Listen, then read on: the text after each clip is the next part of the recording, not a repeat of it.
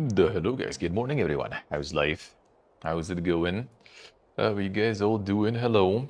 Good morning, good morning. Here we go again. Hey Glorious, hey Demote, Siggy, hey Window. Hello guys, hello. Hey Schnuff, hey Karakulem. Hello guys. The Insane Streaks, thank you, thank you. Thank you. How you guys doing? How's your Sunday morning going? Here we go again. Here we go again with another one. This time. Alright, one moment. I need to post shit real quick though. And we get into Verho. So let's go.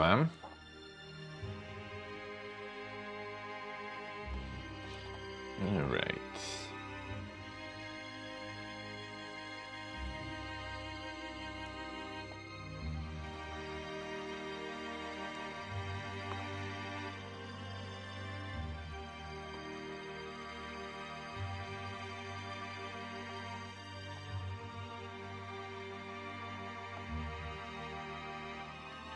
Yes. Okay, so yeah, we're doing the Verho first, the usual. Then we get the gaming news recap around noon, maybe a little later. We'll see. We'll see. At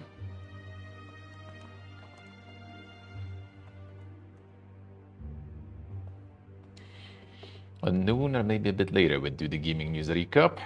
Gonna be some coffee as usual too, the coffee break, and there's gonna be some cooking in the evening probably too, because yeah, we're gonna have a longer boy today. Gonna have a longer one today again. A little bit. Alright, and then yeah, tomorrow, on day after tomorrow, I'm gonna be office. There's gonna be a bunch of setting up and stuff going finally. Should be no other plans really for those 2 days. I finally can do some.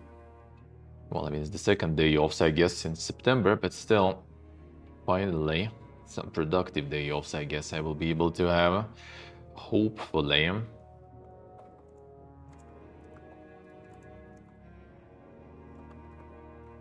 To sort out some shit. For IRLs and everything. Already about time. Already about time to get that sorted. So it's gonna be ready for all the travels soon already. Almost in the traveling segment again. Alright, post this.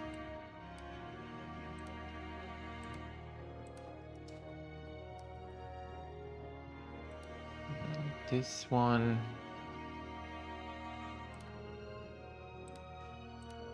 And here. Oh. Done.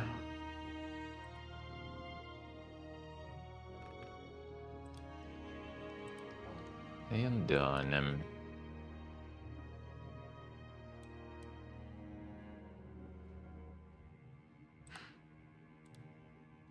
Alright, set myself to on the line. Let's go. Time to get some gaming going.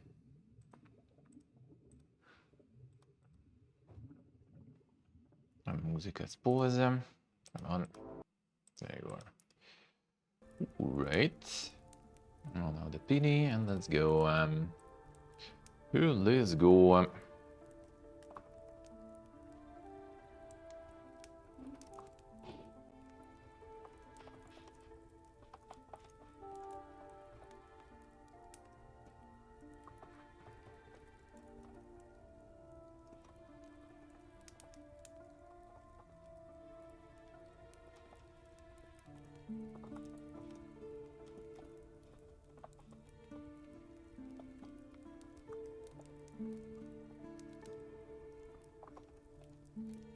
There we go. Now the penny too. You get that penny. There we go. 7 TV changes even like the pin stuff too. Alright, I guess. The interface. The boss face with the streak. Thank you, man. Thank you. Appreciate it a lot. Hello, man. Hello. How we doing? How are you doing? Alright. Might be actually kind of like fresh boss fight to come in soon, maybe. Might be. A boss fight in reverse, potentially. Did fight this one in the demo, I think. To open the passage in a different direction. The symbols speak of a great war.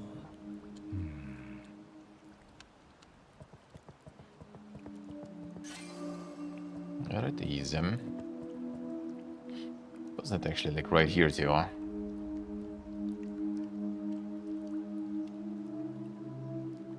Wasn't it? Glory is alone.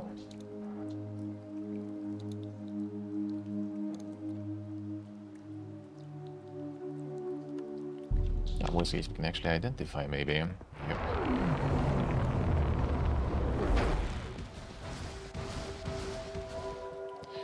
Weak to slash and the fire. Now with fire, I'm actually kind of surprised you are. Considering you also do the fire.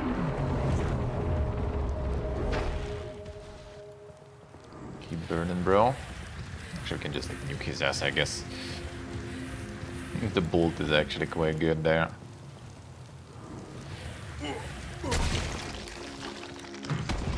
No, send that as stage 2. Can probably like dock that. I can hit the. Oh, I see. Alright, can hit the tentacles there. Nice boss phase, nice. That chill morning feels good, man. That sounds nice. There's some Dinker fire shit, maybe. Let me see.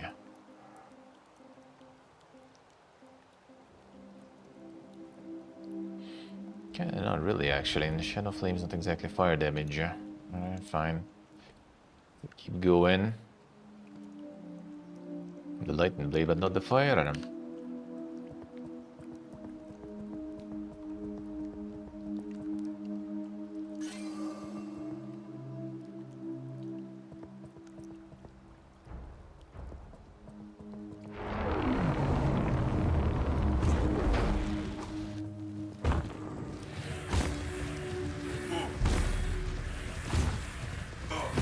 Lost on this stage, and then the second stage where he's burning his ass hard. No, we burning actually now too. Somehow. Hey, what was that doing exactly? Oh. What was that doing?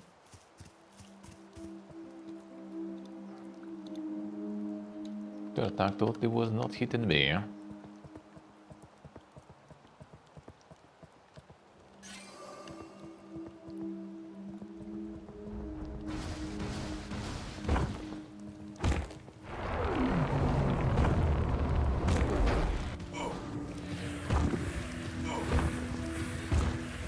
Just work your way to victory. Well, I mean, with enough potions and stuff, yeah. Clearly. Yeah, I'm not. This did nothing here right now. Okay, this you need to sit down though, seemingly. Or, yes, sit down probably. I like the better fire spell, which you actually have some at the store right now because I gave you the scroll. I probably could blast it away better, but whatever. No problems. We can do it. We try even more dolls to stack there.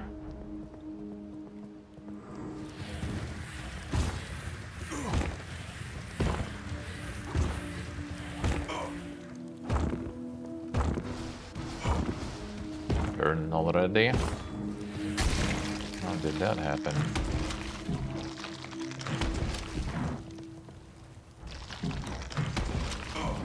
How did that fucking hit me there?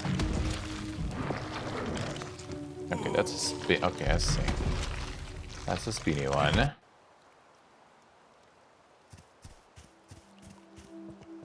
Spinny one.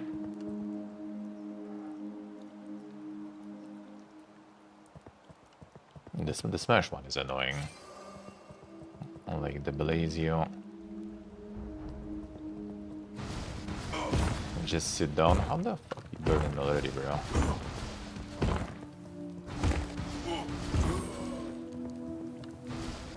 It's a bit smoky, but it's not like it's giving you better options to get the attack for it.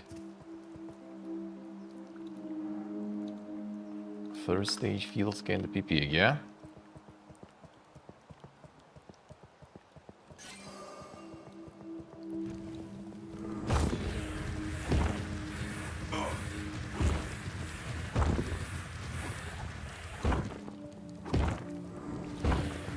It's just like not hugging too much. It's good enough. But then you're not hitting sometimes.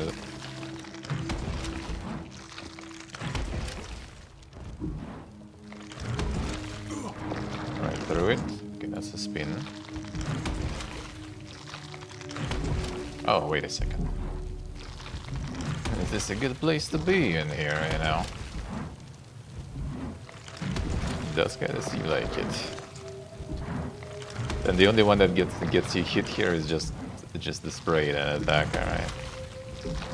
He refuses to do right now, I guess. Just gotta find the spot.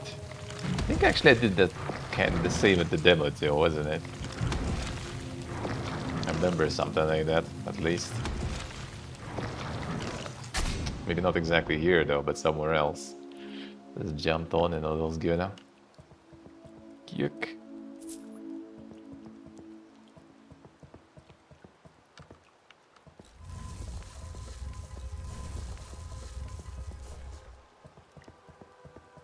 Okay, that's more spells.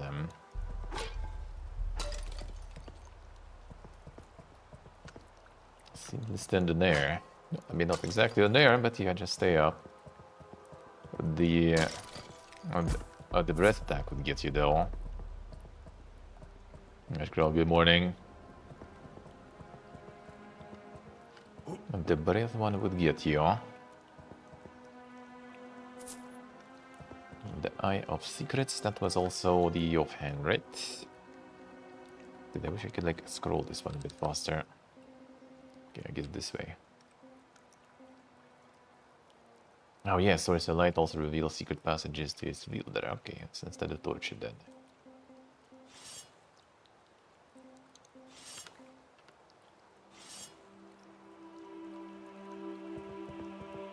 Ah, but you need to kind of hold it out though for that. It doesn't really provide light until you use it. Then you slow.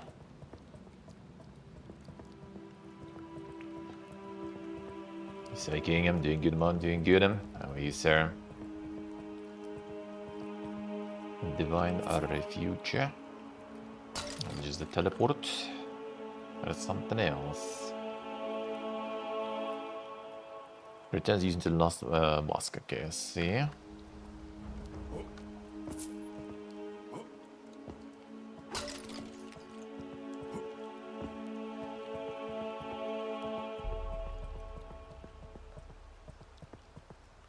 It seems that at times, the greatest secrets rest in plain sight, glimpsed by all, yet revealed to only a handful. You have certainly proven yourself useful, unlike those who still choose to waste their miserable lives in that nameless village. They will never find salvation there. You and I will uproot the scourge that has plagued this land. And if we fail, like so many before us, at least we die with honor. They're doing good. I started the day with a little bit of Verho in there. Same cannot be said for my father. That is a tale for another time. I intend to march forward. There's no time to waste. I must reach the capital. May our paths cross again. Alright, you go there.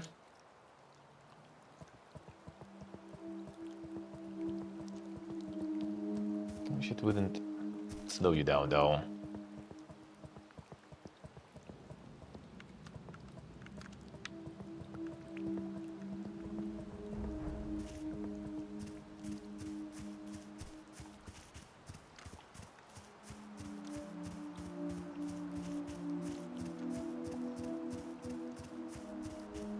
be some secrets you only unlock with this thing.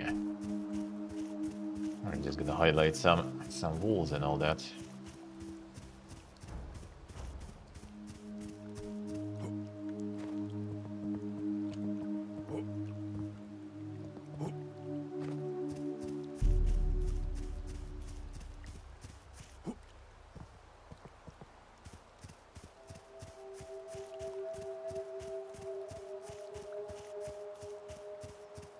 Don't have the range also detection for the secrets.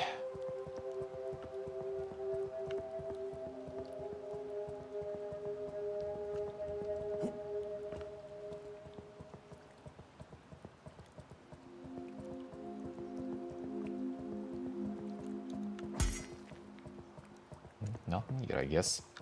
And gonna be. And yeah, getting close to the area that was in the demo. But now we're kind of like starting it from a different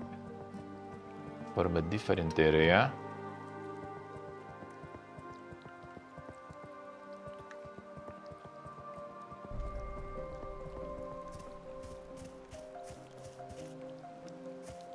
Gonna be some big boys jumping out. But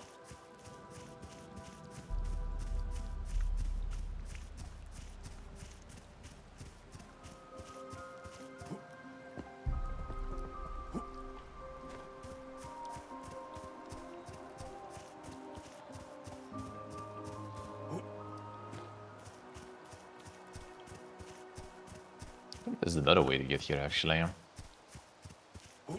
There are other paths, really. Judging by the direction of the shortcuts. Oh yeah, that's the big boy. Here.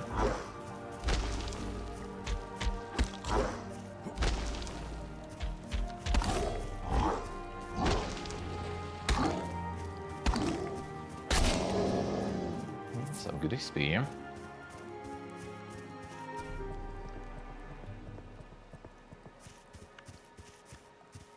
There's enough range now.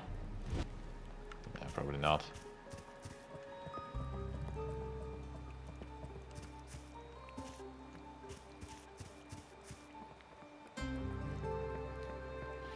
Yeah, more flying shit. Come here. With that jumpy boy there.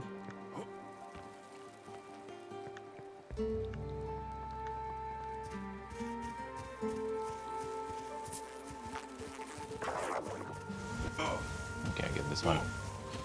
The fire on its own.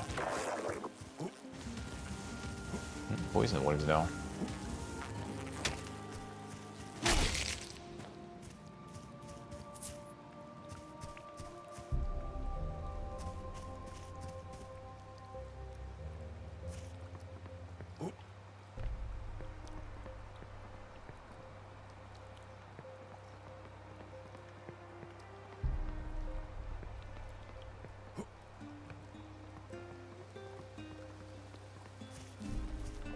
First, just go get the save.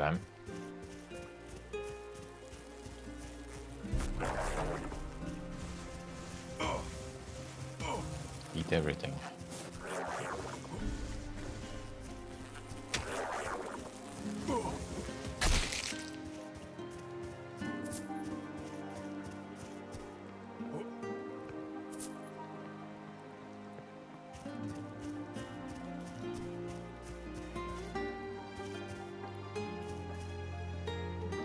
Actually make this one. I think get him.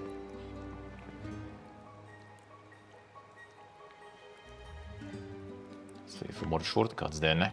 We'll see.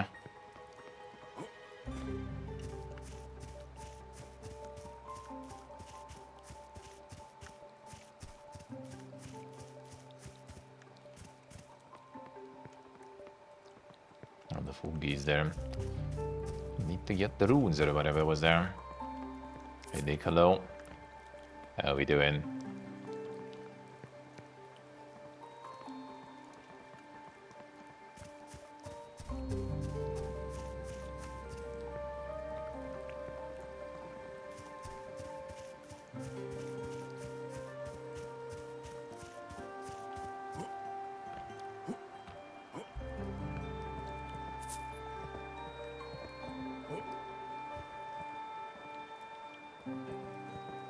scenic, I say. And the pop-ups every 5 seconds. That seems a little too often. Really now. Probably check the settings. There's some notification settings that off probably. Shouldn't be that bad. Doing good, man, doing good. I just woke up, thanks, son. Look at this insane DGN life there.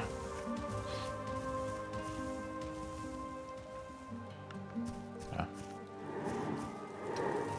Hey, Monster, hello. How we doing, man?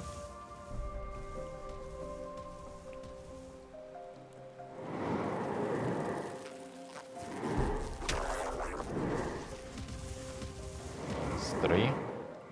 Chip can set you on fire. See, make fire yourself there. Just flying through everything. Oh. There goes the poison.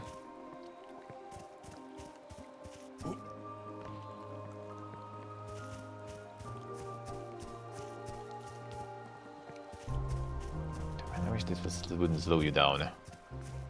Just have like the passive glow effect. Just intensify it when you focus, maybe. Actually, I think Torch kinda does the same. Technically. No, this will need to unlock though. All this goes towards the save. The demo you were doing it in reverse. Are you relying on that Windows Defender? Monka is.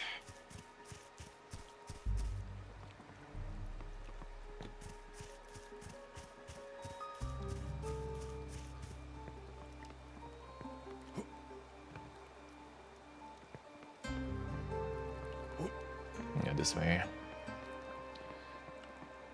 Was an enemy here though. Rearrange some of them.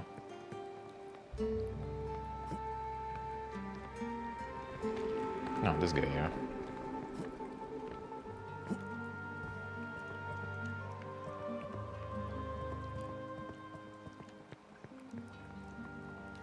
That's everything you ever did.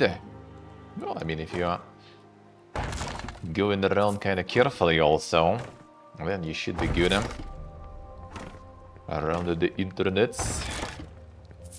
Still kind of doesn't hurt to have some more security available. Usually.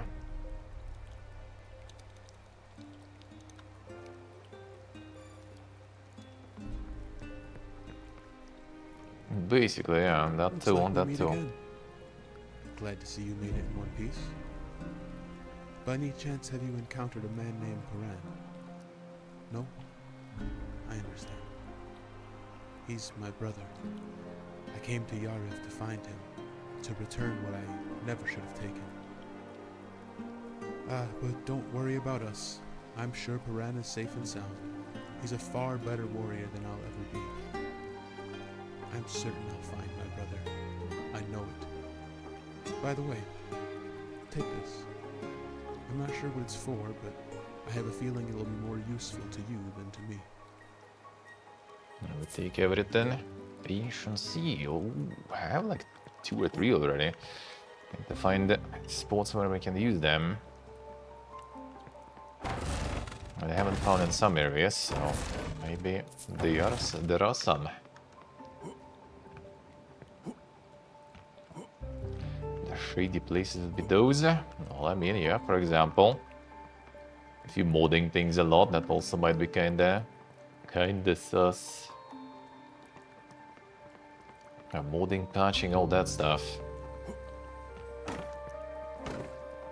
And to be honest, nowadays on Steam you kinda want that shit. Already had this, the insane game that was yoinking a bunch of info from people, you know. That was on Steam, because Gaben is also not checking their shit properly. So it kinda never hurts to have some additional layer.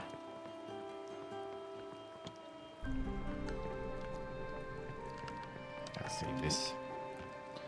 Could return, but then everything gonna regen though. Not yet. Since we already started killing shit. Closey one.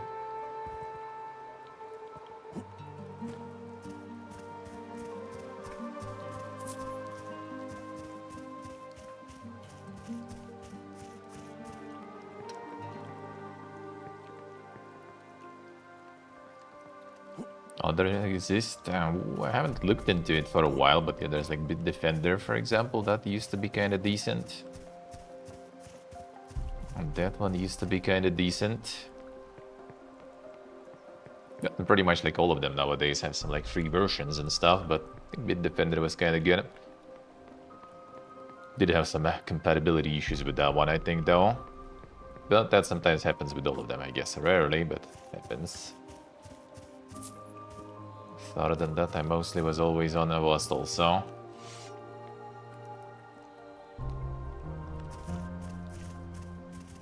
Could just jump up here like this. That is better.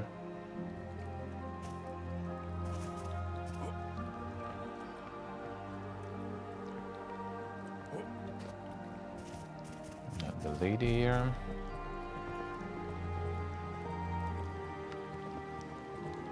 Give me some dark spells and all that.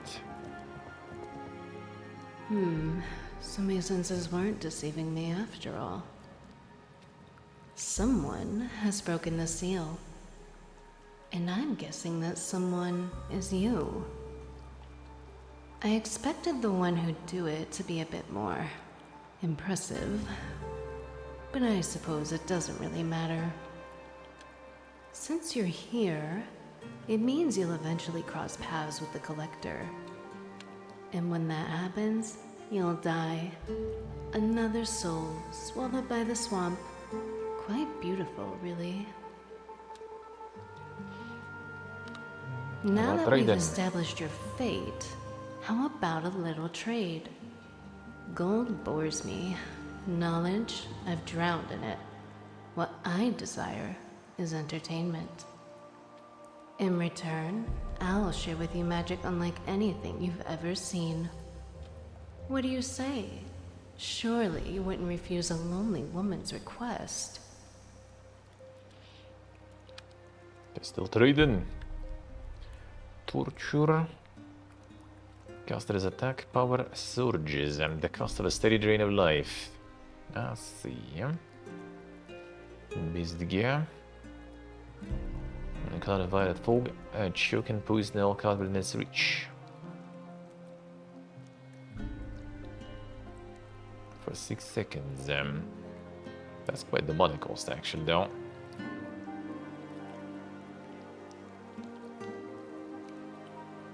If it's 180 per tick, that could be kinda good. Poison blade, that I guess we could take though.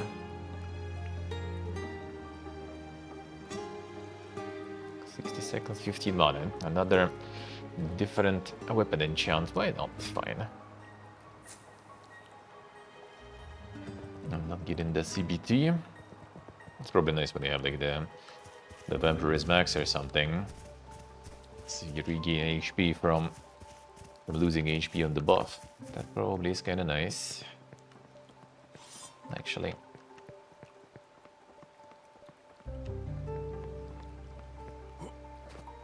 Got some secrets here.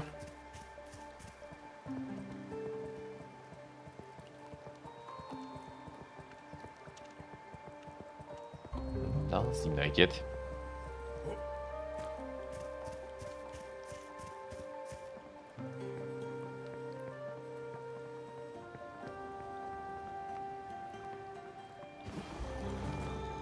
I don't know. Not sure if you get actually poisoned by that, bro. Actually, you do. And burning and poisoning. Alright, let's see. Can jump up here, bro. Can't even walk here.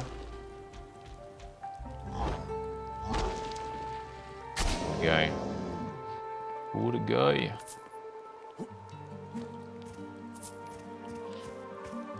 The Gale powder here.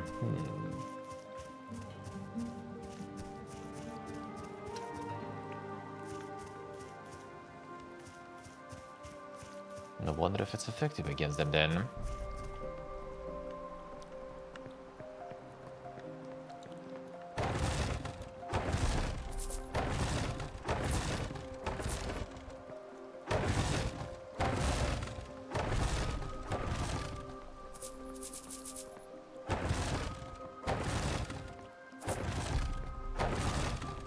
Still the demo now, this full version. This full version. Well, this area wasn't the demo though. This area already was in the demo. Now this one's full. This one's full.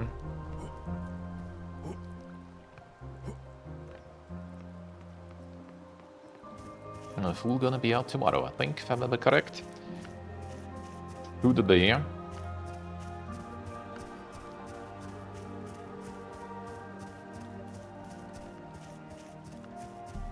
Alright, that's where the ruins we get that we had in the demo.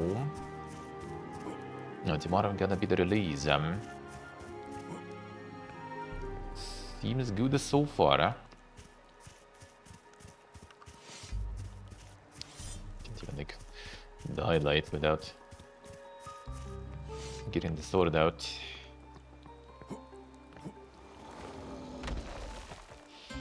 Well, I mean, you know how it's gonna be, guys.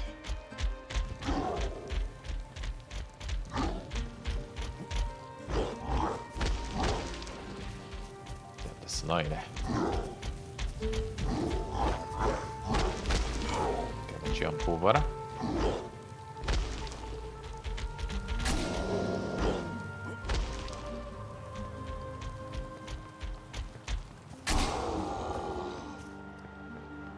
The dots are good. HP just melting slowly.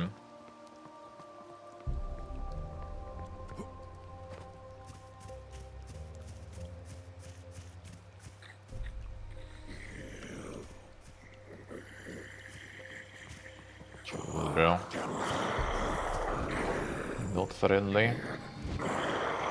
Summons. I think that the guys in there.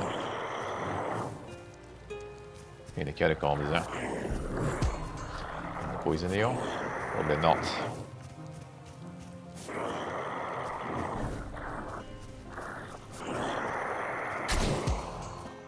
Actually, it kinda did seem maybe like poison it was there.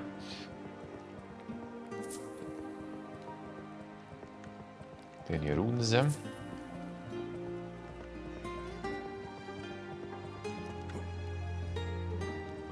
the tablet.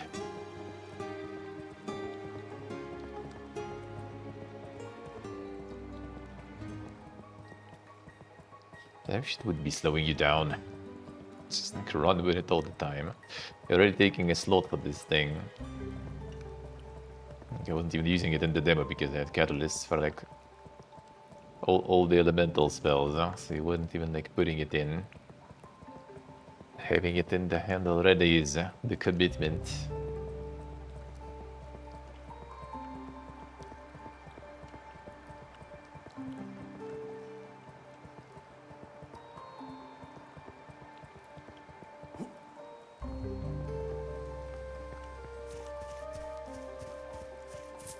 Yeah, where the runes were. Is there no rune here? However, in the demo it took a little bit of time also to find all three. It's like two were fast and then third one I don't remember. Needed to run around a little for that.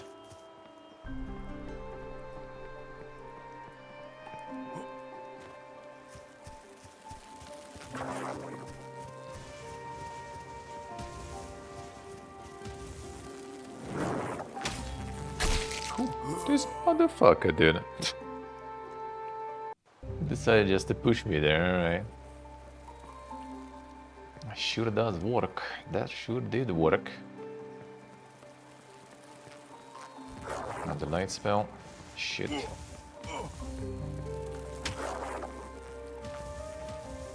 Guess that the reason I should be shot through.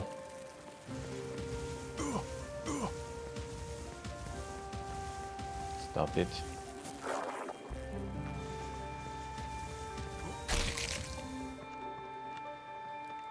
Let's gather again.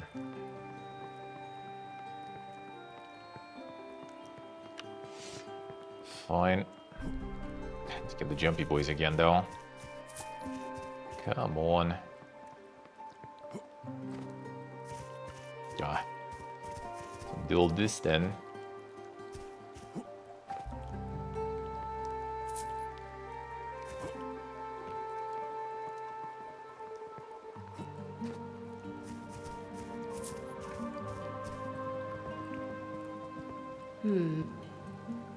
But Skip. Give me 3 of them. still haven't crossed paths with the proof. This one, alright. Sure. Now that we've gold, Emrit, what do you? Give this.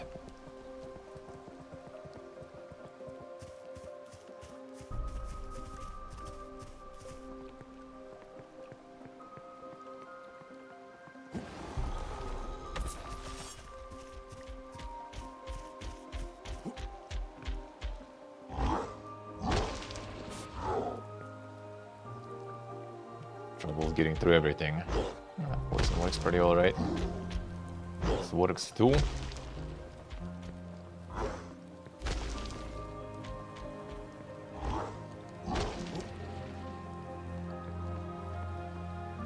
Not sure if I'll be able to jump back then.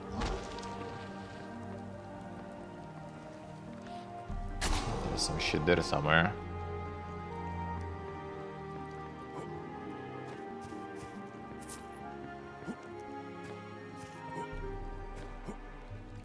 I don't hear him.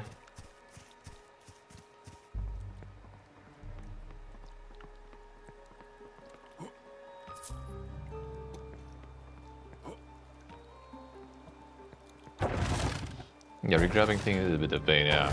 It's kind of like, instead of like, you know, going sort of Souls way, I guess. Your alias are fixed.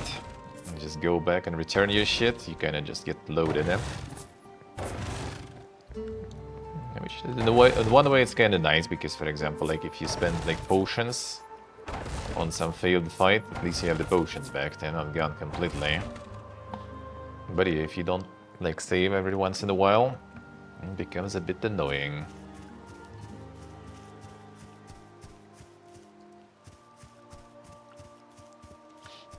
Hey, Sorg. Hello.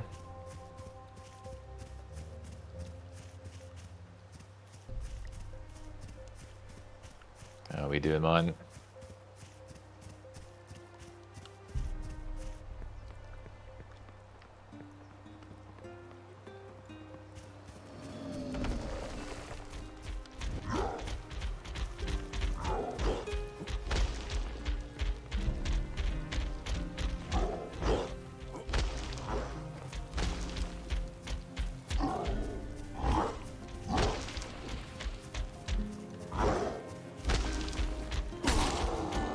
Don't push me.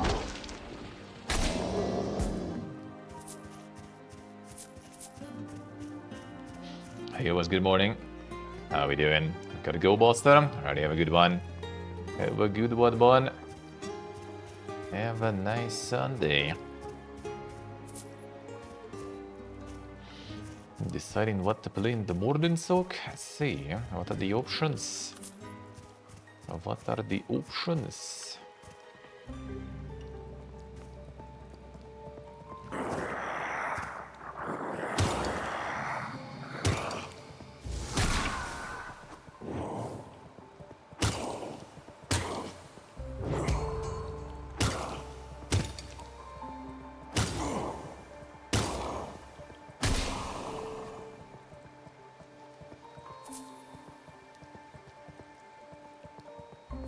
Nice, it was nice. A really great Saturday. Feels good, man.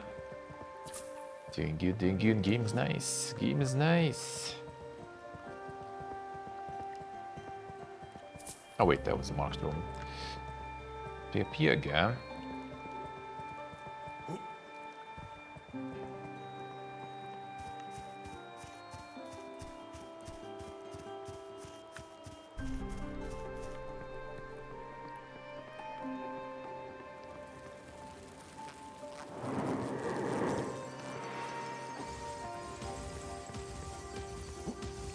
go fight here. Don't want to fall.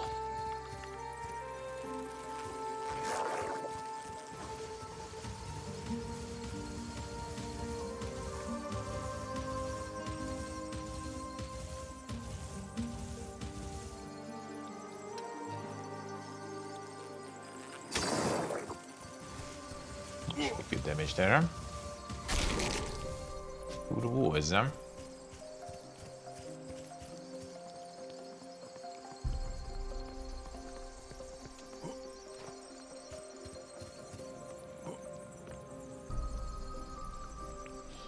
The ball with the bites, yeah, that stuff is also good, huh?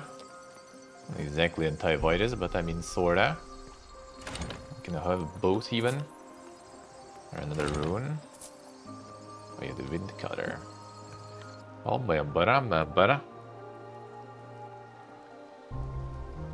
Actually was running with that one a while, I think. Got dex didn't scale in 27 dex. Yeah. Not exactly for us.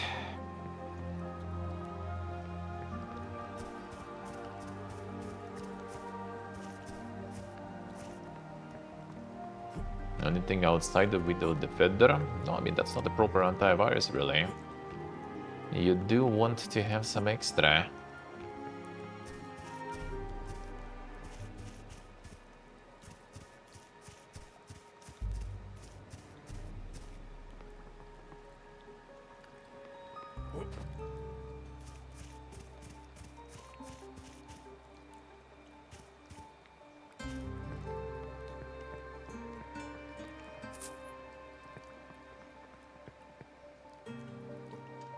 Considering nowadays you even want to check the games on Steam. Not get fucked by stuff that is already on the store even. I think it wouldn't hurt. Come here.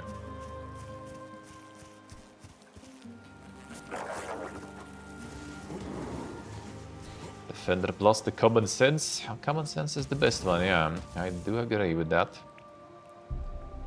But I think it doesn't hurt. If you have the free software,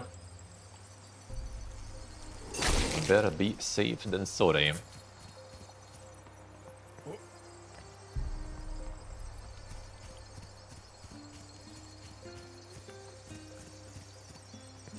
Hey Rajin, good morning. How we doing, man?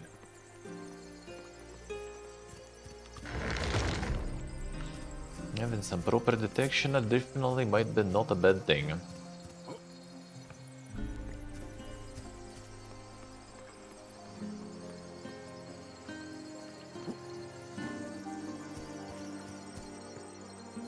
Yeah, this one is back here, where I came in here.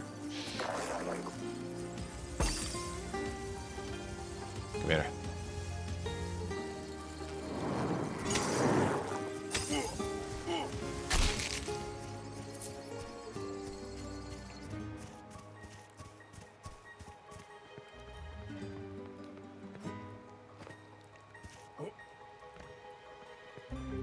That's Raja, nice. Doing good, man. Doing good. We chillin', we chillin'.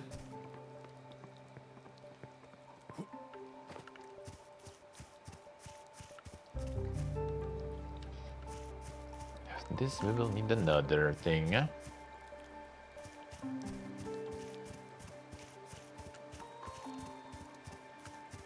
that's probably from collector then.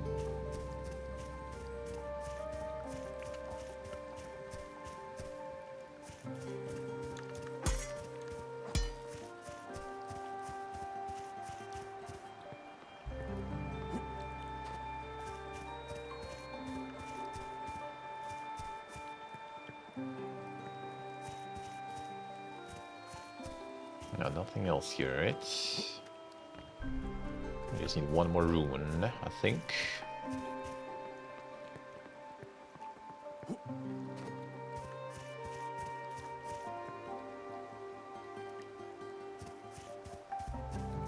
Now the save on that place too, I think.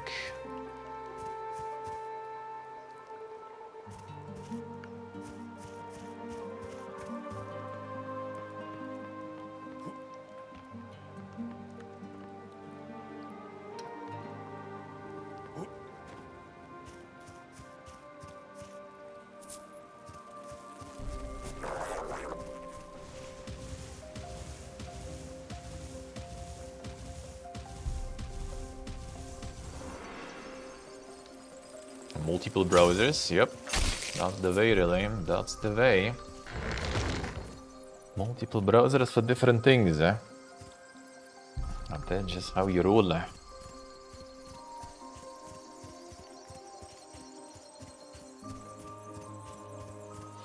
Then yes, having some extra security is still not gonna hurt anyway. It's not the asking for food anyway.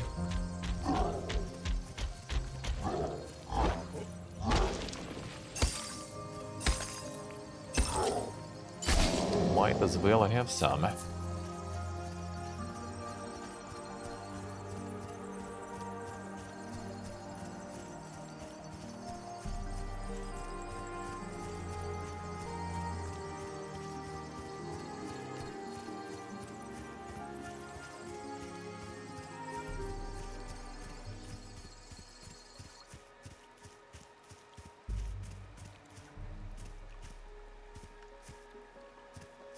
Alright, that we did, yeah, that's towards the save, huh? Then it would be here. That's where the demo started, I think. Around this area somewhere.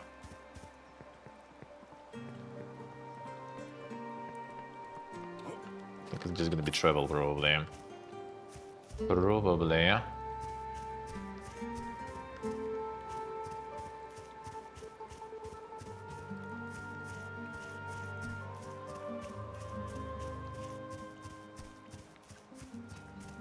That's another one. That should be all of them. This I think goes travel, right? Yeah. Not yet.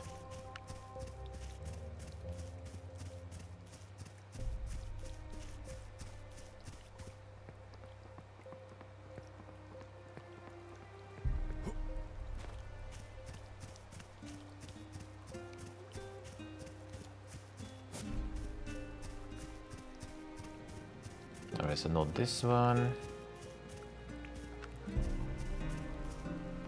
Just don't want to take that shortcut. Gonna be another dude jumping out there.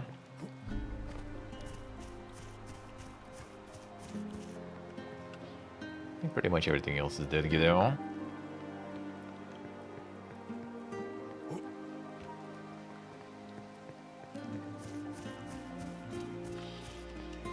A black coffee, son.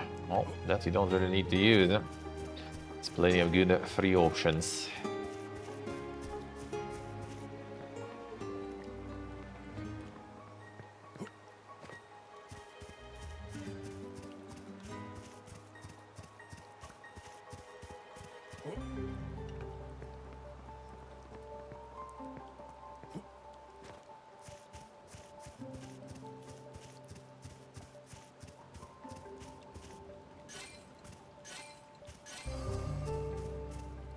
Alright, time to go fuck you up.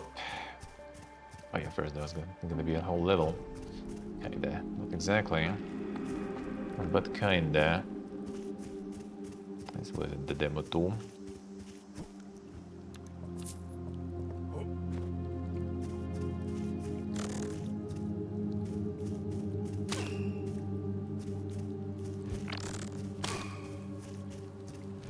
Burning already. Let's see what we should use with you. Slash ice. Okay. I think the ice shards or something. Yeah, bosses in this one, of course. There'll be one soon. And the one from the demo one.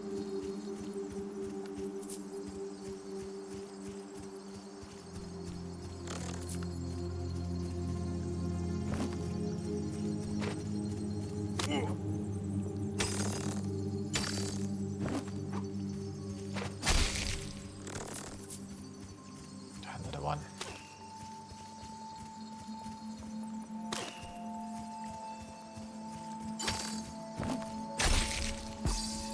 No jumping.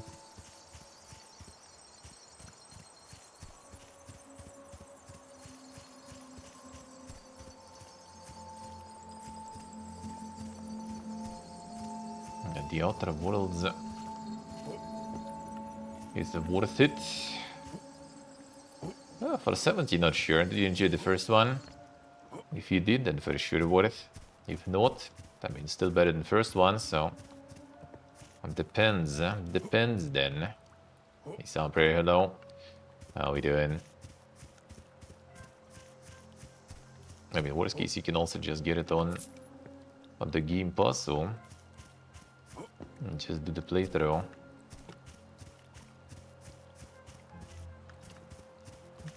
Play through and out.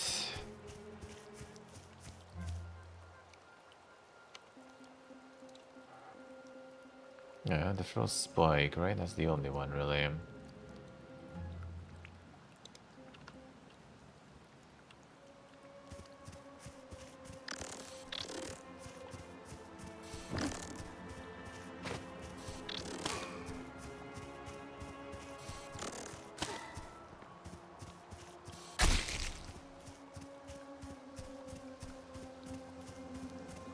Secretus. The weather is absolute as though. So far, kind of looking alright here. I hope it stays, so we can do some flying today.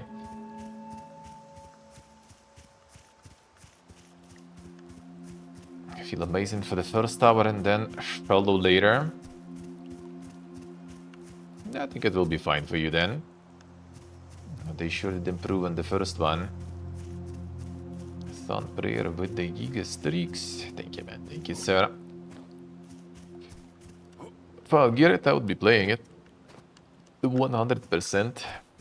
But they said due to a lot of hype and demand, they're gonna review the application in December 12th. I was like, well, shit, yeah. We'll see about that.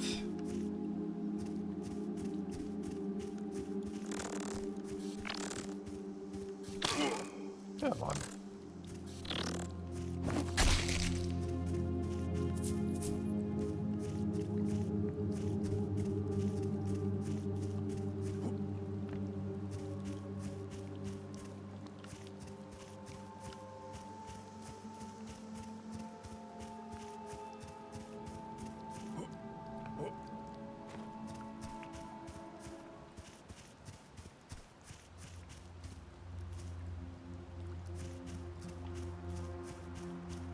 Sauce.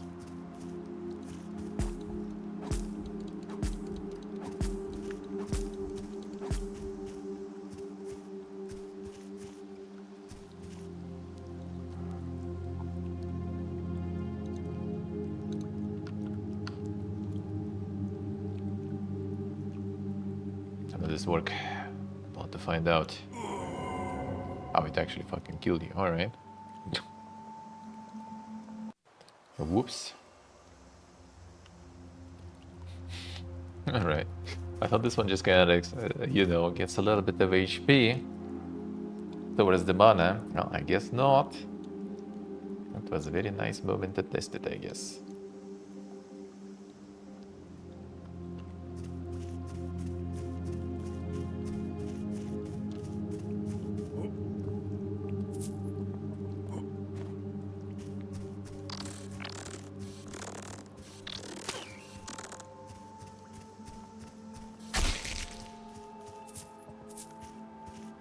Transported to the realm of Fado, yeah.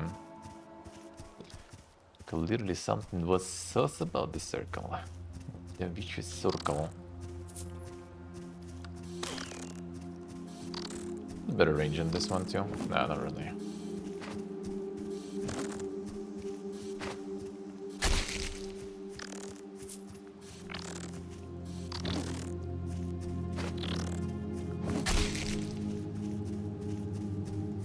Blows through my mana quite well though.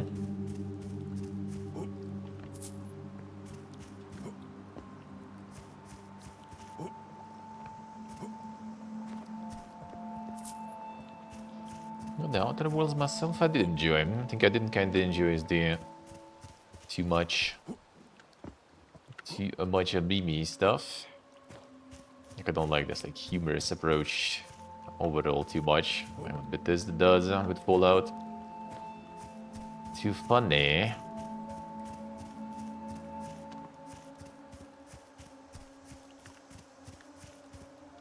Well, my serious, you know, Serious grim suffering and pain.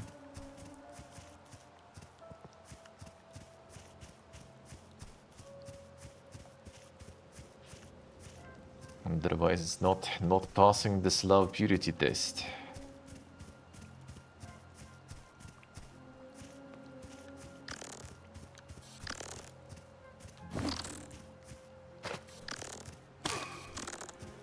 Ah.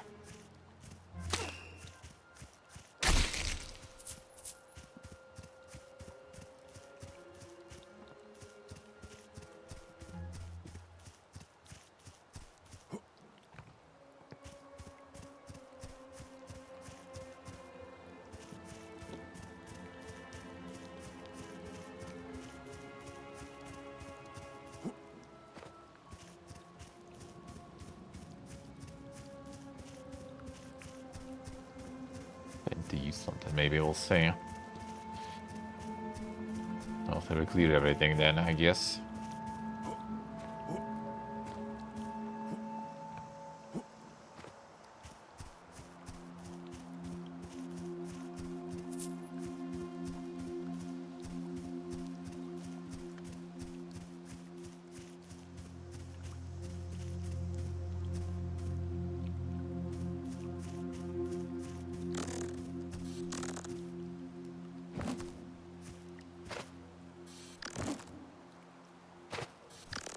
Come on.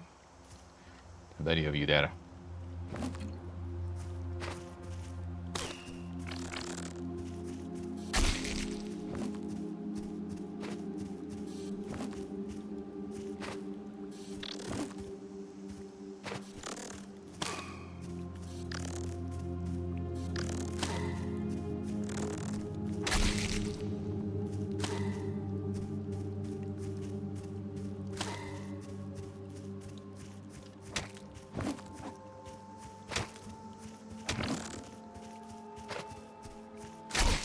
He hopes to do them.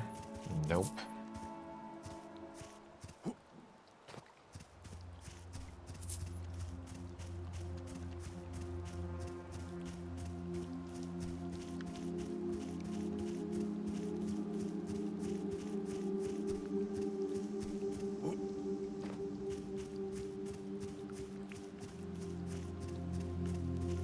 Any more loot gear?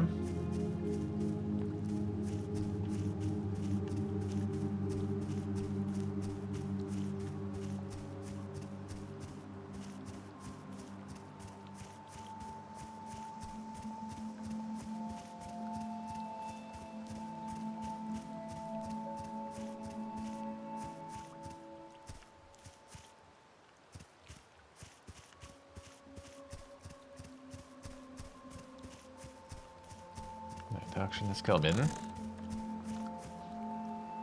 That one wasn't really that bad. But in the demo you also were like, well, be a good spellcaster.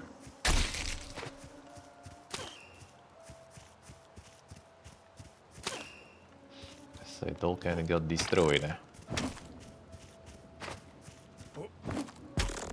Can jump too.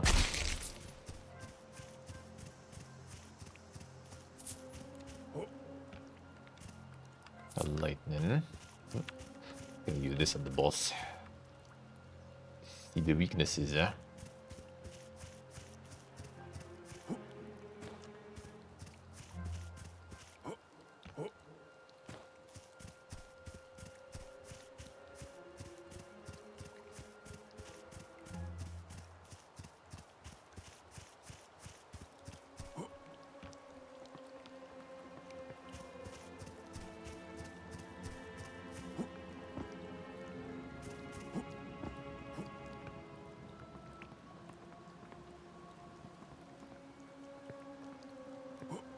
Before we can get like the boss arena and just nuke him there. The good old Dark Souls 2 times, huh?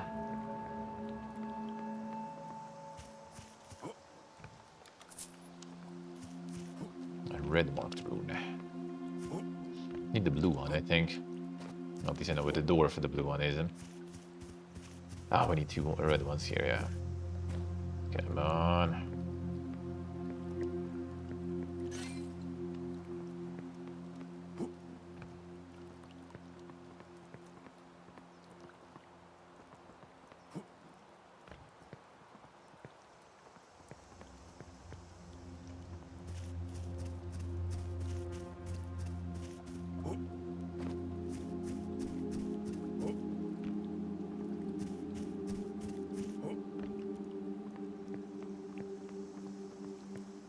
Probably not gonna go in that way.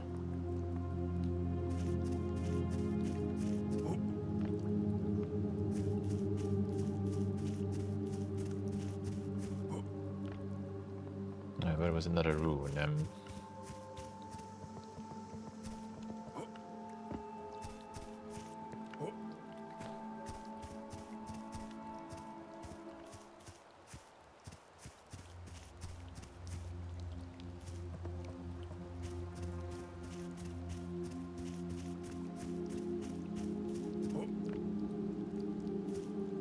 Could be everywhere. Could be in any place.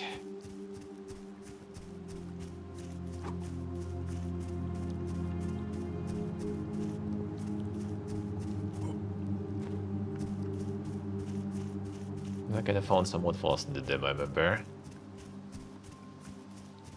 But where, I don't remember.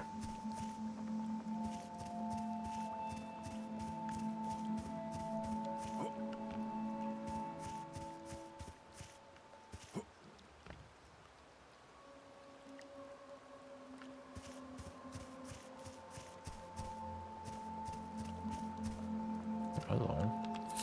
Ring of Schooler, that sounds like a good ring. Decrease the mana cost of spells. Hell yeah.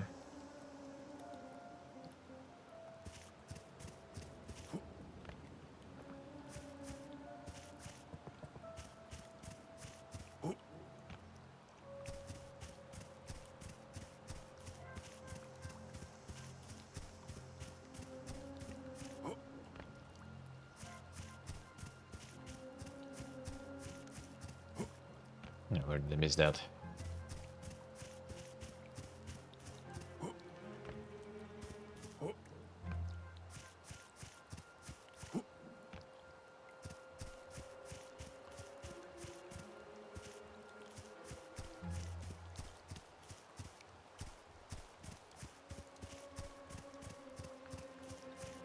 Might as well.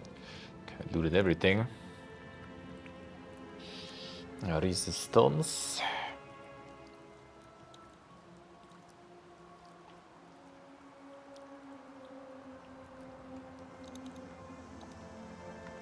More mana. I haven't seen the 15th spells yet, so should be good for now.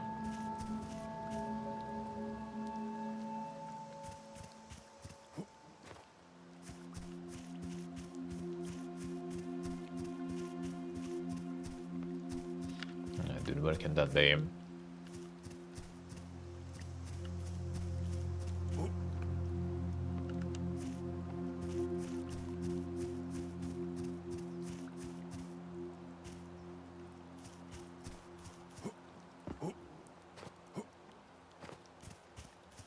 Put somewhere close to the entrance there.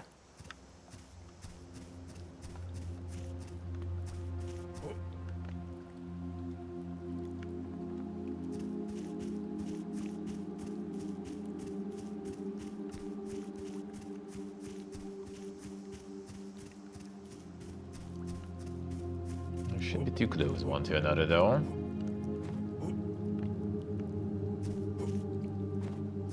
That would be kinda weird then. No wait, could it be here? Not really.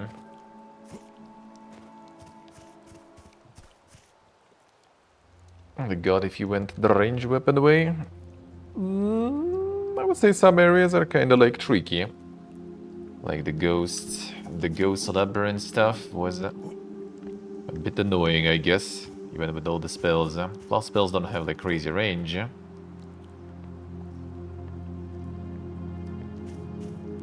So actually, I would say a bit harder for now.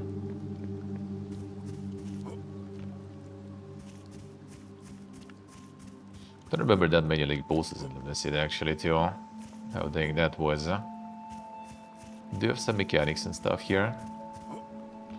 I wouldn't say like anything super crazy, but kinda nice. No, I doubt it's like laying right here somewhere.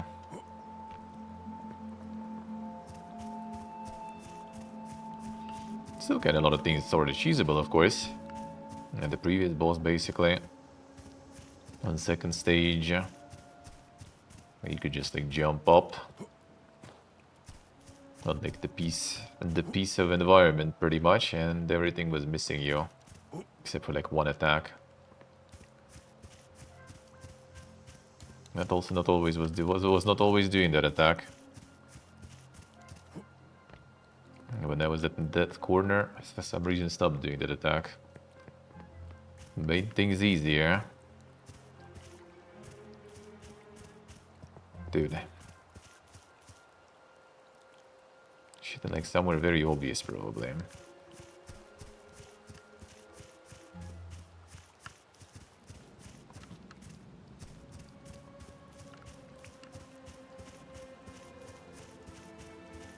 Wait, let me check here.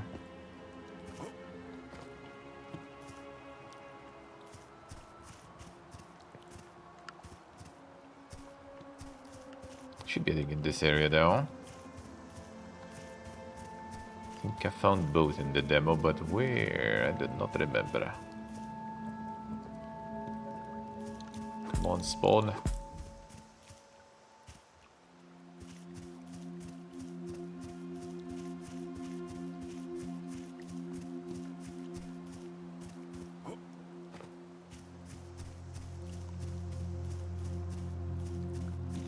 Could be on some tree or something.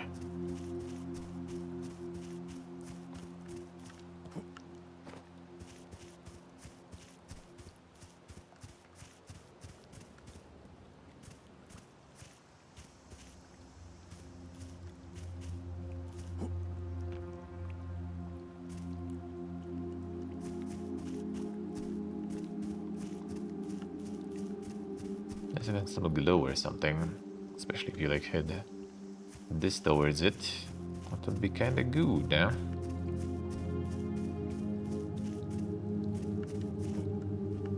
think one should be pretty early though.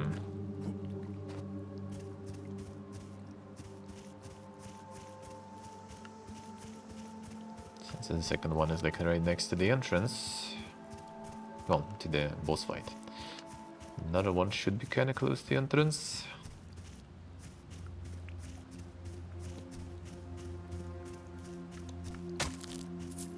Oh, can actually break those before I see one of those.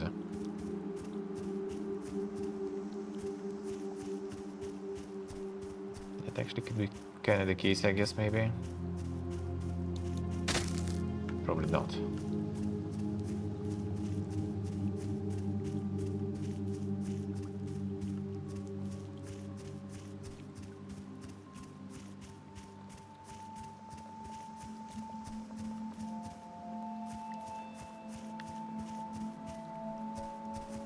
Come on, Duna.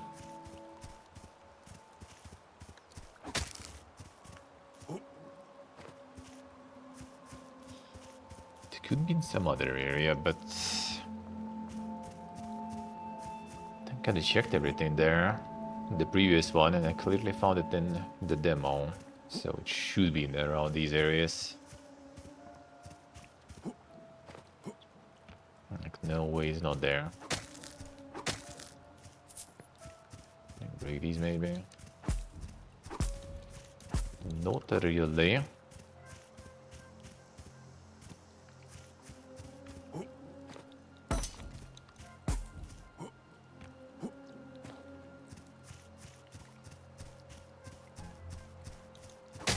Gotta be maybe in the middle here. No, there it is. Didn't really need to break them all, but it wasn't that visible otherwise, huh?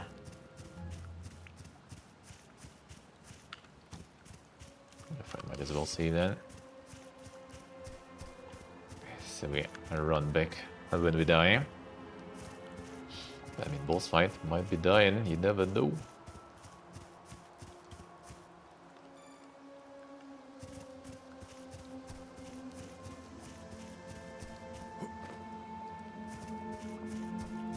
Probably better that way.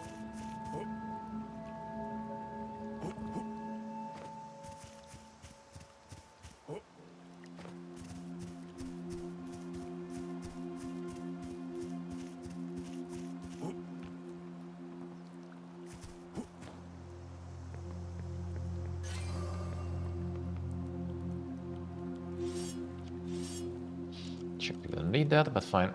Let's go. Get this cutter bun. See what he has there.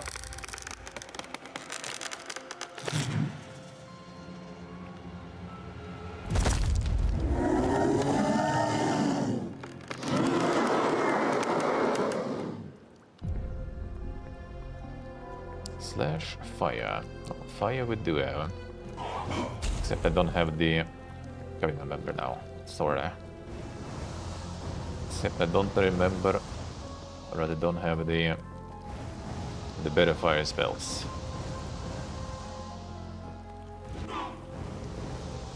Let's keep burning, bro. Let's see, maybe poison too.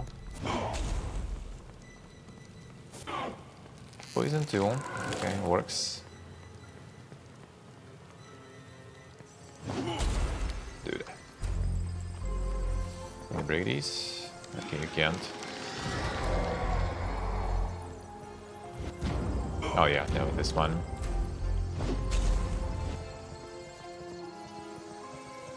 Time to chug. Time to chug, fine. Bolivia. Bolivia is bad. Bolivia is bad, huh? Now going double. We do go in double. More fire then.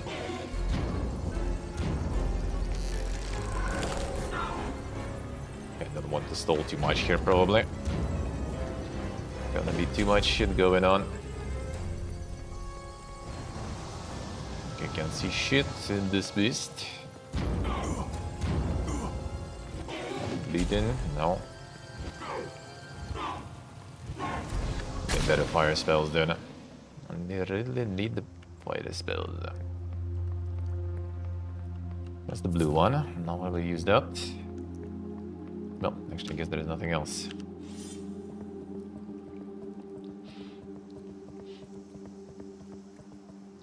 The face tank build.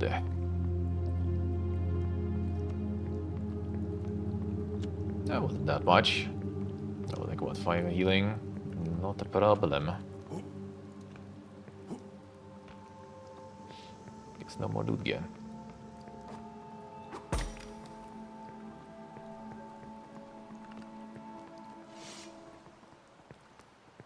Didn't really want to run back again. All there is to it.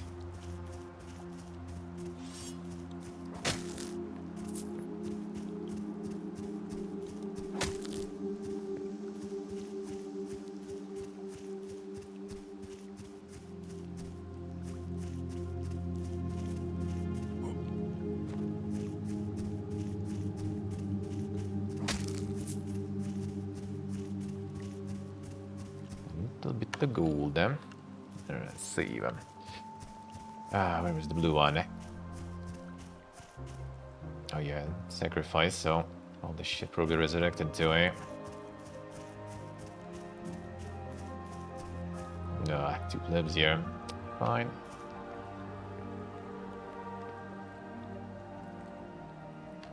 Actually,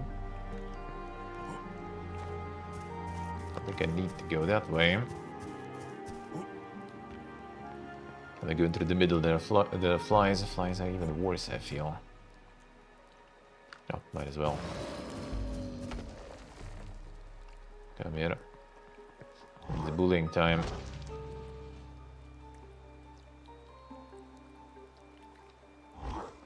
Already bullies himself though. Come here.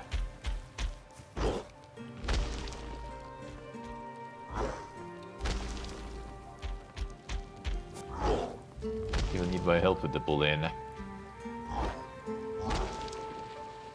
What did you guys have actually? Let me see. Peterson 5. I think I did check before.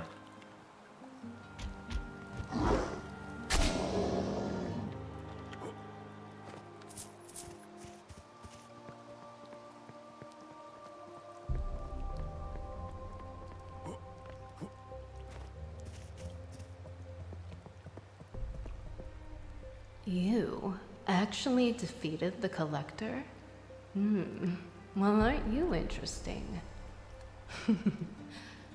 Either this marks the beginning of a new era, or the end of the world.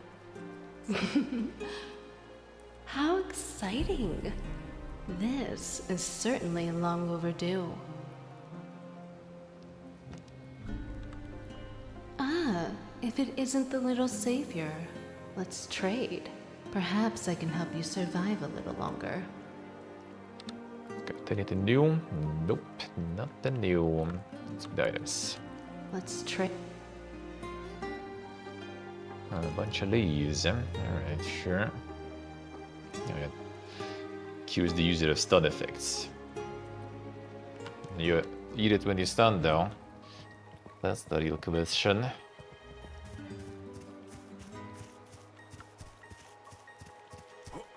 Probably prevents the build-up in the future, but still.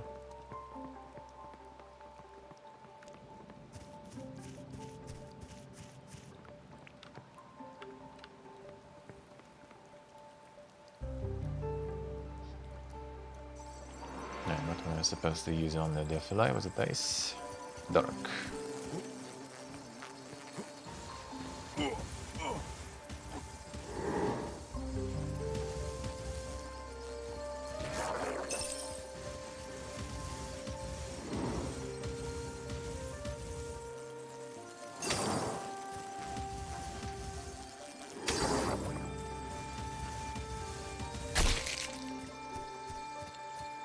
Annoying flies.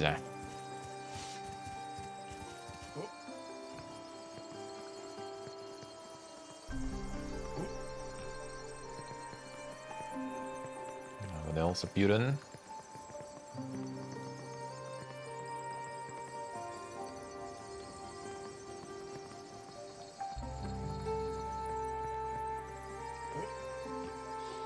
Alright, the blue one. Maybe it was there, eh?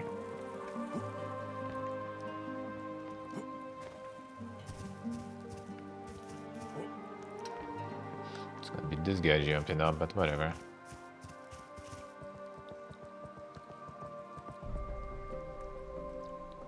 And the blue one was him. Let's close this.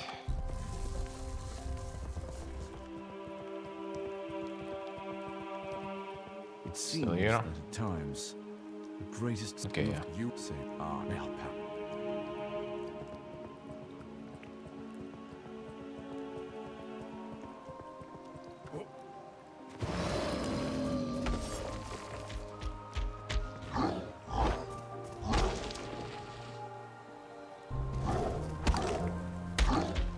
Yo, don't drop me there. No, not full. Need the loot. Okay, it's there.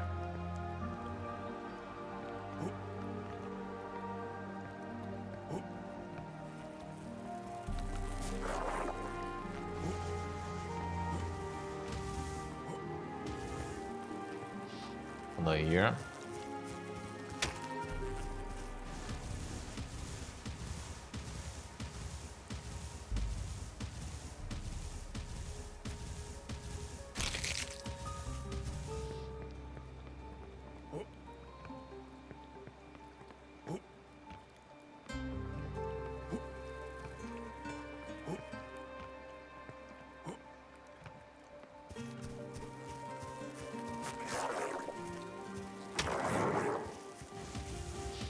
Shoot the pillars.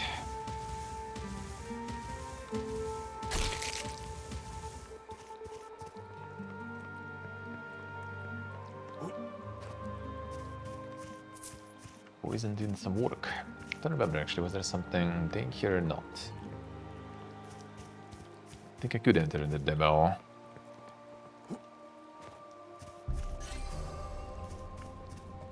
Oh no, just travel here. There's travel here, and there's travel in that area too. Fine, whatever. Let's go here then.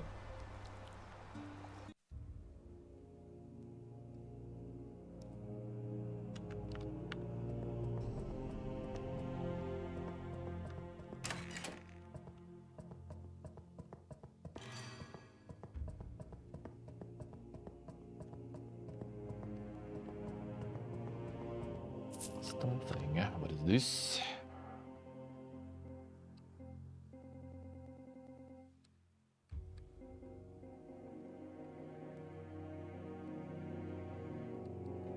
There you go. There. Ooh. Stormborn field. Wounding an enemy who dares linger too close. 16th at this one. Holy. 12 seconds though. That's kind of good. Don't know how dang the aura is.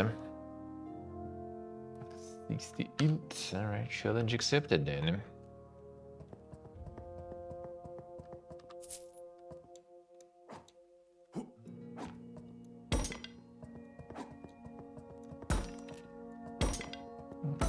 Cosmetic boxes.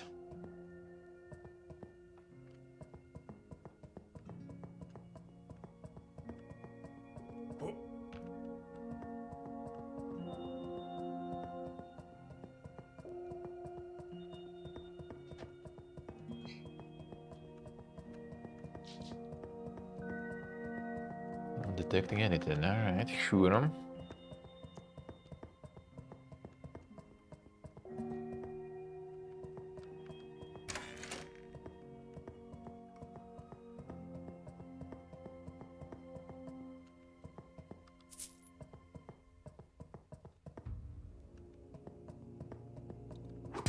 Sure, it just doesn't show. But there are some secrets. Oh, here already. You wish to enter the great city of Yariv. Watch for omens and the beast. Fight and defeat them. Garrison key. It's you. Don't worry, I'm not sending you anywhere this time. What you seek lies right here, on the table beside me. I advise caution. The real obstacle lies beyond these walls. According to my map, there should be a great forest here. Not this. I think it's better if you see it for yourself. I'm resting for now. The capital is not far from here. That is where I will find my answers.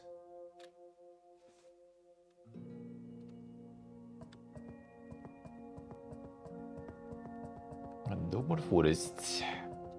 And the streamer beds, Should have one, there. Mine is inflatable though, at least. A little more comfy.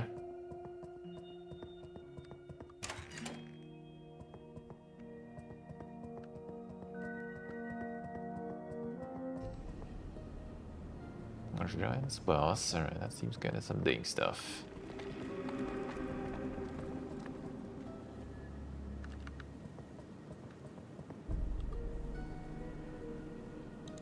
Use the opportunity and go get some stuff. There should be new runes available on the Fogish. We are kind of thinking about checking another area. The other passage from the previous area that was there. I think it could be linked to one of the other ones that were already been. That might as well check anyway.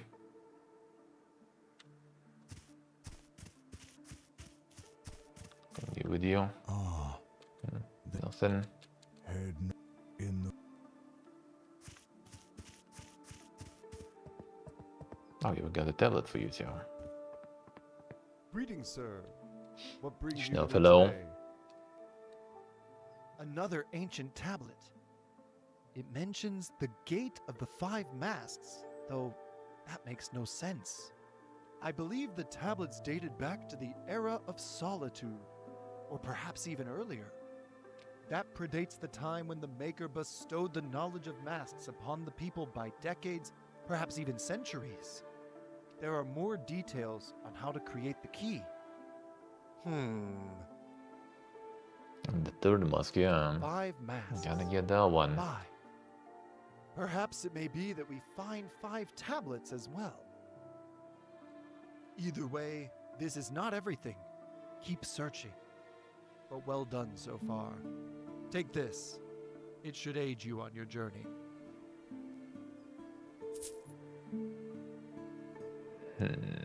Could it be actually like the mask that dropped from the collector then?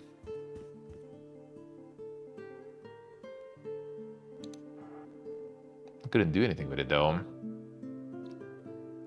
The Warden. Bosses very defense, increasing resistance to slow. I think I like my setup for now. Actually, maybe some stones. Greetings, sir. What brings you to... Excellent. Please. The Roca. Greetings, sir. What brings you to me?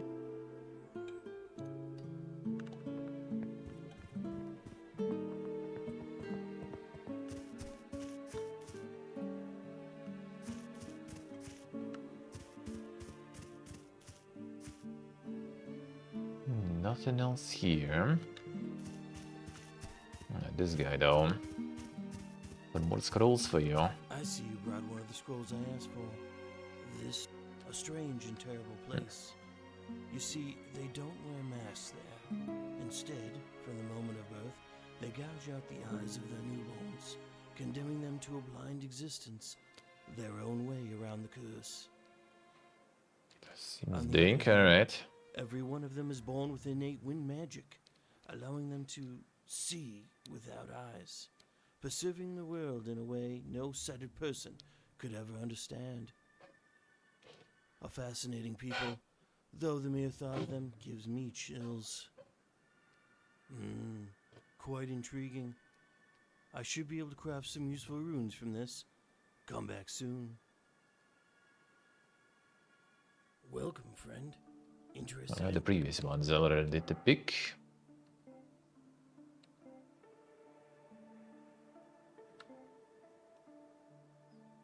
Seems kinda still the one that we just brought, I guess, maybe. Increase the distance of thrust and backsteps. The caster movement with sudden swiftness and fluid grace. Yeah. The weapon developed. Oh, okay, that's actually kinda nice. A light enchant, I will take it. Wait here. A rift of shadow raising concentrated beam of devouring darkness. Consumes all the touches. 65 into this one. Alright, I guess we're pumping all the in today, no?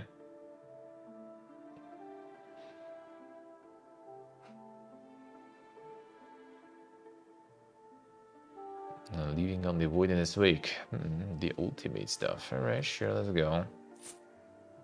65 in then. Time to invest a bunch of level ups in then. Now let's see.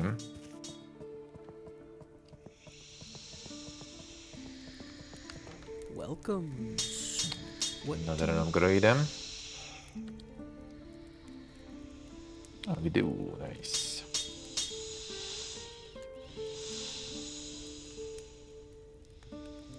A large spectral redstone now.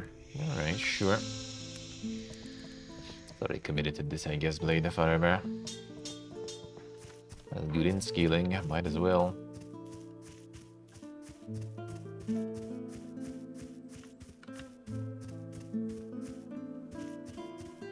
They already live there, unless they return somewhere all of a sudden.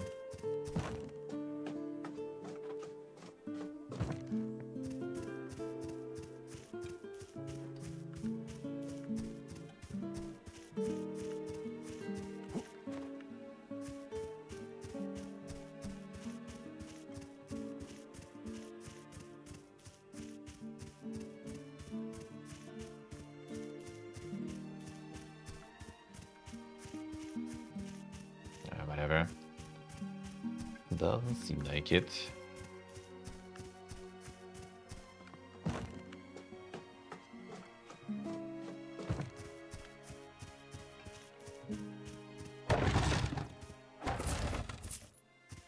Something, the columns. Wait, on top, this one? What do you mean these, yeah?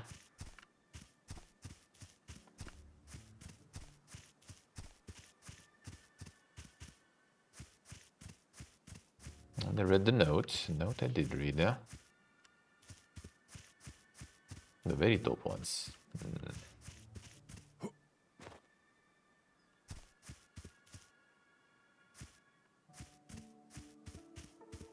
The statues, yeah?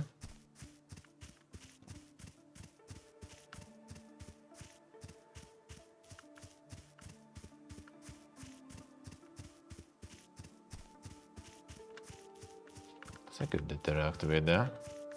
Oh, on top of these. Oh, wait, yeah, true, actually. Something is here. Yeah, the second one. Actually, I guess... No. I think the fisting one, the brawling one. Oh, maximum health. I see, nice. Oh, nice.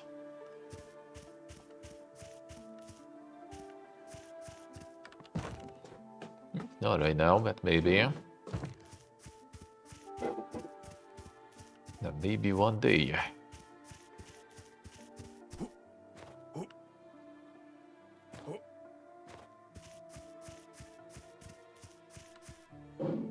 Alright, so...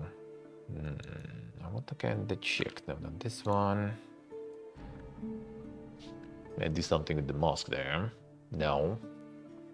I need to deliver the info before.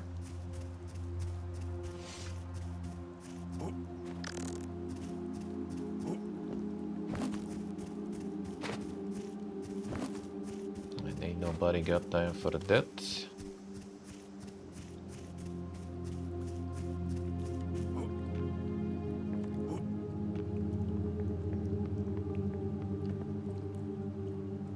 Just the body now, no mask though. Like a mask on the floor before. Thought maybe those are the masks we need to collect. And I guess that's a different thing.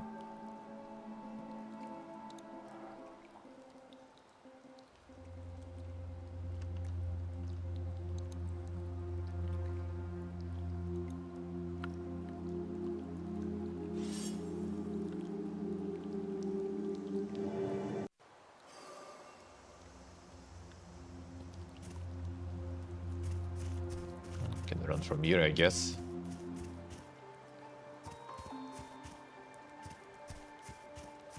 Not something wrong? No, not really. Just checking. That was like the tablet. That said about the masks, and there was a mask on the floor, so I just wanted to see if I could pick it up after reading the tablet. I guess not. I guess not. Alright, let's see. So...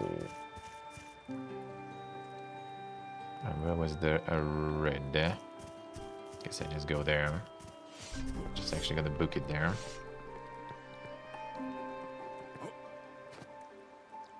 No. Not this way. Let's go into other areas now already. Getting some fast travels and all that.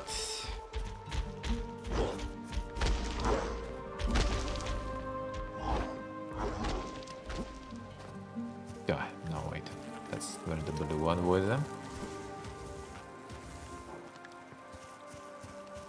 That's where the temple was. Dude. Hate these flies, dude. Try to push you out there. Oh, you dropped on the phase transition. I see.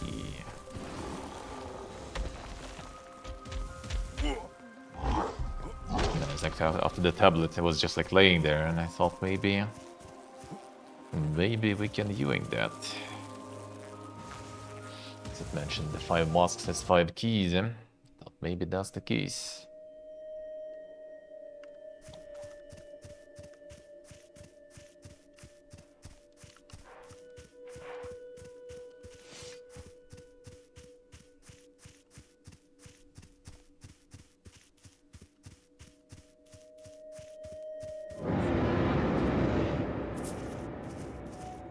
Biggery.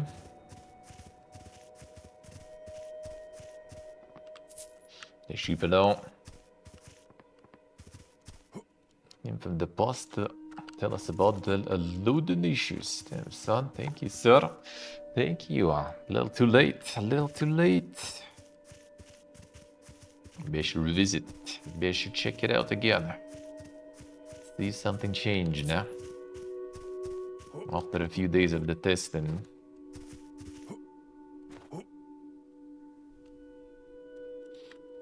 Okay.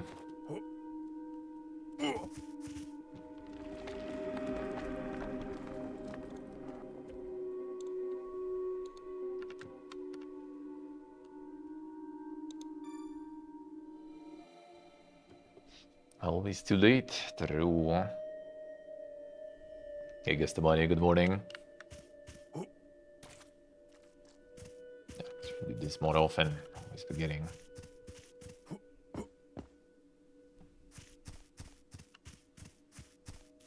There's nothing else here, right? Only the re. Always the re.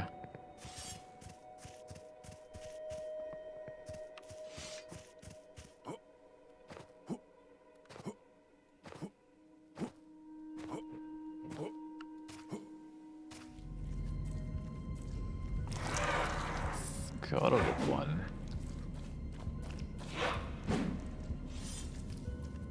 What do you have? Who?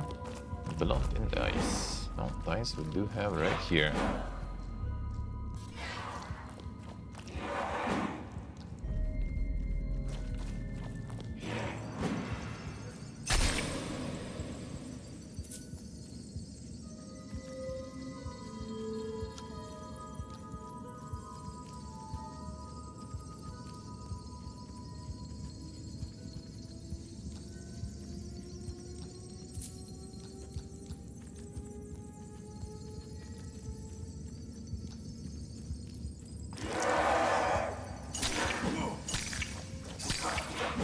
Smorky can we be?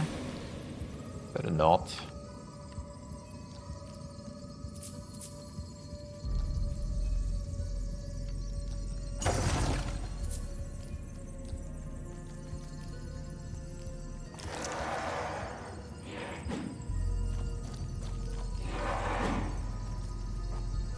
Range.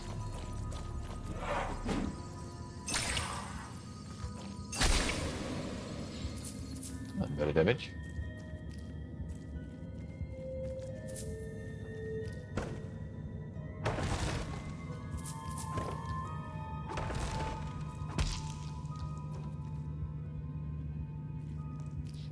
Let's get against the body. The insane Giga Shot workouts in the morning. And today just chill.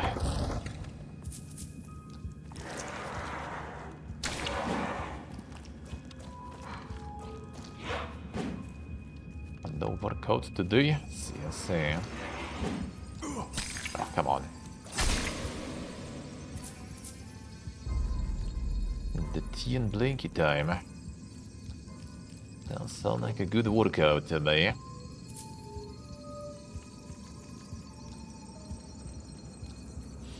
Then they went to the store myself. Do it more often. Already start stretching, you know. For the old idle streaming galore. Too many lazy mornings.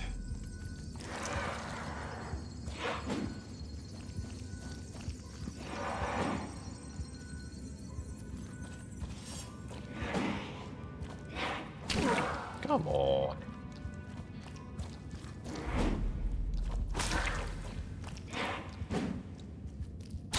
The ice been recast actually. I see when I already had it on.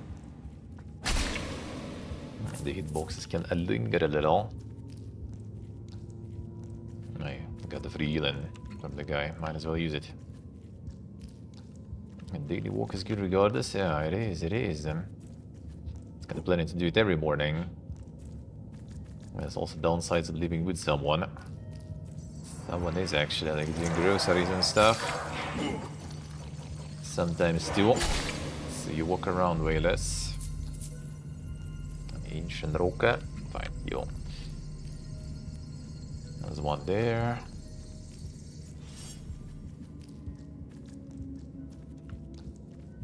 Oh, that's when the enchant disappeared. Eh?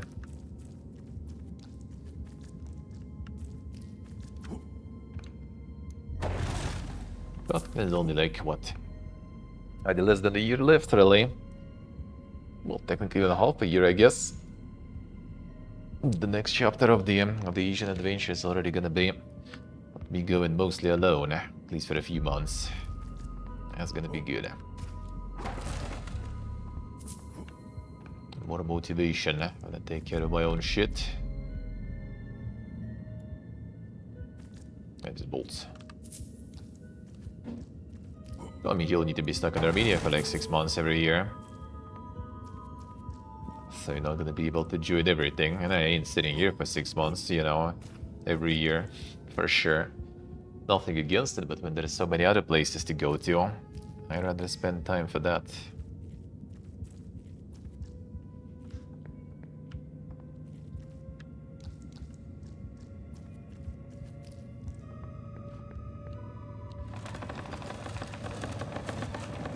Too many interesting places to visit still. Just sit here for too long, eh?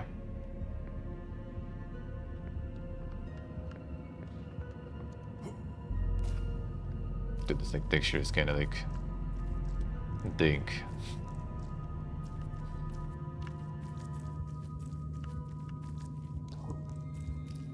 I feel like things are floating a little. The visual illusions.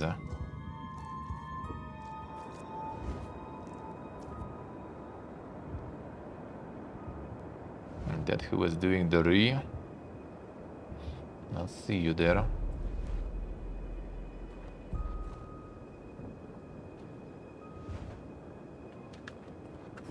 One second.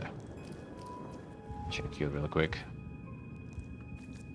The paper cut out in the window, yeah. Not that complicated.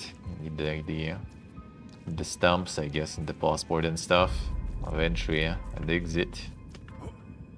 So you can't really stay somewhere else for long, eh? And I actually kinda don't mind a little time, you know, to go do the travel solo is also really nice.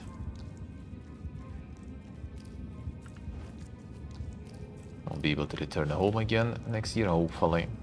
Okay, there'll be no option to return home then. Yeah, I guess I might as well just chill here. It wouldn't be too bad. Eh? The longer you live here, the better. Well, looks pretty friendly here. For now. It's a big eye. They blind it with that insane light.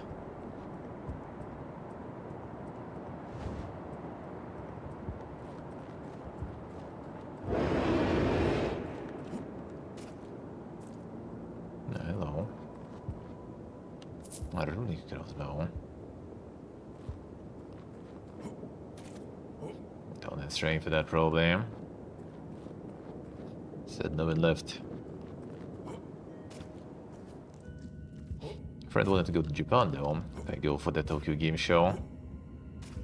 That he did once, so we'll see.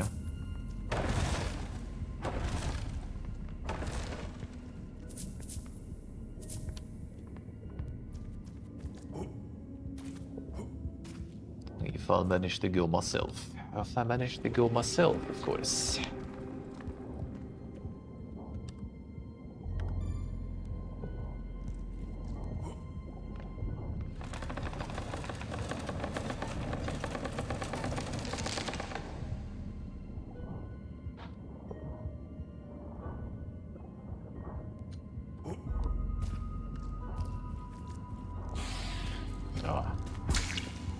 Modified bets.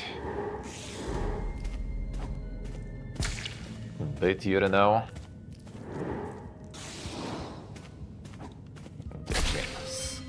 Merino där. Ja, det blir ju Galdida. The flesh cave, yeah. Does get like the feeling that they're moving with this texture. But that sometimes it's kind of weird. I feel like the things are floating right now. And this from some angle feel like it's just like in the air. A little bit. But it's not.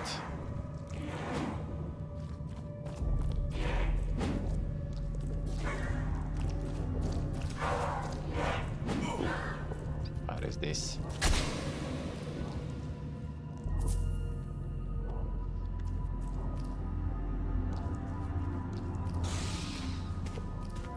Blunt ice. Let's see.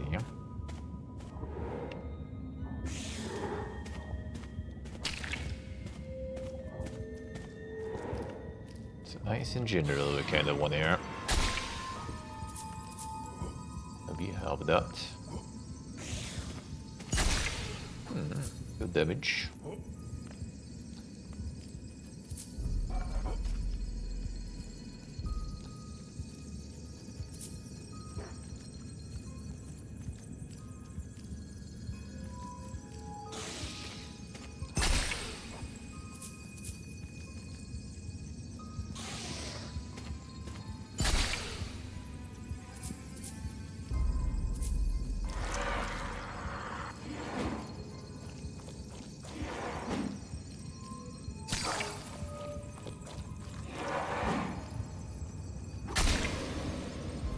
Good damage to him. Broken blade. Time to fix some blades. Den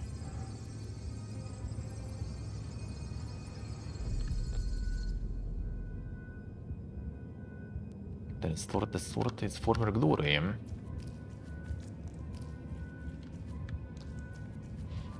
Time for some moonlight. Oh, hello. Okay, they always hit you.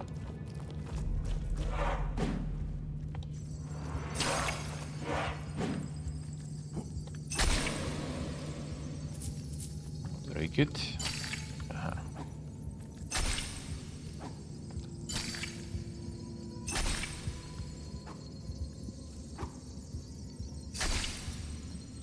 UXP and the whole one. I'll take it.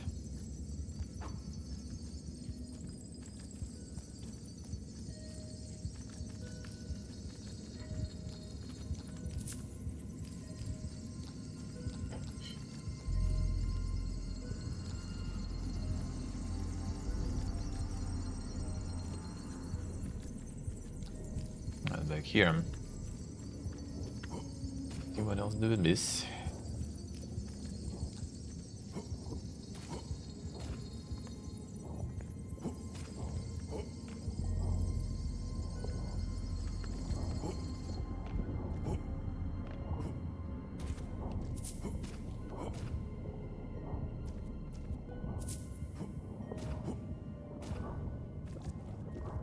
You're alive? This guy. This really isn't my day. First, that flying monster, and now a damn corpse returns to taunt me. Well, this situation's rather unfortunate. I know it probably won't change anything, but I really didn't want to kill you. Sometimes I lose control, and I hate myself for needing to feel blood on my hands. It's not my fault. Just a prank, bro. It wasn't like this. Yeah, correctly, yeah. Outside world. I swear. You have to believe me. Compulsive murder. It must be part of the curse. Yes, definitely part of the curse. Listen, I stashed a treasure in the nameless village. A ring. One even Namir couldn't find. It seemed very valuable. While I wore it, I swear Some XP gain. I will like that. I will like that. If you'll help me, the ring is yours. Get backstab again. I mean, why not? I can Sure. also sell you other useful things I've acquired and tucked away. Items that just might help you survive your journey through Yard. So, what do you say, friend?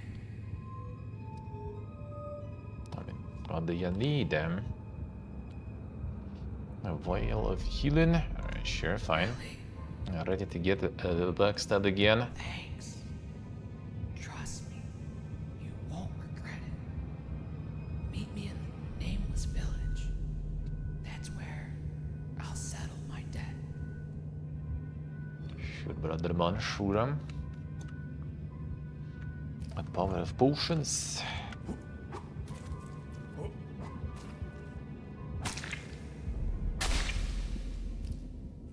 Some tentacles for you, even.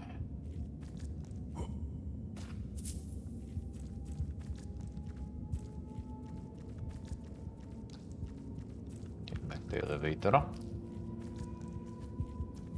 Waited by the arrow there.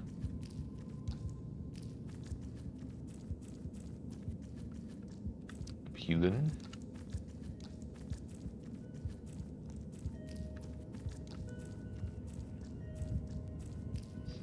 Satan saving potions for the second game though, yeah.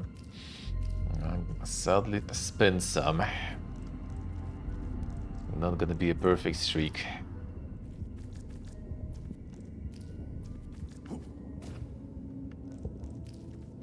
Some were already gone.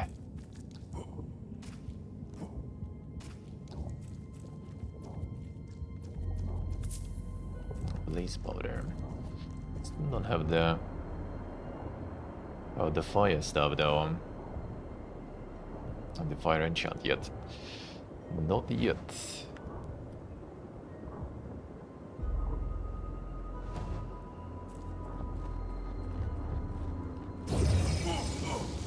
Not so friendly anymore, eh?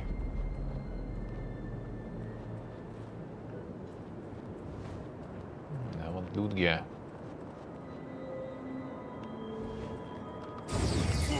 Scavenger ring.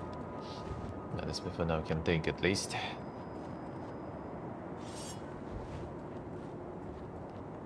That's gonna be more, eh?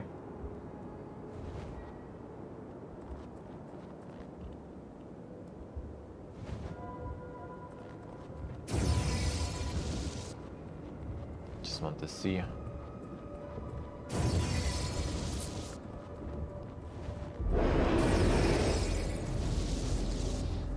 Get it next time.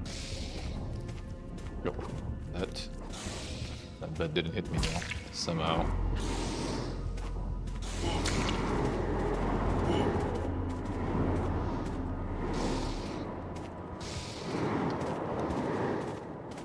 Come on, you fly out, nice. Through them bullets.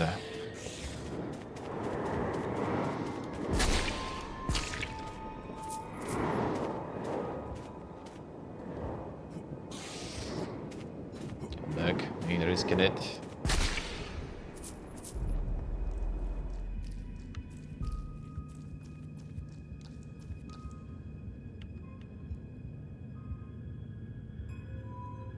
Okay, fine. It's a whole lot of you though.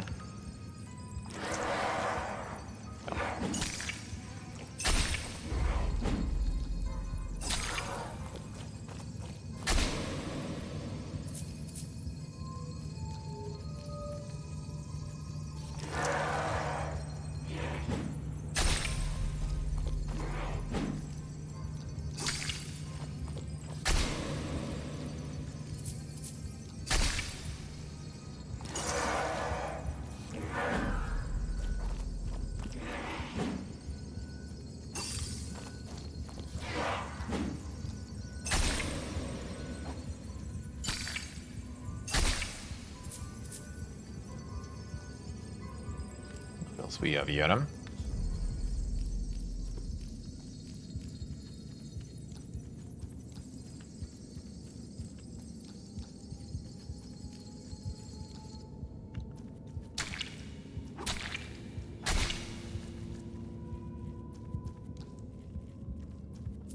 elevator.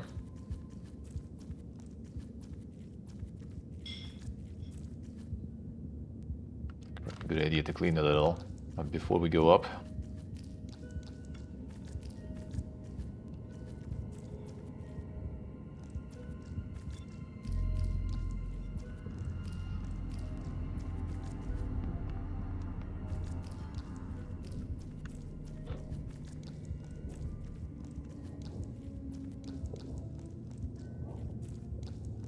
No, there should be here, right? Okay, fine, let's go.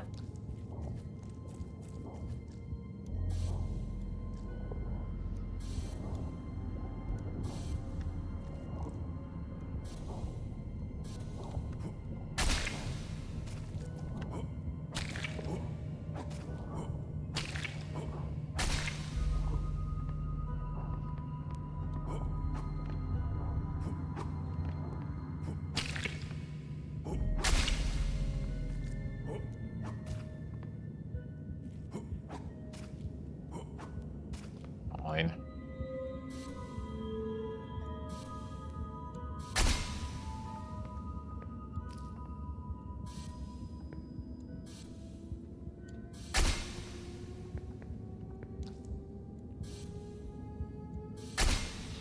Do a little cleaning.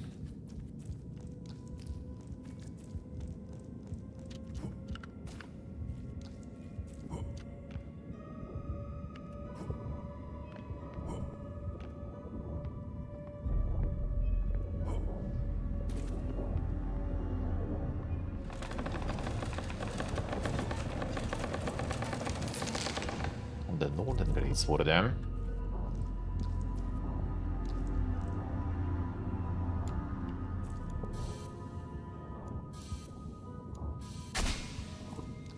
Even more strength required, eh?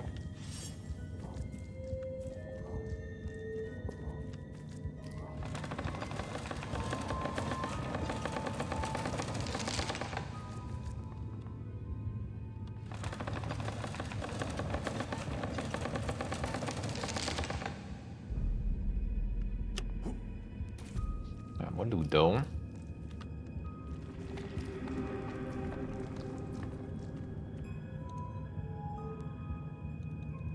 No, we need the 65, right, or something? Still quite a lot.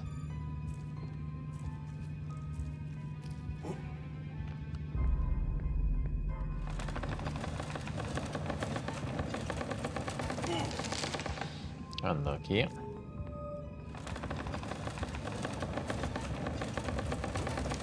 Not gonna kill me. Oh, wow, survived. Surprisingly.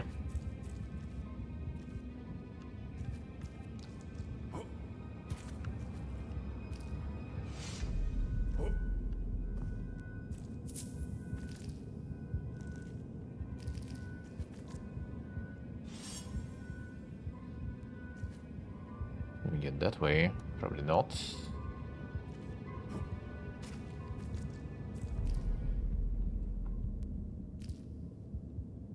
Got a spell for that though.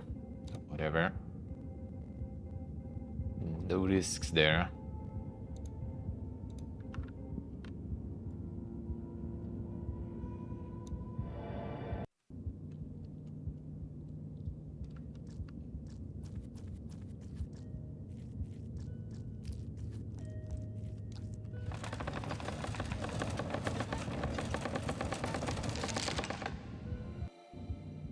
Already respawned anyway, probably when you teleport back, I guess. This is the return. Wait, that's the right one.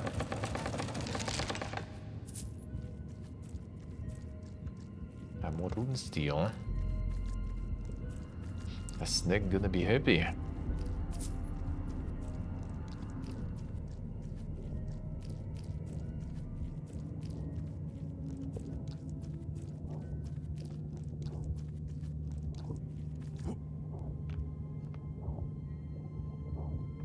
Actually go somewhere there.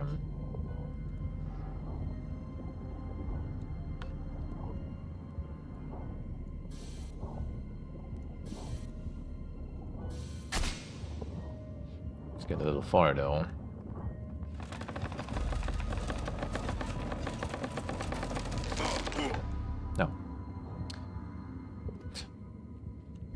this shit spawned.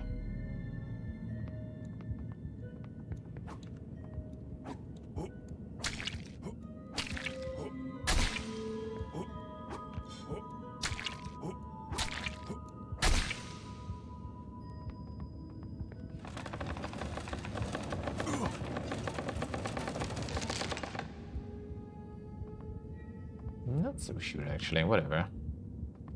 Doesn't seem like it. Doesn't seem like it. I'm going outside again.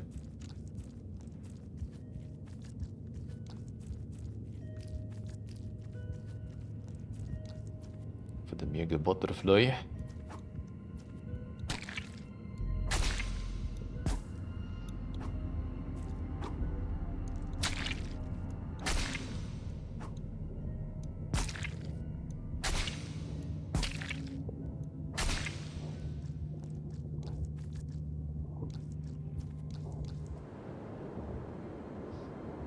TCU here.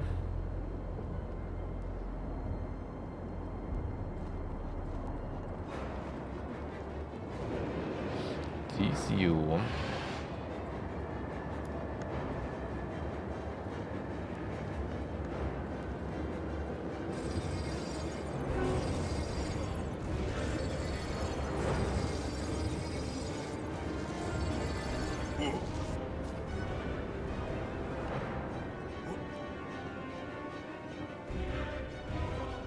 No target in range. Ah, he's here.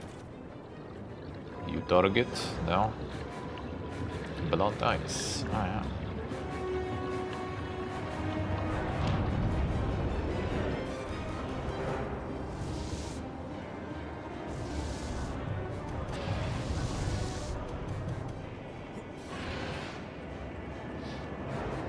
I need to wait for the landing. I can see shit here though. But it's shooting. So you can like hide somewhere for that.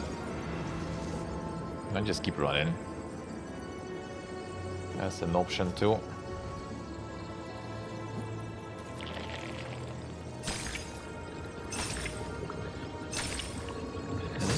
Nice enchant do be quite good. Got it. Ballsy, fine. I was almost enough though. Oh, weer de healed bar. Need to get some hits first. Need to get some hits first there.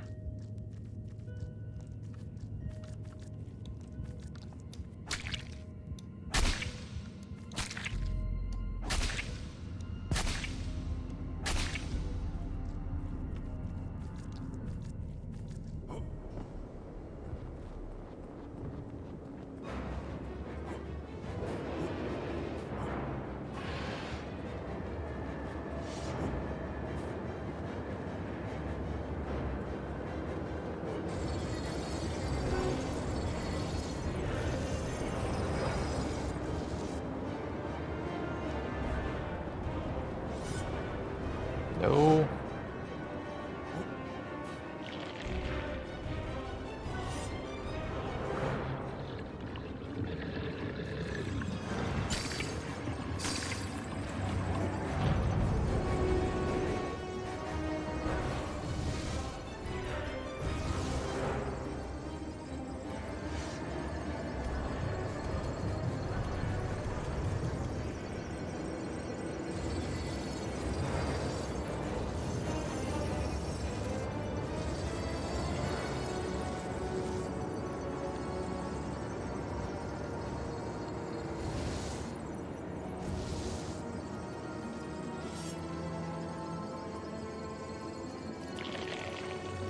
Wait for it.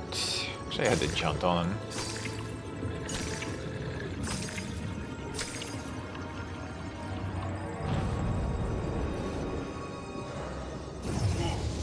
Never lucky.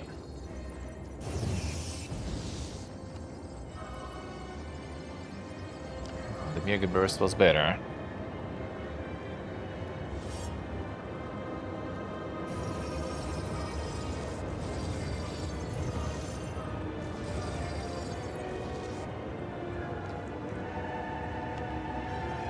Come on, are you like this?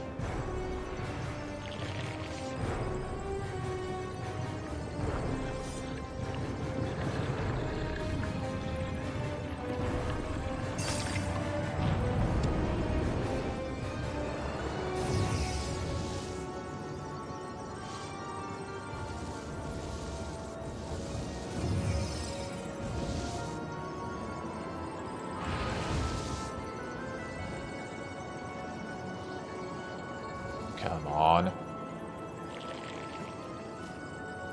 At least you didn't do that stage. Hey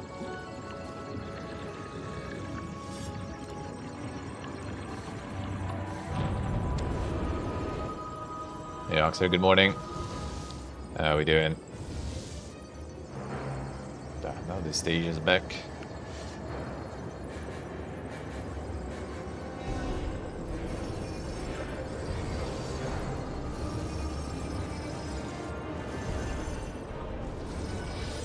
Walking back's always fun. Throw. The best activity, dude. I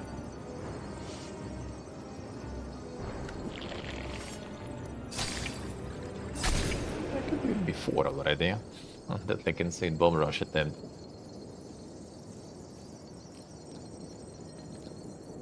Okay. The tentacle galore.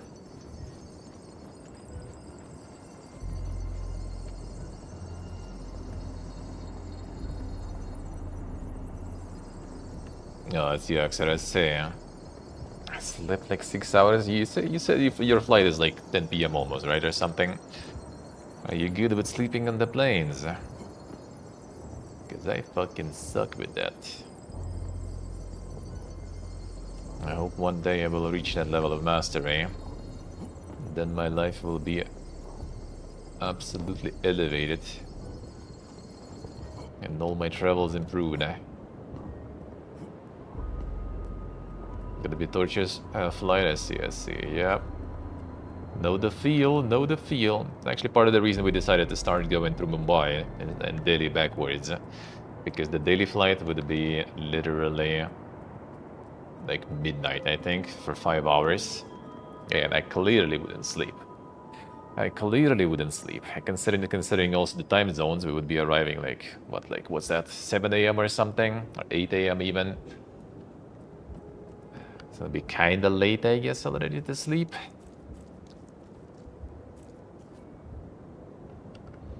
And Mumbai flight, at least we're gonna arrive in the evenings. That's not too bad.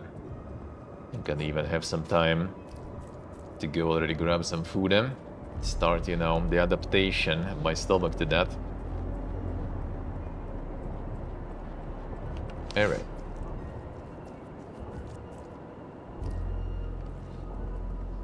We just pee poofing backwards. No, that was the entrance there. Travel's always pretty dank, yep. This time hopefully it's gonna be only one suitcase, so that is good. Before it was two for each of us. That was pain.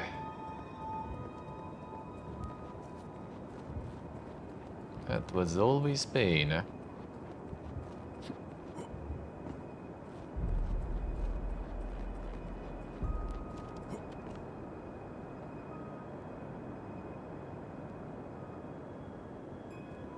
So nothing watches us anymore.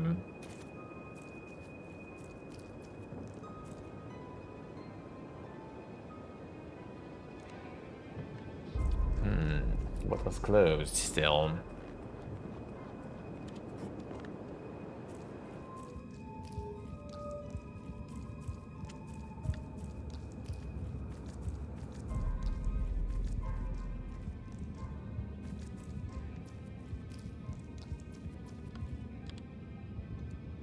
Actually don't remember. I think there was something, but what? I forgot.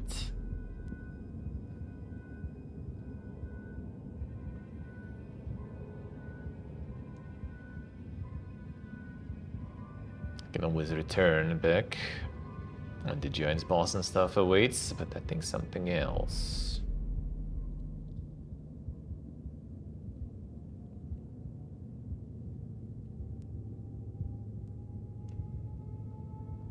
Rotten Valley, I think I kind of did everything. There should be another passage though.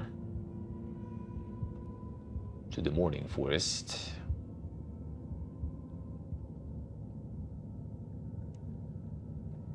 Let me check that one just in case, because I don't remember. I didn't take that one. Need to see if it gets into some other territory. Probably not though. Prison wall, we did. There's some more stuff in Old Temple, I think.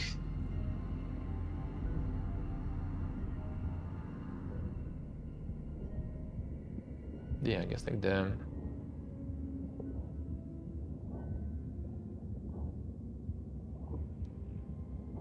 And more in the swamp. The giant pass awaits there.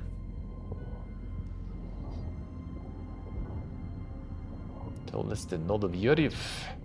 And binds the kingdom's heart, feeding it with precious riches. Now the shafts are defiled, and the mountain is all warped by that which dwells beneath. Stony tunnels grown with fleshy sinew, and the peak seems to throb them as though it breathes with a life of its own. Monka is...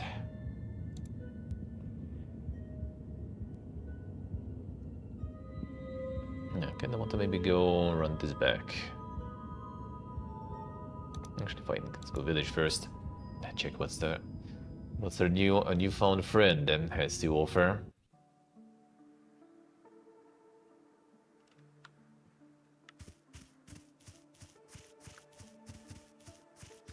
You can get the coffee break then too, I guess. There you are. As promised, here's the ring. And a bit of gold to keep you from rethinking that whole mercy thing. You can likely see I'm far more valuable alive than dead. Keep in mind, I offer a fine selection of goods at fair prices. Much cheaper than that gold-crazed maniac in the big hat. About to find out. Look A ring who's of back. bells. Remember, my prices are always lower than big hats. Saving my life was a smart choice, don't you think? Sneak and kill, alright. Vials.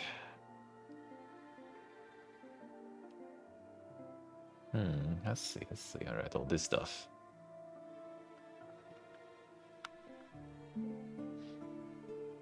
Get that window seat. Usually not for long you can see stuff. It kind of depends though. Here in Armenia, actually, when I was flying back home, there was quite nice view. When I was returning also, there was some quite a nice views there. Pretty good. Let's see if I find some more dang spells there. It's the shotgun one, Tempests.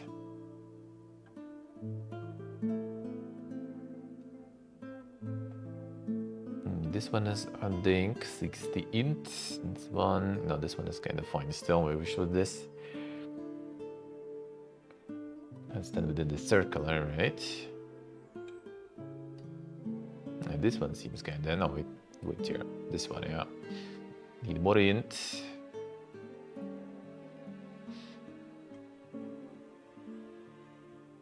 Light element for the weapons. And the poison blade. Alright, nice. Yeah, during night you can. Yeah, during night you can see stuff. That is true. Oh yeah, actually you're flying kind of late. Yeah, like it's kind of nice to see, you know, like some of the lights if it's clear. But I think it's actually kind of better when it's bright and you can see like the actual, you know, some views when you're approaching places. Like in Armenia here with all the mountains, like oof, so good, so good. The northern lights from the plane, damn son. Insane.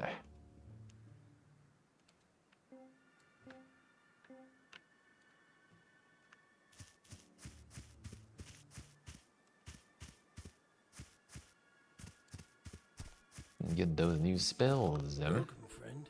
Interested in... We already got them all, yeah, I guess I'll do wind one. Not really. Any large upgrade materials?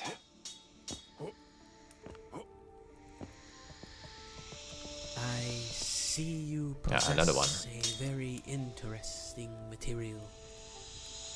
Wonderful. Get it. Ooh, Bloodstone Blade. Who would that be?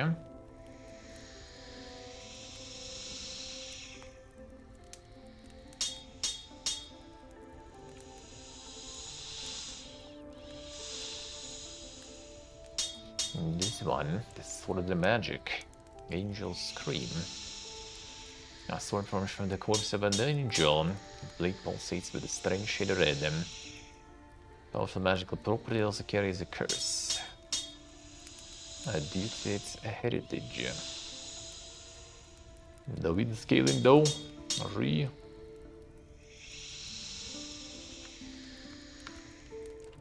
Never lucky. Upgrades though. See you're getting better at collecting runes. Got And you Rook more. managed to find me even better smithing materials. Since you're doing so well, let me help you by sharing some of what Rook found. If you need... I'm gonna give me some great materials. Nice. Welcome. Then we can buy some too. Probably not the ones I need already at this point.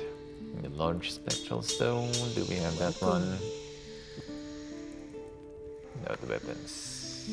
Welcome. What? Yeah, no large ones, obviously. The snake around the furnace, yeah. You know, getting warm. The cold-blooded, yeah. They need to stay warm. Simple as.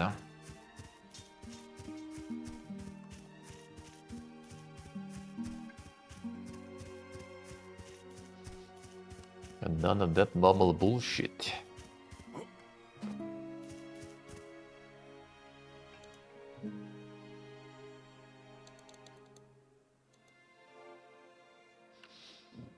Getting it, getting it. Actually, I get like one from the forest there.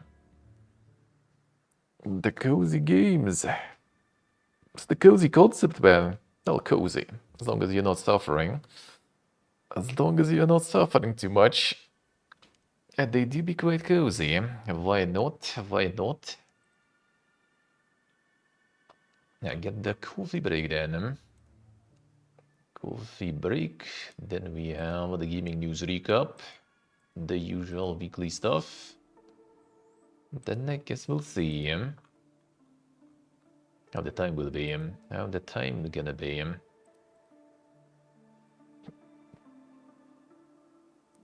See you then. Well, maybe in the evening. But we'll see though. Depends on the amount of news. The amount of yup that is gonna be around. Seems like it might be kind of solid amount, and I want to do some cooking also in the evening. So I guess I'll return to the Verho on Wednesday then, because Monday, Tuesday gonna be off. I'm gonna need to deal with a bunch of shit.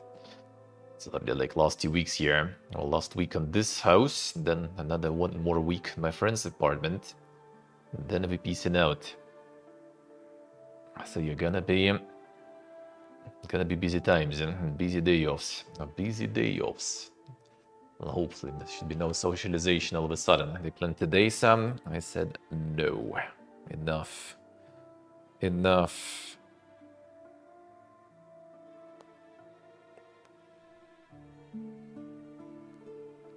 Enough of that. It's gonna be one more socializing session probably before we leave. And this it. Ain't nobody got time for that. And I get ready for all the travels already.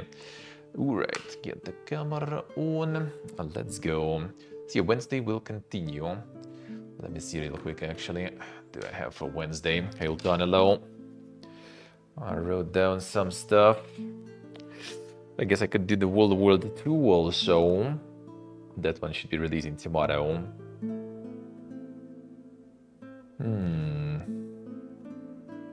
And we'll see.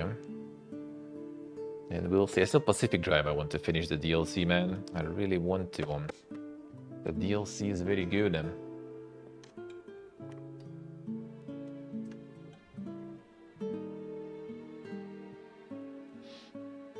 How's life, Ultan? How's the life? The gamer's life. Damn, dropping the words. Monka is. Alright, let's go. Let's go.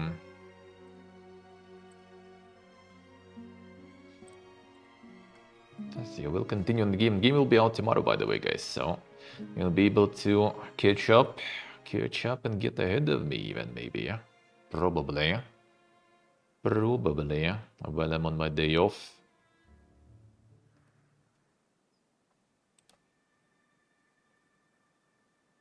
Don't forget the wish list and to get it when it's available. Alright.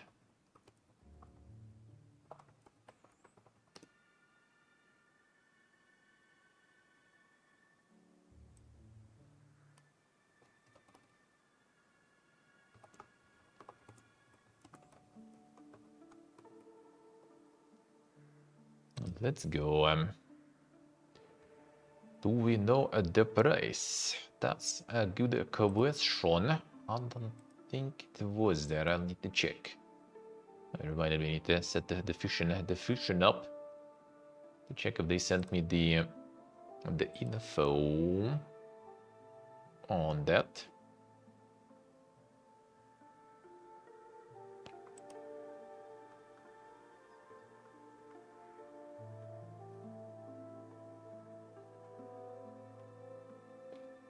Doesn't seem. Actually, wait a second, maybe here. It's actually kind of nice to have also in the press kits and stuff. Moment.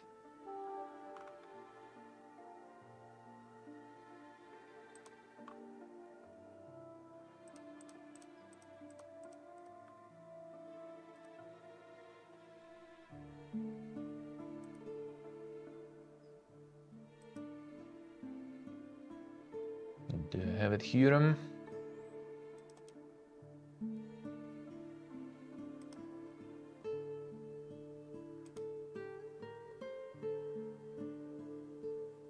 Oh, the 18 with release sale. Nice, nice. Very nice.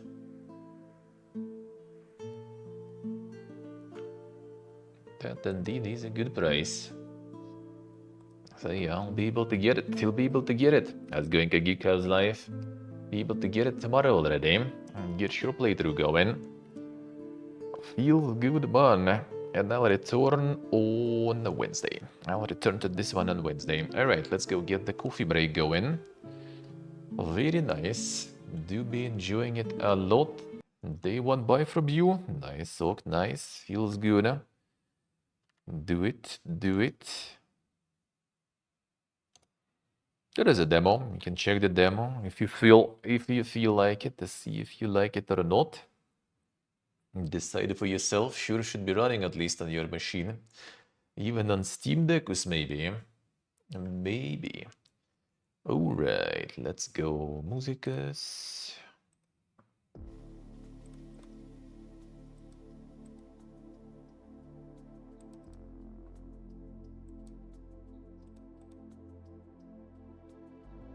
Alright.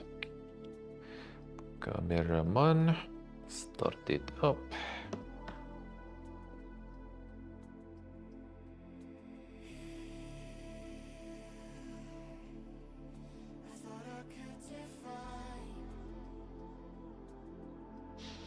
I'll give 100 hello. How's life? Yeah, soon we be switching. Already arriving for them news. Soon. I get the coffee first. Bit of a snackies. A little bit.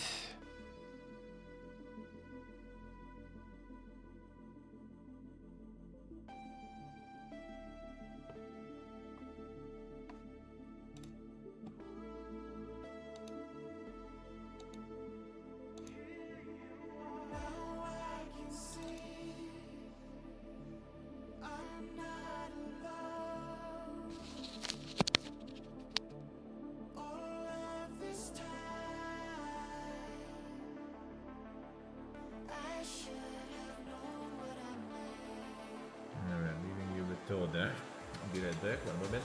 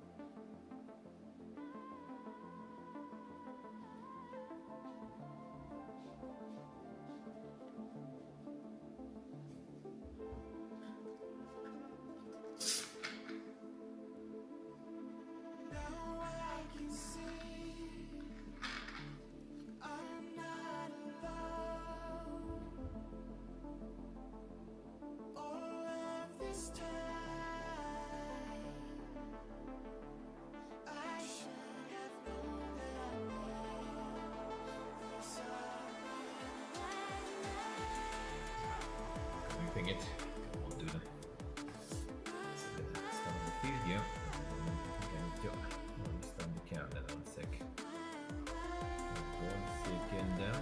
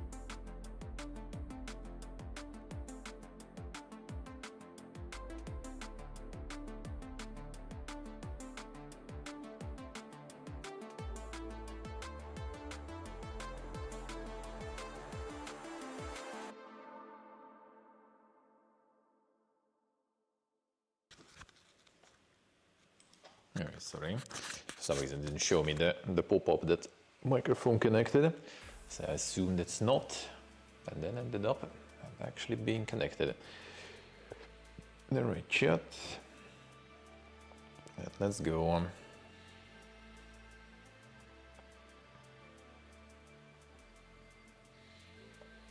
Let's go. Tom's just gonna replace himself with the AI. True.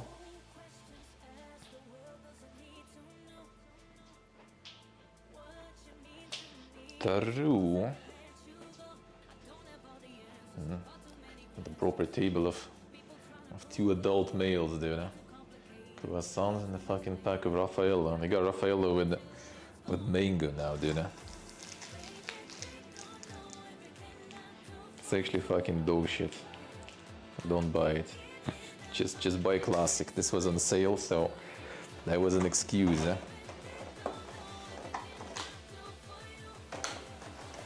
That was an excuse to get it. pyramid of degeneracy.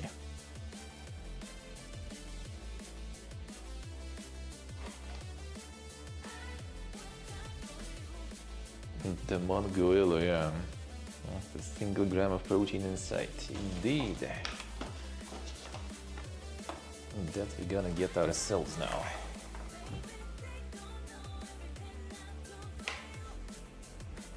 A single gram of food. Everything is food if you try hard enough. You know.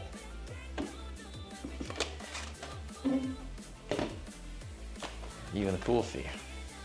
Sneak the bunch on it and you're good.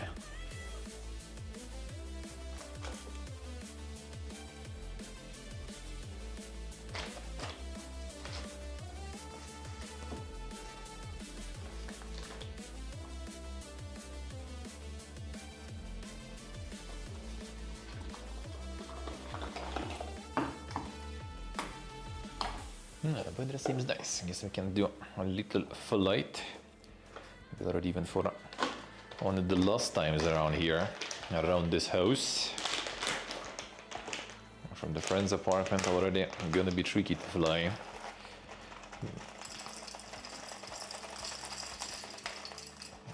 But I'll probably fly from some other places.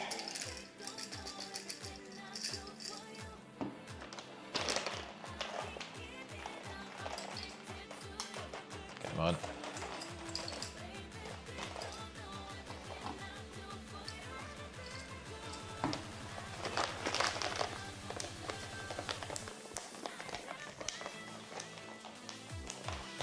Alright. Whoop.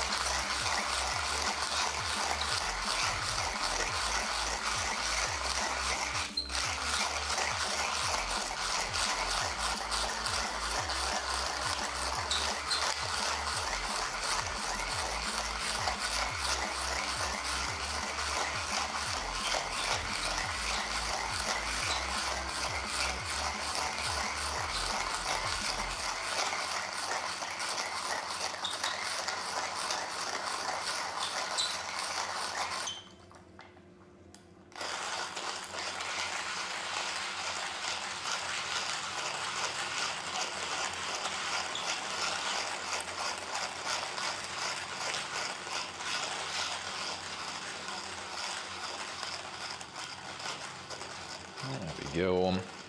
Going to Thailand, indeed. Well, first we have one more week in this house, then one more week in friend's apartment. That will be an interesting one for the two of us to fit there. That's when I'm probably gonna do IRL a bunch from here already. And then after 1 week at his place, we go to India. Well, we go to Georgia for one night, and then from there fly to India already. And then there, like 6 days, and then we fly to Thailand already. So a lot of IRLing, a lot of traveling. Gonna be good. Even have cold seasons. Depends on the territory. Like some places are, well, I wouldn't say cold, it just gets rainy. And there are seasons when it's just way too hot. There are seasons when it's way too rainy. I think in Vietnam there are some areas, like Da Nang actually apparently like best to visit when it's March or something.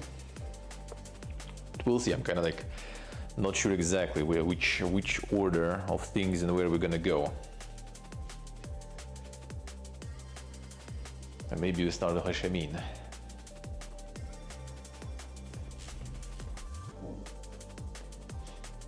He got me the native cyberpunk cards, a whole bunch of them. That's from the old times, you know.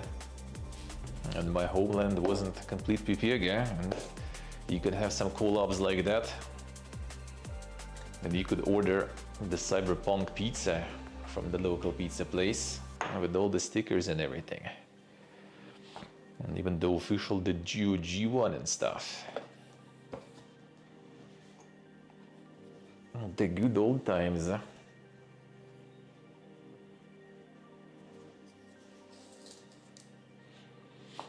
See, it kinda is pretty warm, at least in all the beach areas. Most of the time. I think the non like in February or something is like 25, which for them considered cold, you know. I assume January might be colder though.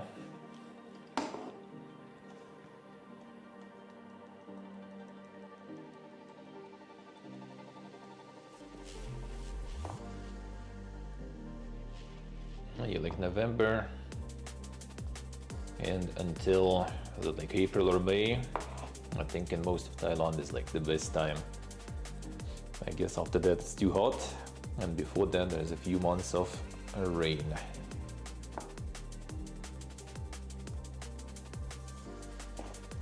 So should be good, eh?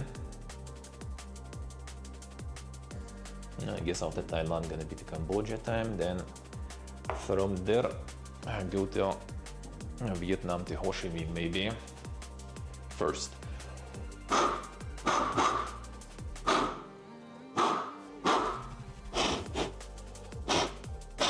I'm gonna stay in Ho Chi Minh though,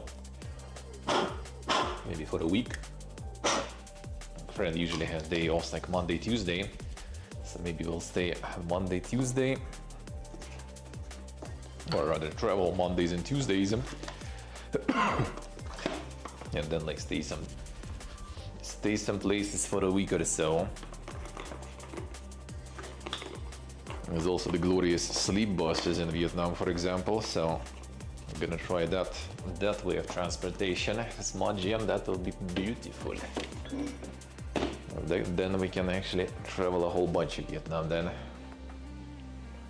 Not sure if I'm gonna do everything in one go though, because I'm probably gonna return next year, we'll see though.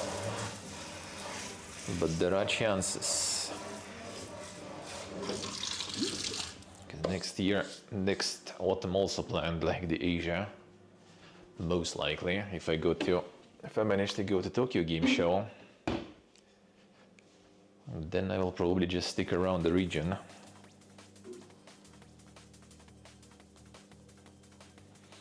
There's no sleep, only suffering, really? Well, planning not to get like, you know, the super basic ones, but the ones with like, you know, the separate kind of cabin, I guess, sorta. That should be at least a little more comfy. Hopefully.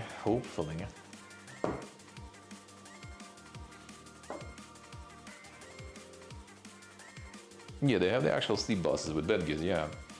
They have the cheap ones. The cheap ones look a bit dink. It's kind of like the regular bus. On two sides near the window you have those kind of like, you know, bunk beds, 2 layers. And then you have like a layer of seats in the middle still, like 1 seat I think or something, I guess, that can lean back. But there is also kind of like the cabin, like VIP buses, I think. Those just have like, you know, passage in the center, and then on 2 sides you have those like cabins that you can remove, like kind of like cover, you know, with the curtains and stuff.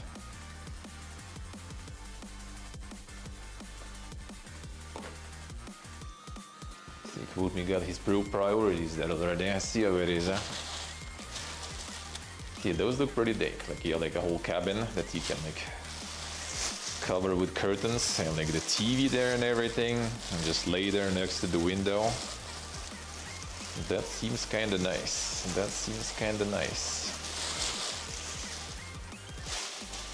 Another big boy. This one gonna go mostly for some more falafel in the evening. There it is. The Omega bread, Giduna. It's a hole in the middle. But I'll get a little bit of some snacks now.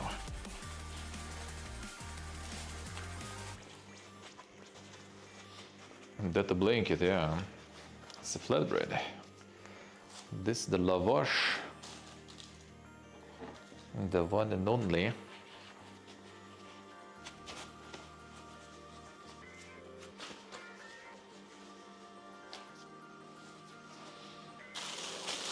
Best thing in Armenia.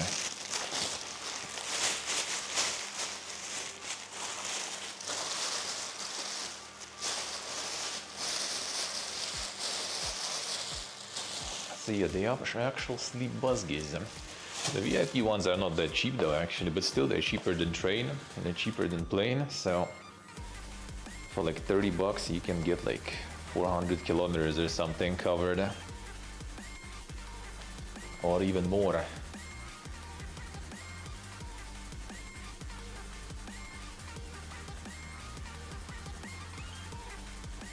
Actually, let's see. I'm gonna get some snackies.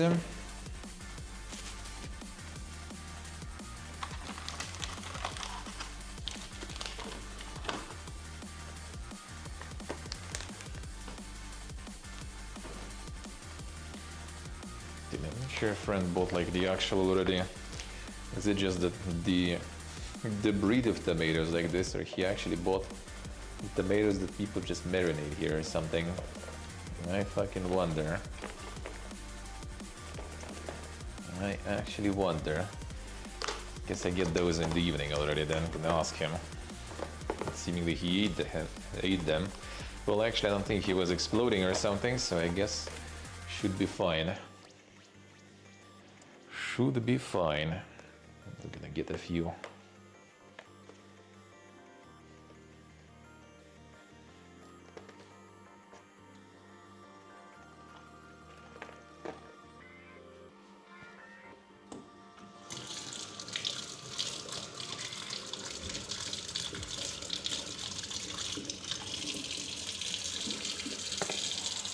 Let me just taste one.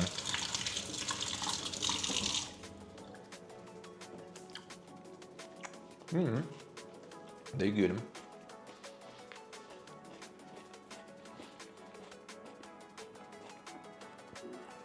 Actually tastes really good. Very sweet.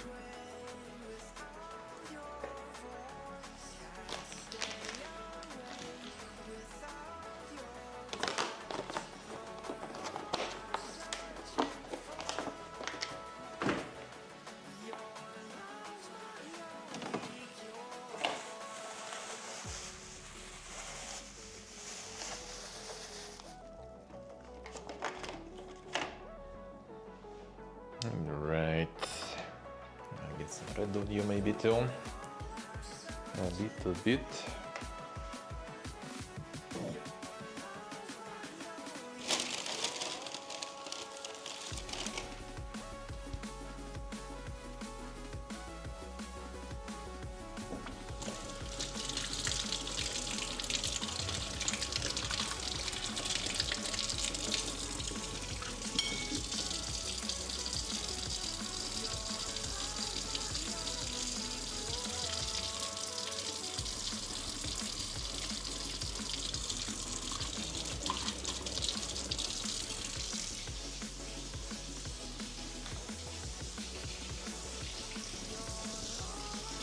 The kind of mega shawarma gonna be already in the evening though. Gonna get more falafel.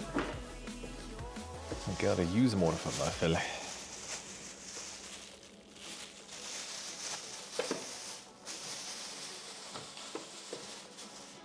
Still do have a bunch in the freezer.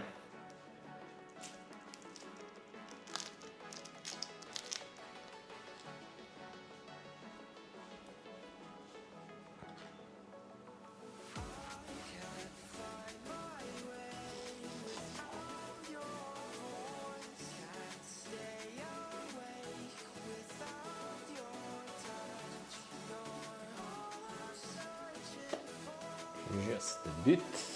Do right. Ham and cheese gear. It's already the local Armenian one, not the imported. And this one is kind of already way more processed than previous one. Previous one had actually good texture. This one also has like the chunks of meat in, but it's still a lot of very processed ones, you know. Still tastes alright though, so whatever. Seems good to me.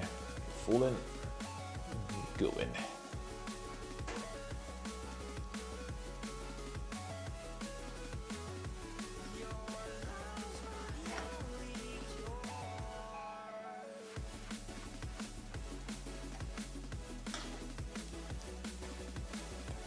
Three maybe.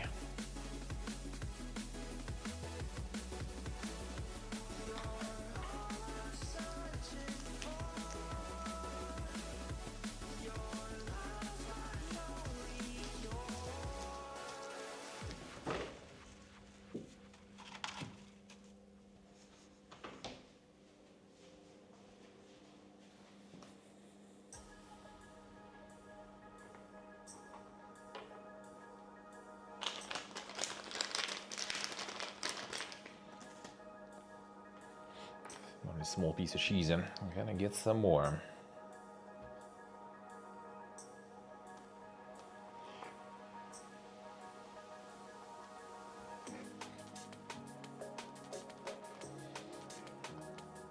Chunky ones. Well, actually, might as well already get all of the cheese in there. Fine. Fine.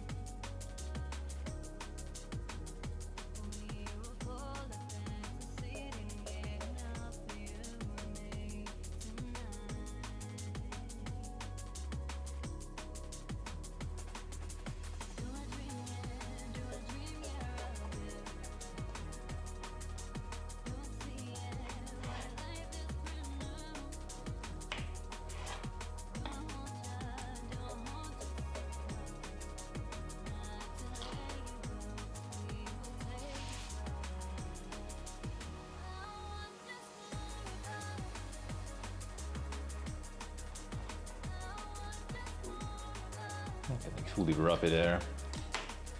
No bread anyway. No bread anyway. More kind of like the little taco there. And silent food enjoy, yeah. Focused. Focused.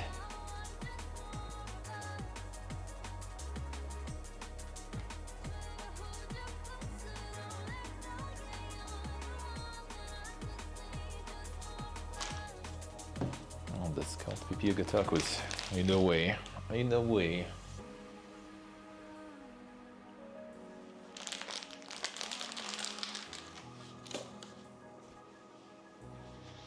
Is the jalapenos time also? Man, it's gonna be enough only for one then. Get a bigger chunk. And the Vultan's favorite.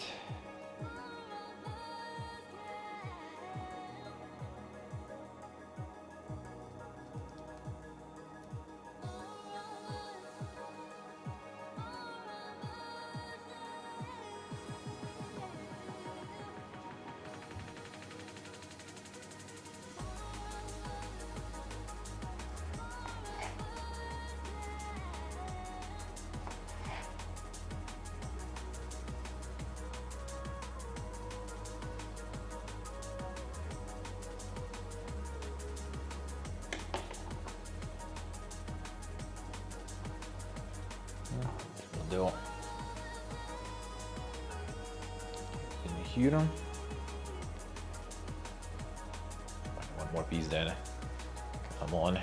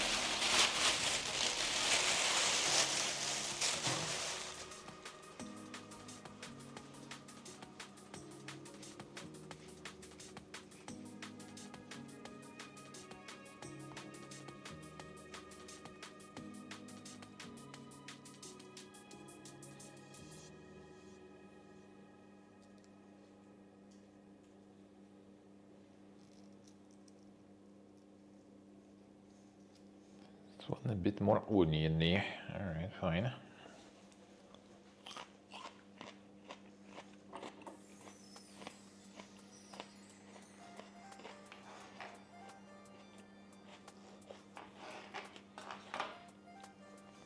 Ooh, not red onion, but still kinda dank. Still kinda dank.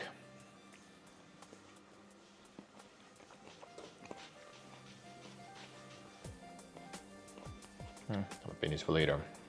In the evening today gonna be another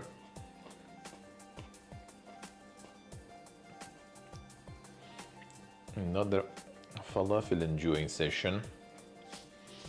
And this time kinda shawarma way in a way. In a way shawarma. Let's get coffee. Well, let's go.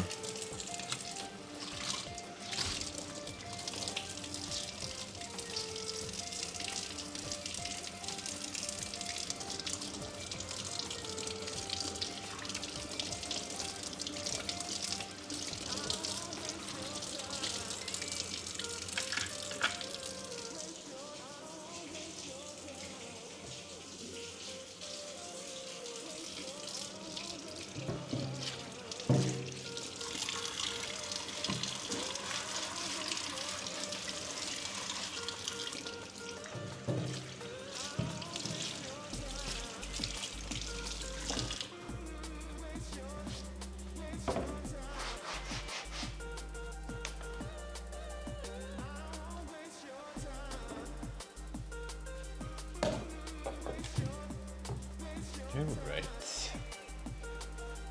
Can we get the water?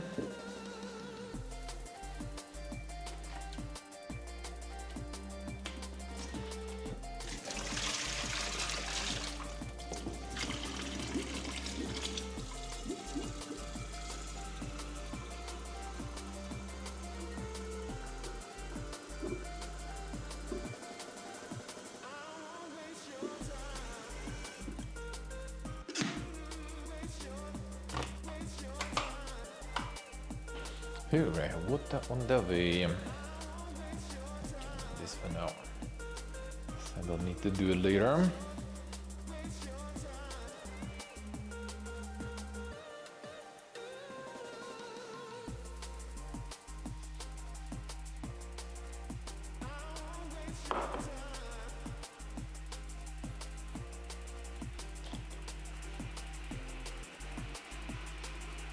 Got some juicer too, huh? Juicer I guess gonna be later today. Actually, I guess I could. She made that much to snack. We still have the Omega croissant though. It seems like it's gonna be a bit of an overkill that way. Gotta get the croissant later then.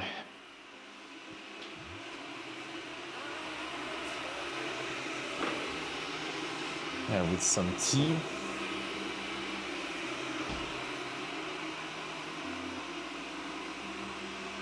Yeah, Revelo. Contains thin Armenian juicers.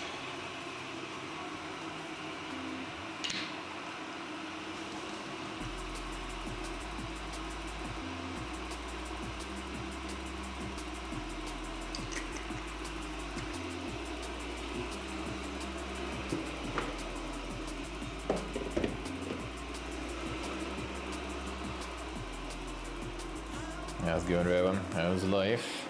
About this. In Armenia, they like really hate, I guess, the basic, you know, the basic Tetra Pak for the juicers. It's always some dang bottles, glass, plastic, anything.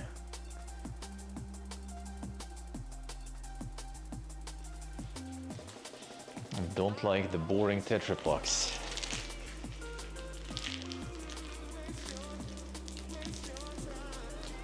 Not like whatsoever. Now they have those dudes too on, but they also kind of like have some issues the Tetra Pak looks like with using it. Like this milk, for example, here. Like the milk, like this thing here, like how it's connected to the puck. Like half of them are fucking leaking all the time. Even on the stage when you just buy it in the supermarket, like I think here, it just sucks with like, you know, gluing it sorta. Like even in the store you already need to check. And sometimes even after the store you brought it home, used a couple of times, it's also gonna start leaking. I can't nail the technology still.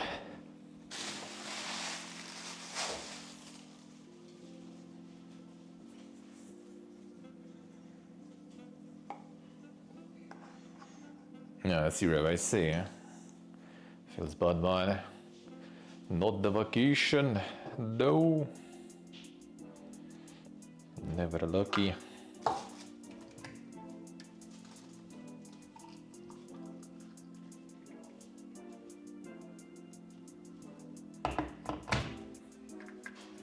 Never lucky, baby rage. At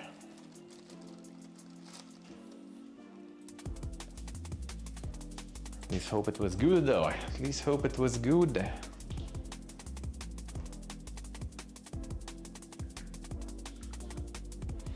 I'm doing endgame bosses in the league. Then son, maybe it's just the vacation. Maybe it's just the vacation power.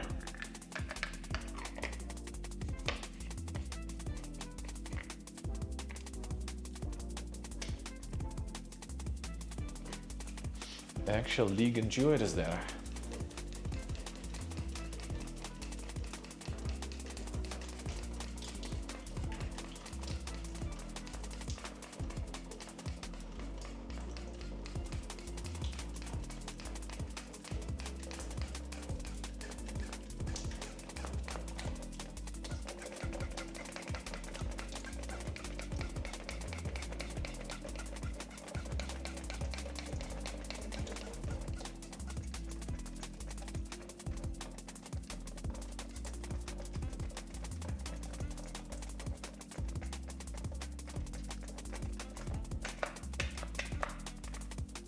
Right done.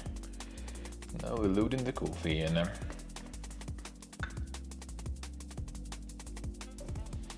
The heated up.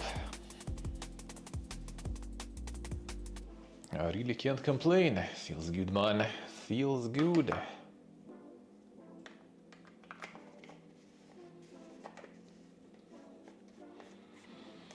No, people just need, you know, have some time to sit and play video games for vacation. That's it.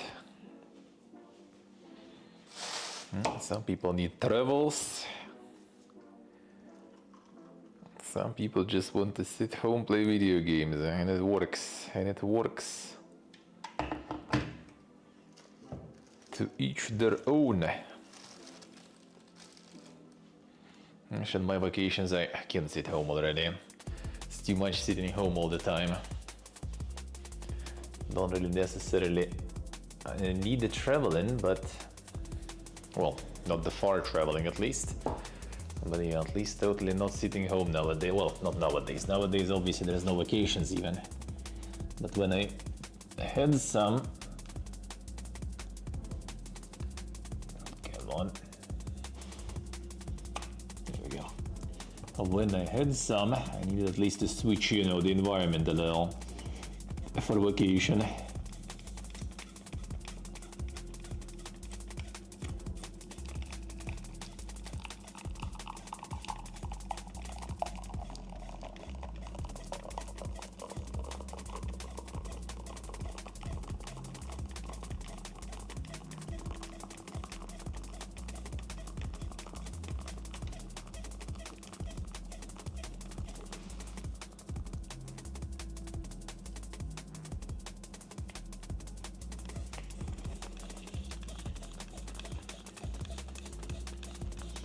Traveling is actually kinda good, do be enjoying it now. But yeah, it would be kinda better if it would be at the vacation only kind of thing. Not all year round. But also would be a waste. Not be at home and just sitting somewhere else.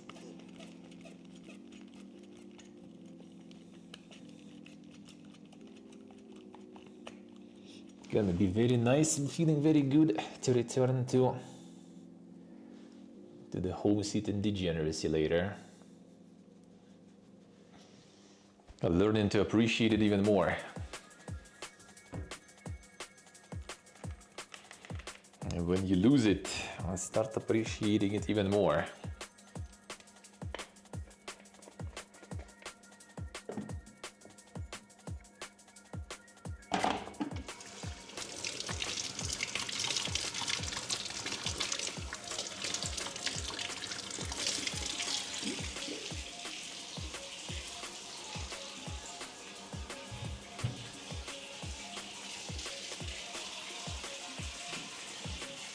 Uppercut low. The insane streaks.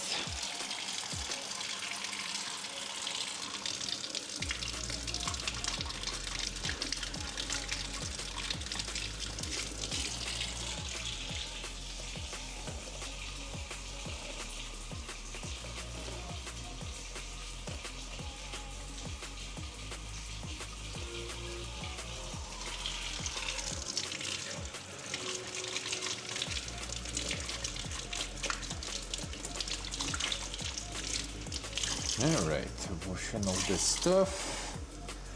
As you eat the food, yeah, the weather is good. Might as well do a little lunch. A little burger lunch outside,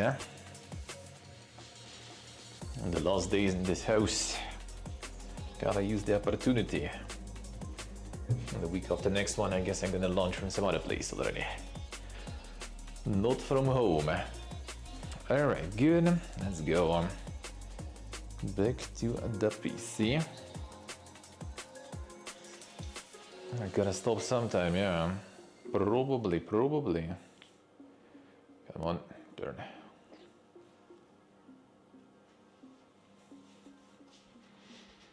I'm gonna be 100% how it was.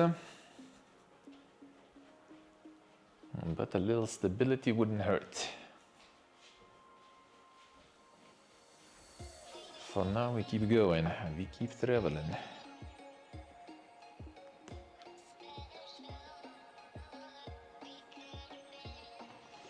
Alright. Here we go.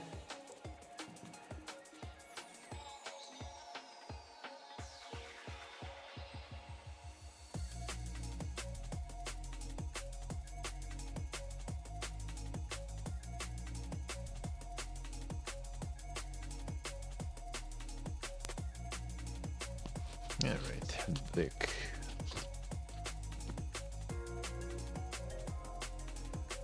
Good. It's gonna be time. It's gonna be time of the return. Eventually.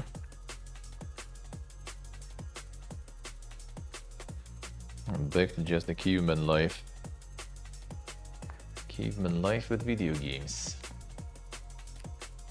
I'll get back to it.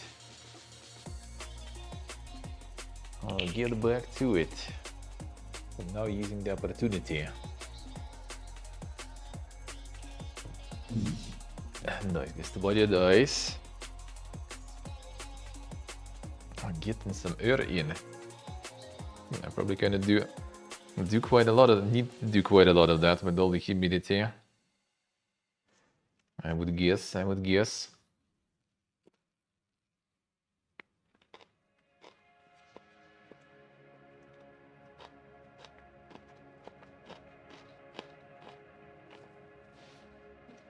I consume the food gear. Now let's go.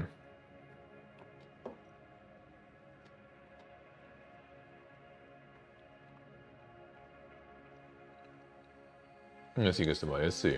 Let's get like humid inside. Because the heating usually kind of dries things and dries the air.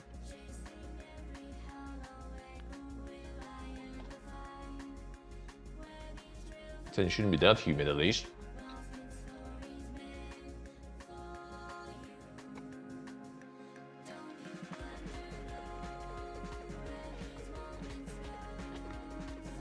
Like back home, for example, with like central heating, people buying themselves like humidifiers and stuff for winter. And just because the central heating just dries the air completely.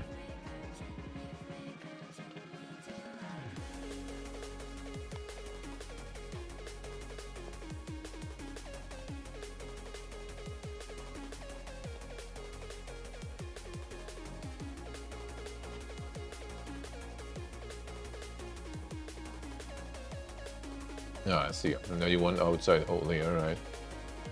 The mega humidity.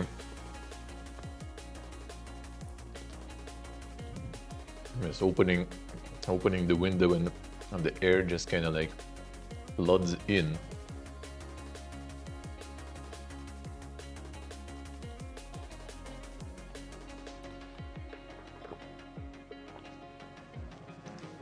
Dripping in.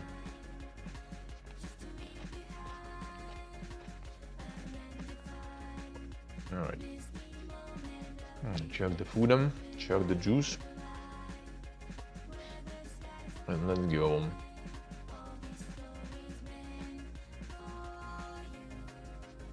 Yeah, here in Gimri there's kind of like no humidity. That's why there's all the dust and stuff all over the place.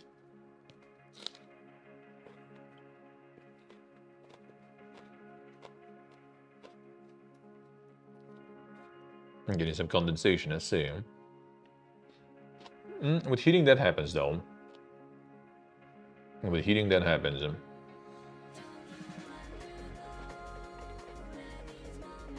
Like we don't have it in this house. In the apartment we also didn't have it, but I've seen it.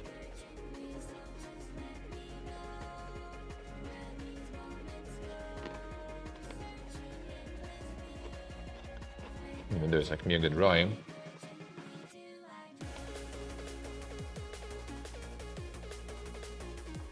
No, I guess when a lot of people live also in the house. There's gonna be a bunch of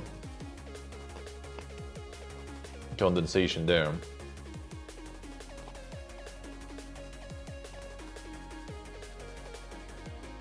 Shouldn't let it build up, I see.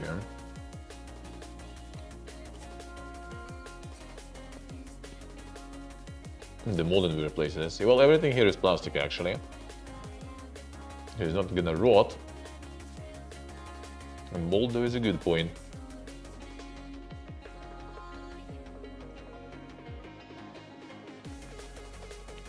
Like back home mold is kind of rare actually. Well, nowadays thing happens,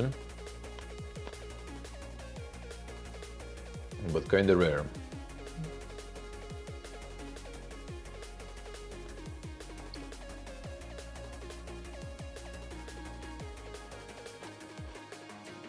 Yeah, I see. The modern wallpaper even. Yeah, that sounds good. That sounds, well, the airing out part, that does sound good.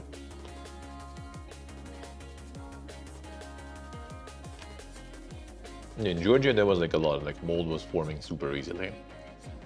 For sure. Next to the sea.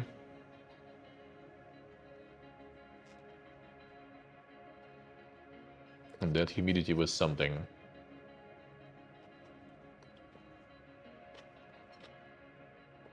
Laundry never dries. The dishes never dry.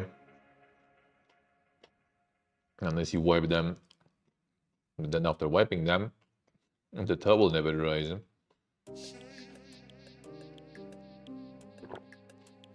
There was something.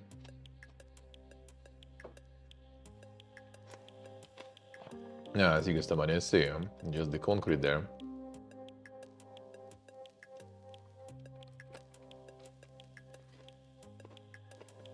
And the mega minimalistic walls.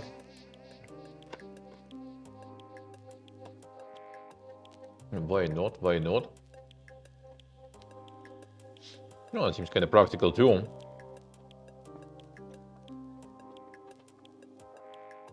If that's gonna get moldy or something, and just tear it off, clean stuff, and put it back again. Well, the new one. Easy.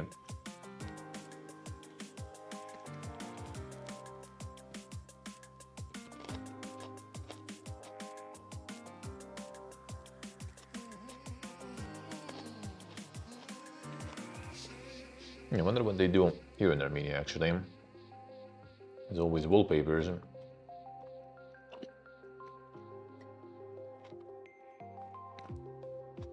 I do think they have some sort of a finishing on them, on that volcanic rock that they use from the inside. Not just wallpaper on top of it.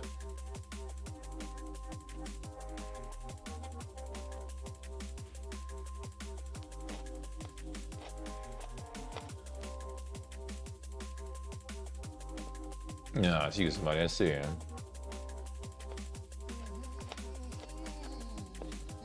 The slope room.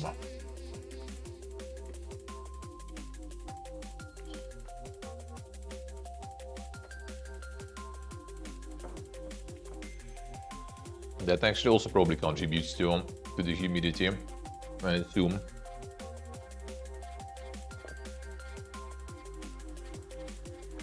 Basements kinda usually are very humid. Even though it's not inside, not entirely basement, but still, it doesn't help probably.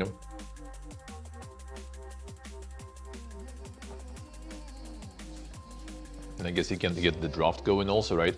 And the windows only on one side, since on another side it's already kind of like underground sorta.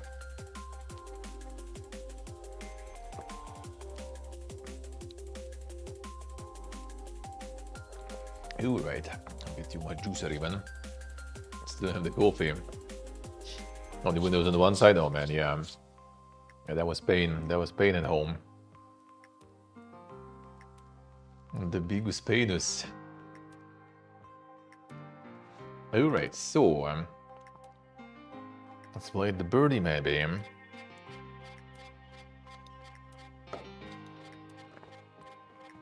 Well, the weather is good. Probably the last days of good weather. Last days of us being here.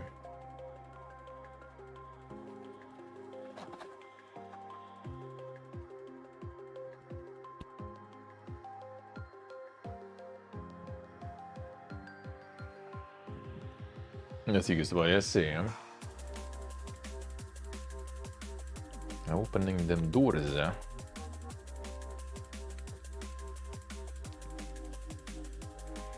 No, listening to traffic then, yeah, that also doesn't sound good. And that also doesn't sound good. Not the best trade-off.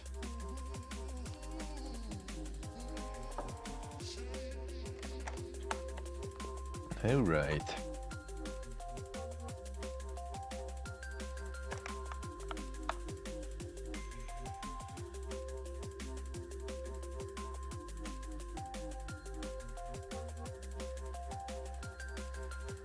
Let's get all the devices assembled. Just a quick flight. See what is up.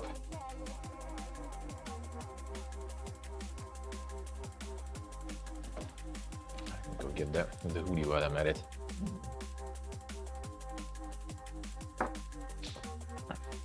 They ain't actually warm. Not at all.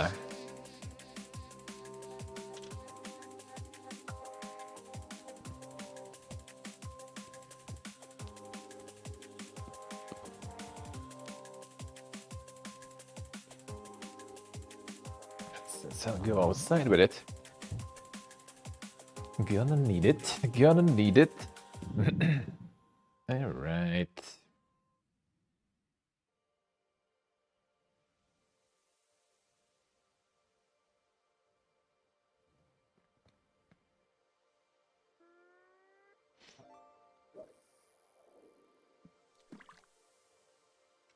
Turn it on. Hey Jury, hello. How are we doing? How's it going?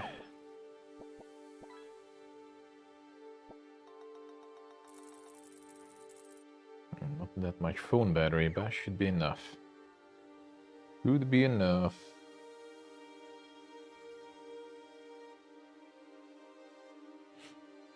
Tired but okay. What did you have? Did you have to be tired? What did you do?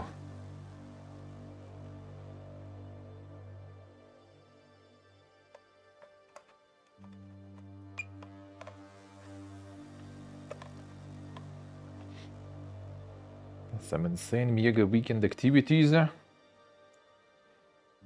let's go connect.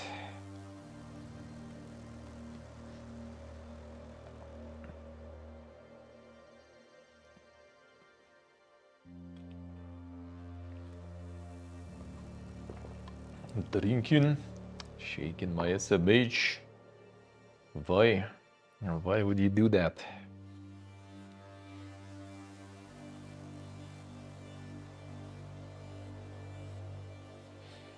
One second, which one was that? 116.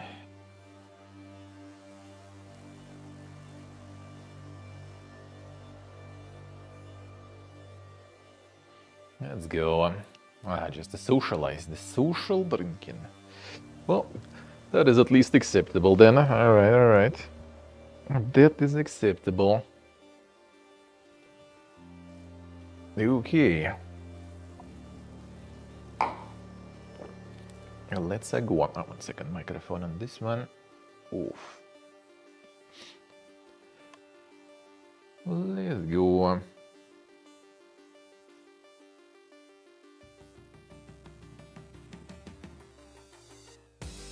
Am I actually recording though? Is this? I don't want you to record, I want you to stream. Yeah, why are you trying to record everything? Oh, because I pressed this shit. Here you go. Alright, let's go. 1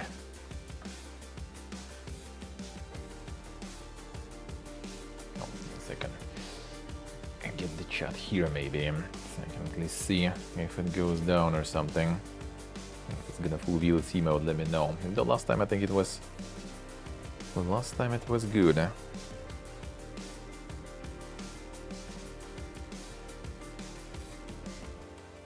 See, Judy, see.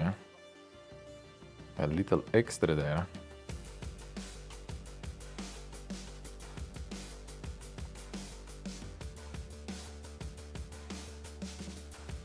Alright. Yeah, let's go. And the mega quality and stuff time.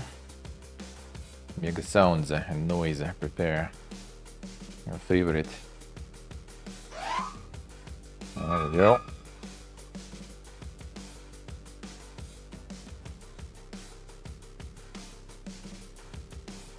Another draw.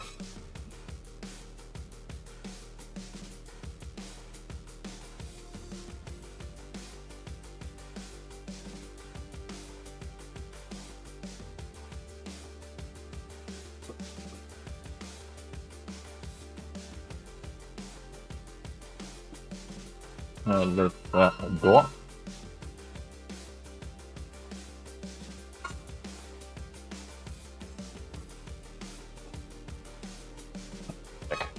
Put the phone here.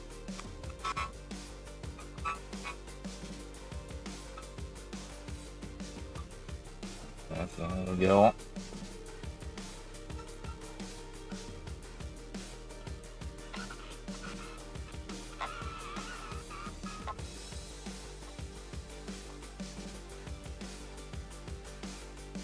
Not this way.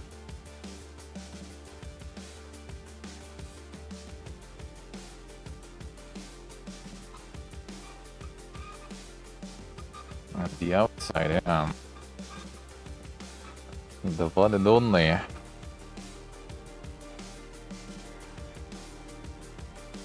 The sun.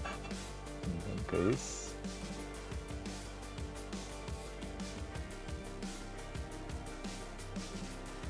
Please. Good man.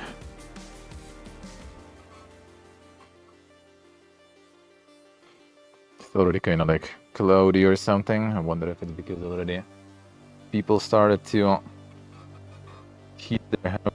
God knows what, dude. I wonder. I can see I got a little bit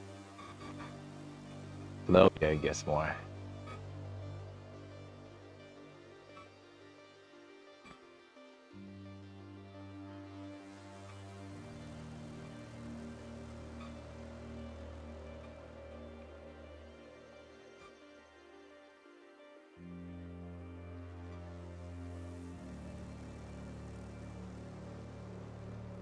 You know, easy.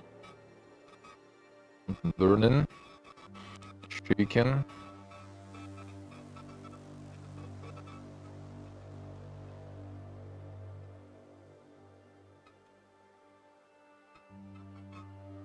That's the park.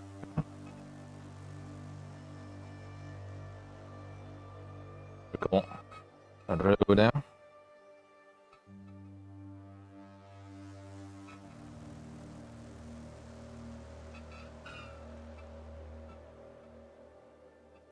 Oh, windy there.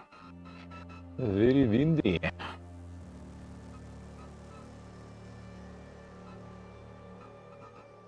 Yeah, basically, that's the. Can you see it here? Yeah, that like orange building is pretty much like the the store where we go in. And the market we go in. And the Yerevan city one.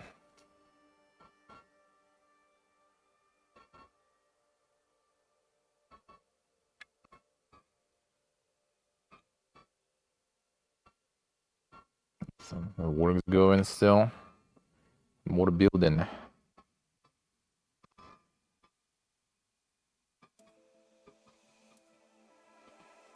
Then same private houses. Again, I rail through these quarters still. I'll walk through it.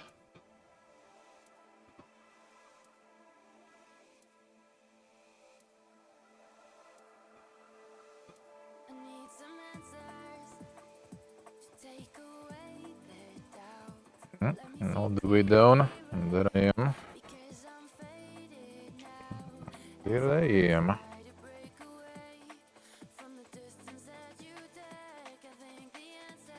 The wind up there.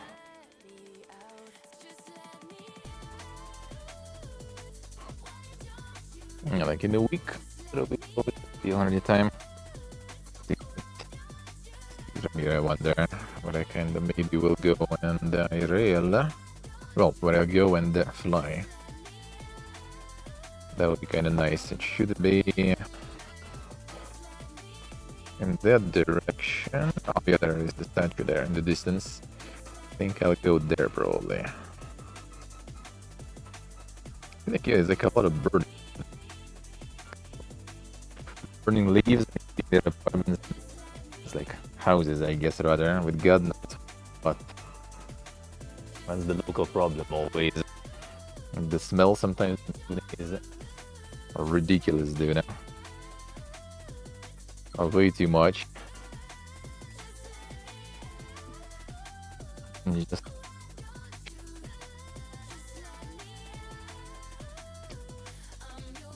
right. Well, it shows like 41 right now.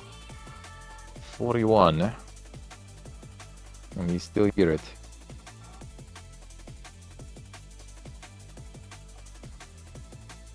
You can still hear it all.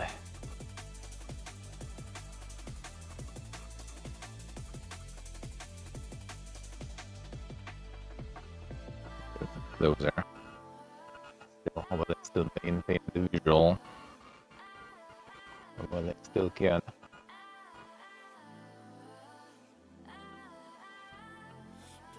Still can. Up, down. That's one of the center community. Let's get multiple ones. Get this kind of the one. The church, I was like streaming nearby. I'll stream there again soon. That is like a nice street, like right towards the church. I think the tourist street here. And to the right from the street is also kind of like a really nice street. I would kind of walk.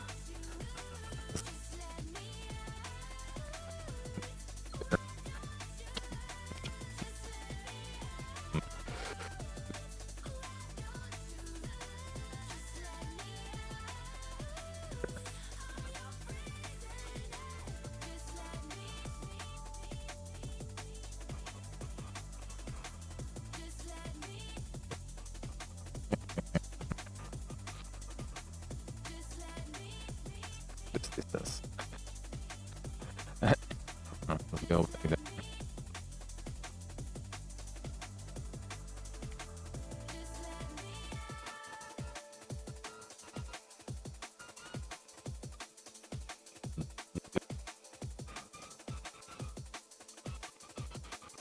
Birds flying around there. Birds don't care.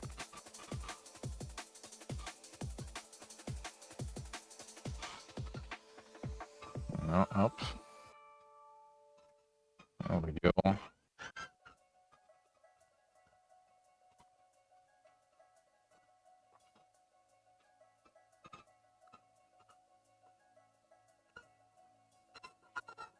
Örettiza. Favorite sound. Can you see me mode? Yeah. So loud.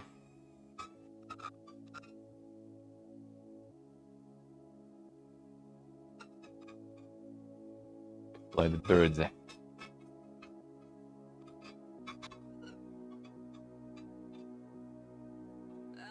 Up. Birds.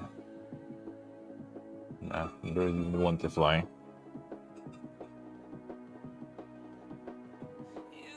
And there they are.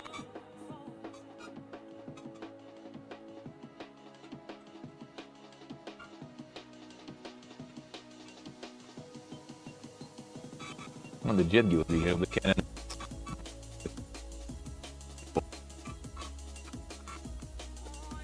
Yeah.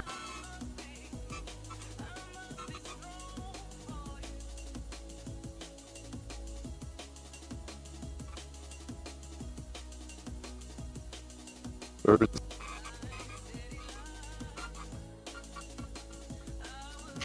With that. Yeah, but exactly looking.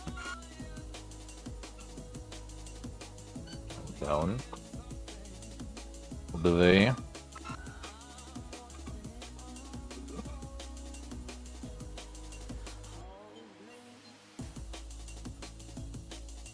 Also can try to like not simultaneously control it, even though you kinda can.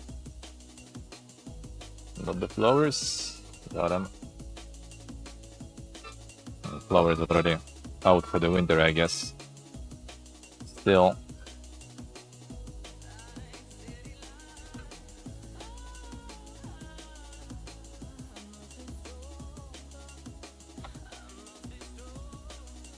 Losing my altitude a little bit when maneuvering.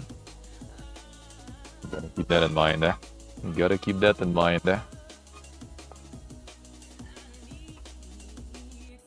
And back.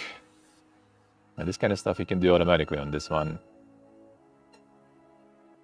The wind is going places actually. And the second one is probably also quite insane.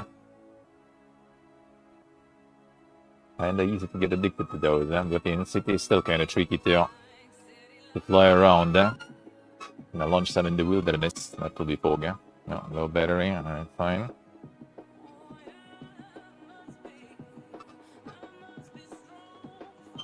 Okay.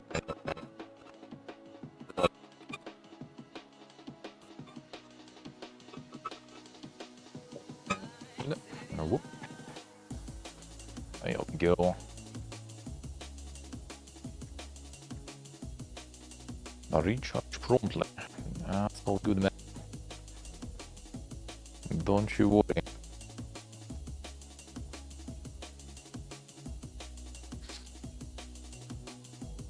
Alright.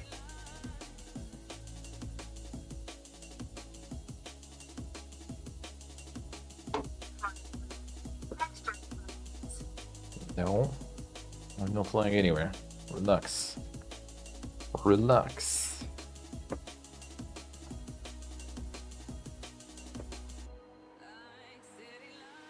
I'll be home.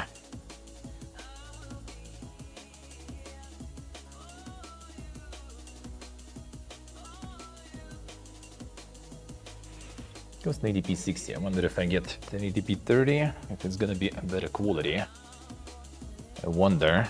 I wonder.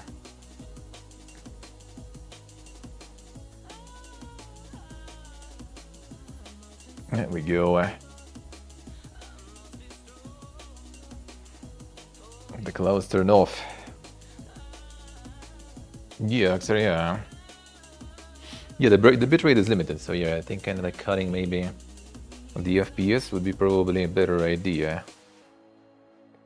So like quality might be a little better. Quality might be a little better. Still not exactly, you know, the pogiest camera drone whatsoever. But still, be kind of nice.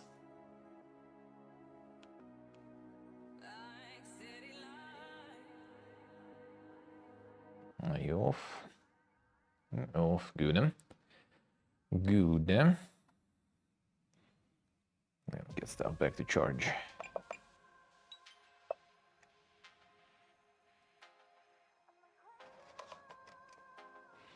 I wonder how it's gonna go in the wilderness. Gonna set all the stuff up for the realism. Will be nice.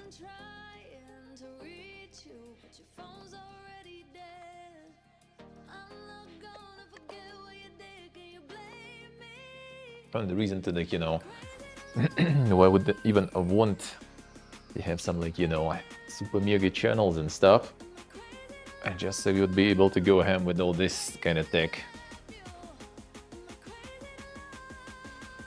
Imagine if you could just afford, you know, like getting somewhere and get yourself some Omega drone.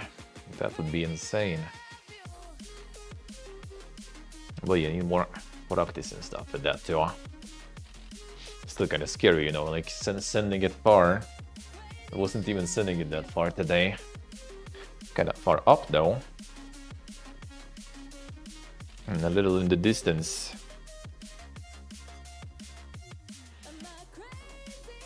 The tech blogger, yeah. It would be kind of interesting, like, well, it would be kind of nice actually to have some sort of like, you know, tech people, or like some IRL, at least streamers who would be actually prominent and big on like the tech side. So all those like companies will be like, oh, there is a niche like that actually, huh? Because I don't think there is anyone big. Like most of IRL streamers, like big IRL streamers nowadays, they don't even do any tech themselves or whatsoever. And whoever does tech for them, they're not interested really to make content about it, I guess. Like the only people making some content in like IRL streaming sort of field are mostly people who just like selling some services or something.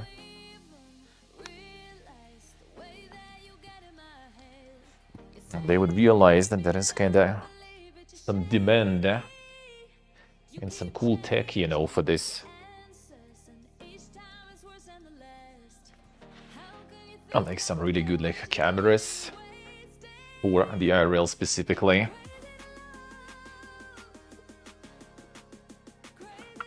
And also I guess like a bunch of big streamers nowadays already have like a whole cameraman and stuff there, right? And the whole crew with them. So they can use some Omega, you know, full cinema setups, no problems. Because they don't need to carry it all on their backs. And IRL content creators who actually like share all the technical stuff, they are like really all very small. Or they don't really go about the technical stuff too much. The Mr. Beast, oh, this guy has like the whole team there for sure. But the tech stuff would be interesting also to share. And I could do some. It's just I don't really have the fanciest shit. and don't really have an opportunity to change and upgrade things too much, you know, to show about the different devices. So that's already kind of limited, I guess. But at least could be useful to some people.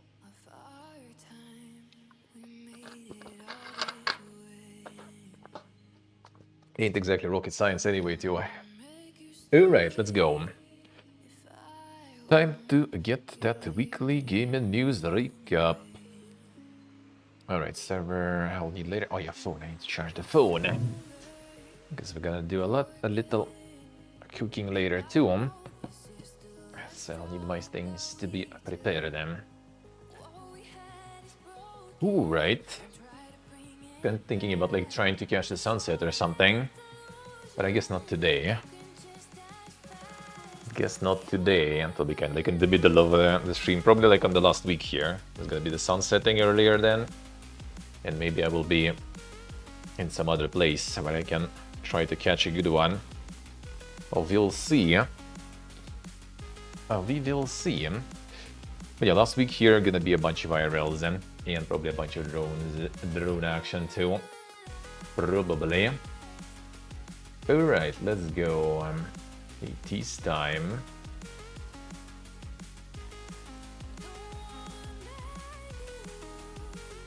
Time to get the gaming news recap.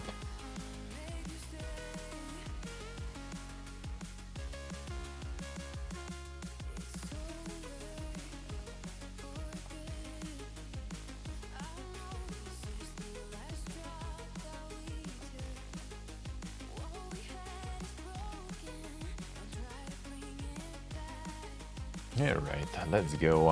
My Steam. The browser with all the insane amount of tabs. Let's go.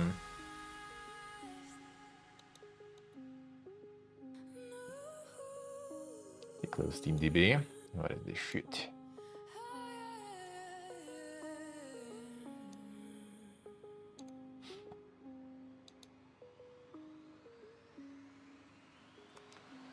And my soundtrack on. Switch the musicus.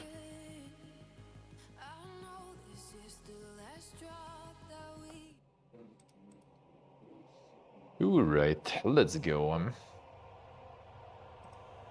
Whoop. So, let's see what is going on at the gaming news in this week. Let's see what is going on. Then the Invento, 60 cents, Pog. The Bento Simulator. What a time to be alive. Well, I mean, for 60 cents, seems pretty good. City Skylines 20% discount, then just 20. Come on, dude. Still all mixed. Still all mixed.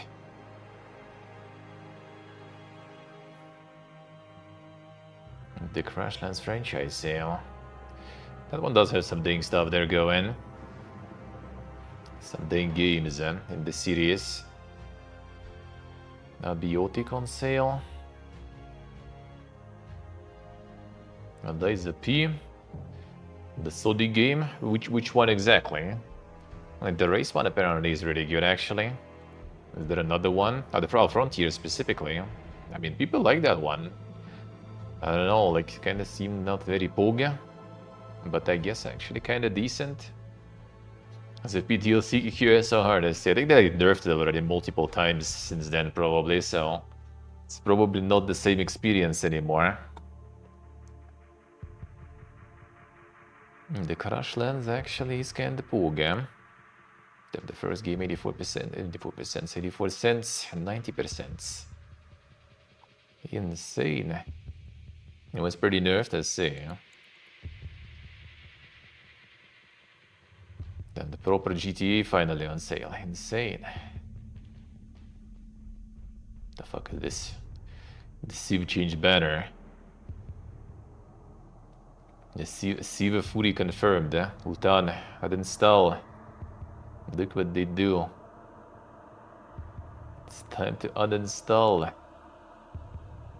Hey, Kingdom Come was free this weekend, let's say. The silly poly beast, I see. The Kingdom Queen for free, insane. But just for the weekend, though. Bazaar, how's Bazaar going, actually? Very positive, huh? Bazaar is pumping.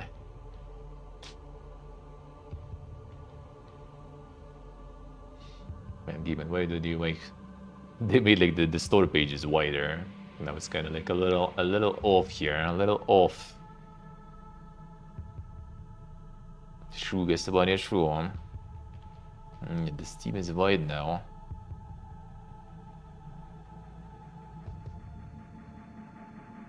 And the tempo is pumping. Recent mostly positive there, let's see. Shit, Orfir. Thank you for the streak, appreciate it. Good morning, how we doing, man? The fan of the wider thing? I mean, it's kind of alright. Not a bad. Like, the thing is, like, it doesn't really do that much. Like, it just looks, everything looks big, but, like, it doesn't become more functional, I guess, let's put it that way. Like, if they would manage to fit more info, like, you know, in here somewhere instantly, that would be kind of good. Even though I guess it would be also kind of a little too much. The info overwhelm.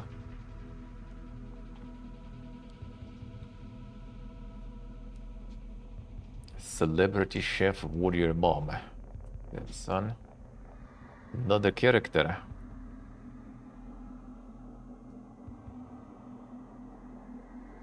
It's like the new characters now, they're adding like a DLCs. Alright, let's see. A lot of hotfix in there. Bazaar was nice. I did enjoy when I played them. The run still kind of takes some time though. So kind of like did play for some time and then just kind of like stopped, I guess. There's a little too much, sort of too much of a commitment there. I get sometimes, even though I don't need to finish it, you can just like hold the run and then return and continue doing. Actually, pretty good game though. Can recommend. Can recommend. And nice that they keep pumping it that way. In Tycoon. Then just get yourself a tavern keeper. That's it. Seems better. Seems better.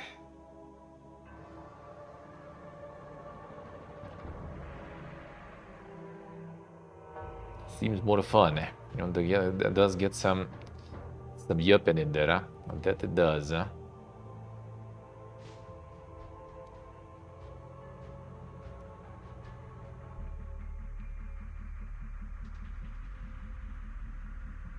gets a little yuppie.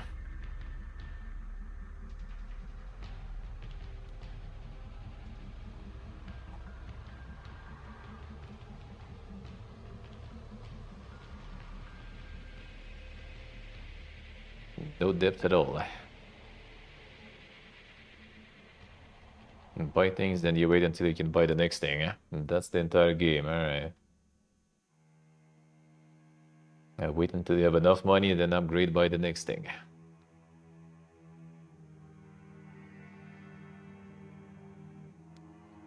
The classic, the classic.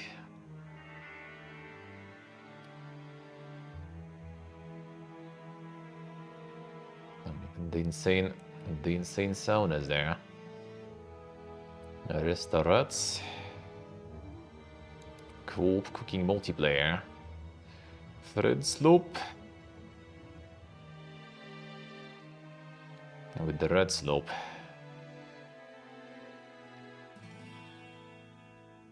Oh man, they even got like all the insane subtitles in the trailer. Holy.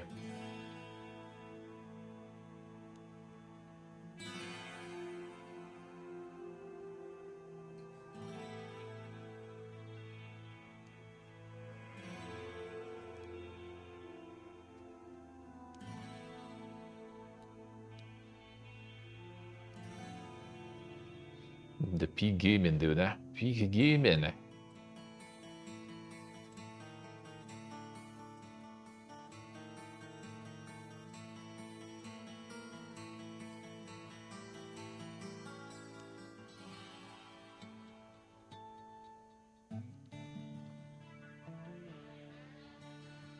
You already know. You already know who's the target audience. See how it is, huh? Now with all the tweets going around that theme and that topic, and with all the more like friend sloppy games exploding, oh boy, we're gonna be in for a ride there. Gonna be in for a ride there.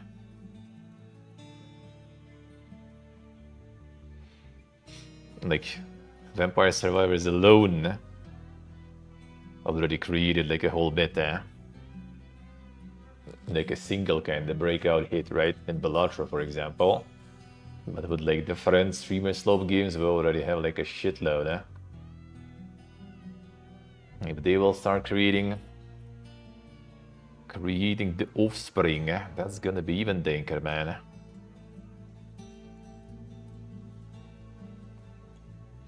Than the Krafton publishing even.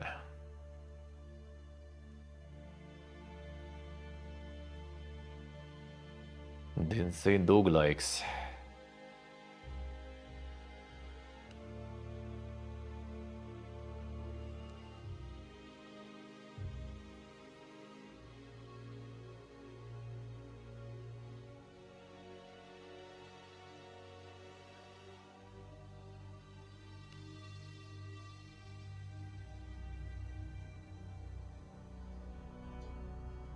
For $10.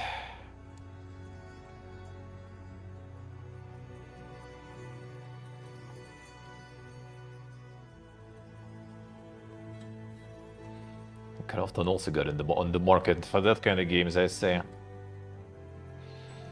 The Eidolon for free.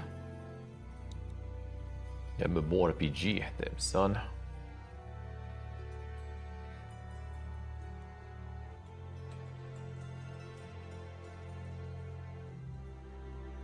That sounds like an early access for a while, I guess.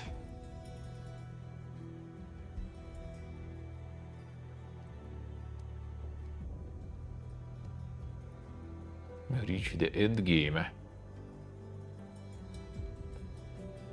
This one was farming for a while then, eh? Oh, since 2021, I see. It seemed like the, what was the name? The demo we played on Next Fest, MMO, but idle. Basically.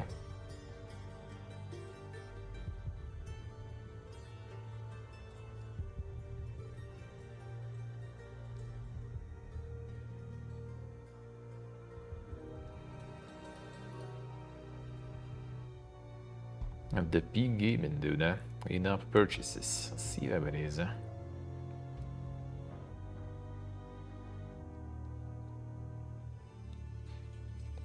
think the type of MMO like all those people who enjoy mobile shit should be playing instead of like, you know, playing actual ones and have some autoplay functions and just play this, dude. That's the game for you. You don't even need to play that. Don't need no autoplays. Among the Adventurer 3. And that one we kinda seen already. The announcements, at least.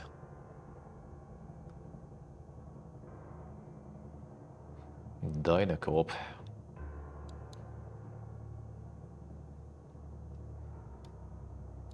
It's like the frog detective enjoyed is there.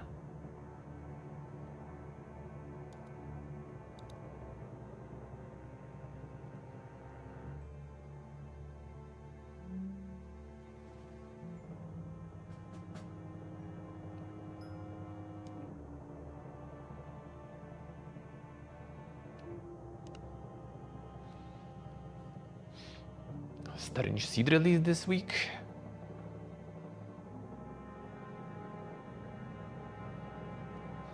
Which one was that one? Which one was that one?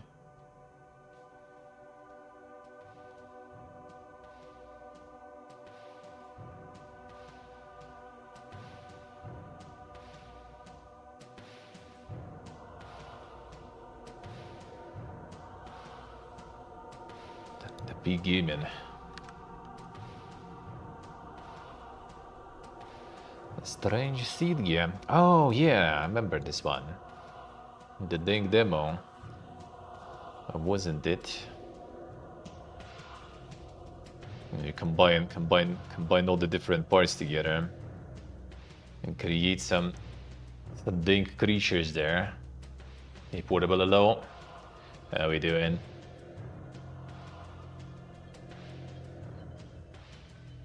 This was quite the demo. This was quite the demo.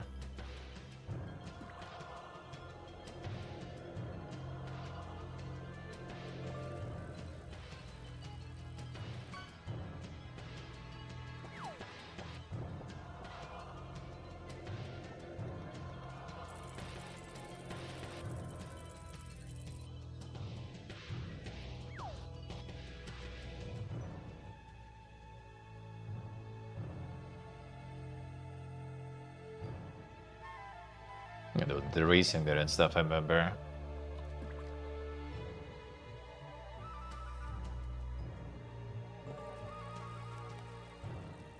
Yeah, this one was something. This one was quite something. The Star Wars. More insane simulations.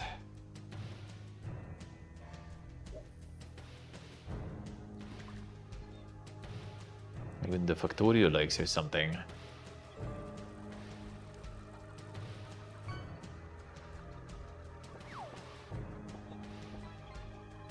The network of robot helpers to create.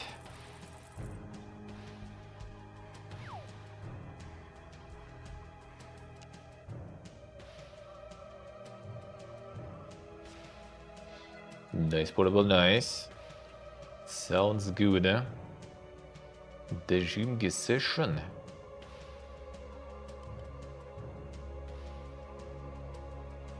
There are no orcs, boy. RTS roguelike hybrid. The auto battling troops.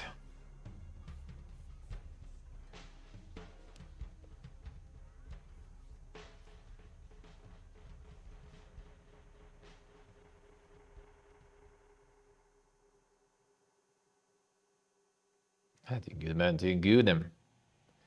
Doing pretty good.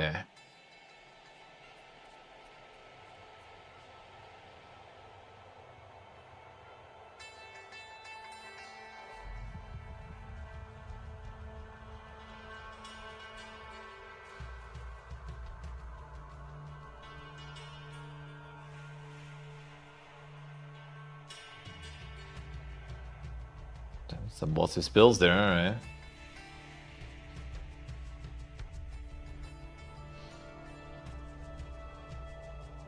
This weeb stuff.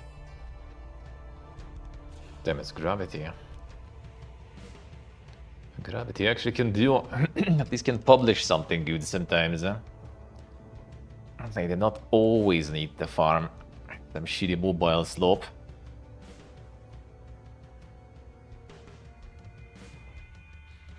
You could also just work on the actual Ragnarok Online. You know, the good one. Just to see you publish some good games. You might as well publish a good Ragnarok too. No, they make some, like, you know, kind of good indies and publish some good indies, I guess. But Ragnarok always some fucking... some pay-to-win slope there. We can low.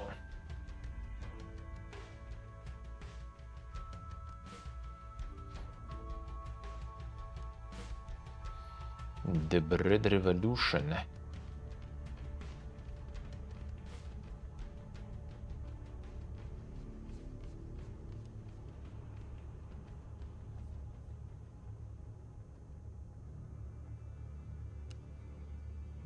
And then the Gravity. Gravity Game Rise. It's like their side hustle there, I guess. Actually did publish a bunch of stuff. Already seen some,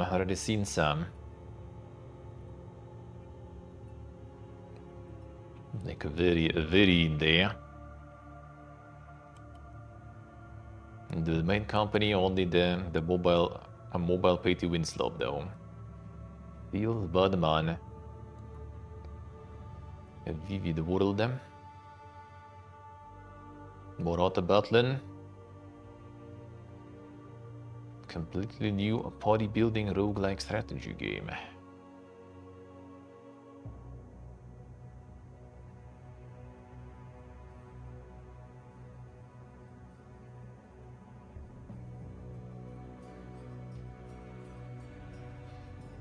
More weeb stuff.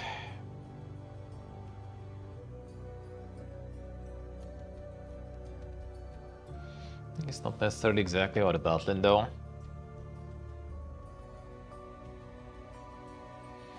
Similar to Despot's game. Now that is auto battler though. Now that one is. You guys need to decide what you are. It does say auto battler here, the inventory management stuff too. Doesn't mention the year really though.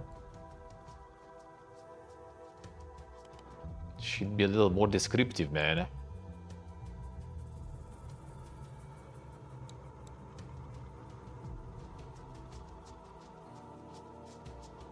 Escape from mysterious underground mega structure. On this short atmospheric 3D platformer. The more mega structure slope feels good, man. The mega structures are out of gem.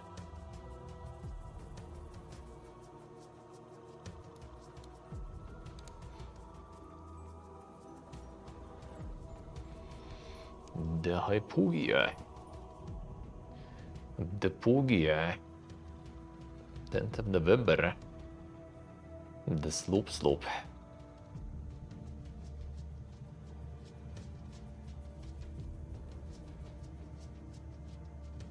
I walk around empty places. It's the hyperstructures, man. You don't understand. And this love dream, dude, eh?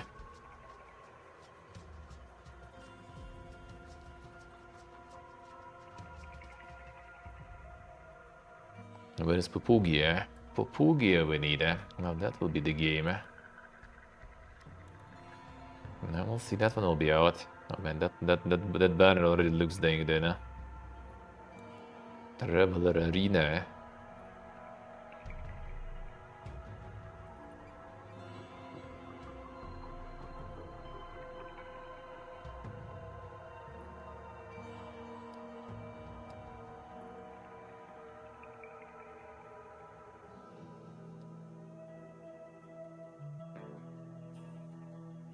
Survivors likes, but with actual action.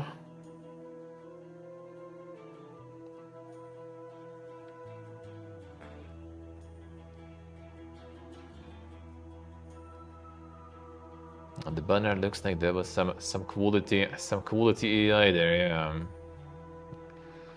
Not sure about the quality, just the AI. And obviously no one's gonna put any disclosures on that. Nobody will.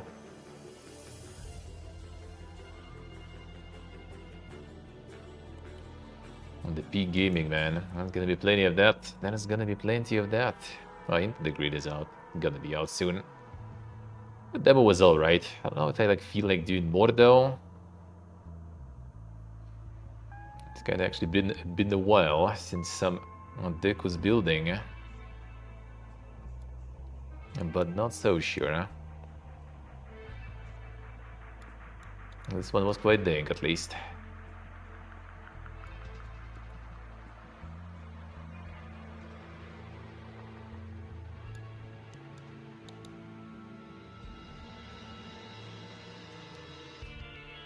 So it was also AI maxing initially, really? Yeah, really?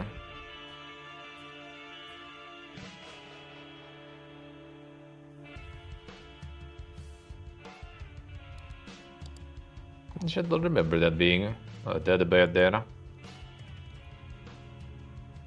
least in the demo. At least the demo seemed kinda alright. I mean, I wouldn't be surprised though if they got like some modals there. Pumping, you know, or the card arts. But seemed kinda alright.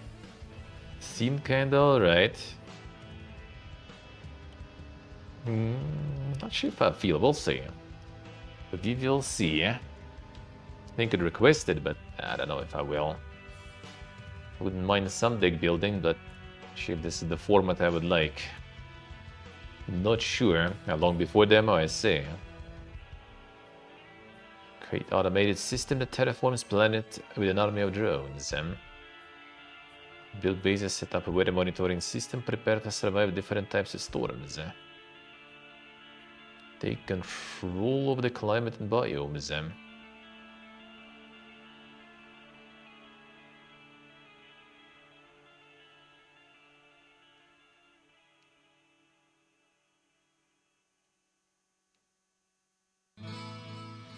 Seems kind of dank.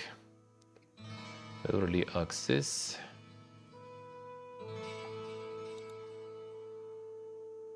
Then the business simulator. Insane. Finally. Finally some business simulator. Long time no see. These two, I see. Then Europe Universal has got you good there. A more insane Sims.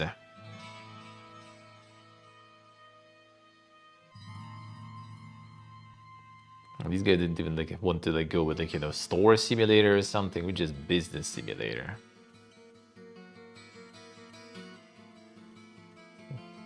But it's again just the store simulator looks like. Even though I don't know, maybe you start with the store and then you become the mega corporate guy with a whole bunch of stuff there. And you buy shops in different areas then. And the one simulator is not enough to buy everything. Insane. The copy paste and Playway. Yeah, Playway probably already like, you know, fully mad.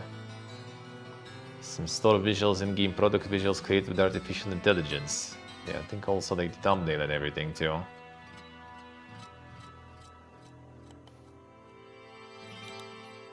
Seems like School of Magic deck and slash. Another deck with builders.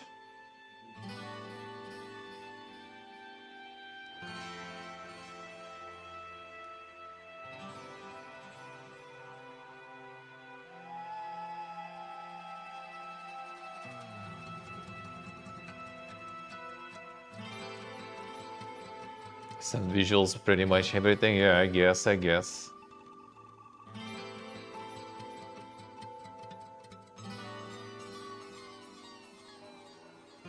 Divine's Hole? Wait, wasn't another hole also like releasing soon? That I played the demo of. Was it? There was the Divine's Howl. There was something else, right? Was it?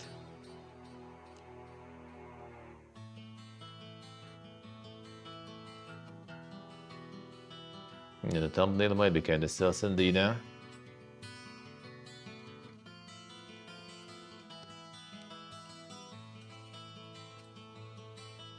Yeah, like you could see, like, you know, the performance just drop in there.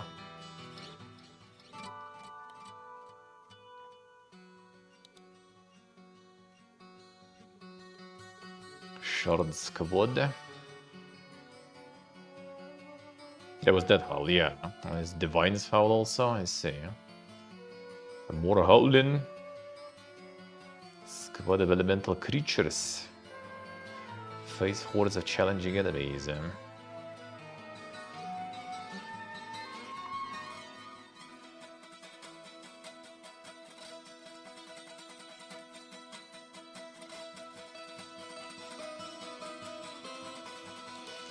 Divine's Howl, who that be? Who that be? Embody divine avatar and leading your followers to expand your power across a shared world. It's one of those.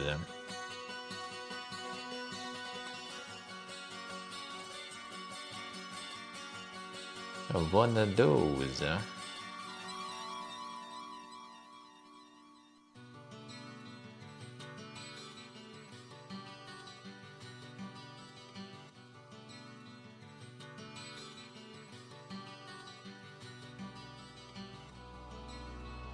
Okay, like the golden highlights, the songs of silence will be on Epic for free actually soon. I noticed.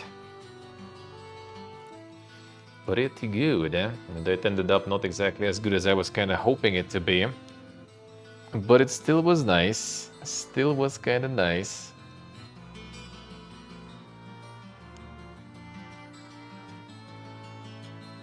Gotta be for free on Epic soon.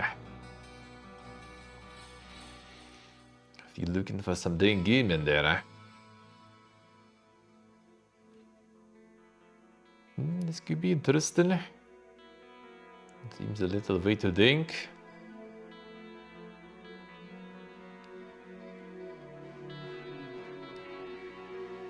It's more kind of like Sultan's game, looks like, right? By the looks of it. By the looks of it.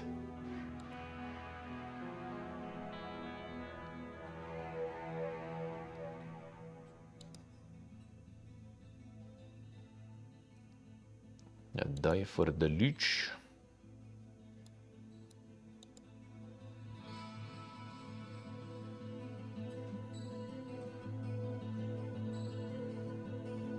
And dice legs now too. And dice a billion also I think releasing kinda soon, right?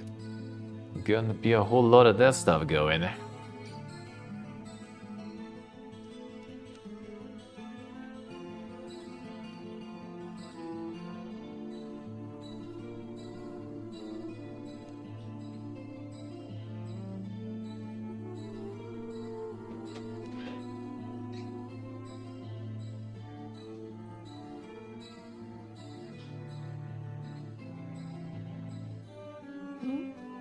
Seems kinda not too bad, huh?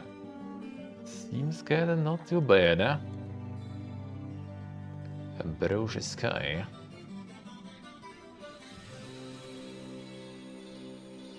Immersive sim about exploring an asteroid colony devastated by mysterious contamination. Survive and harvest strains of aggressive alien fungi. Explore treacherous environments and find meaning and beauty in so much death. Immersive sim, huh?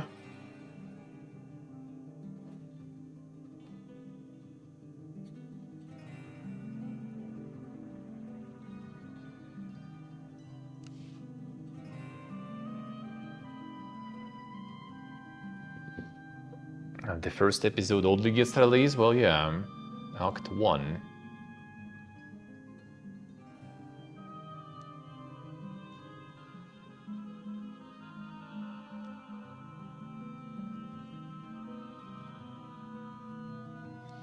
And most episodic games never get the second, third. Well, I mean, if they don't, pump on the first one, there's no resources then to get the next one, I guess. Kinda makes sense. Kinda makes sense.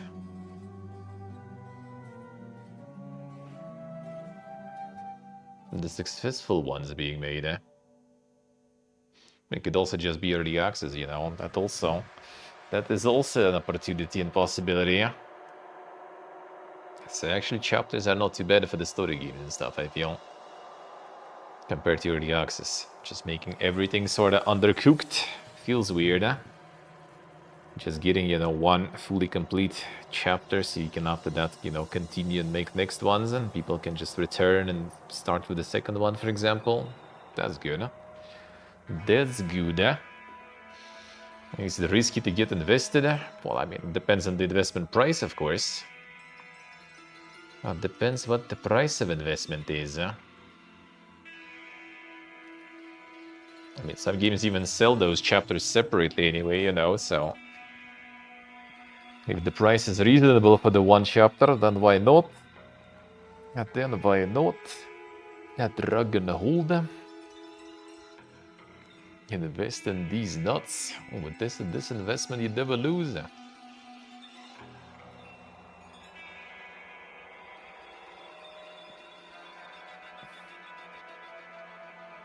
Single player / co-op. The Dragon Raiden RPG. Was it the one that we saw like on the showcase? It was kind of a bunch of question marks there. Or is it a different one?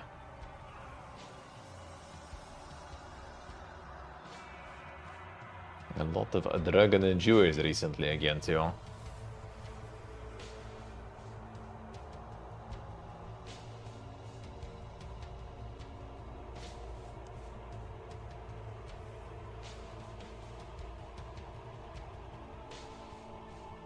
Get all the fighting, all the food and the dragons and everything. Insane early access. Feature complete, done optimization passes as well as balancing passes. The most critical part of the equation needs more input player feedback. I see, everything's perfect, we just need to listen to feedback. I see. There was Sagas of Luminar, I see. But that one did look very dang there. That one did, eh? I'm recommending me the Battlefield BR. Considering it's the free Battlefield experience, that one is not pumping at all, dude. Not pumping at all. A World of Sea Battle.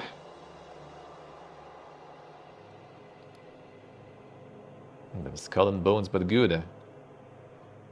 Actually pumping with them a bow also. We're not playing Otane. What is this?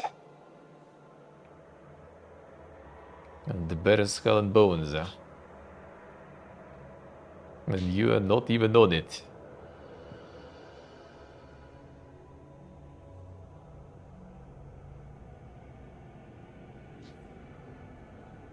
Territorial Guild Wars.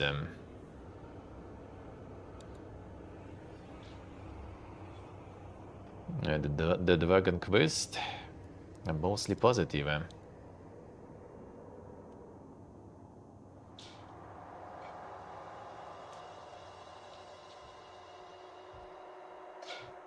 It's actually not too bad then.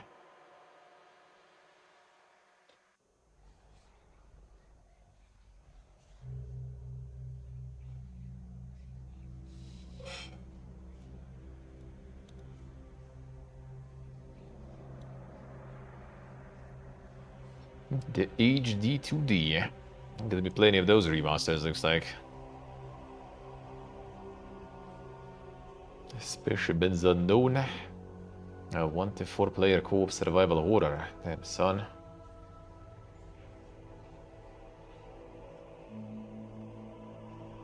Being haunted by a known creature. That already owns. Damn. The seal of approval. The seal of approval.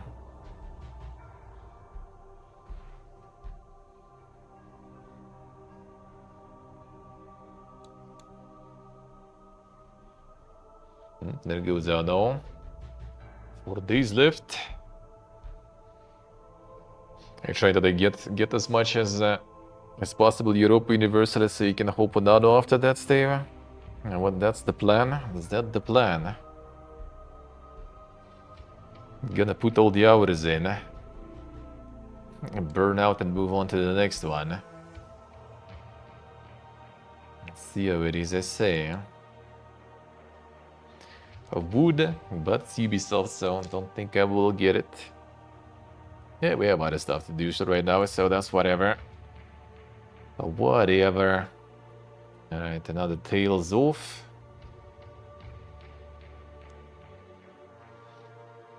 Another Tales off. The remastered even. Yeah, the Outbreak Island. It's very positive in the end.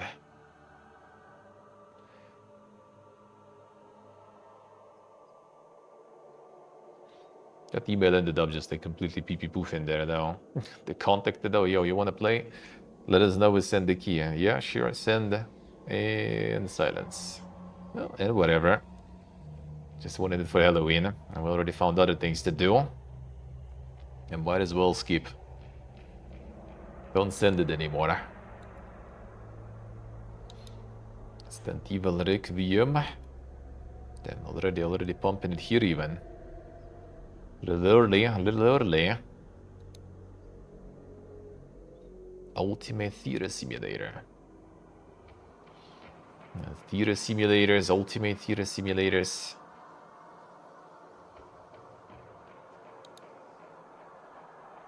Well, they're gonna simulate these.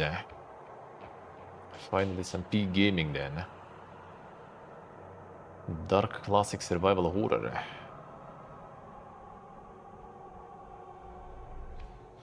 Early access. Actually good reviews though.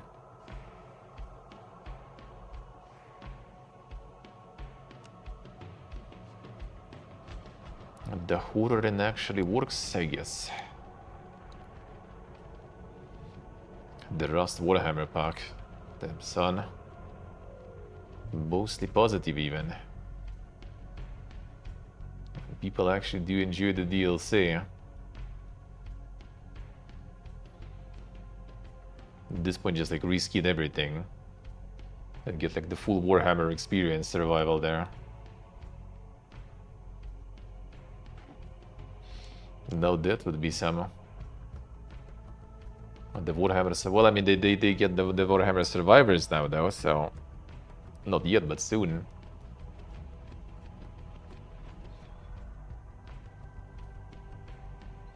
So they're kind of heading in that direction.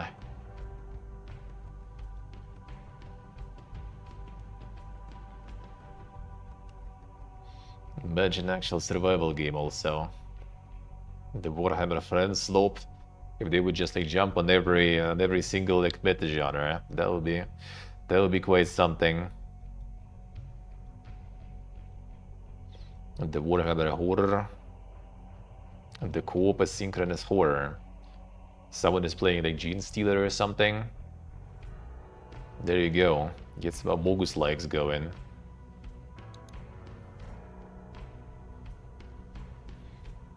There's the silly pulley.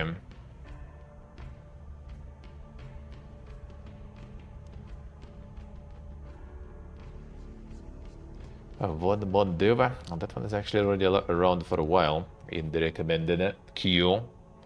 Impressive. Impressive. Alright, let's get into the news then. See what is up. Them recommended based on games you play. Starfield. Boog. When's DLC though? When? Still in the mix, even. The recent reviews like that game. Where is DLC, man? Pre-ordered this shit. Not fun. Trash. The infinite sea of potential. It's kind of funny about like the Bethesda games. Like every release is infinite, sea of potential. But they never actually get any potential in the upcoming games either. All the potential is being realized as by the modders, yeah. This shit is ass, yeah. Cinema. Bethesda abandoned game and season pass. 2 years still, and they have one really small disappointing expansion.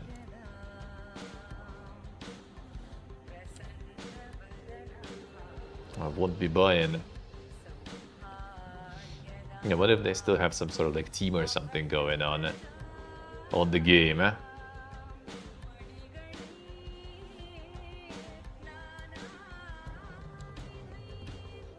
Game came down in price and worse to go despite negative reviews, eh? Game is so fucking boring.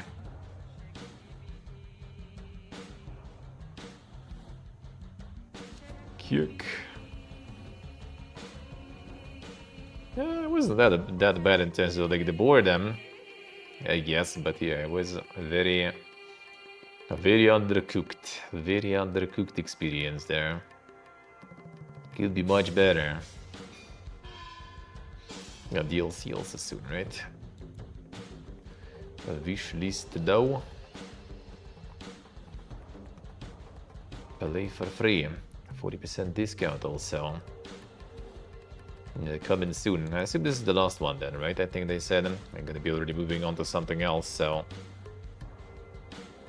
I need to kind of find some time to hope on it. For DLC, they're probably gonna be distributing the keys and stuff.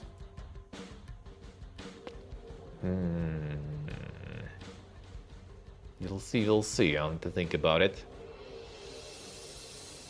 Don't waste time with all the exploration. Yeah, if you just kind of like focus on like the questing and like the actual, meaningful, as meaningful as it can be in that game questing, then it's kind of alright.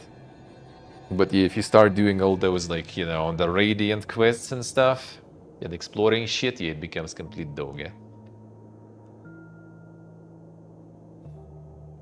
Opposite of what Bethesda games usually do, right? Yeah. Yeah, the main story and everything is trash. Absolutely. Nice. We do nice. Enjoying the free weekend there. Enjoying the free weekend though. Alright, let's get on them news then.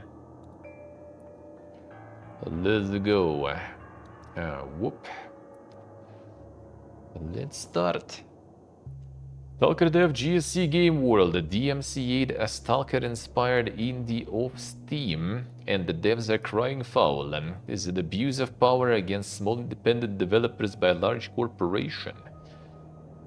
The Misery not to be confused with the Stalker mod currently unavailable for purchase on Steam.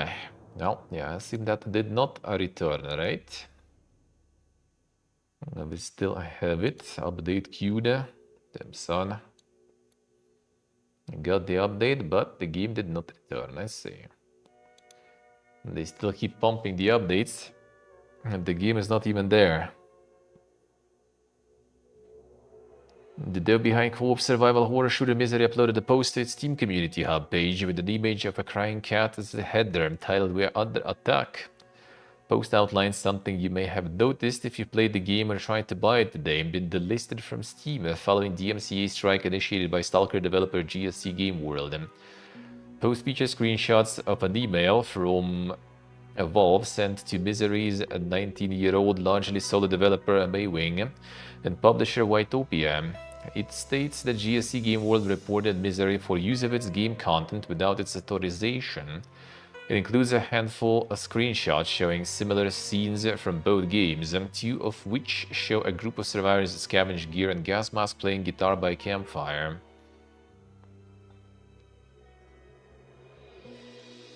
We know it's this the strong one. Well, let's see. Well, I mean, like we obviously only have info from the screenshots and stuff, right? So we don't know. But if this is real from Valve, right? Then it says that Olga Yakovlenko on behalf of GSC Game World Global Ltd. Alleges that the copyright owner of the following games. All right. On behalf, I mean, hard to say. I mean, I wouldn't be surprised that it's actually like, I heard it's easy pretty much to do the DMCA strikes on Steam, but you still need to be, you know, like the owner of the OG anyway.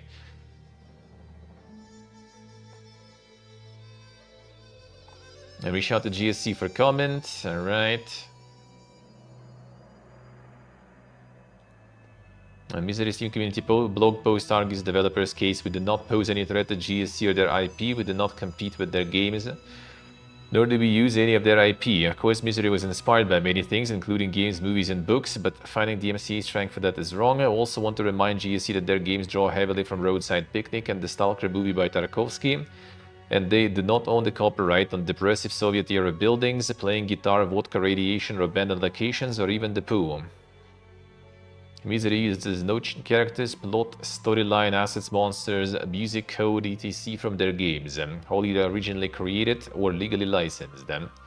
Also think that this is an abuse of power against independent developers by large corporations should not be a thing. Developer Maywing allegedly shared a far less diplomatic first reaction on the game's Discord. Fucking GSK world, send a strike for weird shit. Just look at the claims of those are slur. See, we'll find right now to return our game back. Yeah, apparently their Discord is quite the place. Apparently. The dev also has Russian, and there was like a lot of people obviously who are, you know, in support of the war, and GSC Game World is Ukrainian company, so I assume they kind of weren't really like thrilled that someone is being very inspired, farming money off the inspiration that they created, and in the same time being, you know, not very nice, I guess, let's put it that way. Yeah, they scrubbed the Discord apparently and everything too. Which, like, in my opinion, is kind of like, you know, kind of not the best. Like, yeah, sure, they might be, you know, let's put it mildly, I guess, like assholes about that stuff, right? Like that's exactly the reason to just like abuse sort of the system to just like nuke them, sort of punish them or something. No, I think it's kind of like it's kind of bad on its own, and it creates a precedent that is also, like, in my opinion, really bad. That, you know, someone doesn't like someone and they just gonna fucking DMCA them or something. I mean, we had that in streaming sphere at some point back in the day, right? And that is ridiculous. That shouldn't be a thing. That should not be a thing. Isaac Mark, hello. How we doing, man? So yeah, do you think it is bad? The dev should kind of, like, you know, like they should like probably warn initially, like, yo guys, you know, that we can kind of like do that, and you guys are like not being like nice right now, and we might, you know, kind of like make it public what you post in your Discord and everything, and deal with your like publisher directly, and cut your financing and stuff like that, you know, like, I don't know, like just like warn them and stuff, like, you guys, you kind of need to be like a little more humble, you know, when you make the games like that. And not post what you're posting there on Discord. Maybe they would understand, and it would be nice. Maybe they wouldn't. Then, yeah, I guess maybe punish them a bit, sure. But I still think it's not the way, though.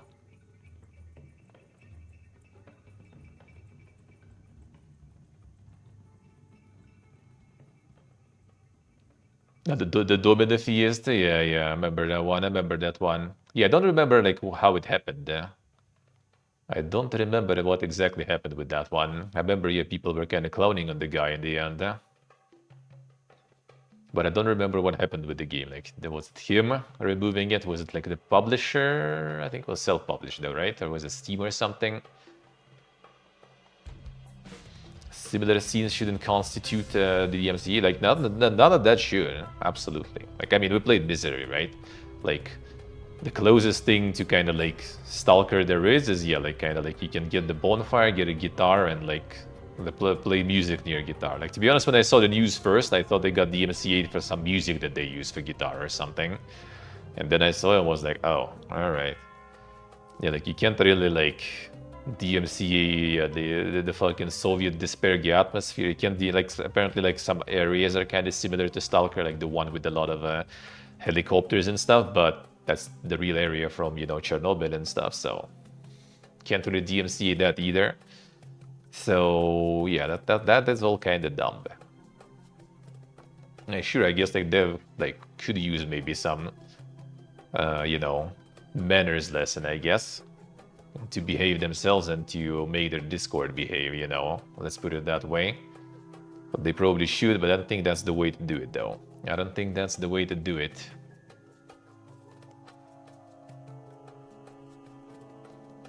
And Metro kinda inspired them. Well, I mean, also let's be real, like both like Metro and the Stalker games are all inspired by books. That's the books and the movie in case of Stalker, I guess. So we can start with that too. Everything's kinda inspired, you know. And using the actual real area and a bunch of like actual real, you know, geographic locations, bunch of real buildings, bunch of real weapons, right? A lot of that stuff. So it's just kinda how it is. Yeah, I think it's kind of like DMCing, I think, is over the top though. Like putting the guy in their Discord in place is probably not a bad idea, but don't think it's the way. They can sue for this abuse of DMCA. I think there was already before some case of like DMCA like that used in kind of this way, similar way. And I don't think it's actually like you can try, I think, for what's the name? No, not defamation, but sort of, you know, like the missed income and everything. I guess you can try, but yeah, I'm not sure how that would go. Technically, publisher could, and publisher is probably publisher is actually probably somewhere based like internationally. Like even if developer is Russian, I guess like the publisher still could try to use like some courts in some other country. But yeah, not so sure.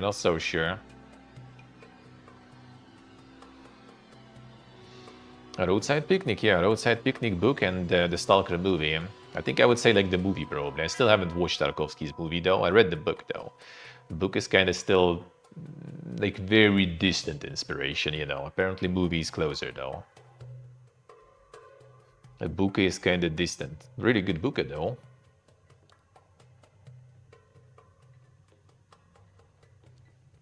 Battlefield 6 introduces a casual breakthrough mode aimed at more relaxed field battling, alongside temporary strike point XP adjustments. So it's like the fighting the boss, wasn't it? A relaxed way to play while still earning progression and completing challenges. Man, that's kind of I don't know. To me, it sounds kind of weird though. You know, it's like imagine you just kind of like go and like want to play some like I don't know like you are back to like you know like the LAN cafe era or something in like I don't know like 2004 or some shit, and you just like want to play Counter Strike. Like you like what is you know like relaxed way to play? Like any way to play should be relaxed. I just play this game, you know, like to fight people and stuff, right? Get some frags and everything, get on top of the board. Like, why do we have this in like the shooters and stuff? So you need like a relaxed way to play to earn progression, complete challenges. Like, dude, what is this shit? Matches feature smaller teams, which featured 32 bot teammates, enemies outnumbering 16 real players, with each squad made up of 16 bots and 8 human field battlers. I mean, like, why do we need like to grind, you know, progression? Like, why the grind of progression and challenges should be that hard that people like instead of playing the game in the intended way, play some sort of like, you know, watered down mode for it? I don't know, man. Not to mention like in Portal mode, right? People started creating like experiences so people can just like grind XP like fast and easy without actually playing the game. Like, bro, why? I mean, I know why, because like you want to unlock a bunch of things, you need to grind shit, right? Like you always need to have like the carrot dangling in front. If you don't, you get called a dead game. I guess, I don't know, man. It's kind of weird, huh? It's kind of weird, huh? It can be like a live game by like adding content though, you know, not necessarily. But I don't know. I guess nowadays there's just like if you just throw people content, they just gonna like instantly chew on that content, you know, like momentarily.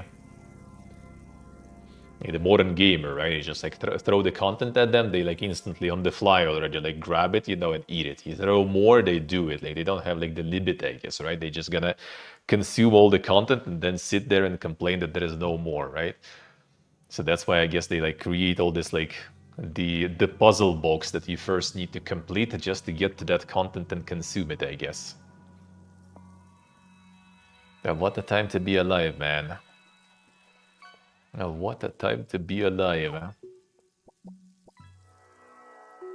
I understand that in MMOs, and MMOs I kind of like that's the only way I can like comprehend some of those things is like pretty much MMOs, like live services somewhat. Even though again, even like in Fallout 76, what is good about it, right? Like what like as I mentioned before, that Bethesda like low key actually made like a really good live service in that way, is that like you can be like pretty fine and complete content and enjoy like pretty much all activities in the game without even like grinding like too much. Like you need to get to like what, level 50 basically, right? Then just like go to like some events and some things and get yourself some sort of like basic, you know, starter legendaries, especially since nowadays there are some events where you can get like some pretty solid legendaries as not guaranteed, but kind of like pretty frequent, you know, pretty easy to obtain reward. And then you already kind of like good enough, you know. Want like some heavy weapons, some miniguns and stuff. The mutant event had the decent minigun that you can get as a reward. There was like some submachine gun, I think, or assault rifle you could get from one of the like somewhat newer. I forgot the names of all the events, but not the ship squatch, different one. I forgot already what kind of enemy was there. that you could get like some flamer also in one of those events with the 2 to the boss, I think, and stuff. Like there's like so much good stuff you can get just by doing some events, and then you decked out already. Yeah, sure, like min-maxing it and getting like some super strong, super OP shit will take some time. But you can kind of be competitive, I guess, in a way pretty fast without grinding too much, and then you can just like ditch the game and return, no problems. It would be nice. 76 would be closed by any other studio years ago. I mean, I think they kind of farm a lot though. Like, I don't know, like before, like they were planning to close 76 at some point until they released it on PlayStation. Because on PlayStation it also farmed. And after that they already kind of like changed their mind about closing it. And after show happened, I think they kind of farming super good. Not to mention that around that time they also got like new monetization person on board that actually made it like worse for gamers, but I guess better for them though in terms of monetization. Because like right now, like if you want to, I'm not sure about right now, right? But when I was returning after that person was in charge, then like to grind the battle pass in free-to-play mode, that would be like, you know, zealous, religious grinding. Well, not like super religious, we would just need to be very consistent with that, basically. Which actually was the case in the first season, which they later changed and made it easier, because first season I remember you literally could just like I was counting sometimes when I had like some day offs when I was planning to go somewhere, like I was counting, you know, so I have enough actually to finish that battle pass. That was the very first one.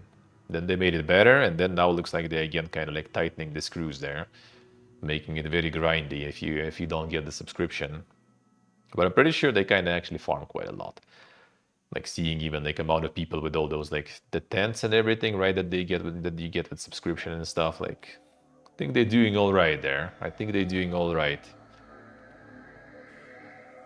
Considering it's also like being run on like, you know, the skeleton crew pretty much with a very low budget. Well, not anymore though. Like I would say like in the past year they got like solid amount of shit added and still adding more, so I think the crew is kind of already got even a little some juice there on the way, so we'll see. The season wasn't worth it because all the good rewards were in the sub tier. I mean, sorta, yeah. Sorta. The things about the season that were good were like early in the season. That you unlock in the very first stages, like, you know, the actually utility things for your camp, and that's it. Then you just kind of, well, actually, to be honest, no. I think pretty much like almost every season now they add some weapon usually that you can get for free too, and those weapons usually are kind of cool. Like they're not something, you know, that you get and it's just like outclassing everything else. It's just kind of like something cool to have, you know, as an option. So they usually get those. Well, then some are actually kind of really strong. Like what was the kind of flamey shooty one? I forgot already the name of all those. Kind of like the dank flamer one that everyone was using with all the like those colorful projectiles and stuff. So some are actually kind of good even. So now they kind of got some rewards going, but the skin-wise and everything, yeah, you mostly kind of need to have a sub or something going to get the best ones for sure. A lot of people get that. A lot of people get that. They just got like some sort of like, you know, already like established type of player, I guess, playing the game. Like they have a lot of like, it's actually really popular apparently in Japan and stuff. Like a lot of people like doing all these like with this amount of skins and this amount of customization for like the camps and everything, people just going ham there, looks like. So yeah, there is, I think they do be farming quite good. I do think so. I do think so. And now it's another season of the show coming, so that's gonna be probably another wave. It's not gonna be as insane, I guess, as the first season, because I guess that was when like a lot of, you know, like normies got exposed to Fallout in general. Now it's already a little less pog, I guess. Like a lot of them already got exposed, and new ones probably not gonna be that many. But it's still probably gonna be a lot of people returning. I mean, I will return for sure. I'm gonna give it a go again, and this time I think they plan to get like better connections, you know, between the show and the game, so probably will be kind of worth grinding. I guess Todd gonna get 1 month of subscription probably. Probably gonna get him some.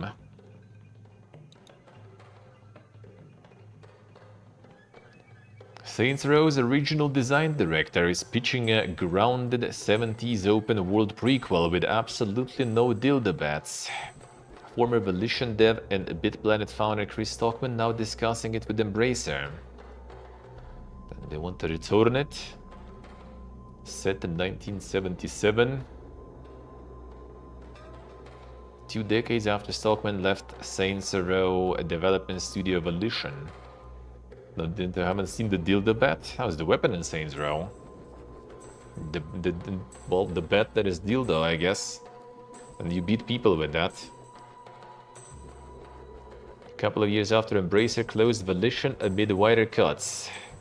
Currently studio director of VR outfit BitPlanet Games. Creators of the Battle of Soul and Ultra Wings. And digging up the idea of Saints Row comeback for a few weeks. Publicly asking Embracer to get in touch in an October interview with the Esports Insider. Can bring much of the old band back together who worked in Saints Row 1.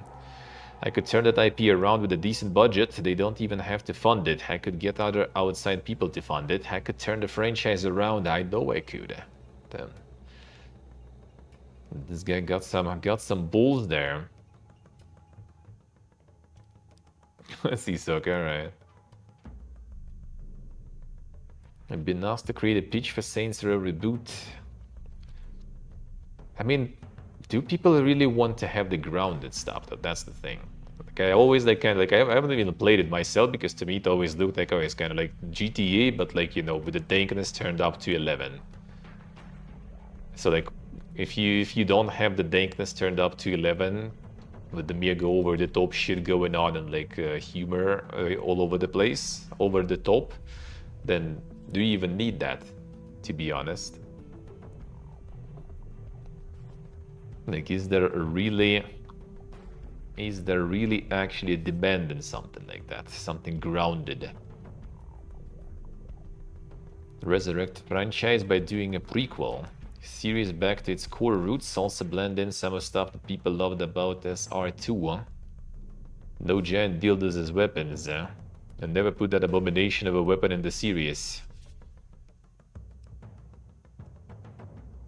Sent real life purple dildo bats as marketing merch for Saints Row 3.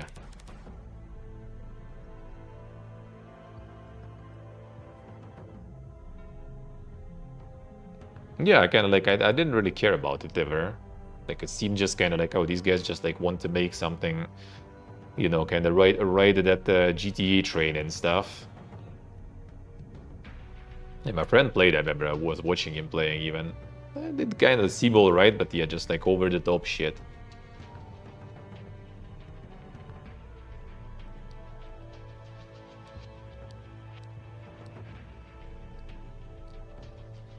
Childish, not even adult humor, honestly.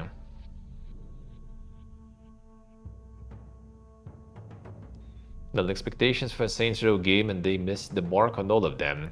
What they would have done was to take the franchise back to the 70s and do a period piece, a prequel of how the gangs from the first one started, and running around the crew of teens that ended up the main characters for the first game. Really go all in on the 70s theme with big afros, bell bottoms, and the music of that whole period. I see, correct, I see, alright. Have taken it in different directions, so not competing with the modern day GTA games.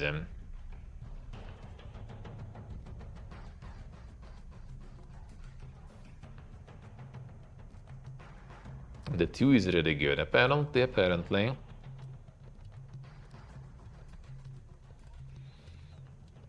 Are you going to bed, Gidera Karakula?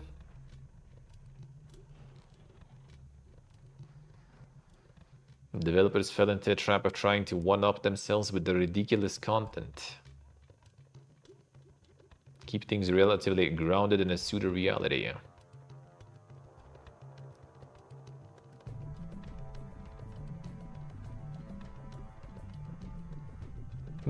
I don't know, like, was second one, I guess, wasn't that crazy yet. Maybe second one wasn't that crazy. I don't know, I just kind of, like, feel that... I mean, maybe there is kind of demand like that. Like, anything kind of GTA-like feels like it does get decent amount of attention, though. If you do it well, why not, I guess. The problem is it could be like another Mind's Eye or something, you know. Cyberpunk creator teases he has ways of bringing Keanu Reeves' hand back from the dead in Cyberpunk 2. Resurrecting deceased video game celebrities is apparently another of Mike Pondsman's many powers. Spoilers ahead, Monkais. So did you actually tease Sam? No, not that long ago, I saw that Keanu would like to find a way to come back from the dead and play a Johnny again. Yeah, he did say that he's down to return. Have ways to do that, Keanu. Contact me. As the tabletop guy, actually, I say.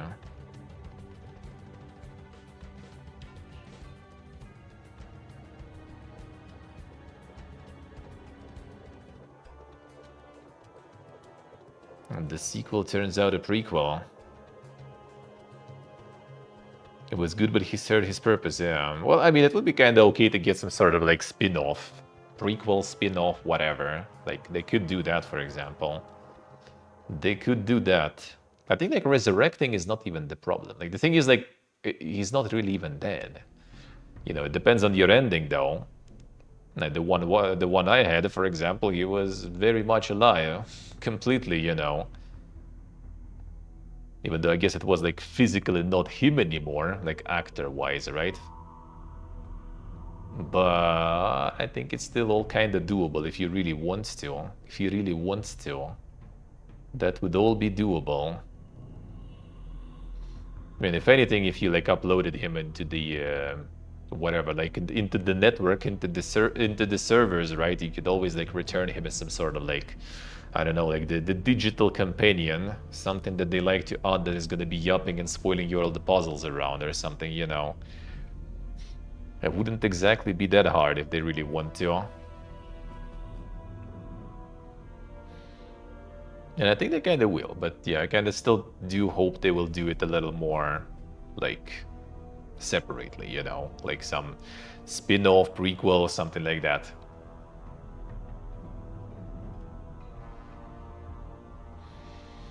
It wasn't that much of a character pre-nuking of Arasaka.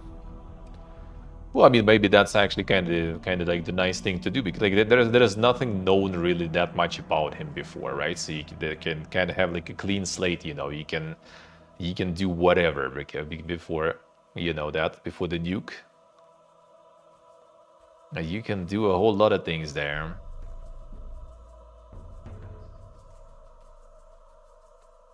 Just kind of like, you know, the story of another group of runners, huh?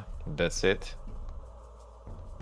It's already in a way kind of like the anime, you know, just a story of some random guys that gonna get entangled into all this fiesta. Even though I guess like making it like the finale with the nuking would be kind of boring, since we kind of already been there, right, in the beginning of the, well, not in the beginning, I guess in the flashbacks of the first game. They always experience a bad end. Well, and I mean, yeah, we kind of like his bad end. We already know. We already know how he ends, and we technically kind of know already how he got there. So that is, I guess, a bit boring. The side NPC, well, also some side gang, yeah, that operates together with him, like maybe crossing paths sometimes. Maybe. I mean, they're also like working on the second anime season and stuff, right? Well, I guess it's not a season; it's kind of like just the second anime in the universe. We'll see what they're gonna do there. Maybe that's also gonna be like more material, you know, on some collaborations. A Japanese association that reps publishers like Square Enix has called on OpenAI to stop training Sora on Japanese media. Not that Sora, true.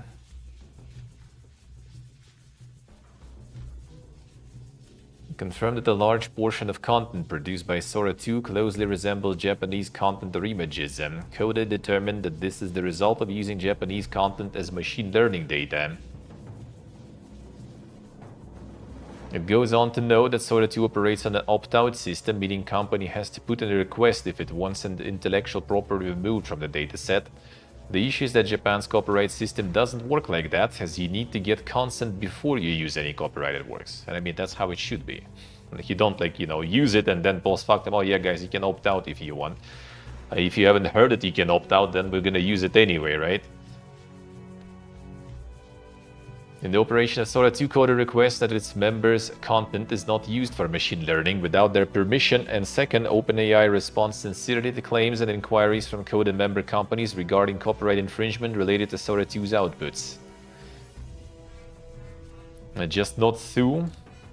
I don't know, maybe they don't believe they're gonna succeed with that, or maybe it's just not gonna be worth and they're just gonna spend a lot of money on all that stuff without actually anything out of it. I don't know.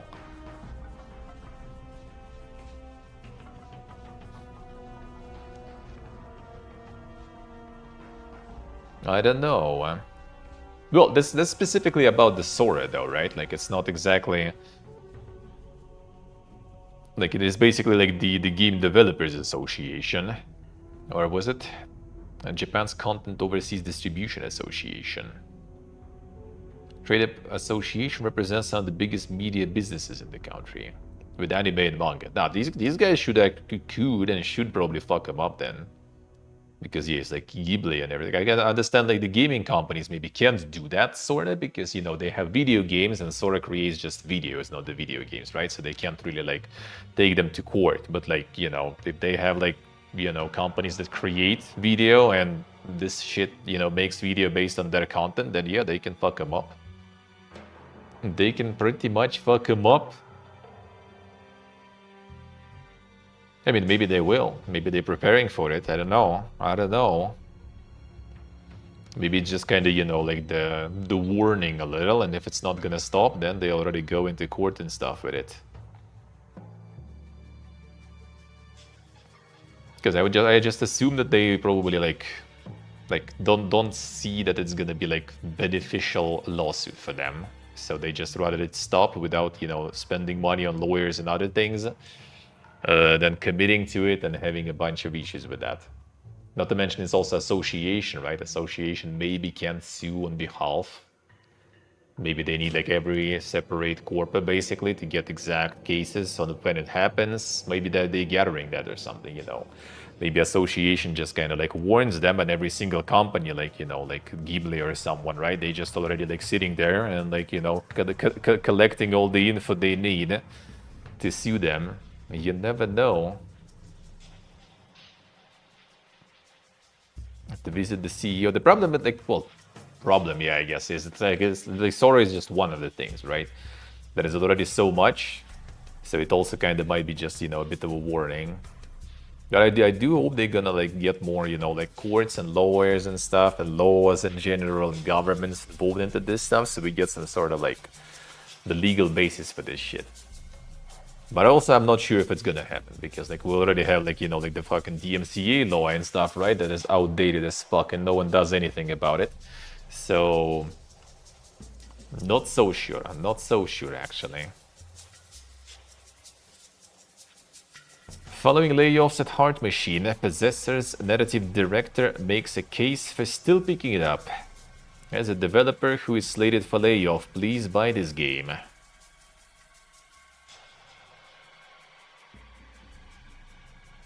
All revenue share eligible team members who contributed to Possessors will continue to receive their share, including those no longer at the studio.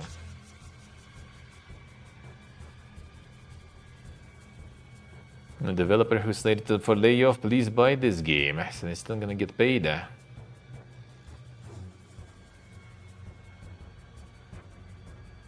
For one, he noted if the game ends up doing well, it could make those that have been laid off be able to find work easier.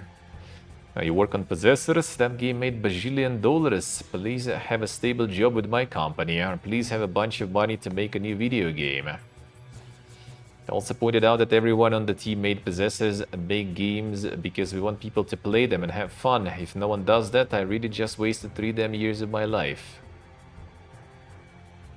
I also pointed out the profit sharing point, explaining that he knows he will receive a share, though didn't want to speak for everyone. Yes, not everyone will get it, I guess.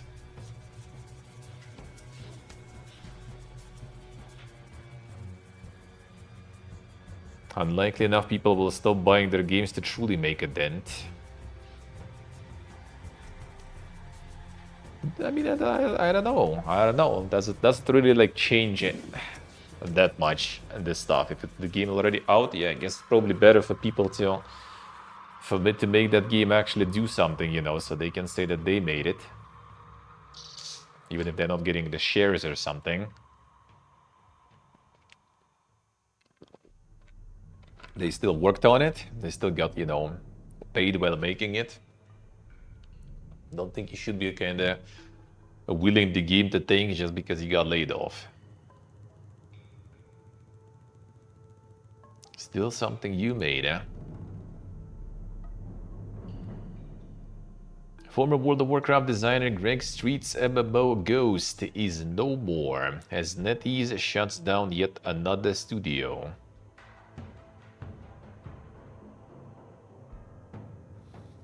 Who's fixing that now? Well, I mean, not everyone got laid off. They still have people working on it, right? So, like, usually it's not completely abandoned. Usually. I guess there are cases like that, but most of the time, not everyone gets laid off. Yeah, even when something is getting close, like New World, for example, right? They still kind of like have some team working on maintaining it and fixing things and stuff, so usually it's not completely. Even when developers pieced out on their own, then usually publishers still kind of like has some support going. The MMO was yet to be properly revealed. They kind of had these news, but I think now it's basically like dead 100%.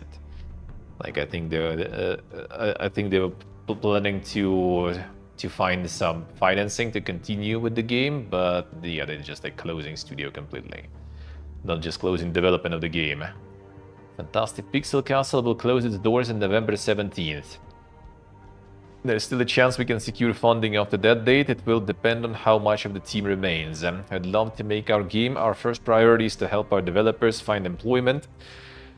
Whether that's at the indie studio Fantastic Pixel Castle 2.0 or at many of the other fine and hopefully stable game and tech companies out there. So they're gonna be like remaking the studio as an indie stuff there. Yeah, that is a whole bunch of stuff. A leading number of US devs working on Marvel Rivals. In August, they also shouted T-0 Entertainment, a studio also founded 2 years ago by former BioWare developer and Star Wars The Old Republic executive producer Rich Vogel. Not to mention a number of other studios facing cuts and closures. Another one. Yeah, looks like MMO genre is getting like gutted completely now. Like Amazon shutting down, New World, The Lord of the Rings cancelled, NetEase cancelling this one, NetEase cancelling another one that'll be later in the news too. I think there's like 3 right now got cancelled all of a sudden. Everyone's pulling the finances. The MMO market is back again to kind of like career only pretty much. Pillars of Eternity's turn-based mode arrives in open beta this week and draws on lessons from Deadfire. The Ion 2 Cash Grab Inc. Well, I mean, it's just an NC Soft, it's Korean MMO, so yeah, it's gonna be quite something probably. Yeah, the Warhammer MMO is dead, get there. Obsidian want more feedback before making this 10th birthday surprise a permanent edition. So they're actually running tests on this one that you can join. And then they're gonna add it as an update.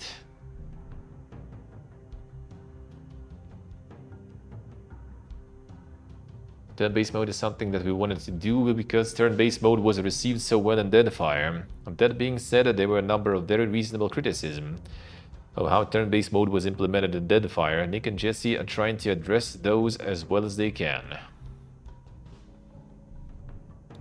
So you can check that. Is it the Devil's Daggers or whatever? Developer of the Hyper Demon 1v1 free PvP game.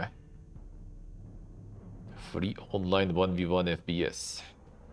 Simple but deep mechanics, defeat opponents in intense duels to climb the global leaderboard. Hyper Demon PvP. The trailer looks like there was way to thinkness going on there. 1v1 only. Stop Killing Games UK petition has been debated in Parliament. The law works, but companies may need to communicate better. Governments stick to their guns, but other MPs argue that the warning signs are here in this industry, and to act now would be far less painful. True. No plans to amend UK consumer law on disabling video games. Those selling games must comply with existing requirements and consumer law, and we will continue to monitor this issue. Debate lasted around an hour, so various MPs asked the government represented by Minister for Sport, Tourism, Civil Society and Youth Stephanie Peacock to respond to and provide extra clarity as to how it's approaching the concerns set forth about game server shutdowns by the petition and some constituents. Also saw about 1 million game names be added to Hansard, the record of everything said in Parliament, including City Skylines and Super Mario World ROM hack trilogy called Grand Poo World. I mentioned the streamer who runs that too. In the end, Peacock stuck to government's established line of making no amendments to the law, but working to ensure companies are providing consumers with the info they should when selling games.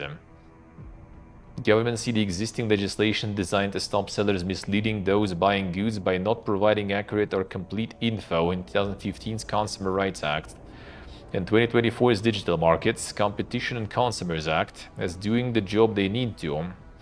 With Peacock saying the law works, but companies may need to communicate better. Meanwhile, in terms of the campaigns ask that publishers are mandated to provide a means for games to keep going after servers are switched off via final patch or handing this over the community, Peacock said the following. Government is sympathetic to the concerns raised, but we do also recognize the challenges in delivering this from the video game industry perspective. First, this would have a negative technical impact on the video game development. It is true that there are some games where it would be relatively simple to patch on offline mode after its initial release, but for games whose systems have been specifically designed for an online experience, this wouldn't be possible without major redevelopment. Requiring an end-of-life plan for all games would fundamentally change how games are developed and distributed. Well, that may well be the desired outcome for some campaigners. It isn't right to say the solutions would either be simple or inexpensive.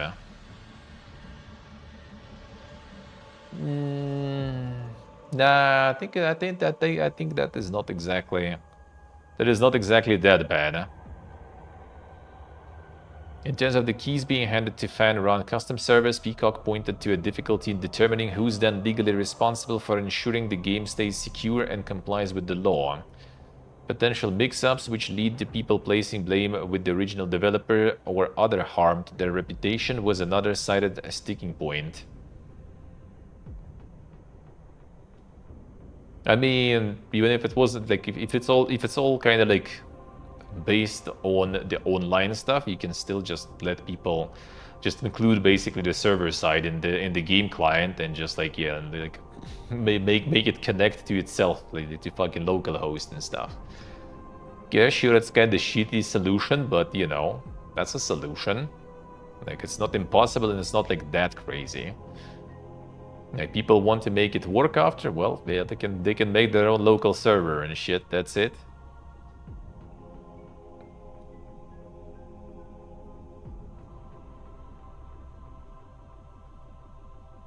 Specifically not about the live service games, yeah. Yeah, like in the regular games, you don't even need that shit in the first place, and yeah, it will be really easy to actually turn it off completely on the like the fully kind of single player game. It will be super easy to do so. But even like something like live service, like MMO and stuff, like we already have that going. There's already like fan-run custom servers. Like if anything with MMOs, that's actually even better because we already like pretty much not all MMOs, I guess, right? But like quite a lot of impactful MMOs and everything, they're being run right now by like private servers and no problems. No problems. So it's still, it all is doable. If they can do it with MMO, doing it with like some single player game is way easier. Way easier. The campaign is about having conversation about it, but I mean, that's the thing, like the corporate doesn't want to have any conversation until government forces them to do so, right? Because why would they? They have everything good for them, they don't give a shit. Government doesn't want to have that conversation because government is usually a bunch of boomers who don't understand shit, most likely. At least, like, you know, like the people who actually do the discussion, right? There are probably like some committees, right? Some like ministries and stuff. There are some people who are working there who are kind of like, I mean, who write the laws and stuff in the modern age, right? About modern things.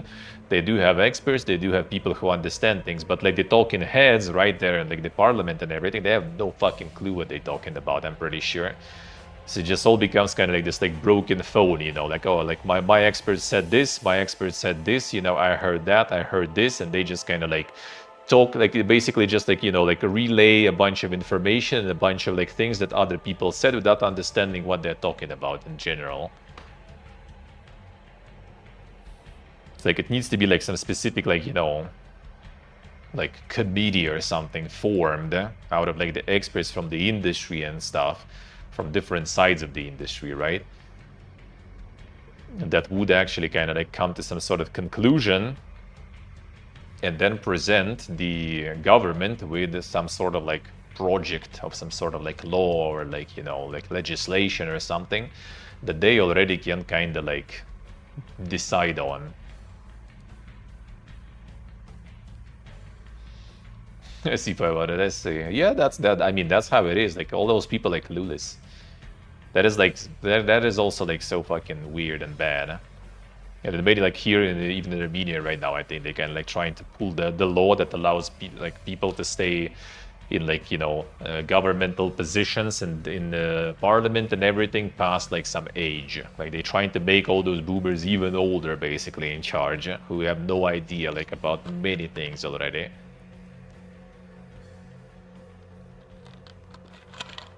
I mean, nothing against that completely, right? Like if you kind of expert in some field and you know, you're stream dying? Nah, nothing, not a single frame drop. Not sure. Not sure. The mod keep low. Maybe it's because it's trying to serve you some odd or something. And you can and you have some other blocks or something going there, I don't know. Not sure. Consistent network error code 2000. Yeah, maybe you have some odd block or something running, and it's because like Modkey posted something about the odd, so maybe it's like, actually I can see, I guess, in the dashboard, is it? Around this time. Yeah, it was just odd, recently served, looks like, so maybe you just kind of like had the odds served, and they kind of worked or something. Oh yeah, there it is, maybe that's why. The odds breaking the fucking player. Or the odd blocks breaking the player because odds were there. I don't know, man. Not sure. Let's go, Modkip. Hello. Hey, Pony. How we doing, man?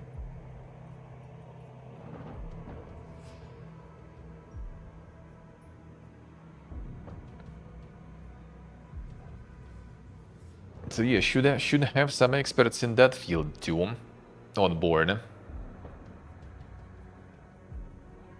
Well, actually, your government is considering taking one form of action based on the petition that being having chartered trading standards institutes to put together specific guidance aimed at helping businesses ensure they're providing game buyers with the info the law requires. Okay, that kind of like nothing burger there.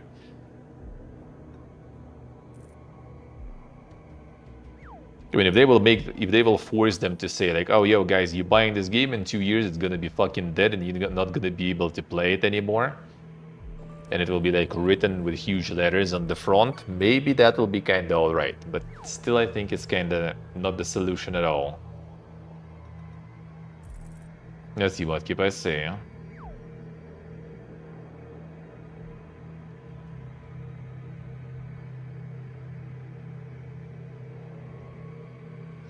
MPs asking for clarification made some good points and had clearly done their homework. One thing in particular caught my attention was Liberal Democrat MP Tom Gordon bringing up the recent deal for an investment group led by Saudi Arabia to take over EA, as the sort of corporate dealing that could see the waters muddied in terms of where the responsibility lies to ensure games do follow the rules in terms of server shutdowns.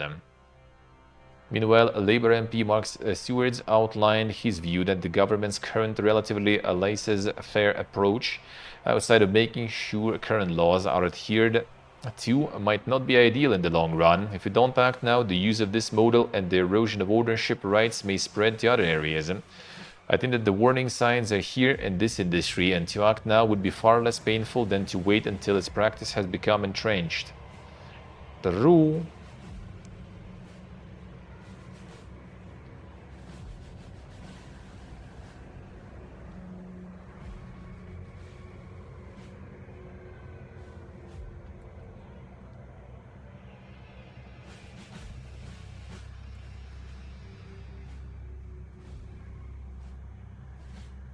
And the max of 3 games per year?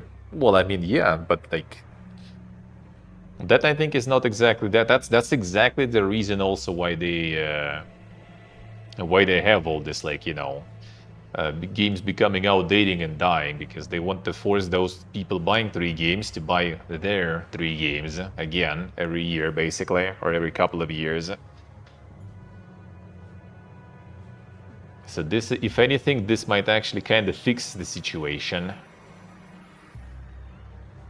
Not necessarily, but at least make it, like, you know, less likely for people to buy all this shit.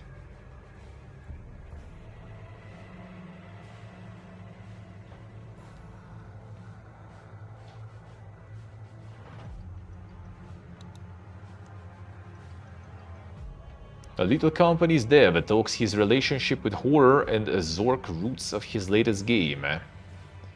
Can branch out the other genres, but they will always find their context in that.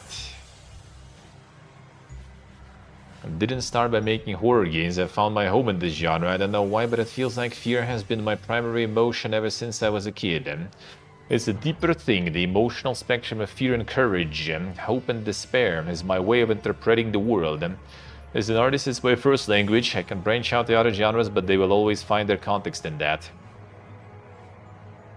The insane horror.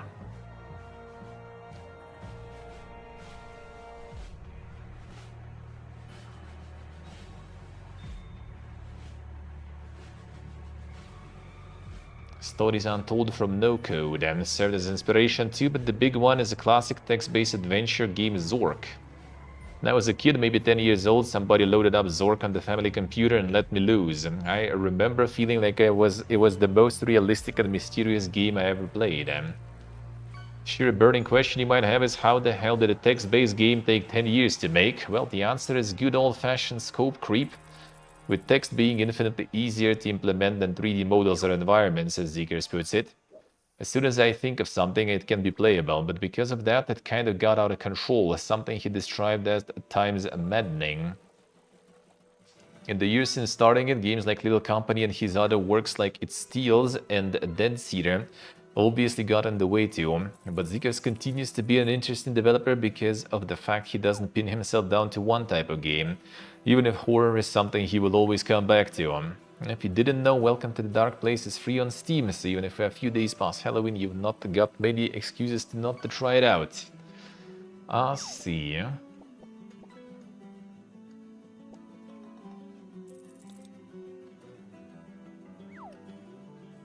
Assassin's Creed Shadows Backlash reportedly corporately canonized by Ubisoft as a victory for being more of a video game than a message. CEO Yves Guillemot given a marketing presentation and said some things. No, he says some things, quite often it ends up not being good things though.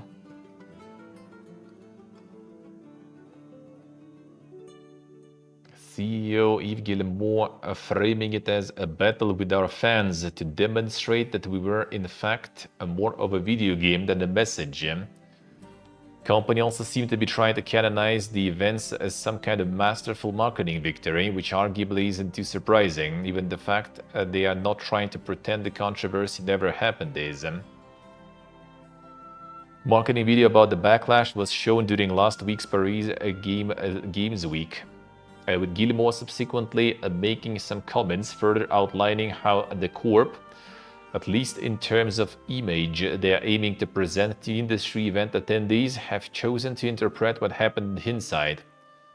We had to stop focusing on those who hated us, we had to start firing up our allies. We were initially surprised by the extent of the attacks, and we quickly realized that it was a battle with our fans to demonstrate that we were in fact more of a video game than a message. Aside from that, which mirrors what the exec said at the height of the controversy, the narrative being conveyed by the presentation looks to have been that Ubisoft scored a win by smartly opting to delay the game, to polish it more and running a charm offensive along the lines of "Come on folks, this is just an Assassin's Creed, you all like that." On one hand, it's exactly how you expect a company to paint their response to what was overwhelmingly a lot of online dickheads being angry that Yasuke existed, was black, was a samurai, and was in a video game. On the other, it's a sign inducing that this retelling seemingly left out or minimized elements, like how Assassin's Creed lead Marc-Alexis Cote, who's since departed Ubisoft, actually defended his team's vision for the game, in contrast to Guillemot's declaration that it was just a bit of brains-off entertainment. It has also reported cancellation of Assassin's Creed set in post-Civil War America back in 2024 over execs' concerns about the US current political climate. Yeah, we had that a few weeks ago. We had.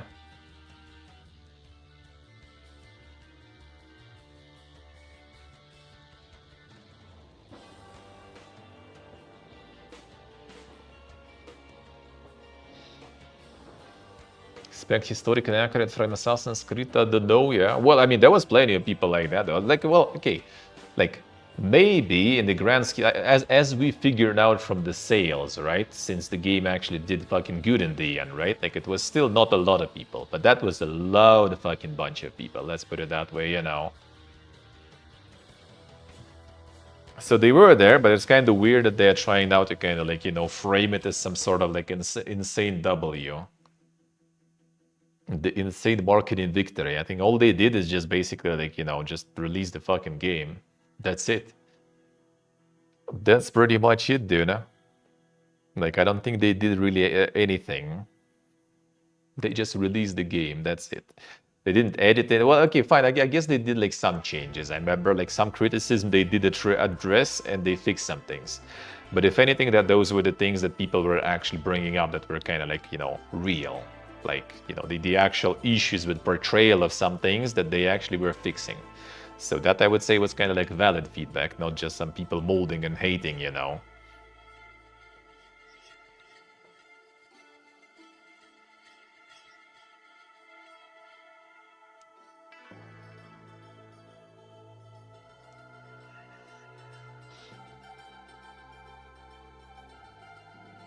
But yeah, I do think it was quite cool. Like a big part was basically like the loudest specimens as usual were the ones from the cultural battlefields as usual.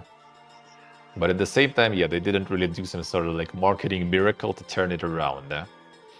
They just released it and addressed some of the feedback that was kind of valid. Which I mean, in general, I think you kind of should anyway. In any case, right?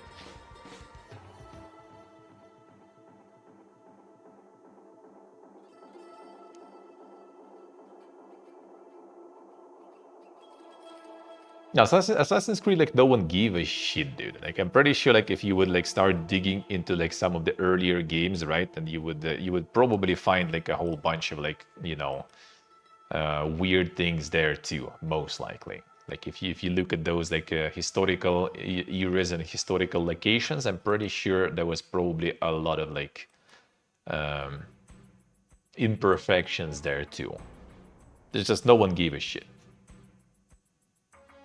Like, which is like kind of like what I think, right? It's just like a lot of people wanted to kind of like get hope on that hate train, and then when it happens, everyone starts to look like to anything they can just like nitpick there, you know, like any little thing, and everyone started like looking under everything under the microscope, you know, like oh there's this thing. Like, if you would look with that microscope on their previous games, I'm pretty sure you would find a shitload. Like, not even mentioning the general plot, right? With like some fucking like magical like fucking artifacts and stuff, right? Not even that, but like in general, like looking at this portrayal of some like historical ages and stuff. If you would look with the same microscope on those, you would probably also find a lot of things that you would kind of like, you know, ask them to fix.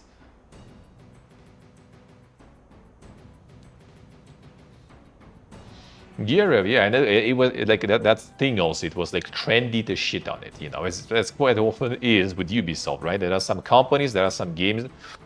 Not saying it's unwarranted, right? Sometimes it is quite warranted, but like it is like just trendy to shit on that stuff. You shit on that, you get like all the likes, all the stuff, you know. Like same was like Fallout 76, right? Like you go against the grain, you're gonna get shit on too. You go like with the grain, you're gonna farm all the views, likes, whatever you want.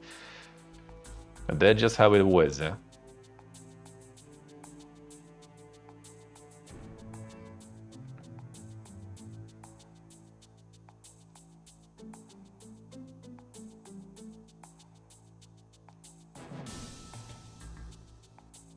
So it's just kind of like that kind of thing. But obviously it was easier to hate on this one just because, yeah, like, yeah, with like the culture war stuff, basically. Like the culture war like piggybacks on other issues, and other issues they kind of like drag as you know, kind of like the fuel the fuel for their shit too. Because with that stuff it's easy to farm.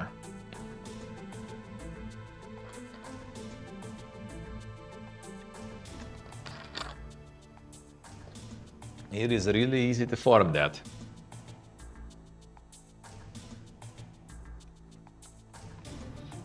As Rockstar accused fired staff of leaking secrets, unions launch street protests against publisher Take-Two.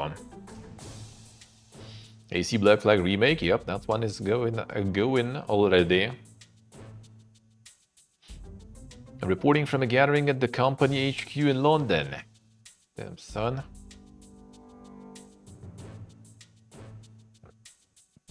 All you had to do was follow the damn law. Yeah, some like also like info about it too. About the protests.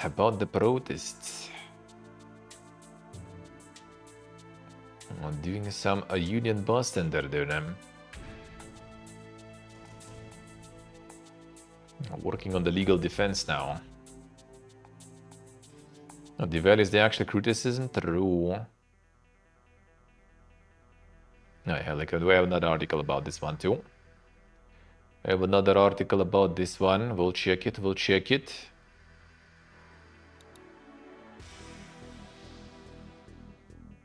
Ditch any Fallout 4 mods which mess with the main menu ahead of its anniversary edition update, Bethesda warned.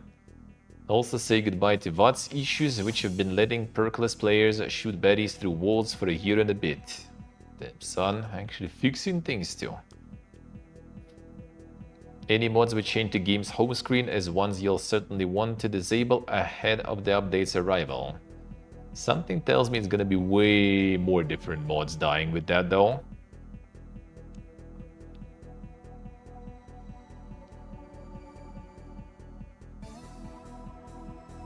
I mean, I kind of feel like they only mean their own mods, not the actual mods, I feel.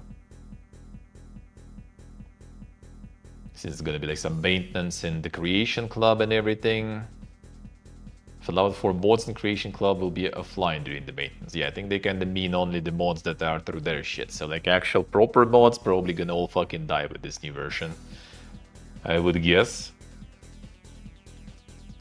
You might end up being able to get away with certain mods. My view as a frequent mod user is that you're likely best off temporarily disabling all of your mods if you're desperate to jump into the game right after the update drops and are able to do so.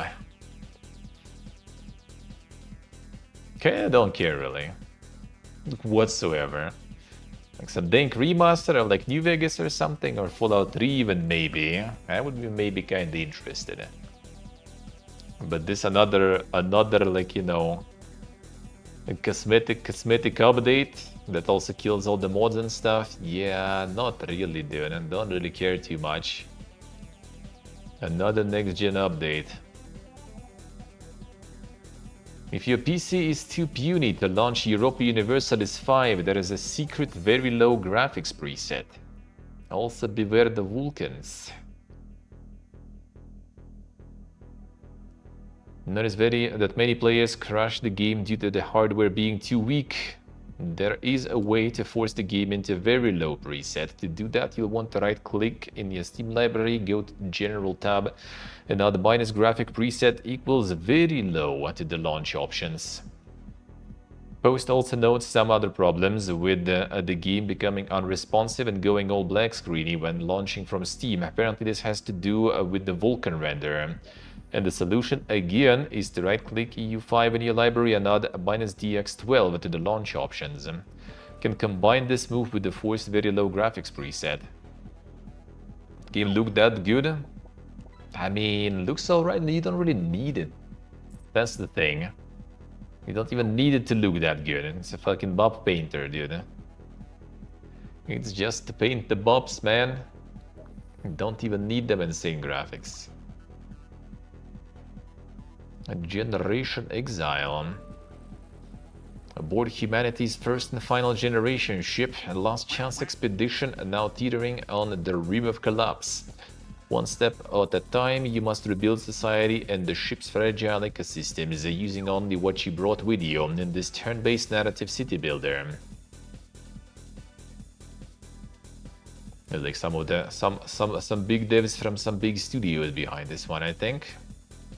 Doesn't seem like it's pumping that hard though. The 100% positive. I think it's just like literally like today got like the 10th review because it was 9 I think when I clicked in the morning. I think it was actually 9 still in the morning. The week 1 update.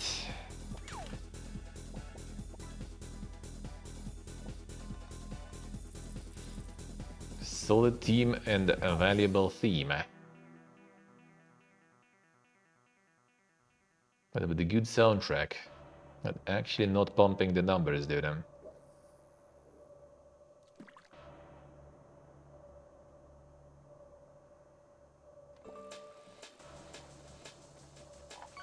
Yeah, kinda something interesting to look for in early access.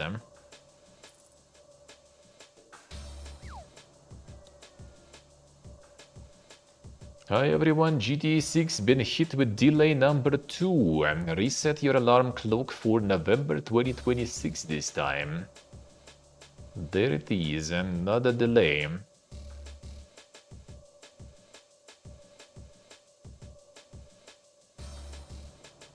Sorry for adding additional time to wait. We realize it's been a long wait, but these extra months will allow us to finish the game with the level of polish I've come to expect.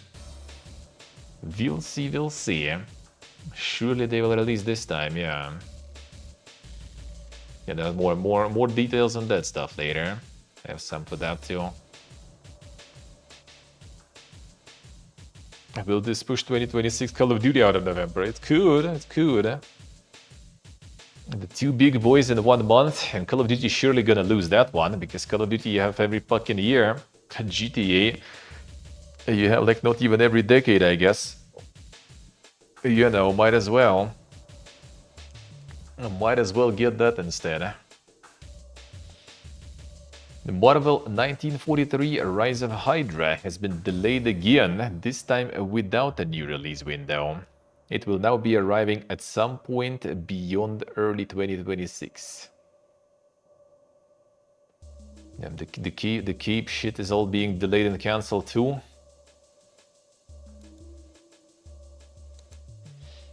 Delays are fine, yeah. I mean, they were kind of like pretending way too much. That like, you know, oh, we're gonna be on time, guys, 100%. Like everyone initially instantly was like, yo, guys, you sure you're gonna make it? Yeah, we will for sure. And then, whoops, not gonna make it. I feel like, well, I mean, I don't think they give a shit, right, about all the other games that are trying to dodge the GTA release. Like around the first release, everyone moved their games around, right? Now the next release hit, everyone also started moving their release dates. And now the third, another delay, and it's gonna be another batch of people just like trying to save their releases from GTA again. And changing release dates and panicking, which I mean, is not really, I guess, GTA's concern, you know? They're just doing their own shit.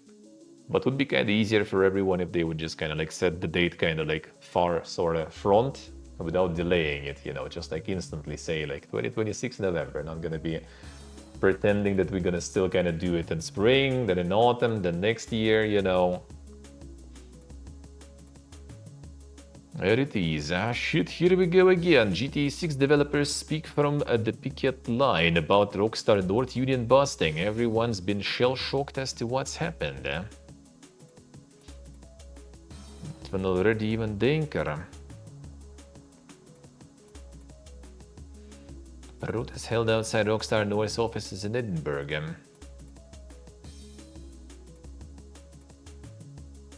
People chanting slogans like "Say sorry, be nice, stand up for workers' rights." Few politicians in attendance and some creative GTA-themed signs, including one at 5 stars alluding by the game's wanted system, which had 2 stars filled up in yellow when I first arrived. By the time I left, it had been completely filled in. Did not care about GTA. Me neither, to be honest. I kind of don't really care too much. Personally. I mean, it's gonna be massive though.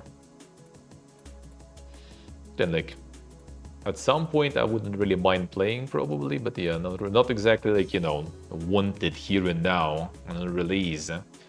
But at some point would be kind of nice, I guess, whenever I will be able to get it. With a reasonable price, because they probably totally not gonna be sending any keys, because like, why? Everyone wants their shit anyway. And yeah, there's the PC version part too, yeah. And that is already instantly, you know, instant nope until that comes out. It was a lively but peaceful event, with other workers coming and going in and out of Rockstar North's 2 office buildings as usual. The picket was on the side of the road and caught the attention of passing traffic with some honks of solidarity. Crowd included few of the 31 people who only last week had been part of the development of GTA 6 before they were suddenly dismissed.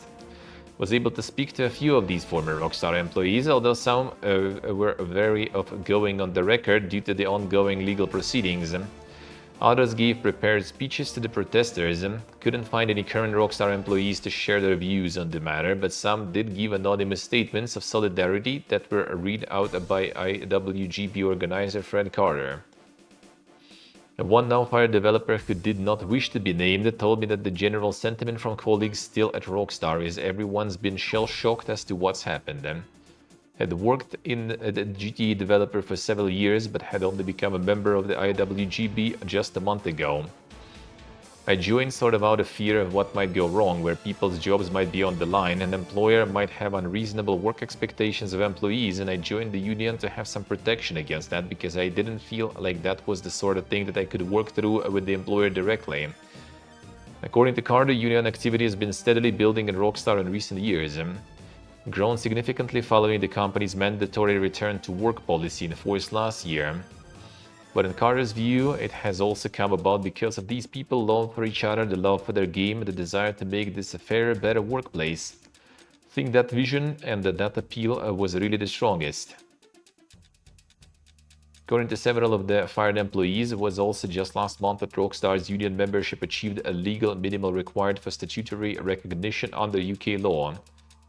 Made this clear to people in the Discord server that we had passed this threshold and what the next steps will be and what that happened in early to mid-October, explained a second veteran former Rockstar developer who wished to remain anonymous.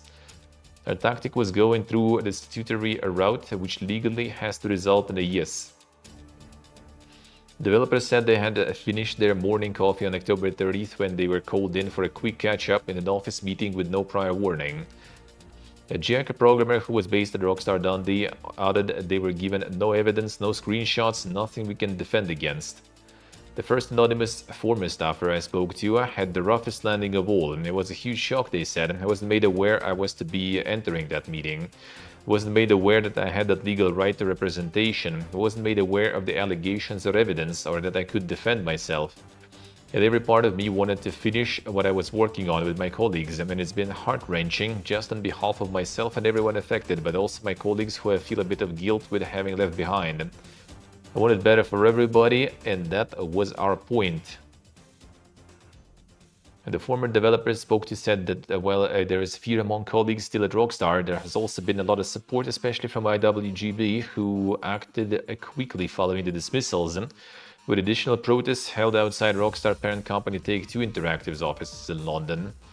The IWGB have been instrumental in gathering the support, spreading the words, and calling people to action on this clearly quite critical issue for the industry. Under UK law, employers can dismiss employees immediately for gross misconduct, but this still requires following fair procedure, investigation, and offering the employee the chance to respond. Hence the IWGB's argument that these firings were unlawful. As Carter commented, we believe our members have been fired unlawfully without due procedure, so we're demanding they be immediately reinstated, compensation for lost pay, and demanding for clear accountability from the company for their breaches of their own policy. We're pursuing everything we can for legal action. These mass firings were meant to be, as one protester called it, the nuclear option from Rockstar to quash union activity. There are still, according to one source, hundreds of union members at Rockstar. Carter claimed that membership has actually surged since the firings.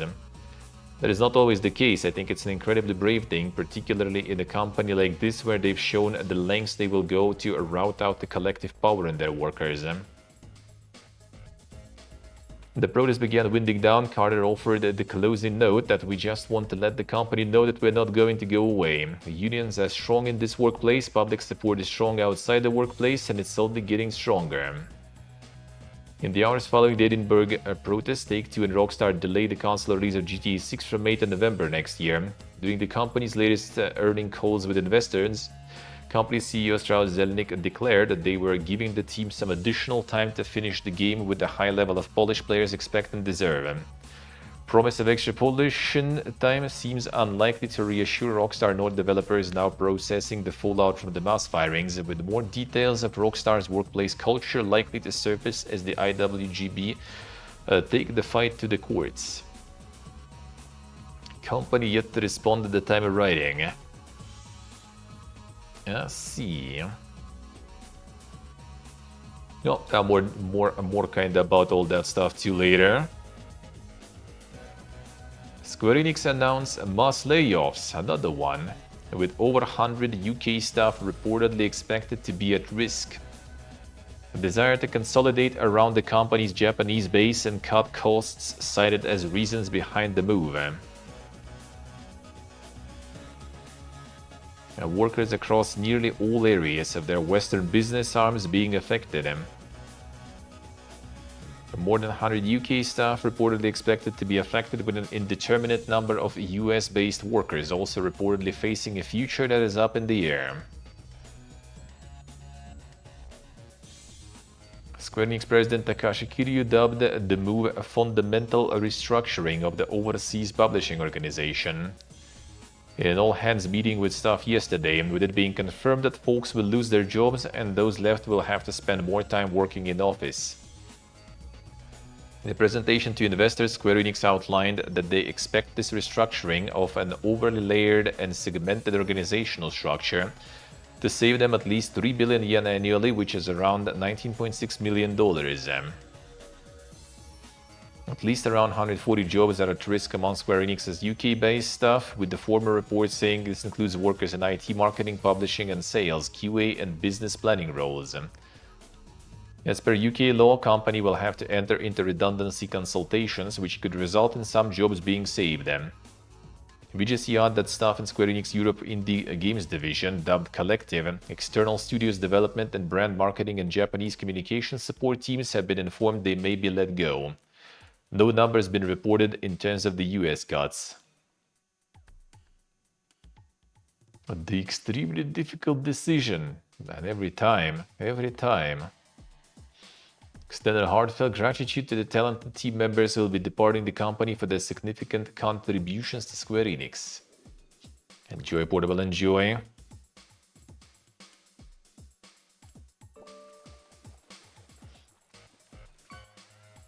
Okay, we have this one. We have this one soon. The separate one. Mafia The Old Country did better than Take-Two expected them. Now please do more contained story ROMs at decent prices. Offer you can't refuse.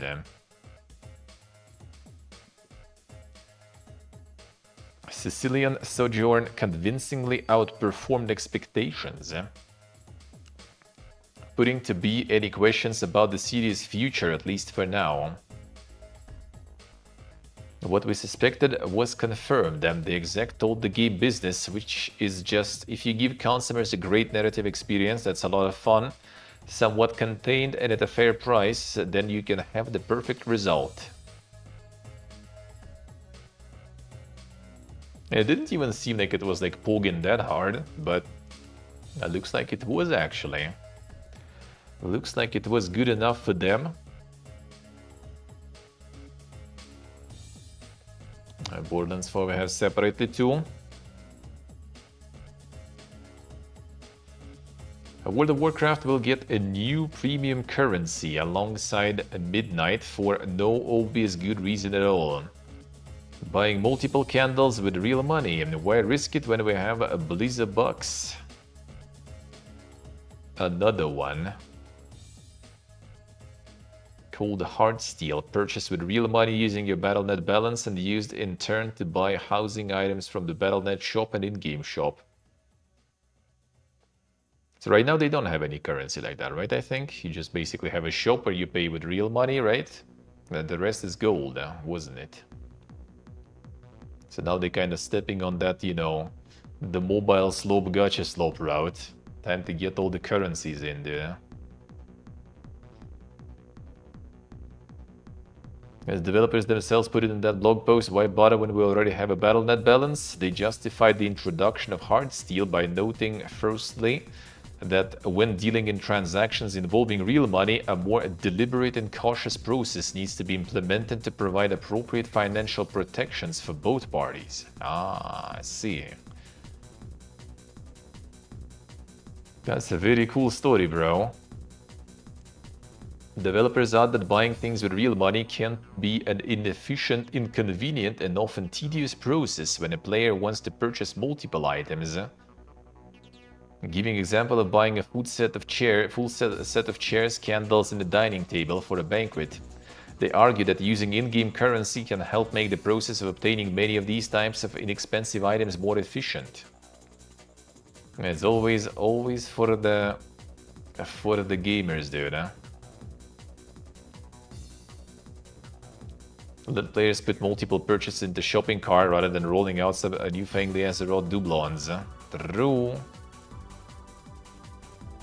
The real rationale for Heartsteel is the same rationale that informs purchasable virtual currencies at large, and they cloud how much you're actually spending in real money terms. True.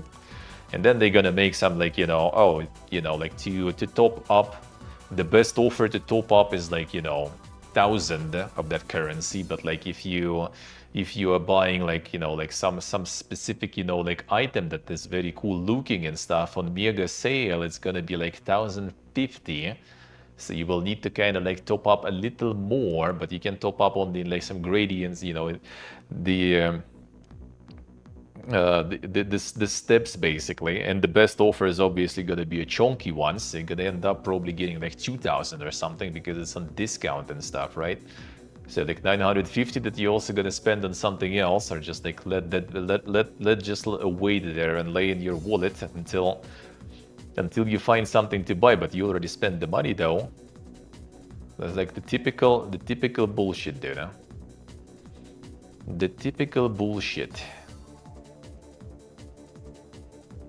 Yeah, there was actually like some Europe Parliament was talking about it already. The predatory practices. Man, we kind of like on the like so much like trash just arising from all the new mediums and everything. That's gonna be taking a while to clean that house, dude. And that is going to be a lot of time to clean that. Anything to bother about yet? Oh, plenty, man, plenty. There's actually quite a lot. Massive layoffs, protests of World of Warcraft with new pay-to-win currencies. Well, not pay-to-win currencies, but the kind of currencies like in pay-to-win games, I guess. All that fun stuff. BioWare are focused exclusively on the next Mass Effect, says exec producer along with the Krogan teaser. Have a lot of universe to cover, lots of features to build.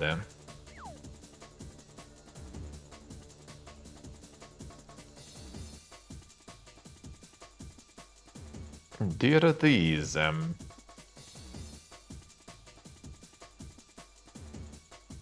Despite the acquisition,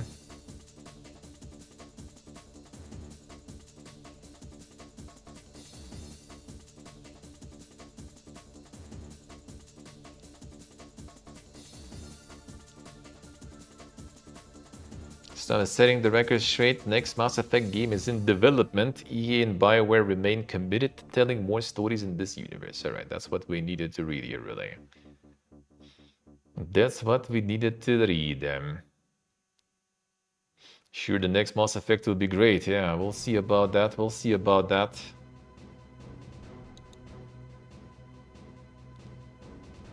Should never count Final Fantasy XI out, as hopes for new areas emerge out of a recent dev livestream.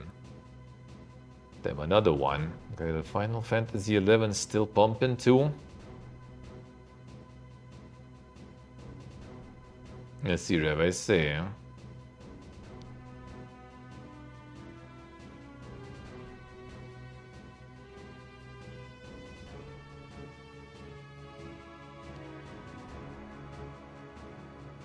More than 2 decades later, still getting updates. The entire new zone, even. Out of the PS2, and they're still pumping the content. Insane. Also, all hoping with new Mass Effect. I don't know, I guess I got like jaded or something already. I just I didn't even know which games I have like hopium for, to be honest. Only kind of like, like some would be nice if something gets announced that you didn't expect, I guess. That would be kind of cool. But the hopium though? Nah, not really. Not really.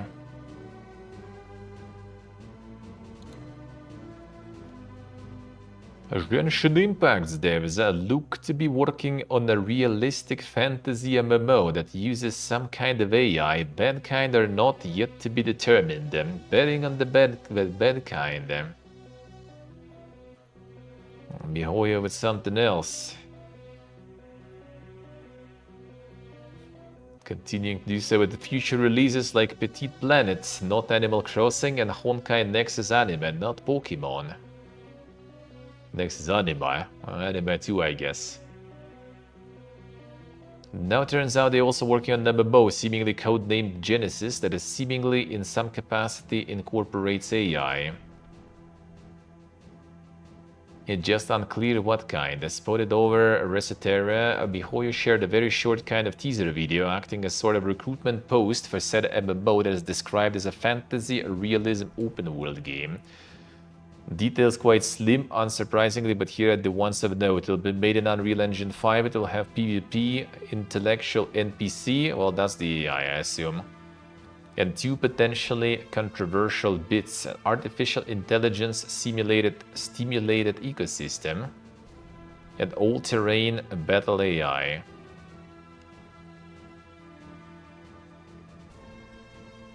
Something could have been lost in translation, so they might not be talking about the bad kind of AI you and I hate.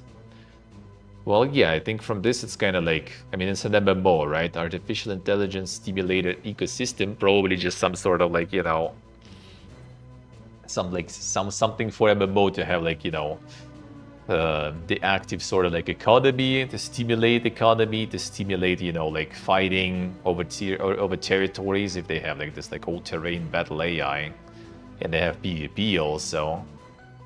Like if anything, intellectual NPCs seems kind of like a little more sus to me in the current, you know, like narrative, I guess.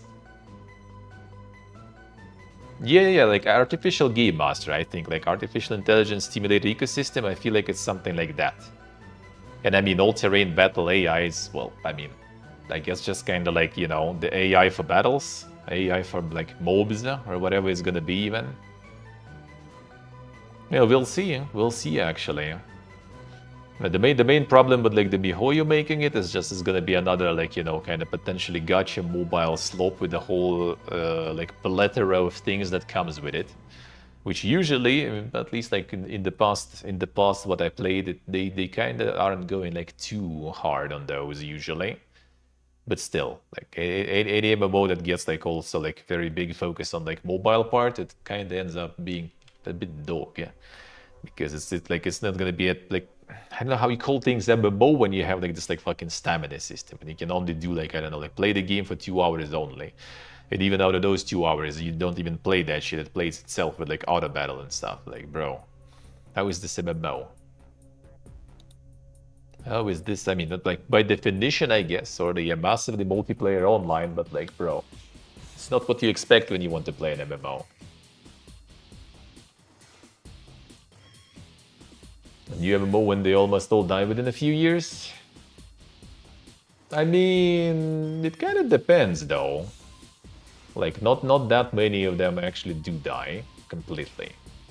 Well, I mean, many kind of do, but there's also many that are kind of alive. Dude, like, fucking Mortal Online is still alive, dude.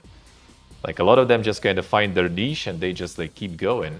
Like, and if you're alright with, like, falling into that niche, then no problems at all, man. What's the problem? If you're having fun playing it, why the fuck not? Why the fuck not? Not to mention Verho is the company that actually could pull off the MMO. The problem is, yeah, they can't pull off the MMO of one particular kind that is not really good. Let's put it that way. I mean, to be honest, MMOs like they like if they actually like stick around, they usually, not always, but usually they still kind of live. They either fail like really fast or they sort of stay. There's some exceptions, right? Like take New World, but New World is something you can't really predict even. Just because, you know, like Amazon decided that I guess gaming is like way too dank for us, so we're just gonna cut the whole fucking division all of a sudden. And if anything, I think they just kind of like staying in the publishing business. Because Lost Ark, they didn't close or anything, right? The Throne and Liberty, nope, didn't close that. And I'm pretty sure they're gonna continue. It's just easier for them, like way better returns instead of like developing their own shit, updating their own shit. They just kind of, you know, we're just gonna publish it globally for the West. Something that already was done in the East and tested and stuff. We're just gonna like, you know, invest money into bringing it to the West and, you know, get our dividends from that. That seems kind of like safer, you know, corpus strat, I guess, than trying to make something on their own. Falconeer gets a new lease of life with a free remaster filled with improvements, fixes, and new bits. Could maybe check that one out, we'll see. Because the time, man, I don't know.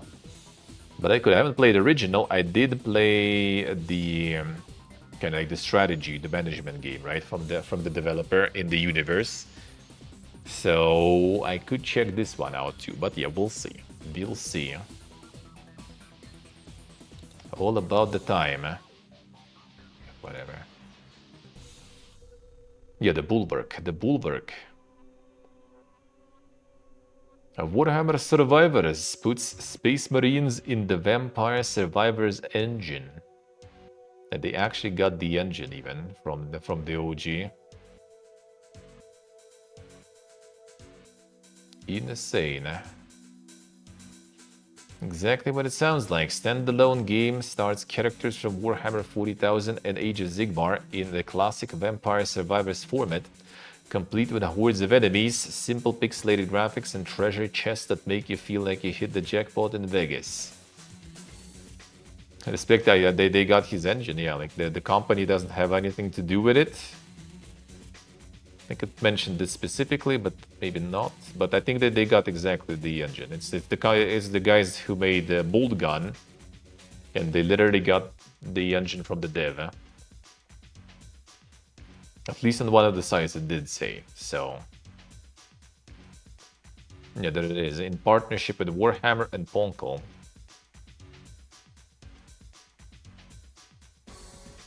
So they got the actual engine even.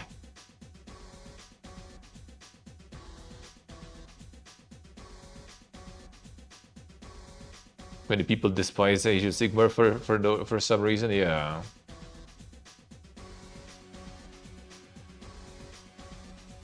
Not a fan of literally vampires, so it's true, yeah. I like they could make something, you know, sort of original with it. But going full complete Vampire Survivors, I don't know, man. I'm not so sure.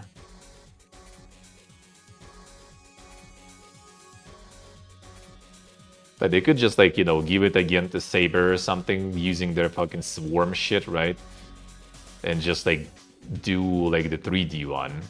It's more kind of like a collab, yeah. If they would, like, just make a collab with Vampire Survivors, that would make sense. I think it could be better, like, you know, like, sort of, like, mega bonky stuff, right? With actual, like, third-person Warhammer. Just reusing assets, for example, from the Space Marine 2. But I guess this is also kind of like something they want to do just because they know the engine, like, you know, runs probably on a potato. They know that it already all works good with the Steam Deck and stuff, right? It's kind of like familiar, something people recognize, so they just kind of want to farm that probably. Isn't his original shit is respecting the source? I mean, true, yeah.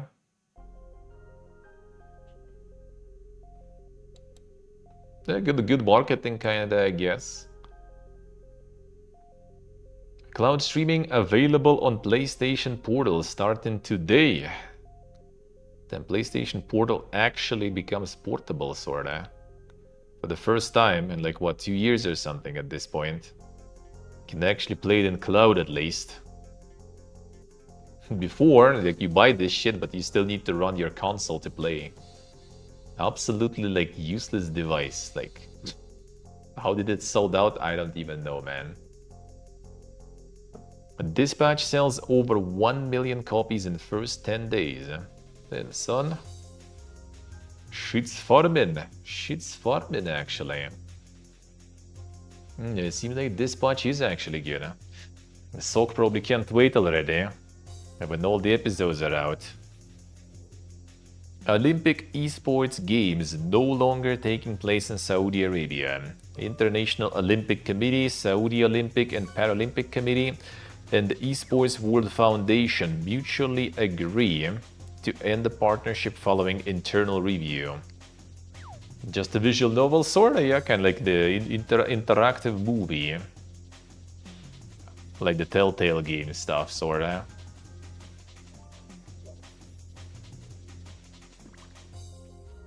The inaugural Olympic esports games has been cancelled. I wonder why.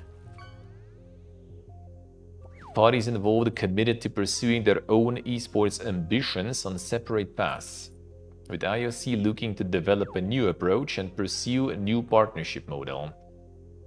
This approach will be a chance to better fit the Olympic esports games to the long-term ambitions of the Olympic movement and to spread the opportunities presented by the Olympic esports games more widely, with the objective of having the inaugural games as soon as possible.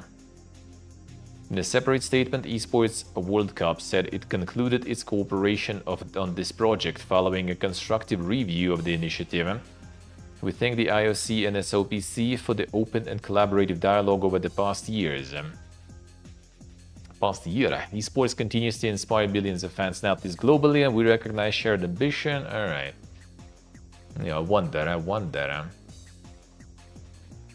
Pushed to 2027 following ongoing concerns about the format and the lack of details on key aspects of the program by game publishers. Then they just decided to cut the Saudi out. I mean, the esports World Cup is still there, so publishers and developers have no problems with that. So that's probably not the case. Guess something else is. Nintendo wins a lawsuit against streamer who live streamed pirated games before release. Jesse Kane has been ordered to pay $17,500 in damages. Monka is accusing Kane of obtaining and streaming leaked titles on more than 50 occasions since 2022. That dude was on the grind there.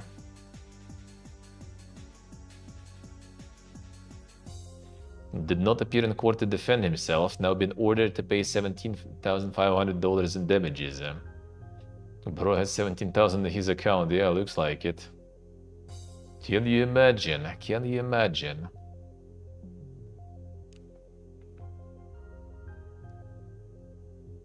Court also agreed to award an injunction against Kane, but denied Nintendo's request for an injunction against anonymous third parties. Also would not compel the destruction of the devices Kane used, calling Nintendo's demand unclear and unreasonable. How about you destroy the whole room, you know, the whole house there? It was like in the webcam in the corner there, bro. It's time.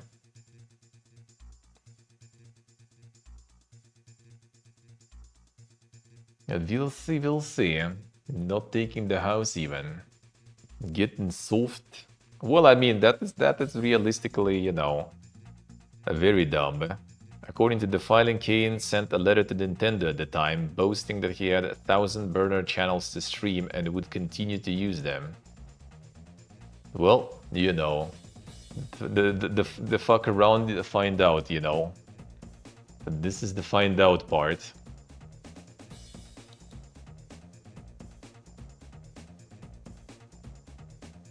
Nintendo does a lot of fucked stuff that we might not like them for, but this is just Pipiega, dude. Just Pipiega. I like them or not, but like pirating that shit and streaming it before it's even out is dumb. Well, boasting about it is even fucking dumber, dude. Play stupid games, win stupid prizes, man.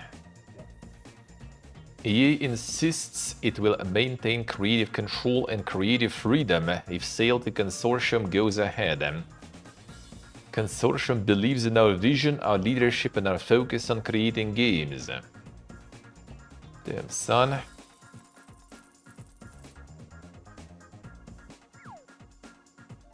Content reflects our range of experiences and delivering them to our global player community. They're investing in the creativity that defines EA. Company also denied financial trouble, writing, "This partnership gives us the ability to move faster and unlock new opportunities on a global stage, that there would be no immediate changes to jobs, teams, or daily work." EA also reiterated that Andrew Wilson will remain CEO and there will be no changes to the executive team. Just dumping all the money in with no changes. Nintendo increases full-year forecast as a first half sales jump 110% to 1.1 trillion yen. Switch 2 sold more than double than the original Switch during the same launch period. Remember when everyone was like, oh man, Switch 2 seems kinda shit, dude. There's no no exclusives, no games, like the hardware is not that crazy poke, why would you even buy that? Well, there you go. People buy that.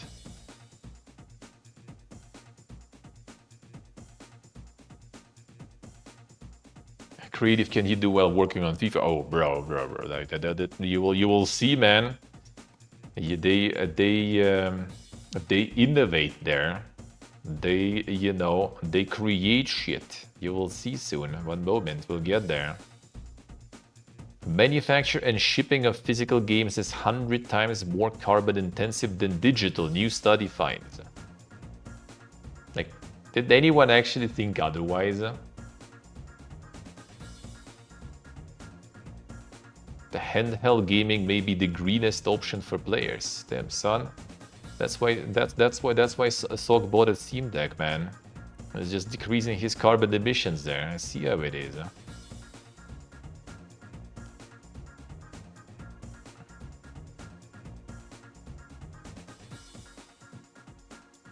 Switch 2 selling like crazy, yeah.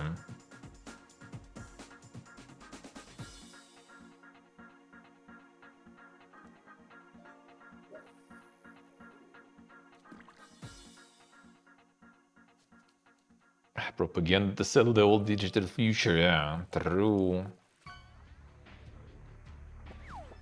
Physical games may still be less carbon intensive than the digital counterparts, but their ultimate impact should not be underestimated. Now they compare like with cloud-based and stuff. Alright, let's see. Well, I mean, yeah, I guess like you know, you create the game once physically, right? But digitally it gets downloaded many times technically, right? Kinda in a way makes sense, yeah, especially if you like reuse, resell the games, but that's kinda not always the case though. 72% of devs believe Steam has a monopoly on PC games, according to study. Majority of studios surveyed say Steam accounts for 75% of overall revenue. I mean, well, what's the rest even? What is even the rest, dude?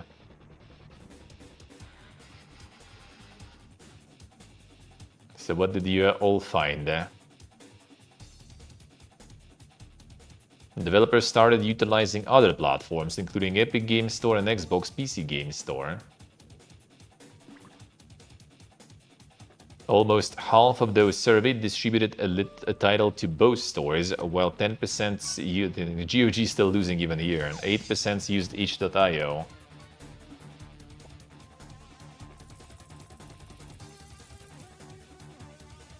A larger proportion use storefronts like the Epic Game Store rather than itch. Let's see.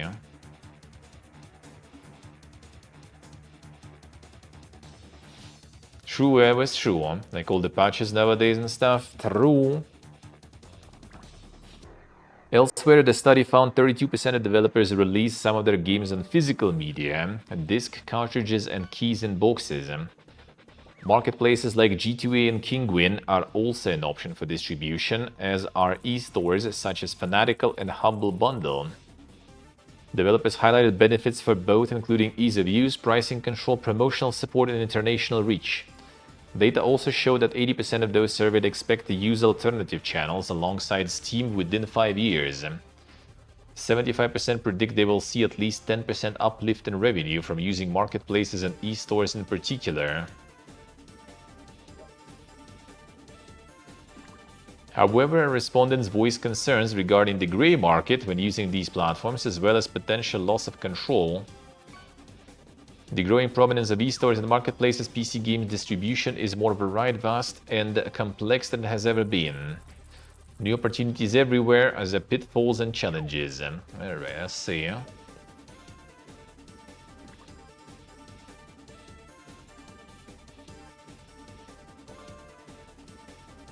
CD keys became loaded brand-wise. Wait, even like the website CD keys?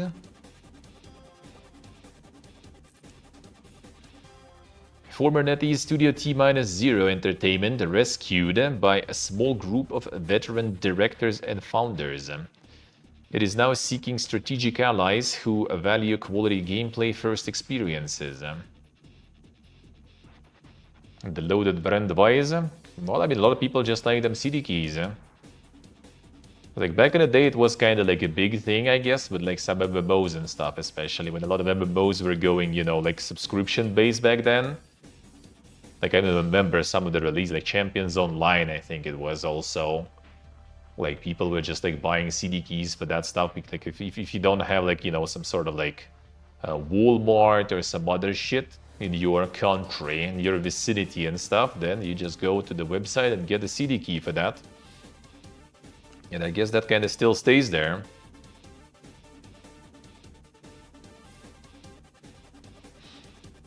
Oh, I mean they changed this into the loaded. Oh, not sure. Maybe they just kind of want to expand to some other types of businesses, not just CD keys, and it just kind of feels weird. But I guess you could also just like, you know, split and make like different stores. Yeah, it's not a NetEase studio that was closed, but now they fine. The Reach Vogel confirmed closures days after Vogel announced the studio's partnership with NetEase is coming to an end. Now, however, the team said it was officially returning, reimagined, refocused, and ready to build the next great player-driven experience.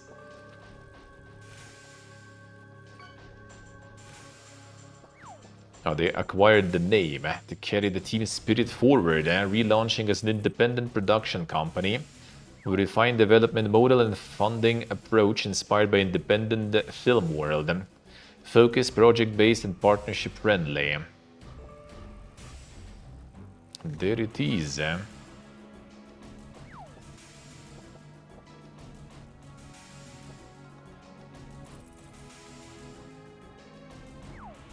But did they get the man himself back though?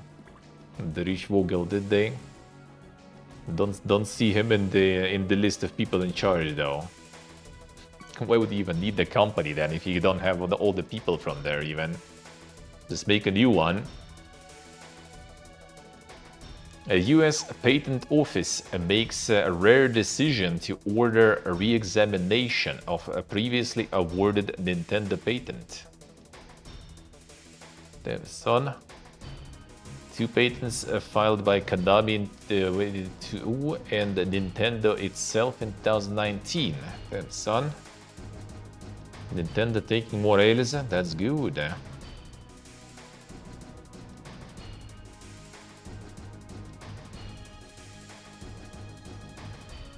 Provide prior art references that negate Nintendo's latest claim to the patent. Nintendo has 2 months to respond to the order, along with any other third parties wishing to contest the patent award. It is exceedingly rare for a USPTO director to order such re-examination. A USPTO does overturn Nintendo's patent claim. This could ultimately undermine the credibility of its copyright lawsuit against Pocket Pair. Well, I mean, I hope they get that overturned. Fuck that patent bullshit, man. Think anything you want about Palworld and stuff, but all this like patent fiesta should not be a thing. The patent in question, that one was...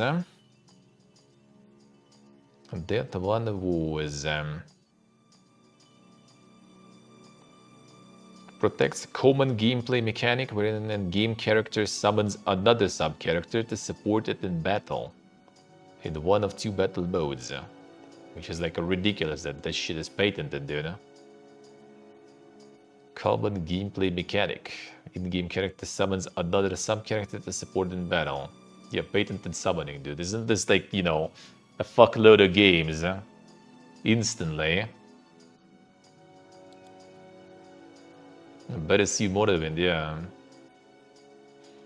Sega reveals Persona 5 series tops 13 million sales as it reports a 16.8 dip in income. Japan remains the biggest share of its overall video game market at 69%, followed by North America, Europe, and Asia. 13 million Persona 5 alone, with all the editions and stuff there, no? Sure, Nintendo is aware on how many games exist. Well, I mean, they weren't on Nintendo consoles, I guess, so it doesn't care. Alright, this we already had. Highest numbers of Switch 2. Google and Epic strike a deal that could open up Android to third-party stores. The deal would apply globally and could cut Google's fees to as low as 9%. No, it's actually quite impressive, like how Epic's still kind of going at it and they're actually getting somewhere. Okay, remember when all this shit just started and they were kind of like getting like, you know, noped and just getting like fucked and not getting anywhere, and then suddenly, you know, started moving. It started moving.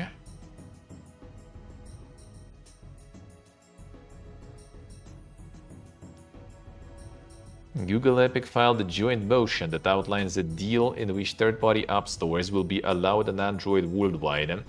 In addition, the deal proposes that rather than its traditional 30% commission, Google will take a cut of either 9% or 20%, depending on the type of transaction, for payments made through Play distributed apps that use alternative payment options. Revised service fees will only apply to new installs, defined in Exhibit B of the joint motion as apps first installed updated from Google Play on or after October 30th. Damn son, time to update, time to reinstall all the apps, dude. Time to reinstall everything.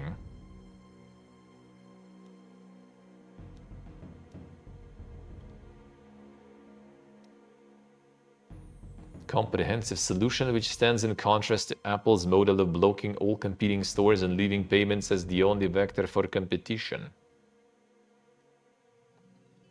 And that's good. That is good. The worst dev experience you ever had? I see you done, I say. Dead bad. Dead bad.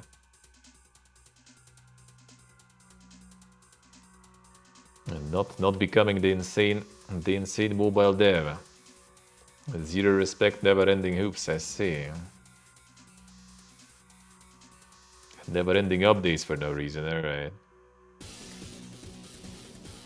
Krafton posts a record high accumulative performance in Q3 2025. PC platforms set new records in quarterly revenue driven by steady popularity of PUBG Battlegrounds. The PUBG still going ham. Stronger IP competitiveness in India and its AI-first company transition. Oh damn, they already managed even like to slam some AI in here too, I see. It's all AI winning us the performance there now.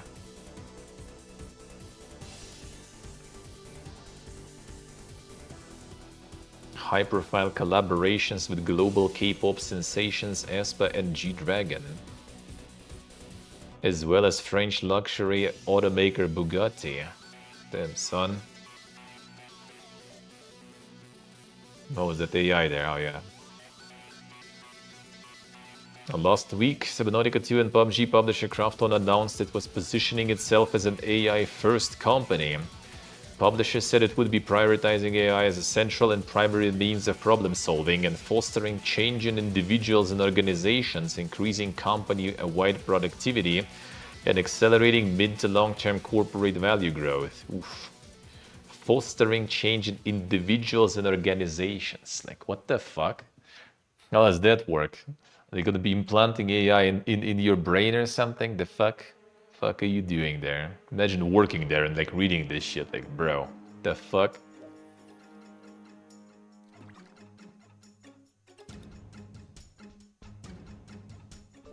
Terminator 2D No Fate delayed for a third time to December 2025. Terminator 2D No Date. Haha. Goal always been to deliver the game that you deserve, and we are almost there, says publisher. Damn. Delayed in December 2025. Publisher Reef Entertainment stating it needs some time to assemble the physical editions. There it is. Good day, memes, hello.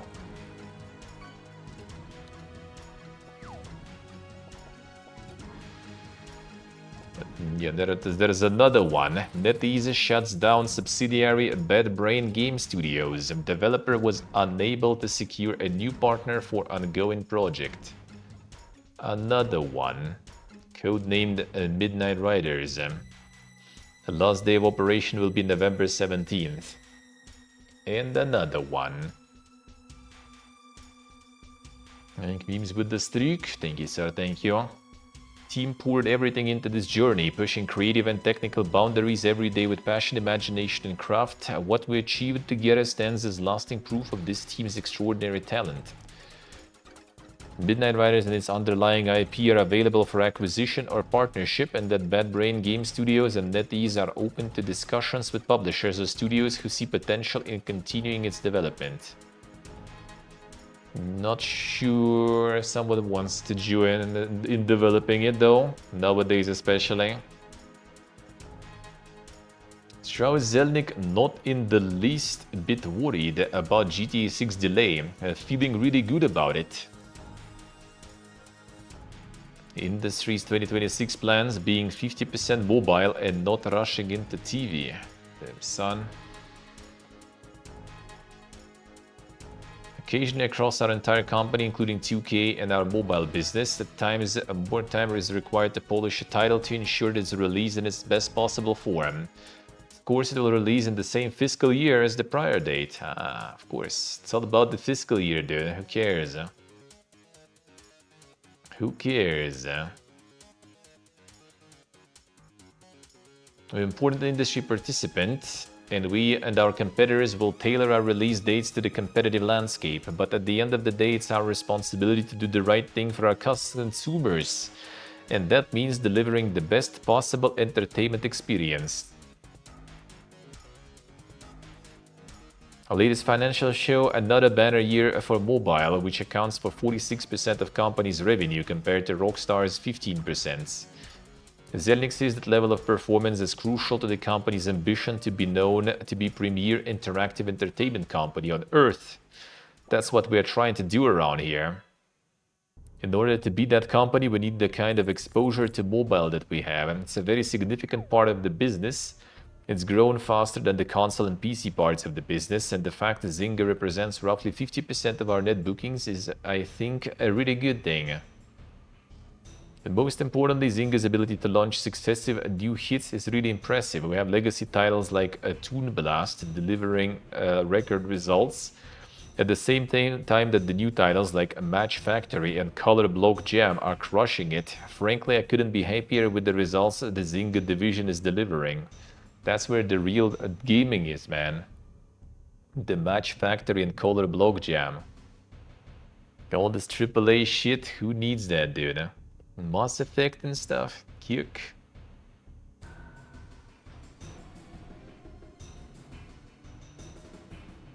Strong performance on established performers like NBA 2K26 and Buffy the Old Country. There it is.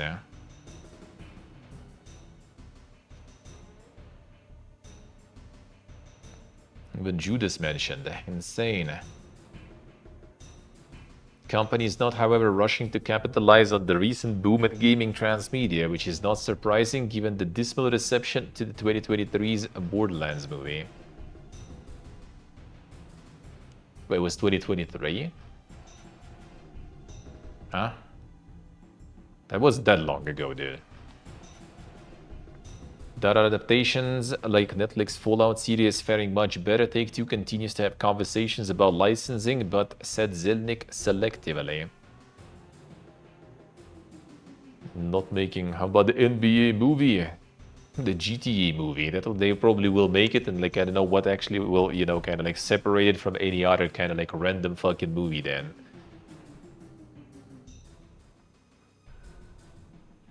Otherwise, Take-Two finds itself increasingly alone as the last remaining large-scale US gaming publisher, following Activision and Bethesda's absorption into Microsoft and EA on the path to private ownership.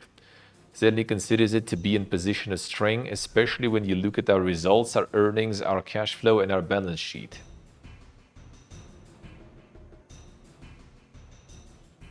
Proud of our experience as a public company. Our stock in the 18 years I've been responsible for this organization is up just shy of 5,000%. As long as we keep delivering, we have the right to be independent. There goes like Tencent, you know, knocking on the door. Not sure if they have that amount of money though, I guess, but you never know. Yes, you sheep, I see. Damn, that bad. That bad. Take-Two quarter 2 net bookings vastly exceed expectations to $1.96 billion. Oh, there it is, huh? I guess he actually kinda could yap about all this stuff, no problems. Even with GTE delays, huh? Former Ensemble Studios dev blames Xbox head Don Matrick for killing Halo MMO. Titan was a prequel MMO in the Halo universe. Damn, son. 2008, Ensemble Studios started planning a gigantic MMO set in the Halo universe. We codenamed it Titan. It was take place tens of thousands of years ago, before the Halos were set off and destroyed all sentient life in the galaxy. It was all brought to naught when Don Matrick realized that his stock bonus was based on the income Microsoft had from games in 3 years. You see, we estimated 3.5 years to finish Titan if we did it right, and that's beyond Matrix's drop dead rate. So by firing all of Ensemble, he didn't have to pay for our expensive studio for 3 years, and he didn't care about Titan. Damn, the Ultimate Corpa did. The Ultimate Corpa. That sounds like something that would be, you know, kind of Destiny, but in Halo universe, I guess. All he lost was a game studio who never sold less than 3 million copies of everything we made. I don't believe he did justice to Microsoft stockholders, but hey, Don started as an EA hatchet man, so what would you expect?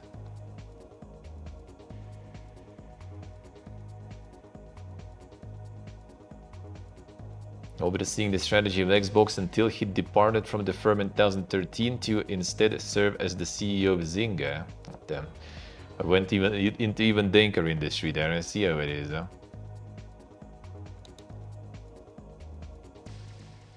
Arc Raiders hit a new peak player count and the servers broke. 354,000 on Steam alone. And then it all fucking died. It's interesting to see like the people who kind of like completely not even into the genre are enjoying it. I mean, that was kind of with me too.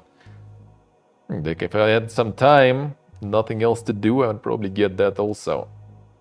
But the time is not something we have, so that's a pass for me. But on the test, that was fun.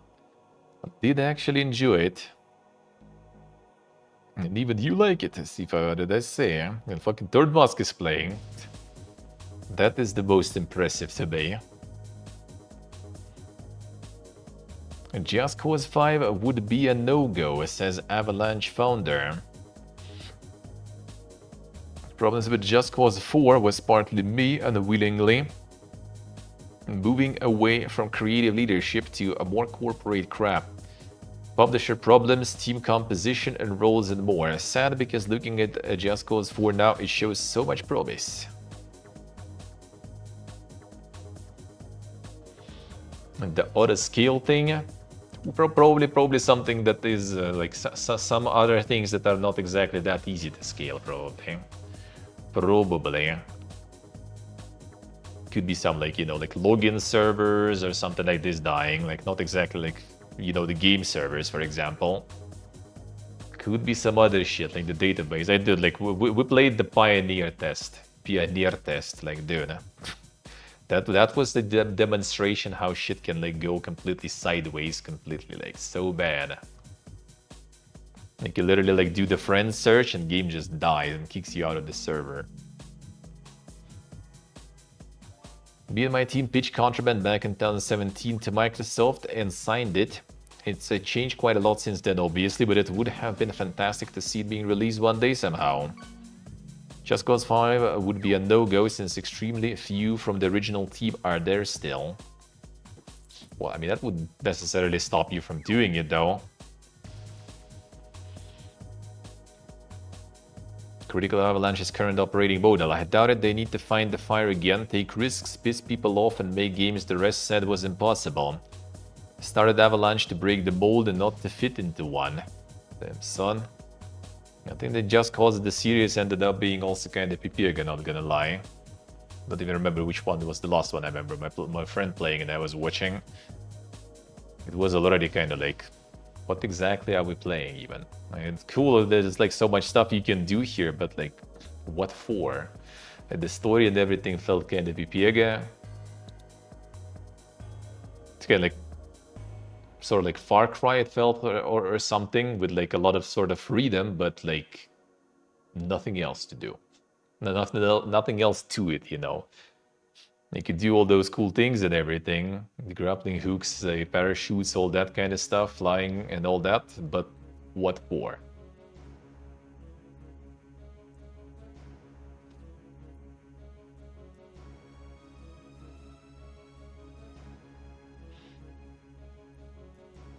See what I say, huh? Well, maybe not all of them, but quite often.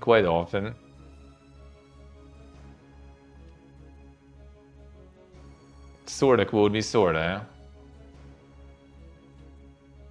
Hey, Jadis. Yeah, it did feel like it was like a biggest sandboxes, but like completely, you know, like absolutely, like it's so free to do things that you don't even know what to do. I guess it requires some like specific like mindset for that, you know, like some people do enjoy those. I kind of need some sort of like storyline or something usually, because like sandboxes I just get bored really fast. Like if I can do everything all I want and stuff, I just usually tend to like, you know, try everything and then be like, well, I tried everything, you know, I'm out, I guess. Black Ops 7 doesn't have early access, Activision confirms. Damn, son. What is this insane generosity there?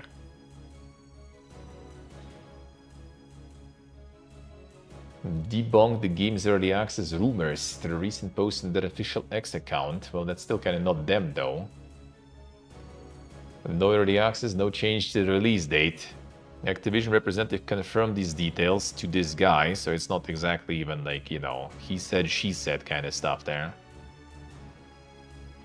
Honestly, I kind of would expect them to have it, because it's also, again, the Game Pass, even with increased price, right? So like kind of making early access is a good way to push some people to actually buy it instead of the Game Pass in it, because, you know, the FOMO.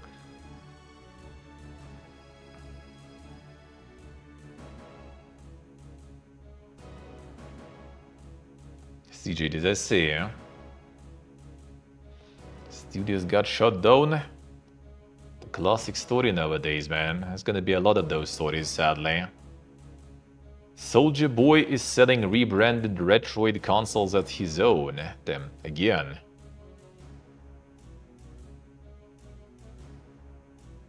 Post has been removed. I see. I guess already not. Marketing a Retroid Pocket Flip as the Soulja Game Flip on the Soulja Boy Game Instagram account. Damn, son. Retroid was not aware that Soulja Boy was selling their retro consoles as his own. Official statement from representative states, I didn't know about this. This is not any kind of official licensing deal. He does not have permission to rebrand our products and sell them as his own. Retroid Pocket Flip 2 is patented in the US by ourselves. Images of the console are the same ones used on Retroid's website. Furthermore, the rapper has more than doubled the price of the original console, with the Retroid Pocket Flip 2 priced at $209 and the Soulja Game Flip costing $436.50. Damn, son. The hustle, dude. The hustle, yeah. Insane.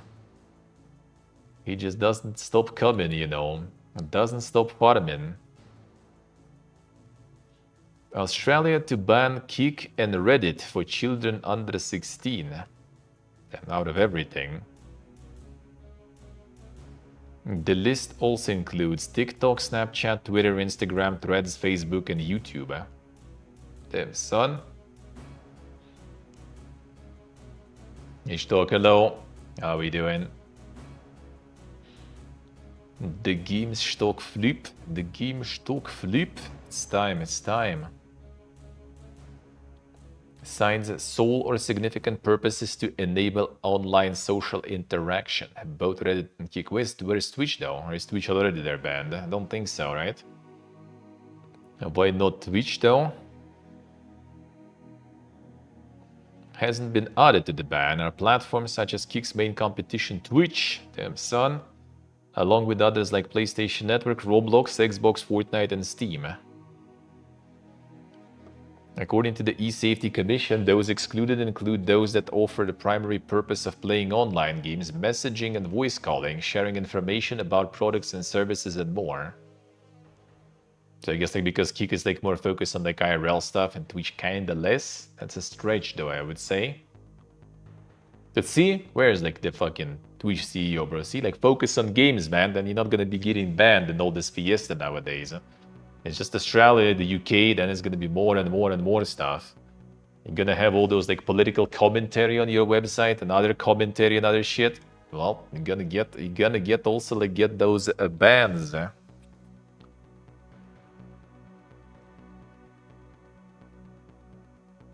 Probably the gambling. I mean, the thing is, like, there's gambling on Twitch too. It's just like, you know, the gambling on like the legal platforms that are like licensed in the US, right? But that has nothing to do with Australia, though, right? You see, site's sole or significant purpose is to enable online social interaction. So Twitch, I guess, is not actually enabling online social interaction. You see, those excluded include those that offer the primary purpose of playing online games, messaging and voice calling, sharing information about products and services, and more. So that's somehow Twitch is there, actually. Can we check that? Can we check the proper one? Age-restricted social media platforms. Okay, no script on look.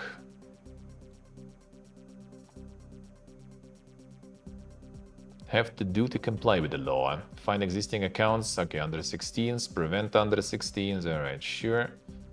Age-restricted platforms, age-restricted. Facebook, Instagram, Snapchat, Threads, TikTok, X, YouTube, Kik, and Reddit. Why? Okay, conditions for age restriction are sole purpose or significant purpose of the services to enable online social interaction between two or more end users.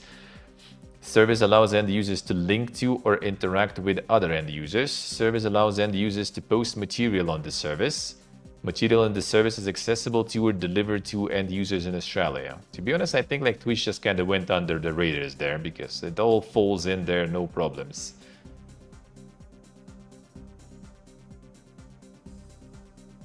Multiple purpose platforms, yeah?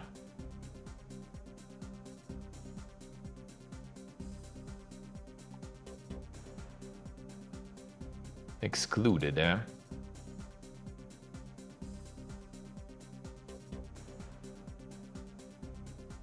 Excluding certain types of online services made by Minister for Communications following advice from eSafety Commissioner, consultation with youth groups, parents, carers, and digital industry and civil society groups. All right.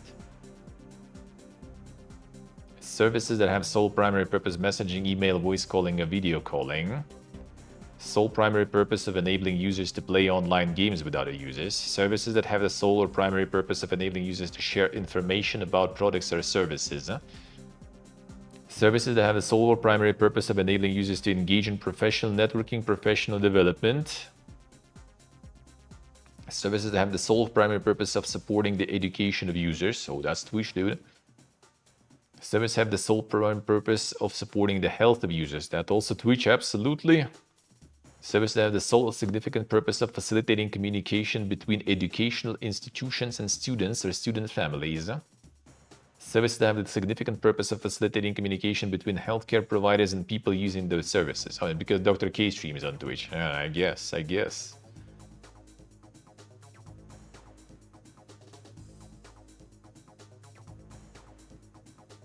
Discord, GitHub, Google Classroom, Lego Play, Messenger, Roblox, Steam and Steam Chat, WhatsApp and YouTube Kids. Oh, that one is separate. But Twitch is not in the list excluded though, and probably later.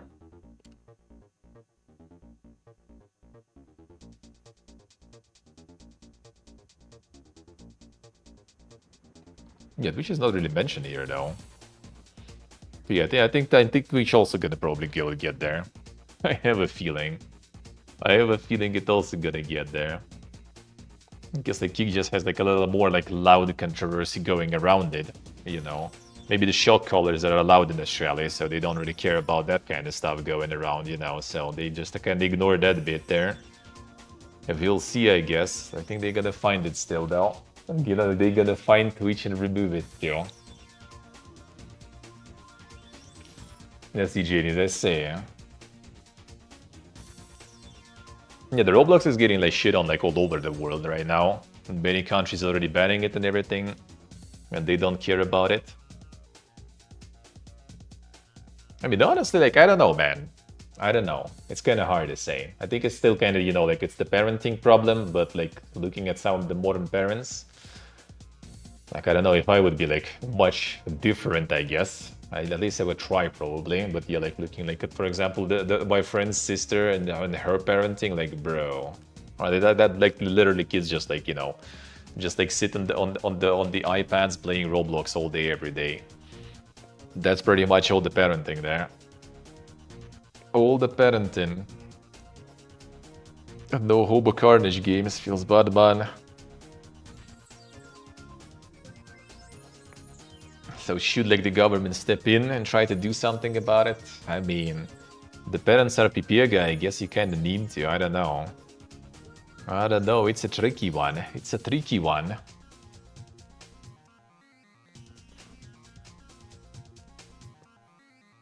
Leaving all the parenting to the parents is not working out for societies. Yeah, true. True. Unfortunately, kinda true.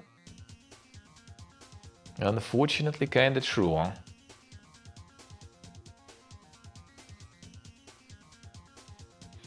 They get into Gmod instead, yeah.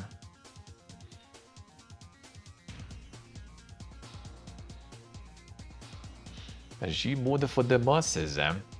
Steam Deck has just been given a feature users have wanted for years. Complete all active downloads in a new display off low power mode before going to sleep. Damn, son. Can get the downloads going. Let us talk. Got some important updates there. Battlefield 6 has reportedly sold over 10 million copies.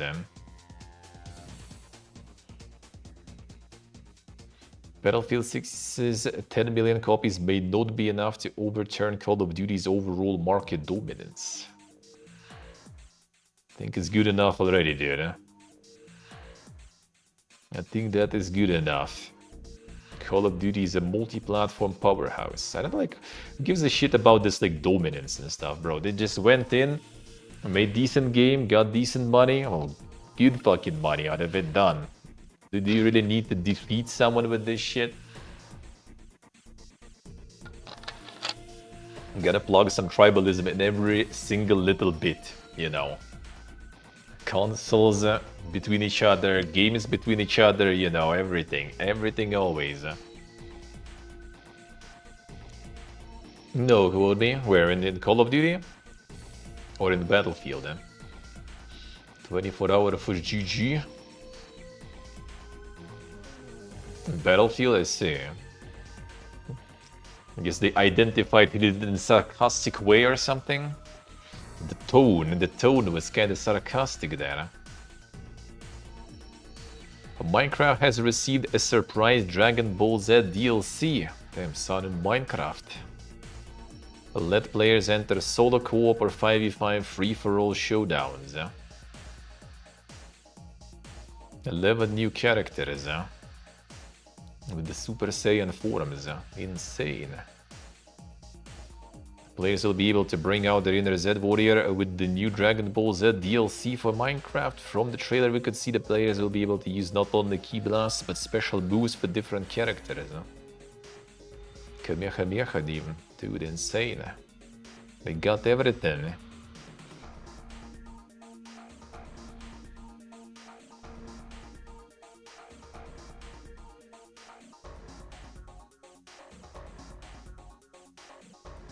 That's cool, yeah, right.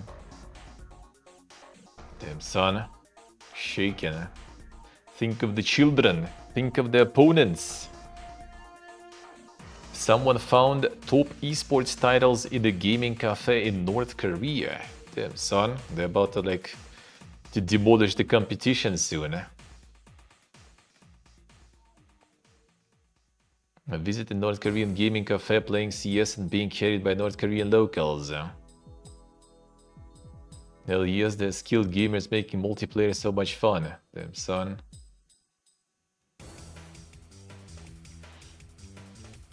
North Korea already training. I'm gonna get like them insane esports teams for the esports Olympic games. Destroy everyone there. More than 70 games could be selected from PCs available in Gaming Cafe. Can be used on a pay-as-you-go or a membership basis. Pop esports style like Counter-Strike 2, Rainbow Six Siege, and Dota 2, huh? Cafe also feature games like Call of Duty and Far Cry, which often portray themes of overthrowing dictators or oppressors and might be considered ironic for a North Korean business. Well, my guess is probably some sort of like, you know, one of those cafes that they just kind of have, you know, for the show, like some maybe some dink like locals from like the privileged, you know, layers of society can go there maybe, and some tourists and everything to see and be like, yo, what the fuck, wow, probably. The personal cafe there, yeah. Okay, I'm not so sure though. Maybe nowadays that there is like some more wider like accessibility for the games at home with internet and everything, but I think it's not the case still. So doubt it. Beat him 1v1, you don't leave. Mind's Eye devs introduce Arcadia alongside a song begging people to play the game. Damn, son. It's time to return, man. It's time to return. Mind's Eye is now subtitled as being powered by Arcadia. Ever-expanding world of missions, races, puzzles, and challenges. Then they get some like radiant missions there. Song that backed the Arcadia trailer, picking out the most questionable lyrics imaginable. The closing line of the song goes, "Play my game is all I'm asking." 6 days since the trailer was uploaded, and the Mind's Eye channel has picked up just 9,000 views, indicative of the complete lack of interest. Yeah, wonder if they can actually come back with that shit there. Somehow I kinda doubt it. All got sabotaged, man. It's all sabotage. The saboteurs. Football Manager 26 cracks Steam's all-time top 10 worst games list. Damn, what the fuck? Another one.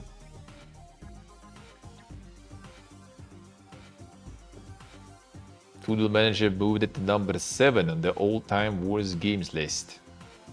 Better than Command & Conquer 4, Tiberian Twilight, Flatout 3, Chaos and Destruction at least. The Football Manager enjoyers, huh?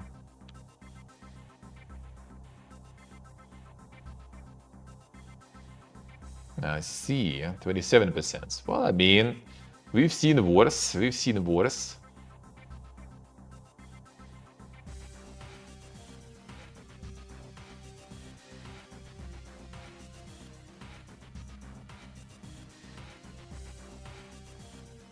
Mixed feelings, huh?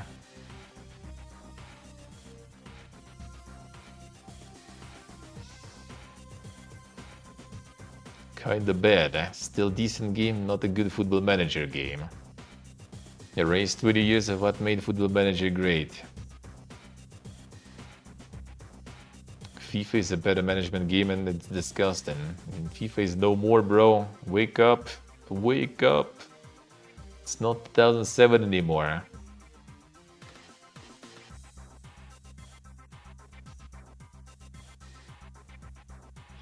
Two years wait still feels like better. Like an amount of hours on these, dude, usually.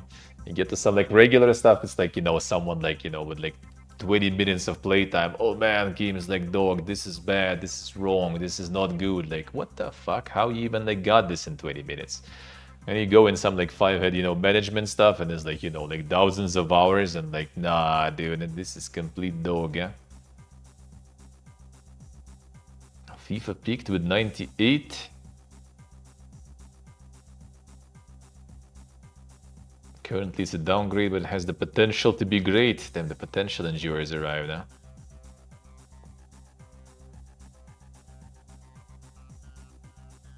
Very different from 24 game, but different is bad, just different. Huh?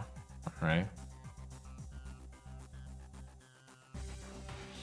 People overreacting.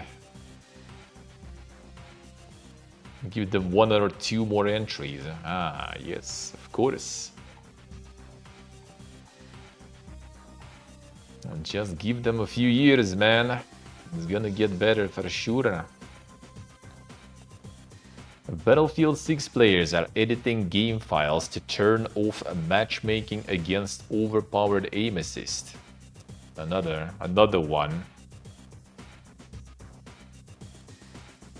Edit the game files to disable crossplay and prevent them from being match-made with players using controller, which is said to have overpowered aim assist. Damn, every game nowadays, dude.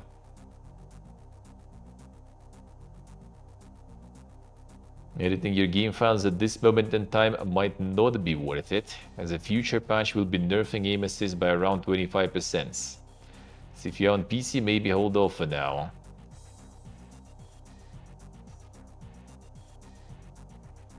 Okay, just let people play like how they want, dude. You don't want the crossplay, just like let them turn it off. Done. Well, actually, I guess I would assume it's also like if someone with controller on PC, they also might get the same stuff. At least like with many shooters, that was the case. Yeah, you can kind of like cut the console endurers from your matchmaking, but then someone on PC with it with controller will still fucking demolish you. So like, I don't know, just like in big games it's easy. Like you have enough players, you can just like make it, you know, like people on controllers match with people with controllers. Done. In smaller games, that's a problem though, because when you don't have like the player base to, you know, populate different queues for different, you know, like selections, then you can fucking tough luck, dude. PlayStation's rumored dynamic game pricing surfaces again. Damn son, dynamic game pricing. And what was that? November 2024, first allegedly discovered PlayStation was trying out dynamic pricing. When my browser searched for the game Astrobot on the PlayStation Store while being signed out, it was $59.99 signed in, and it appeared at $44.99. Now a year later, more evidence of dynamic pricing for PlayStation games appeared. Excited to finally purchase Red Dead Redemption 2 until I realized the price was lower on my wife's account, they said, and showed evidence of how the game's price differed between both accounts, despite having the same region, same PlayStation, and the same currency.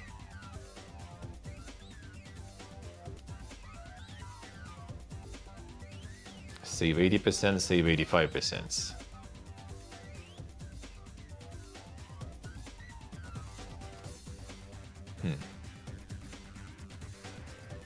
Can't see for yourself once. Yeah, well, we'll see.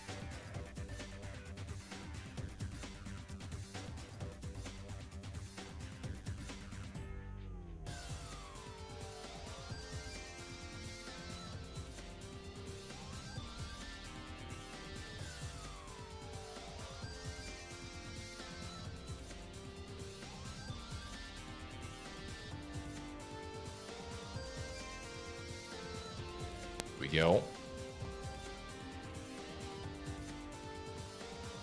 The dynamic prices. Sounds kinda weird, man. Sounds kinda weird, if that will be the case. Well, I mean, one thing is it's kind of like fine if you have some sort of like, I don't know, extra loyalty discount or something. It's gonna be other way if it's like, you know, oh, this guy has this shit like wishlisted for so long. You know, he's surely very interested in buying it, so how about we give him a lower discount, for example, you know? Like, if you kind of don't care, alright, fine.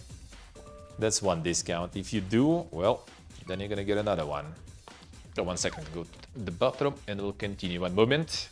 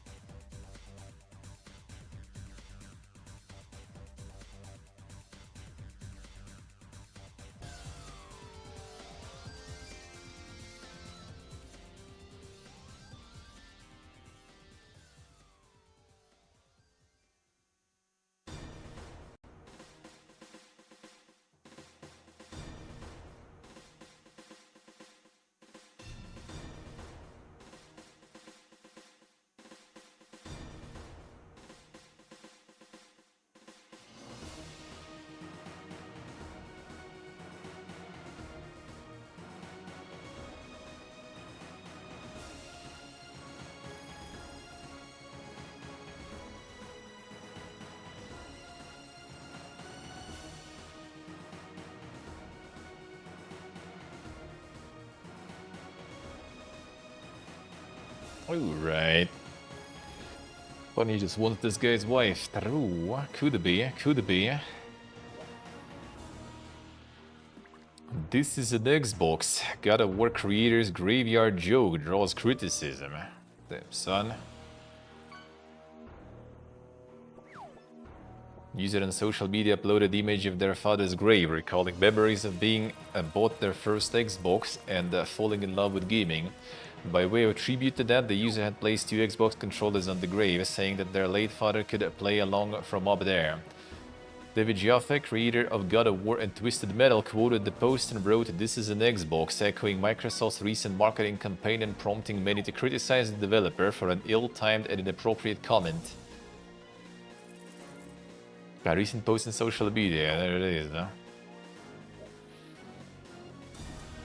Well, I mean, that's a good joke, man. But yeah, probably not the best timing for that. You're a public person, you probably need to hold on to those, you know, a bit.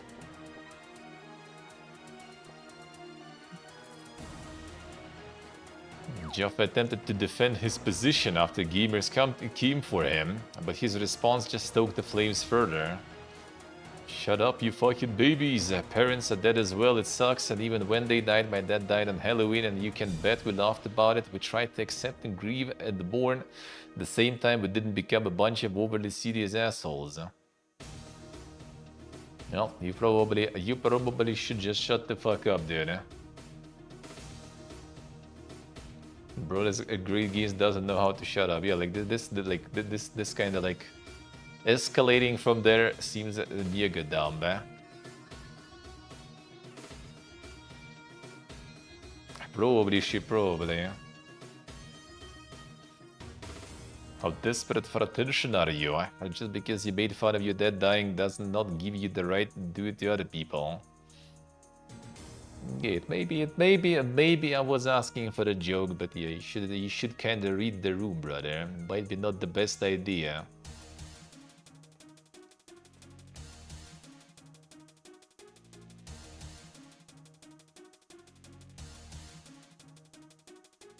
Figured it, I say. Yeah, well, actually, like he's like in like Playway or something. Like he's in some like other company now, completely working as a consultant or someone else. I remember like seeing his stuff sometimes. PS5 and PC cross-buy option has been discovered and verified. So now you will be able buy game on Xbox, also play the title on PC and vice versa. PC players might be about to get the best of both worlds.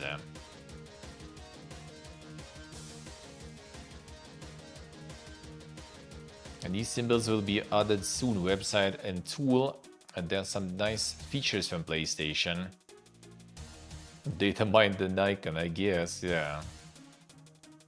Kind of eco mode, PS5 PC games and the cross-buy.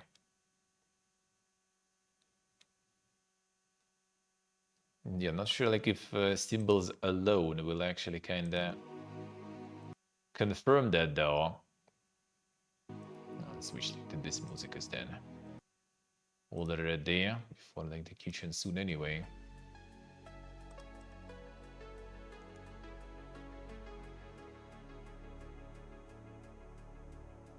Cross-buy PS5 PC. I mean, it could be though.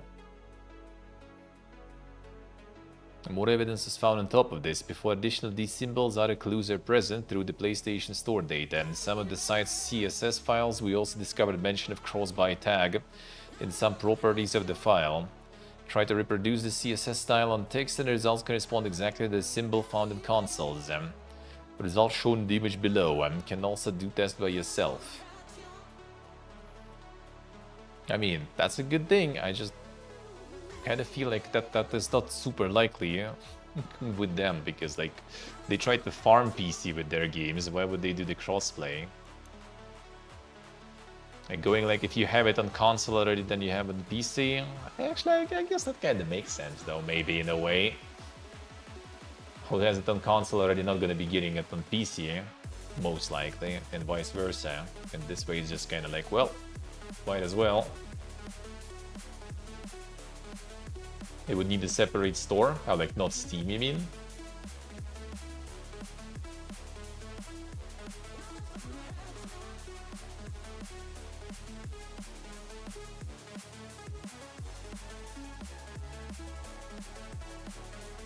I think you can do it with Steam too. You can.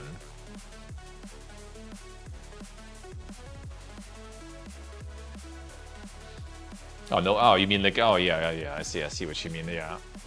I see what you mean there, true. Well, I mean, it could be made through like the account syncing sorta. Like, it's not gonna be like the naked code basically given to you.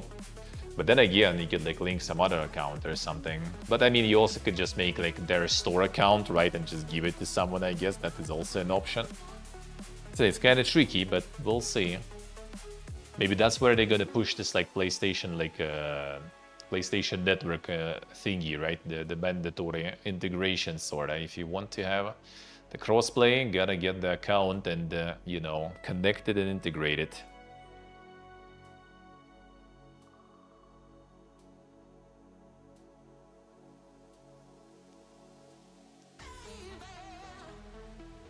Dev ship them. The sabotage. The sabotage. GTA 6 delay not because of fired Rockstar Games workers or alleged leaks. Delay due to Rockstar Games perfectionism.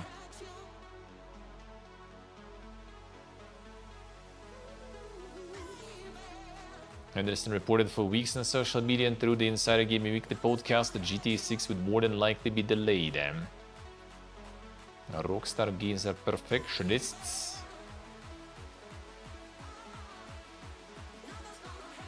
Sentiment also been supported by Jason Schreier to Resetera. The delay was not due to the firings last Thursday, while the fallout from those firings could certainly have a long-term impact on the project and lead to more missed deadlines in the future.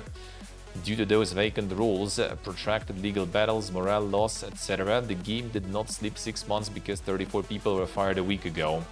It was announced today because Take-Two reported earnings today. Yeah, I mean, makes sense, makes sense. But will it cause some more issues though in the future, especially if the protests and stuff continue? But I kinda have a feeling that Corpo will kinda persevere, I guess, as usual. Red Dead Redemption 2 became the 4th best-selling game ever. Surpassed 79 million units. The series sold a total of 106 million units globally. Best-selling title of the past 7 years in the US on dollar sales. Comes free with every copy of Red Dead Redemption 2, and the standalone online version also released in 2020. Mario Kart 8 was previously at the 4th spot. Red Dead Redemption 2 taking its place. Only games ahead of it are Wii Sports with 82.9 million units. Bundled with Wii U consoles, GTA 5 with over 220 million units. Holy. And in the first spot, Minecraft with over 350 million units sold. Them. Like the gaps between like first, second, and especially the third after that. Holy. Kinda hard to get that gap, you know, crossed. 5 biggest things we've learned from EAFC open world leaks. There you go. He said FIFA is not doing anything. There you go. FIFA is making open world mode there. Insane. Truest one is true, huh? The EAFC open world there. EAFC 27 gonna get the open world, which is gonna be next year, I guess. Game modes and mini games. 6 mini games: a balloon ball closest to the pin, draw the line, foot tennis, kickabouts, and rush. Going continent hopping. England, France, and Argentina. Have another battle pass. Damn. More battle passes. Shoes, jackets, tops, trousers, and hats distributed along with club points. EFC open world and EFC will work alongside each other. Will you need to buy that shit separately, I wonder? Integrated in the core experience. Yeah, what a time to be alive there now. True ship, true. Square Enix wants AI to handle 70% of QA within 2 years. There we go, another AI-centered one there. A joint research project with Matsuo Laboratory at the University of Tokyo that is aimed at improving the efficiency of game development processes through AI technologies. Square Enix even held a company-wide idea contest with the theme of AI that has seen several selected ideas developed into projects and currently being promoted internally. Square says it's a team of more than 10 people, and the team includes researchers from Matsuo Iwasawa Laboratory as well as engineers from Square Enix. The overall goal, the company says, is to give them competitive advantage in game development. There it is. Company plans to be aggressive in applying AI and other cutting-edge technologies to both our content development and our publishing functions. Or even plans to invest in blockchain entertainment in the future. There it is. After all the layoffs. Time to get 70% AI and QA. Borderlands 4's sales results were softer than expected, Take-Two says. Critical acclaim for Borderlands 4 was superb, and we're really happy with the release. Equally, as you know, there were some challenges with the Steam release. Gearbox has been addressing those challenges and will continue to do so. In terms of units sold out of the gate, the numbers were a little softer than we would have liked. In the fullness of time, we think it's going to do great. Damn, son. I thought that one did do some numbers there. I guess as usual, the expectations were way too dink, as always.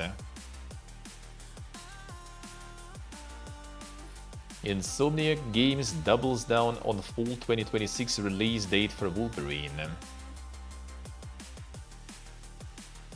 Coming fall 2026. Wishlist.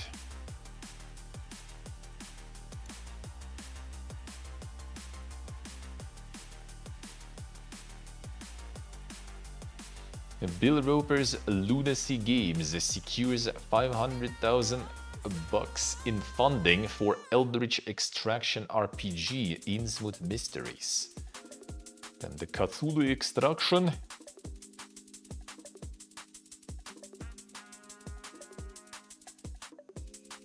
Working on an MMO adjacent sounding title called Codename Skinwalkers. And then apparently redirected efforts to multiplayer extraction RPG called Innsmouth Mysteries just after lamenting the state of the games industry.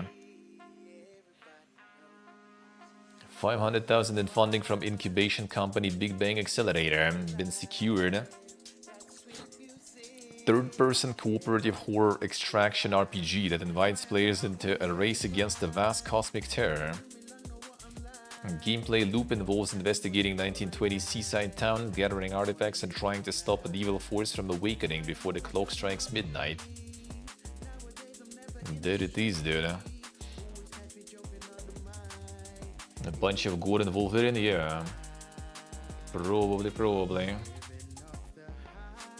Tencent's MMORPG Tarisland formally sunsets tonight at 7 PM EST. Well, rip another one. 16 months after it launched. Though many months after it had been all but abandoned. There was another mobile MMO that didn't go anywhere.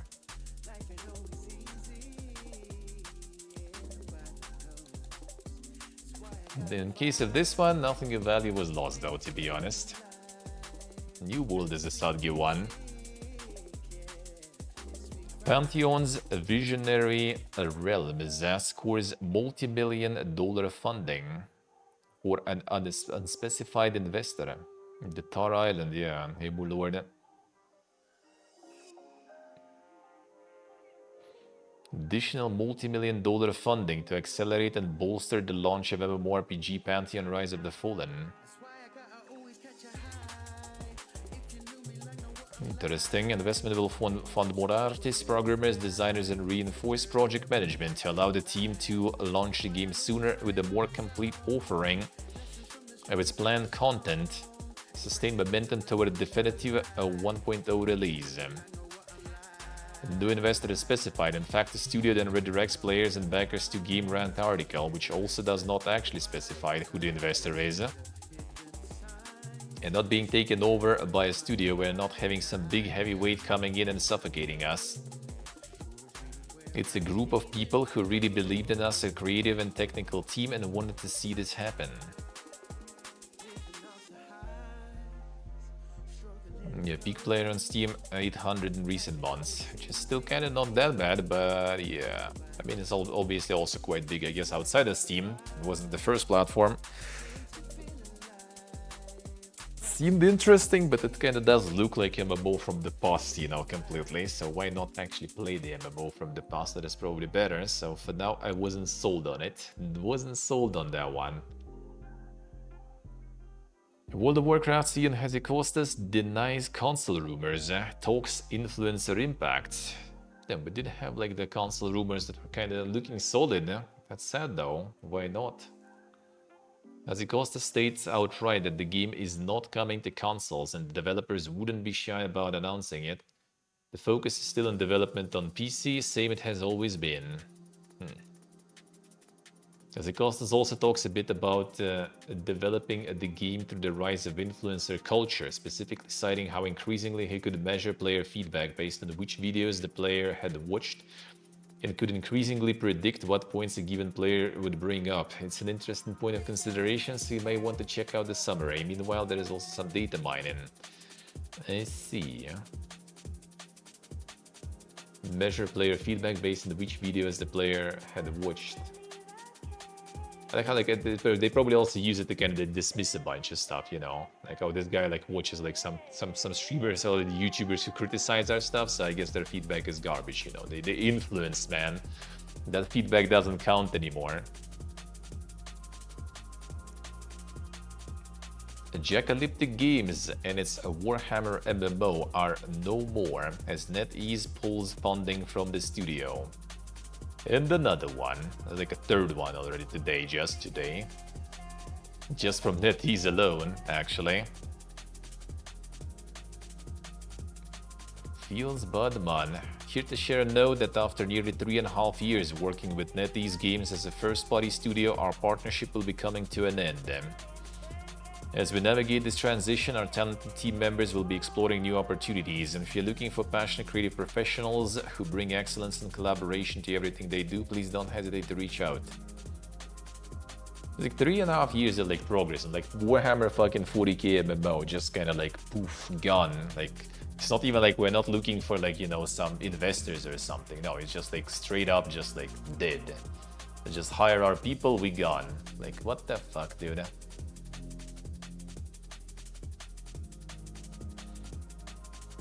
Fantasy 14 does well on consoles. Well, I mean, World of Warcraft actually already can play on gamepad. Like, that's what Ultan did, for example, and he said it's really good, actually. Like, it's doable on controllers, huh? And there were some rumors that, like, you know, it might be going there. I do think it might be going there. They're just, like, kind of, maybe they're just pretending that they aren't to not get, like, some speculations. Maybe they don't have some ETAs on that, so they don't want people to kind of start, you know, like hyping it up too early before they deliver it. I don't know. Could be anything. Could be anything, really. It would make all the sense, right? Because they got like they Microsoft now, right? They have Xbox, they have Game Pass. Like imagine if like the World of Warcraft subscription gonna be a part of Game Pass. Like that would be boosting Game Pass by a shitload. Same as like the World of Warcraft player base will be boosted by a shitload that way too.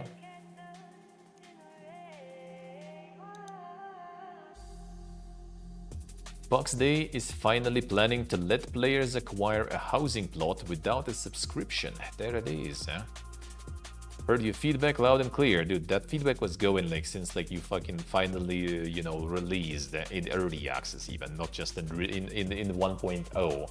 Like for a year in early access, people were talking about that stuff, and they still went in 1.0 with the same fucking PP idea. And only now, after like what, like 2-3 weeks after 1.0 release, they realized that maybe it's time to actually, like, you know, follow that feedback.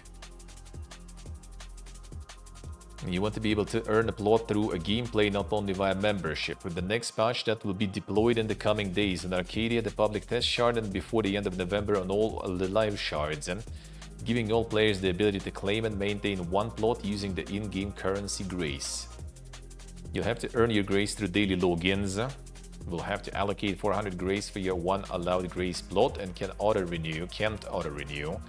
So you'll have to manually extend said plot. It also sounds like you can convert an existing plot, a Grace plot, if, say, you stop subbing.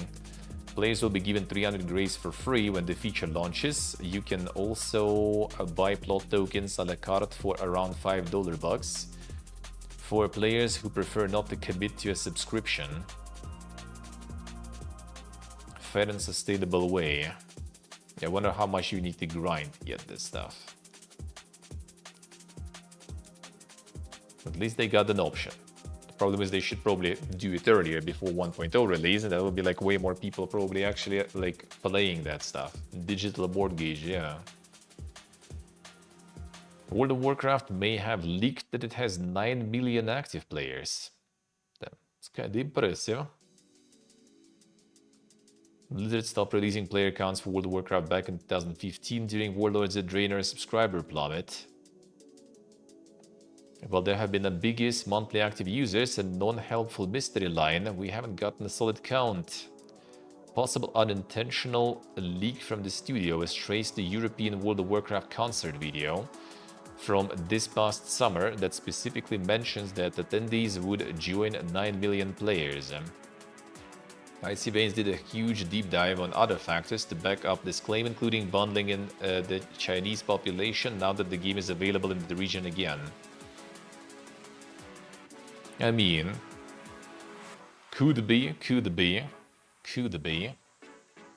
Depends also how you define the players. Because I think like I don't remember actually how was it distributed in China. It wasn't free to play in China anyway, but it was like something else there, kind of like some different system, different publisher obviously, and different system there too. But I mean, now they have retail, they have like multiple different flavors of different kind of classics there, right, going and stuff. So like, I mean, I could believe that. It does seem kind of impressive though. What was the peak? I think like the peak I remember was like 11 million or something, and like the what's the name? Which up Wrath of the Lich King I think was like around 11 or something, if I remember correct. Just like remember even like reading in the magazine or something, potentially even. A new world has merged down to 9 global servers to kick off its maintenance mode era. So yeah, merging the servers, man. The last year of the game, I guess. Yeah, they got also like a bunch of introduced that was surely meant to be season 11 content, including daggers. They got new weapon also introduced now. Apparently not completely fully developed yet even, so that's probably gonna be something. Yeah, this one is Sadge though. This one is very Sadge. Fucking Amazon, dude. Fucking Amazon. I mean, there's still kind of a year. I hope there will be something still. Probably not though.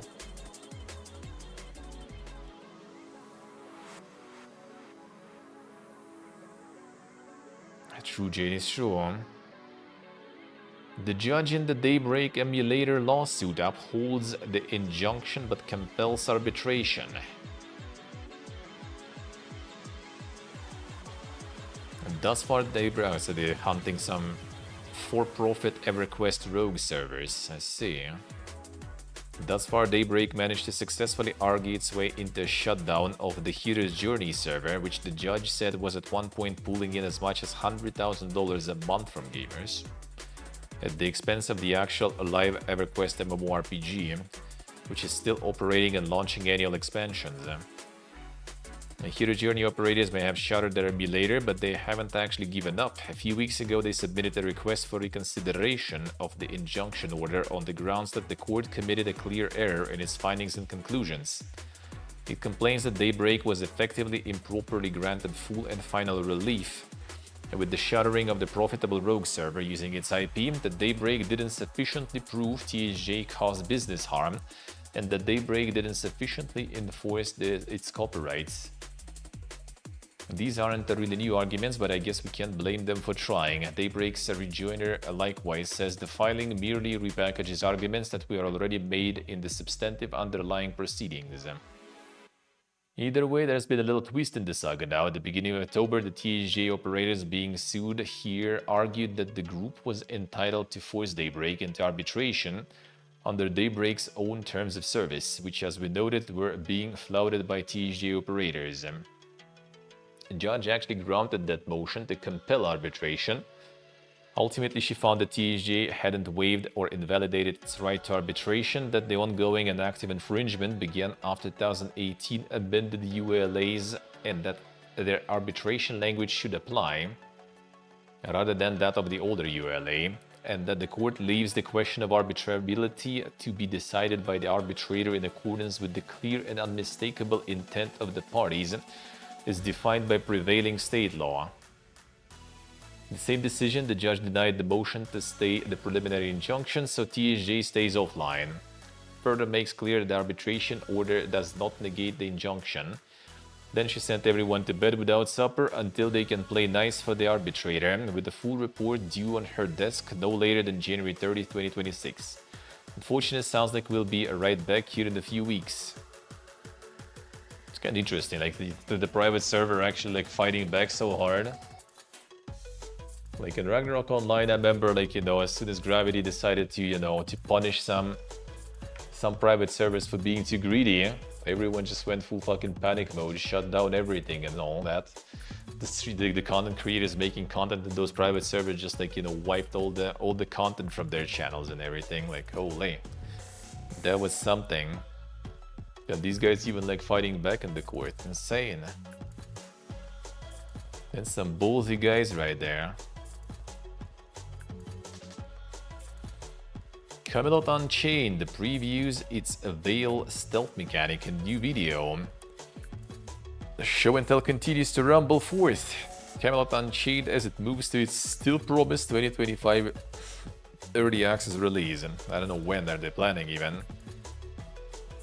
Not so sure. Entering the Veil is effectively like entering into stealth for class archetypes such as rogues, only it appears to be universal tool and not class locked.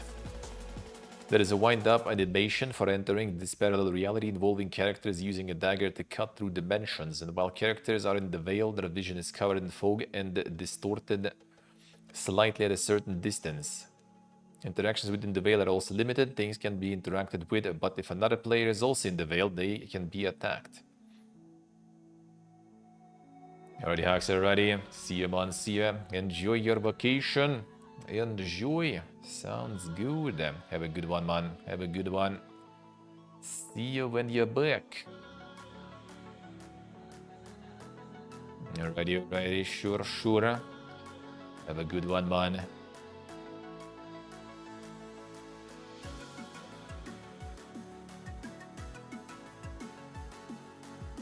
Now, this is intended to be used in regular gameplay is left as an open question, as a great deal of the video talks about visual and sound design. Alright, let's see. I'm thinking, oh, it's 5 minutes one. Okay. So just gonna be a bunch of like yup and everything. Oh yeah, mega yup. I'll see.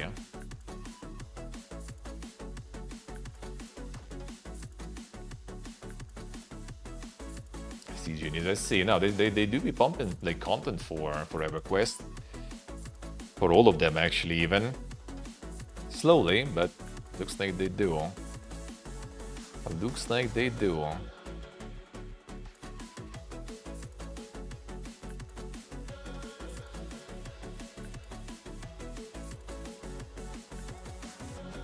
Yeah, I do actually wonder when they And when are they planning to actually release that? And about like the sound and everything design, very important.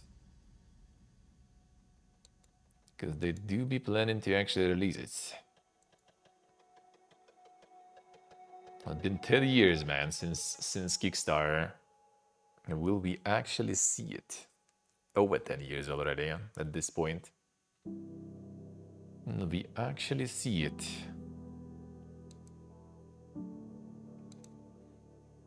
The previous videos they posted was like also like not exactly the poogiest one.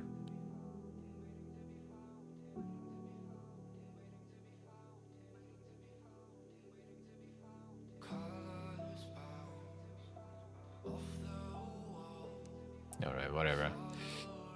Only waiting for the date. For the date, dude. Football Manager 26 actually with 67,000 people. What the fuck? 81,000 people. Holy. Mostly negative, by the way, dude. People do like that footy there a lot. Looks like holy shit. Insane. Insane.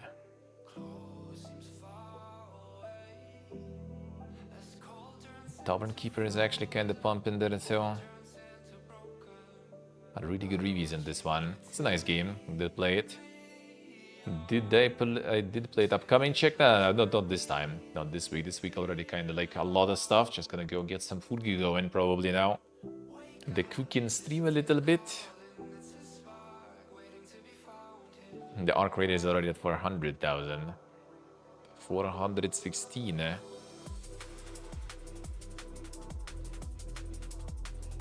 European Universal is less people than Football Manager. Like, holy shit, man. The foodie endurers are insane. The foodie endurers are insane. Whiskerwood is also kind of pumping there. That's really good. Whiskerwood is fun. I like it. I like it. Very good. Very good.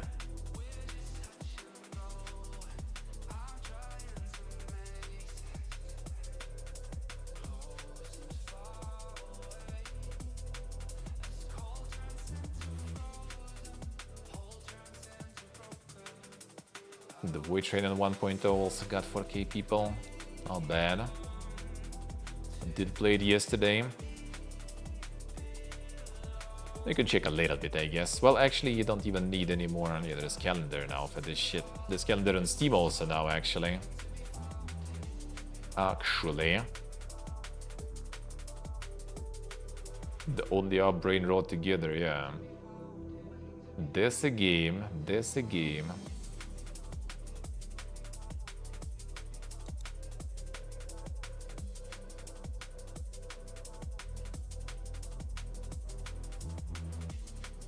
And the upcoming is like dog now though with this shit. I think without calendar you can still kind of do it a little, right?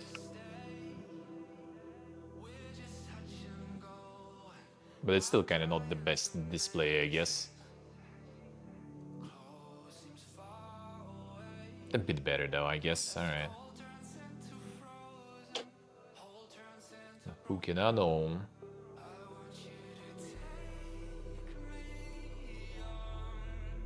The uniforme.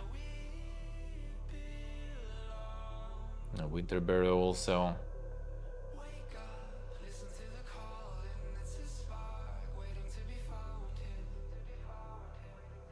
Yeah, Sacred Remaster. Oh yeah, Sacred Remaster. That on Wednesday. That on Wednesday. Killing Floor 3, yeah, that one is not doing well. That one is not doing well in data. Well, it's basically the same week because Sunday today already. Moonlighter 2. Oh yeah, the co-op RV simulator. Wonder how this one will go after the RV there yet. We'll see. Demon School finally releasing, actually. Who would have thought? Oh yeah, this is the what's the name? The DayZ creator game that is like God knows what exactly. I guess we'll see.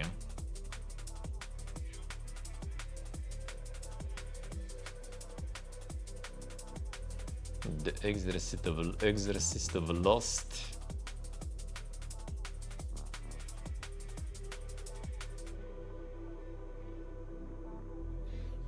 Goblin dungeons. I wonder what kind of goblins are there.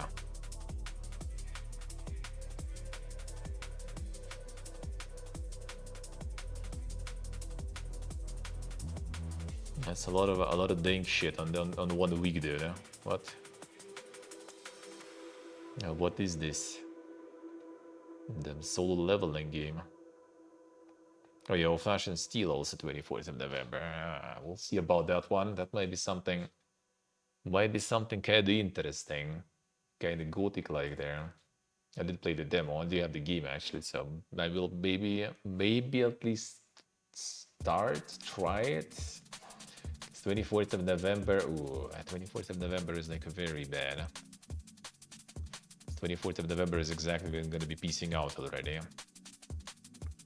The 24th already gonna be IRL stream, and after that also for like a week at least, probably gonna be mostly IRL streams. So yeah, I don't know when I'm gonna hop on this one. We'll see, I guess. I want to try at least, but yeah, we'll see.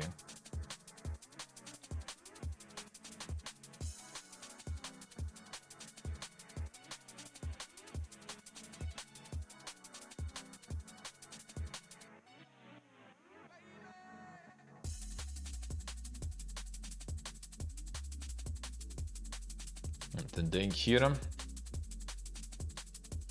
Anything dank here? Doesn't seem like a lot of a lot of dank names there. And not in this week. Not in this week.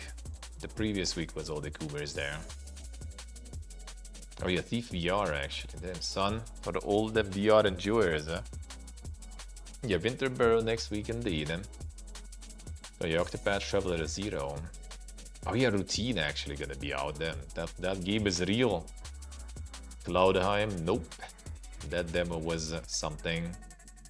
Effulgence RPG might be interesting. The 2nd of December, hopefully we're already gonna be like settled in Thailand, and then I will be able to resume the PC, the gaming streaming. Or you let it die also at the same time. Holy. Yeah, the Disco Elysium, like the Rue Valley or whatever. Shit, I'm really that interested. We'll see though, I guess.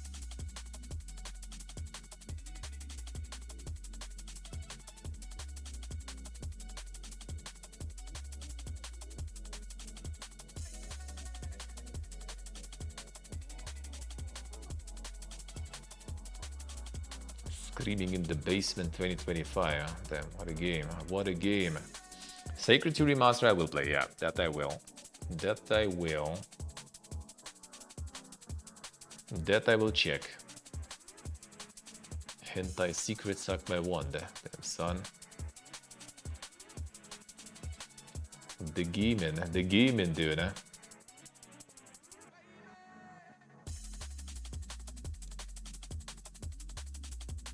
Okay, this seems like a Paralyzer.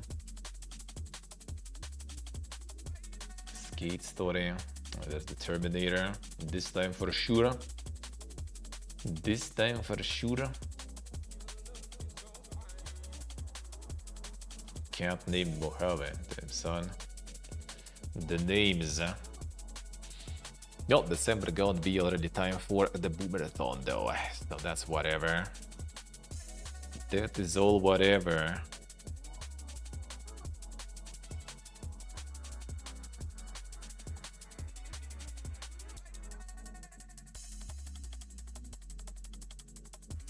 MMA Life Simulator. The fuck is this banner there? Fuck is the banner for this MMA Life Simulator?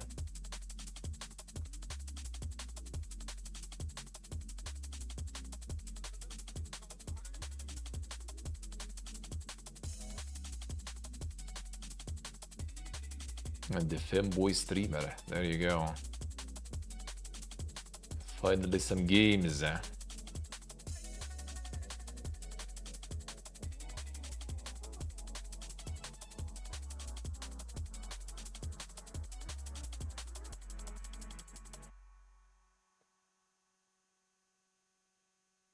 the throat goat demo. Damn, son.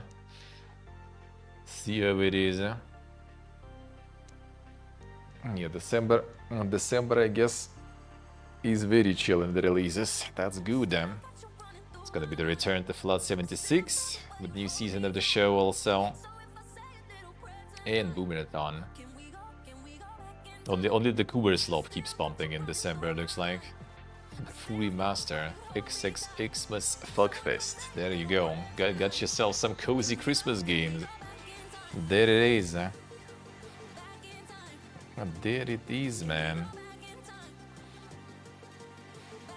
Even the original soundtrack sold separately. Damn, son. Gonna get yourself some quality games there. You know, that's already like what's supposed to release in 2025, but no date yet, so... Pioneer and stuff too, Cook. Yeah, usually like always like December, January Boomerthon kind of perfect. Like I almost like don't really miss stuff outside of like few indies that I just do on like Fridays, I guess. So I like that. That is good. And there's like time when I can actually go hit some backlog, the ancient backlog. Still some things though for now, but November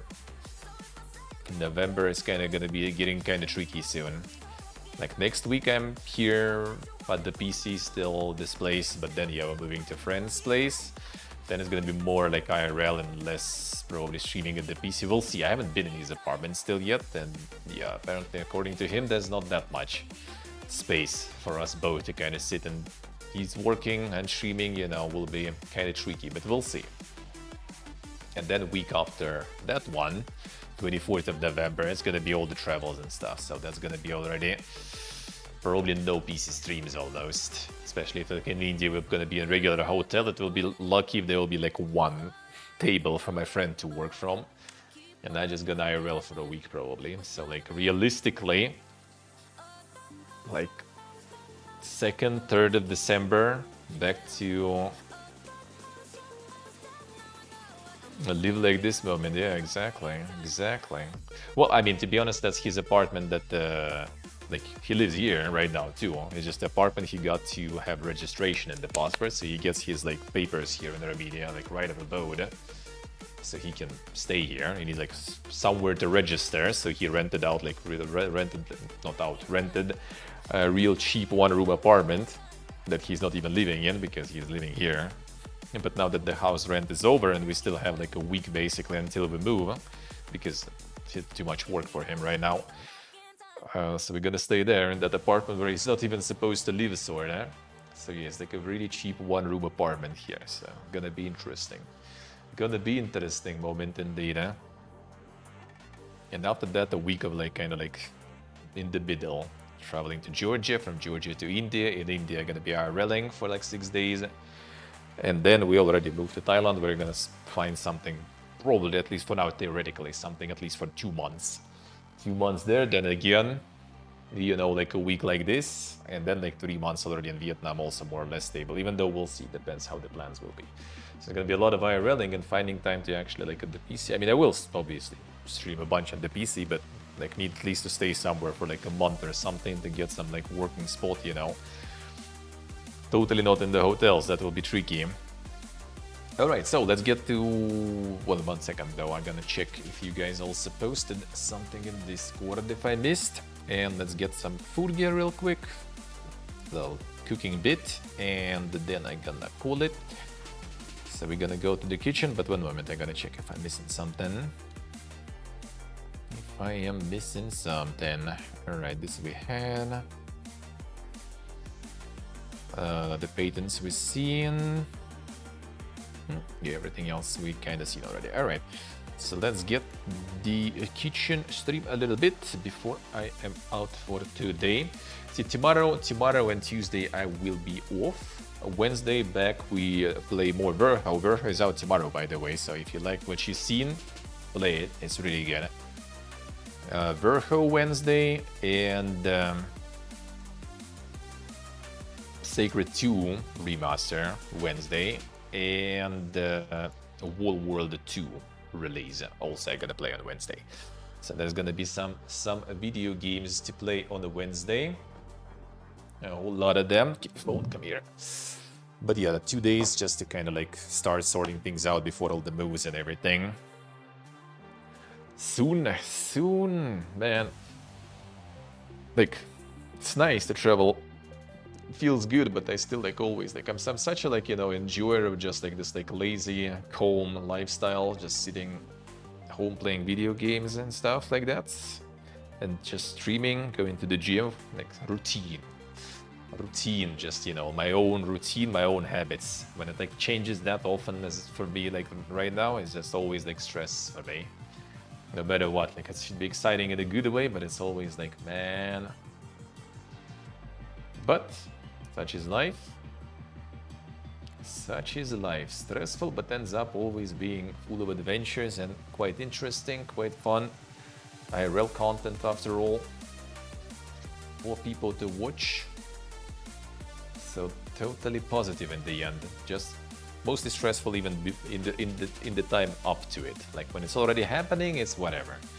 But all the preparations always just like, ah man.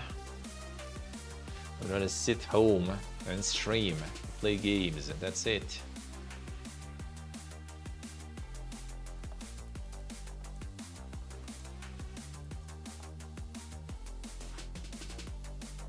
Alright, switch categories. The Game Awards, yeah, the Game Awards. There's also PC Game Show. There is actually also Golden Joystick, 20th, I think, of November, right? Thursday, yeah, should be. We're gonna watch that. It's not in ungodly times. It's actually really good times for European time zone. I like that. So we're gonna watch that one together. I'm gonna find some way, I guess, to sit down somewhere in that friend's apartment and actually do it. And watch it with you.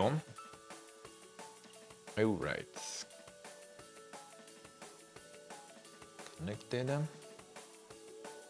Connected. All right, let's get to the kitchen then. Chat on the phone.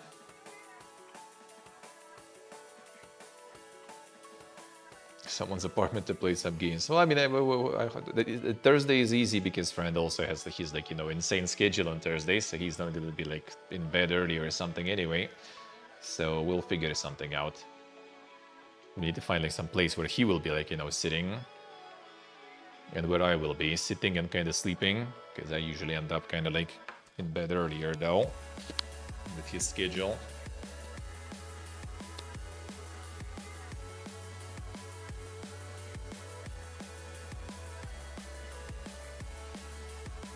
Alright, there we go.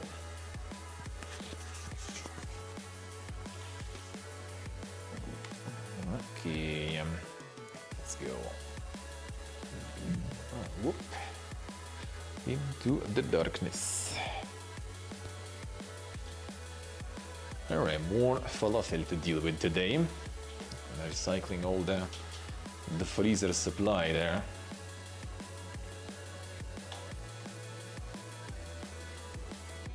My friend already demolished his croissant there. I'll eat mine.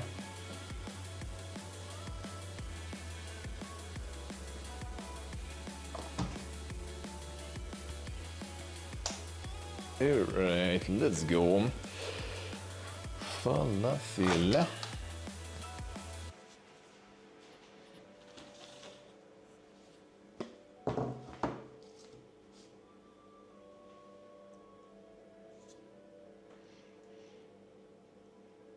There we go. Alright. Oh, I can like prepare stuff for it, I guess, first.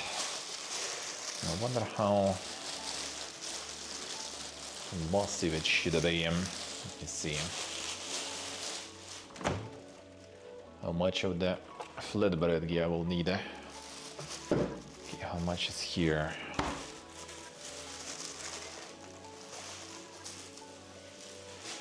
Flatbread. Alright, this one has 6 of these. Like that. Just want to figure out how to cut or tear the flatbread.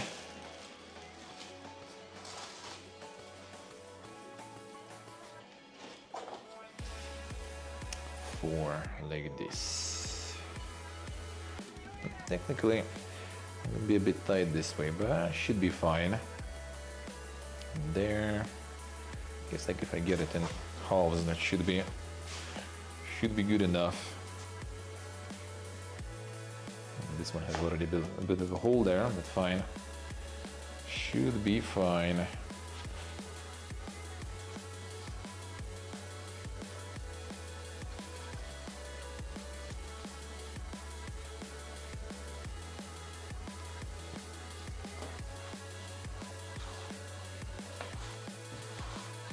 Actually, worst case, I can wrap it in different direction and it will be fine. Fine. Good.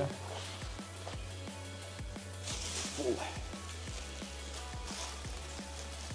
More bread blanket, yeah.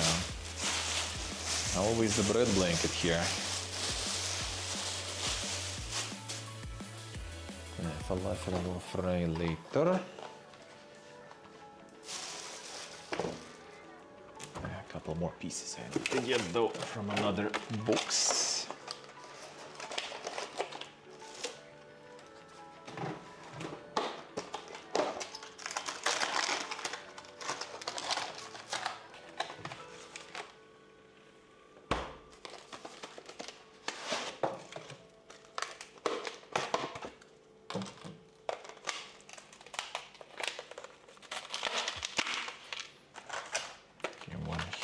One here, all right.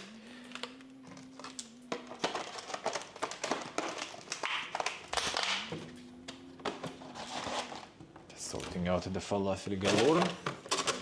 4 pieces each again. And let it stay here already.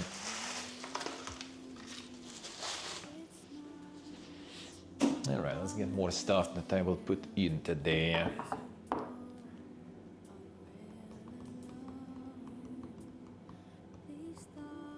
Nice aircraft, nice. Some fries. Feels good, man. Feels good. Alright, then some bell pepper we're gonna use for it. Still some hummus. Just gonna prepare all this stuff. Okay, we're dipping this shit here for now. No.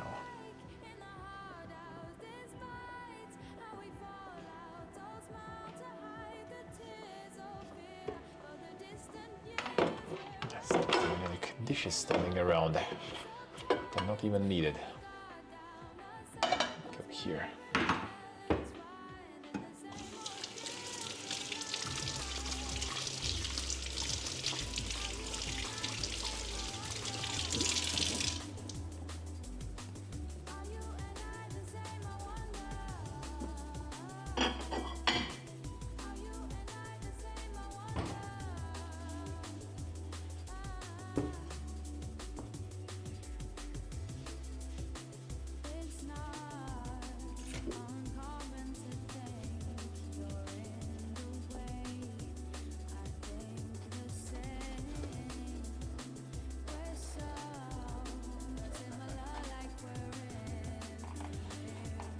The insane banana, yeah.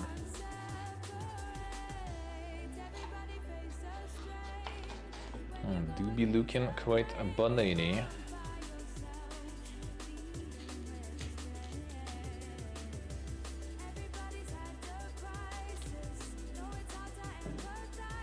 And this one out.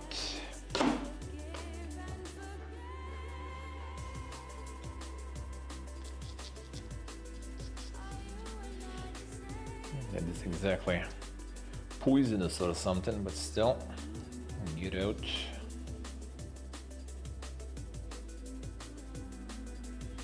Oh, I get some buffering there, right, really? Let me see. There's something wrong there. Oh, there's some frame drops, or is Twitch again doing something? I've had some people earlier also having issues when I had no issues on my end. Yeah, no frame drops still. No frame drops still.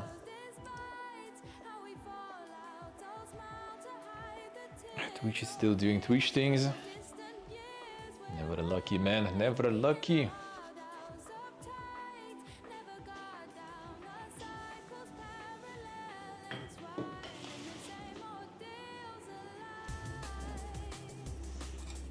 Twitch being Twitch, I see. Happens.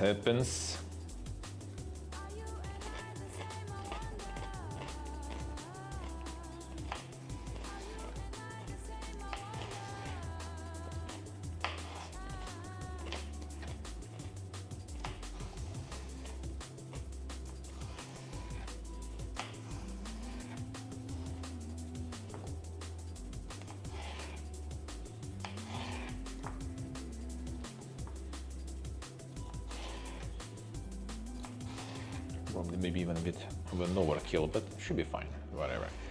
It's juicy at least. Having all the bell pepper. It's gonna be nice.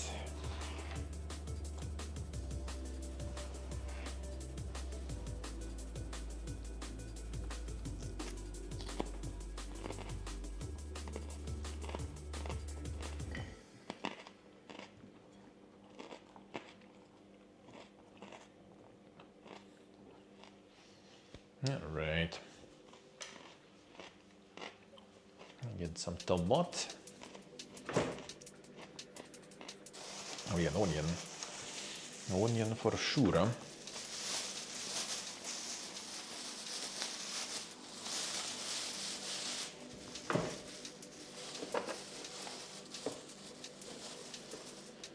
Tomato, actually, we'll see. Might get a little watery. I can just get the sauce that I have here, and that will be good enough.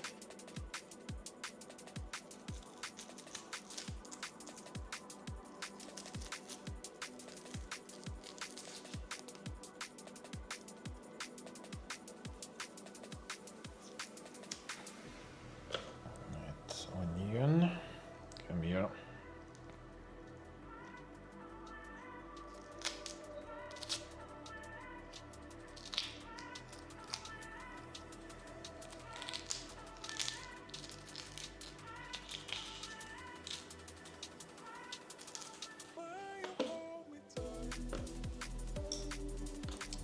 Go.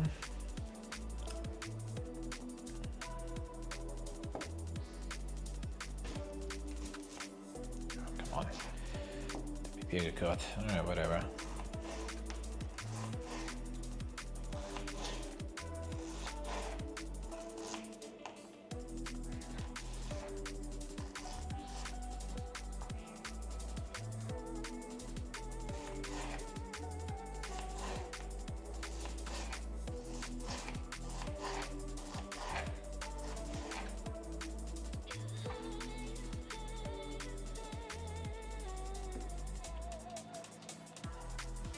Onion.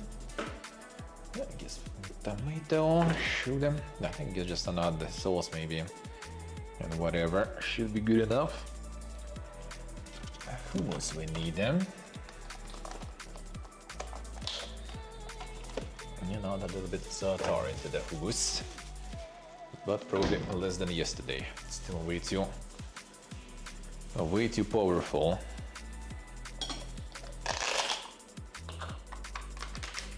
Alright, all of this, you know what, let's go.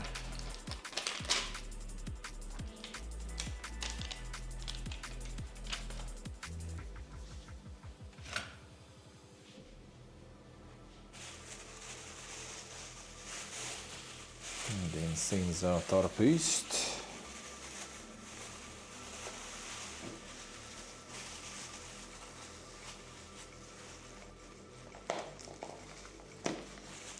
Package got a bit leaky, so now it's all in a whole bunch of bags. Thing is way too powerful.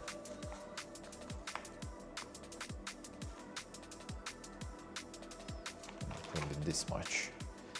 Yesterday, added a little more, and it was still way too dank. Not way too dang, but very powerful. It's a nice taste though, but it's a bit overpowering for everything else involved, I guess. Kinda.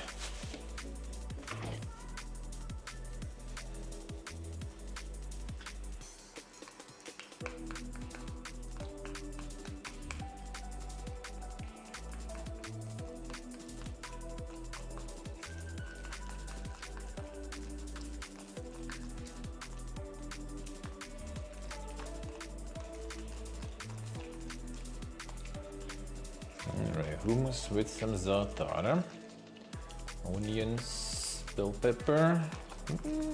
Kinda good. I'm gonna add some jalapenos also.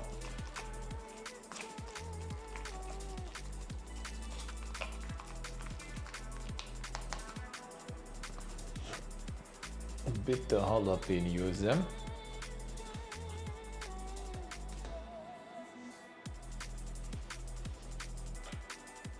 Well, let's get some frying. Can I fit in a small one, I wonder? This small pan.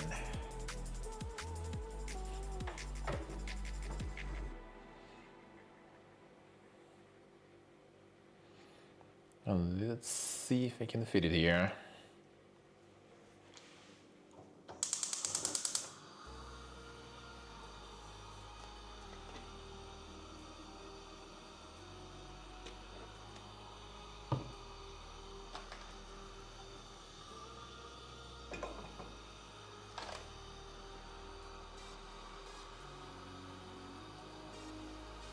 I should be able to, I think.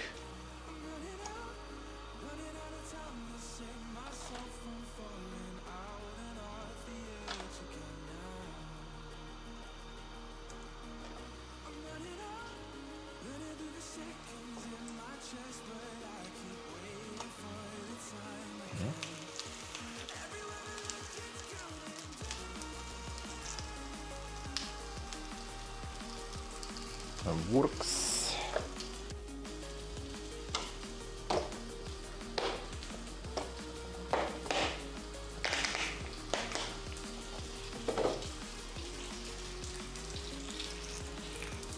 Alright, not so strong.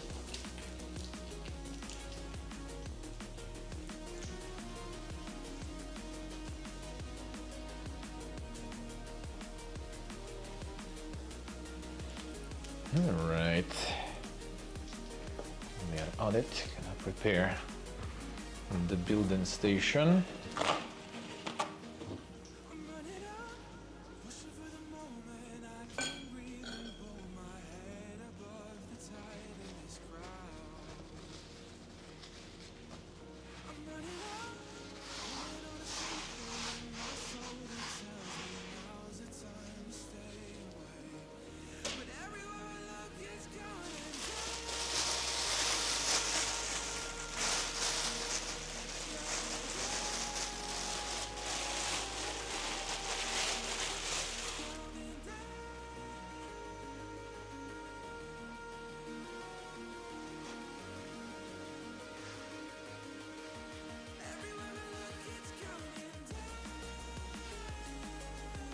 Right.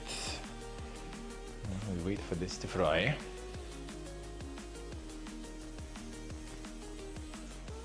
Maybe a bit more.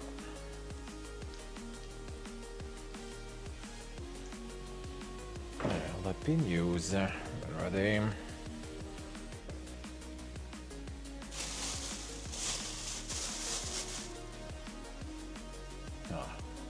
Oh, there they are. And somehow fell. You think they were closed pretty good. Oh yeah, there's like just a few left. Well, should be good enough, I guess.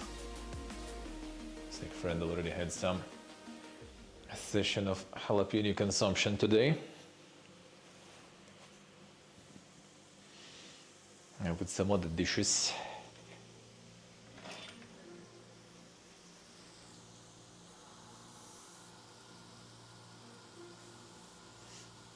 I kind of want the strong heat.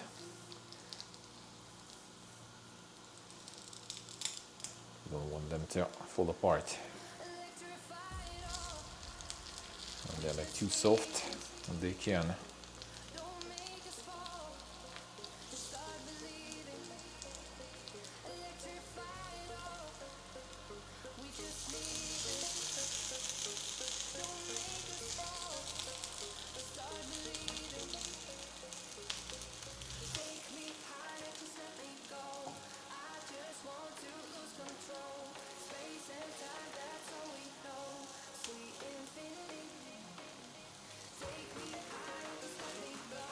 Come on.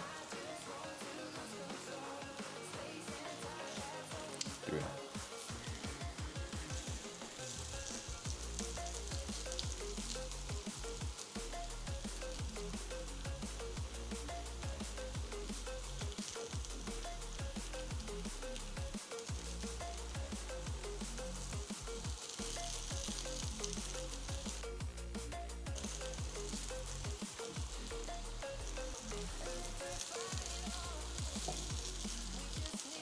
Already on some more oil.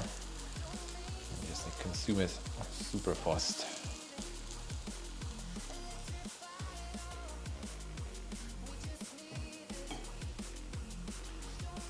Frying some falafel. That's a dink-shaped one. The dink-shaped falafel. It's like the local Western Armenian brand selling some kind of local sort of foods. Which are already kind of influenced a lot by some neighbors. In Turkey here is, for example, like 10 kilometers away or something. Hop on the train to Yerevan and you're gonna be just like catching this roaming all the time to Turkey.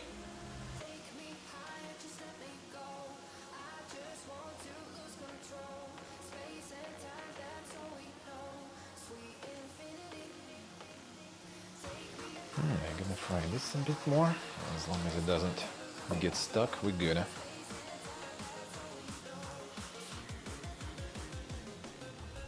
I don't want to get them too dry, even though I guess we have like a lot of juicy stuff to compensate for it, I guess.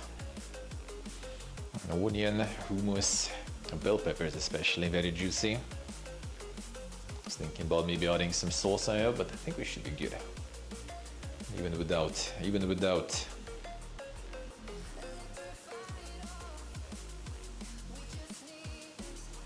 I should grind some of this into hummus, some spices.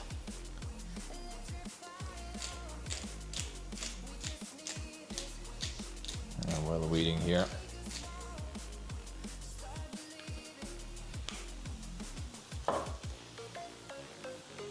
and maybe some salt in there too, actually.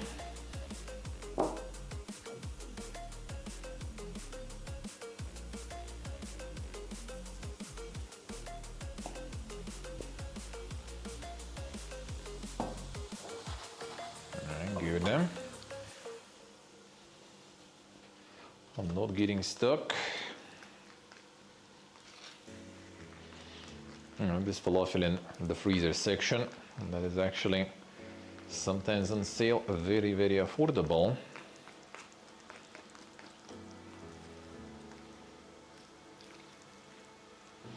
So we can unlock that for ourselves. And the first tries were pretty good, so we decided to get some more. And now we have like enough for probably 3 more sessions like this. This one already getting good. No, actually I'm probably already gonna leave them on this side and just turn it off. Just so they kind of stay hot.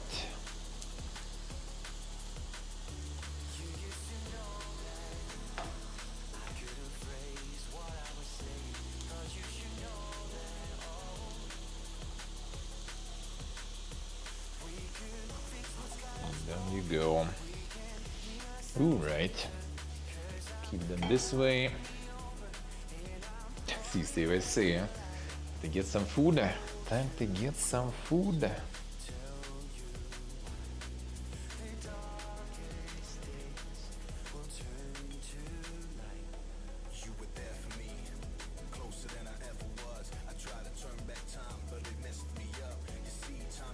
Alright.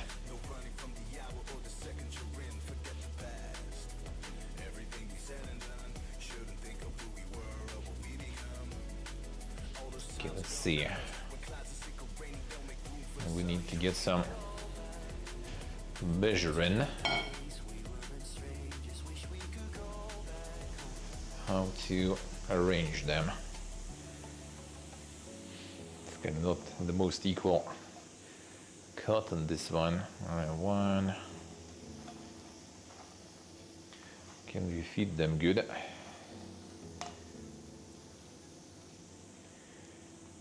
Technically I can get them in any direction.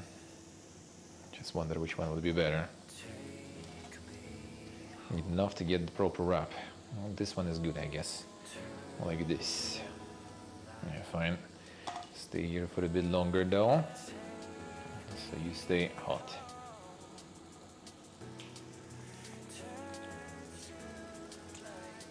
Little pieces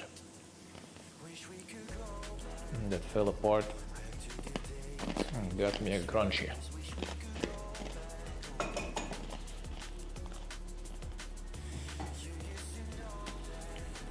Alright, so this way and this way, okay.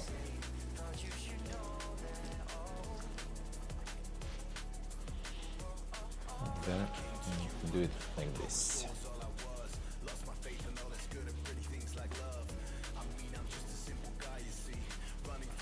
Skydiving with the bread, yeah. Bread here you totally could, eh?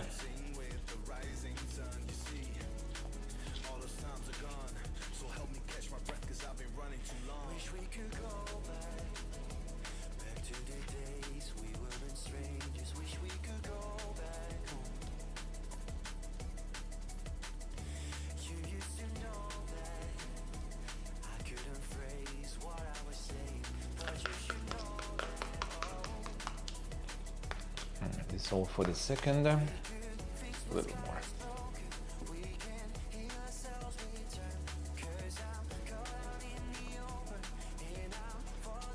A bit more even. All right.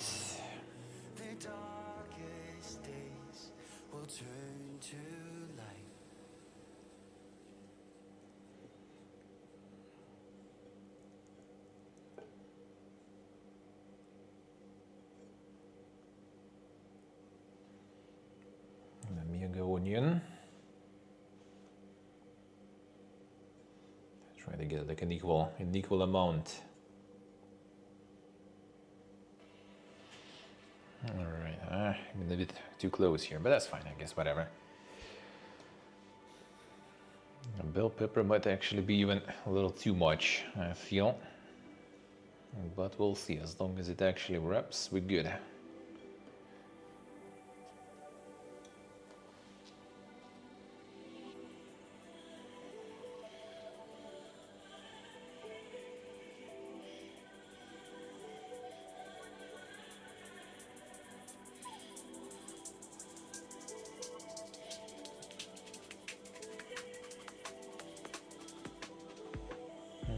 Enough, I think. Put it on this side. That should be good. Alright, get the jalapenos.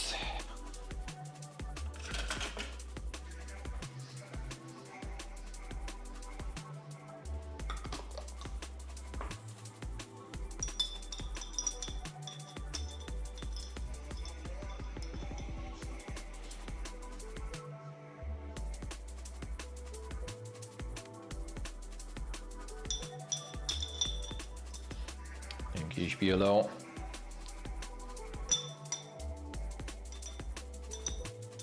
The hello. Axel asked to say hello. He already left. Already left on his vacation.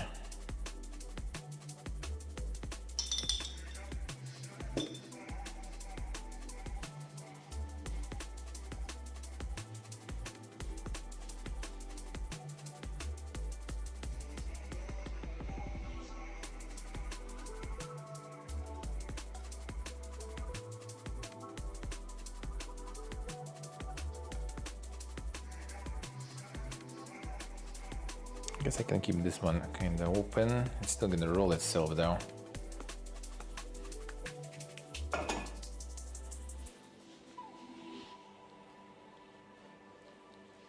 No, we should be good. All right, straighten this up.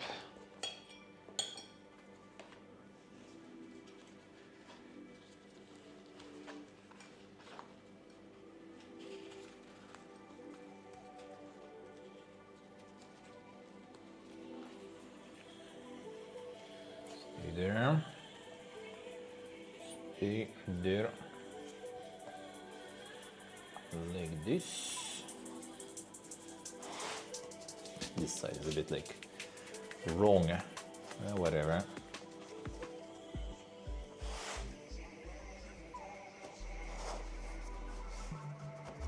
There we go. Closed from both sides. There it is.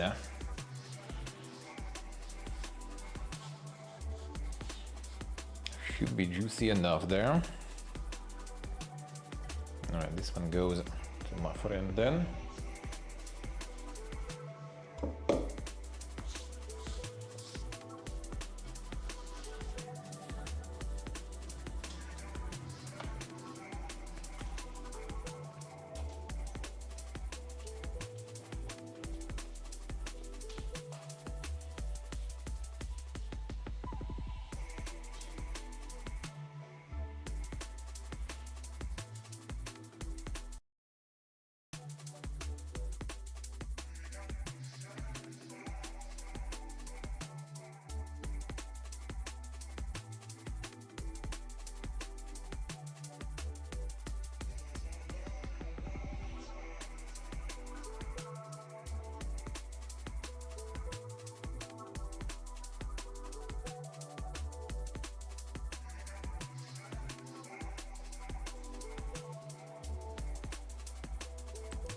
Actually, not sure.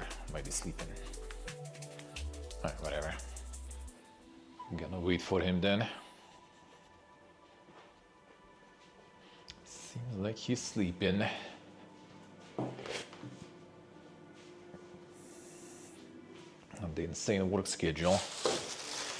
Trying to catch any time when he can sleep.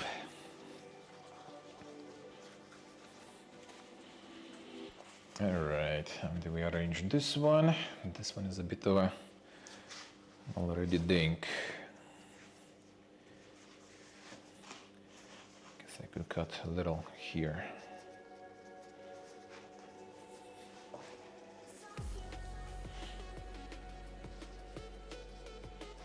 I'll leave some of those for later. I actually can wipe the hummus with that.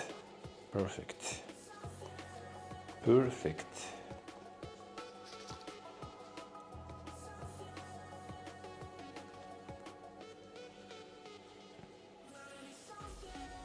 To make the food, and just like wraps with falafel and hummus. That's it pretty much.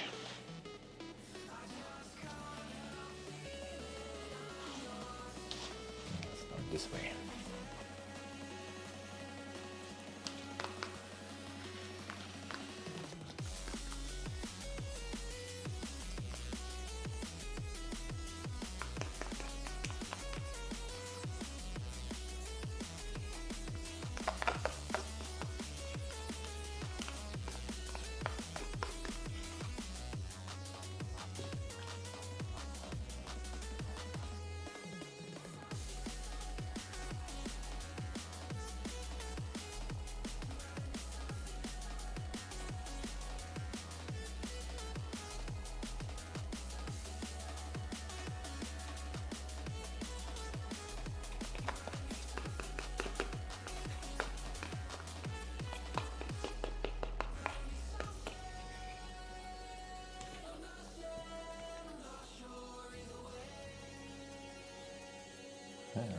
Alright, done.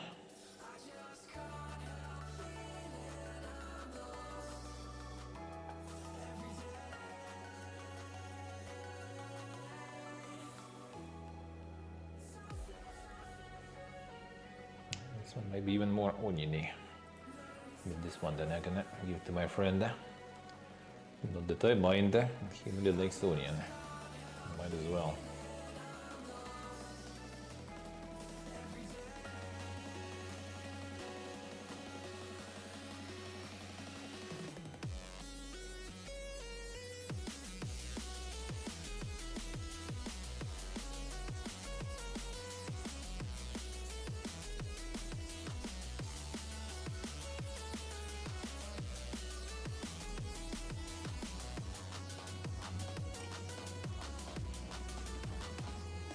Maybe a bit juicier. Send this one to him then.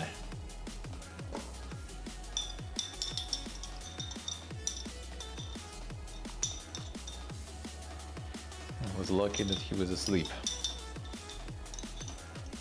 I waited enough for the final one. And that got all the ingredients that were left. So way more of them.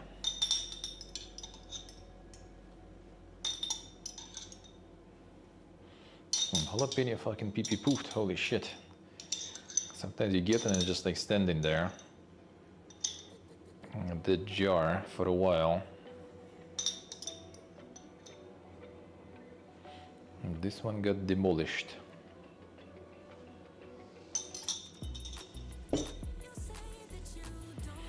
Alright, goes them falafels.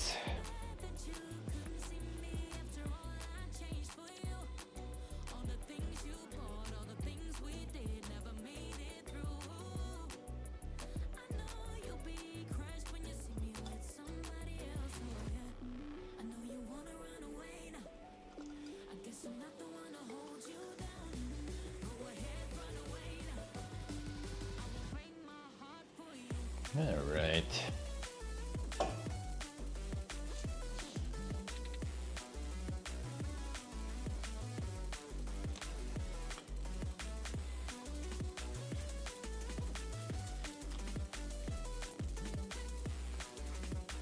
Stop there.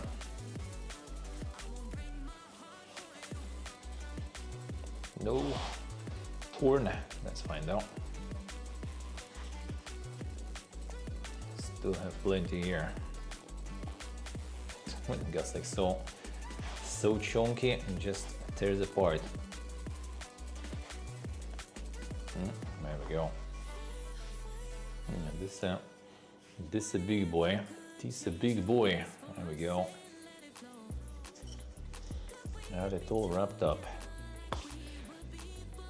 Wake up there. I swear I could hear. The light's still off. All right.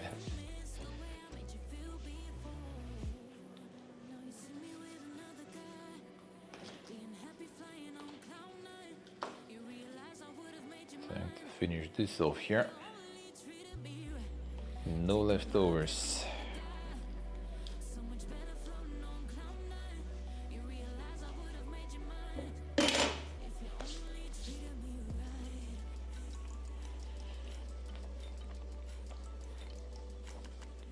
Man, how is Zaatar so like potent, dude? Holy shit.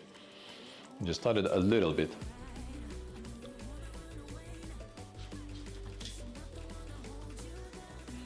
The self-service one ended up losing money, I see.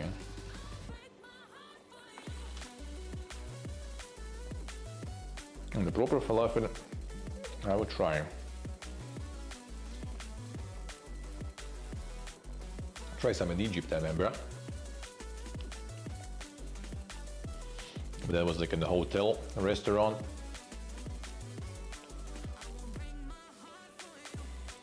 And the typical Russian tourists going in like all-inclusive hotels.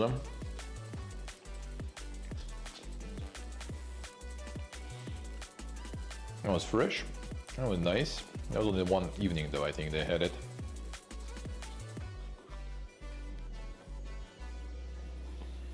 Other time they had like, the hotel was mostly for Italians, so I guess their logic is simple, you know, if there's Italians here, a lot of them, they probably want pasta. So they just had a bunch of pasta there. Which we kind of weren't completely against, because, you know, just a bunch of Russians arriving and some actual Italian pasta, why not? And I wonder how Italians felt. You know, just go to another country, want to eat, to try something new, and there you go, fucking pasta again. And probably not necessarily as good as at home. Most likely, even, I would say. Most likely not even that good. No, we kind of were fine with it though. We did like it. But obviously it wasn't the high cuisine there.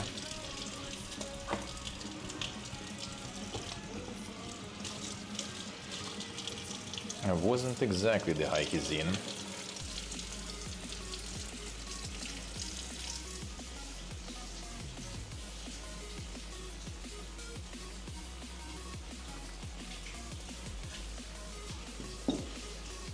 And there we go. And do a little cleaning real quick.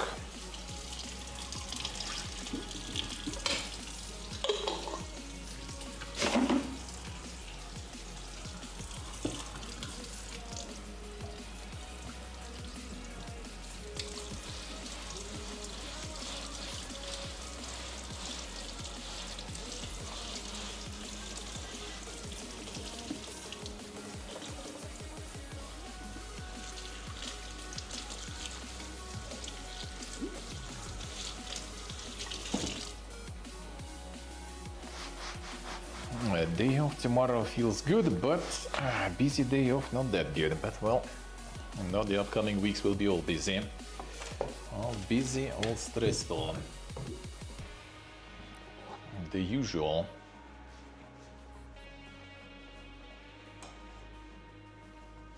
I need to kind of reach some sort of zen already at this point.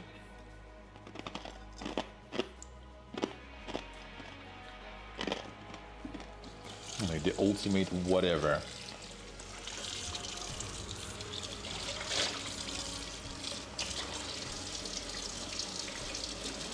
And that would be the dream.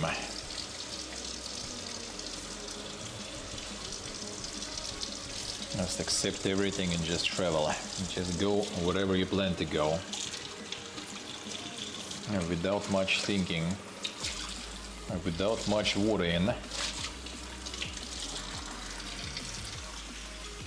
But now there is always worrying.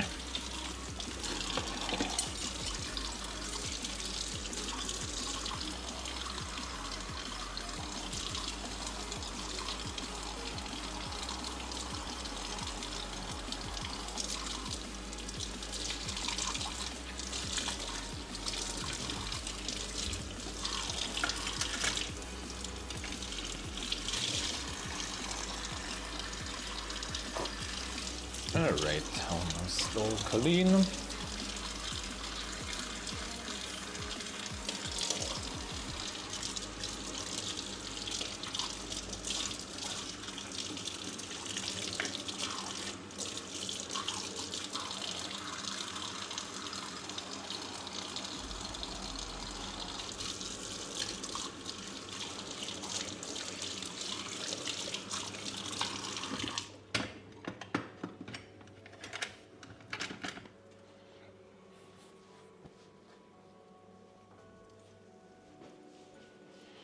Alright, this will be mine.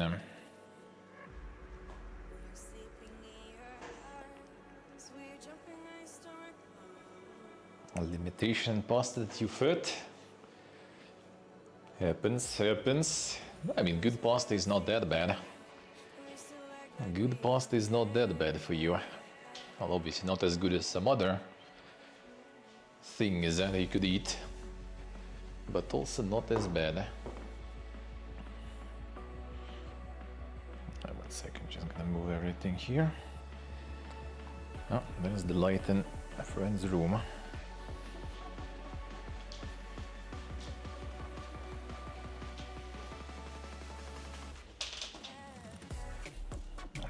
cup here.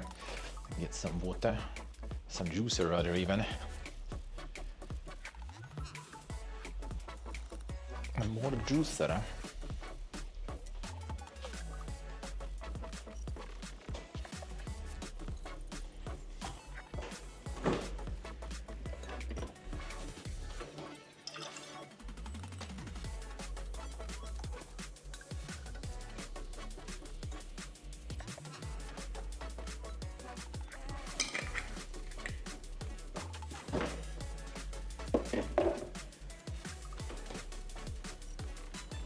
Alright, there we go. There we go.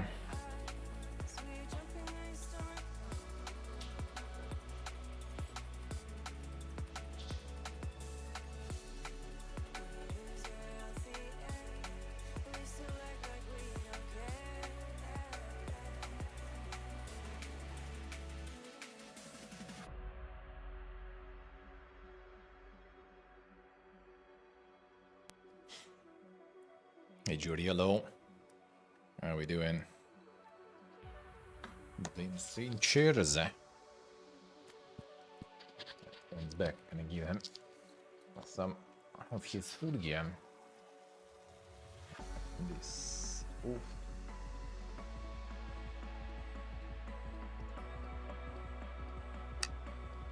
People are low. Insane setup, yeah. Insane setup. There's gonna be like one more week of that. And then it's gonna be mega scuffed. And then a bit less scuffed, hopefully. Switching to mega scuffed every once in a while. Alright, this off. Camera charge. This one's dead then.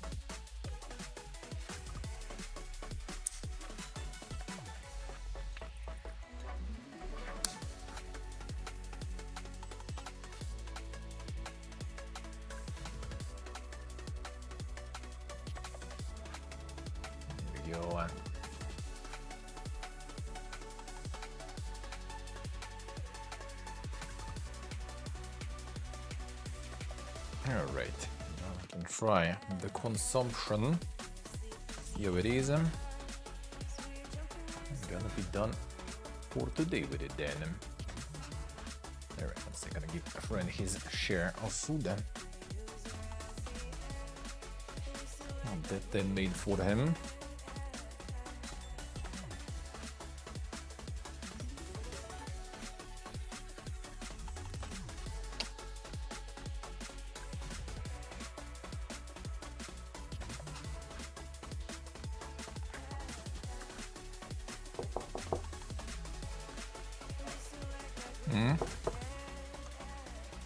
Push it.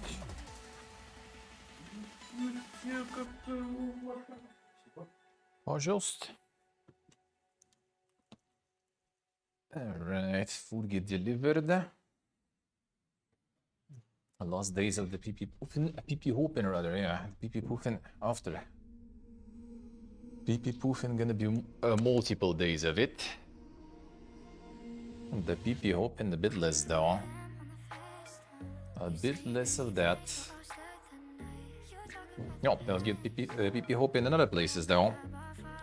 Whenever we actually move, go into that pretty big.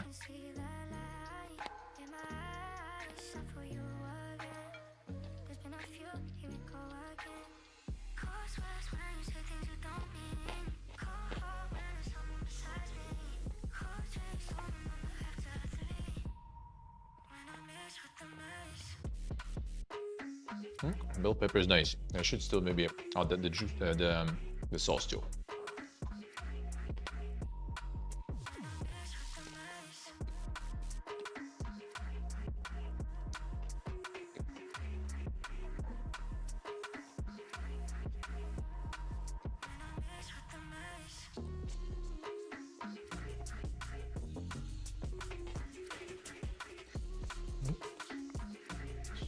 Better than this way, better than yesterday.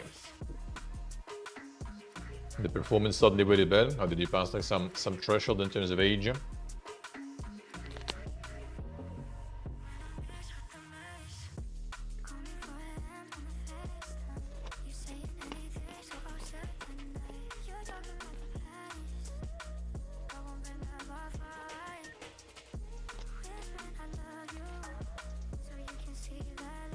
Hummus kind of debating, you know.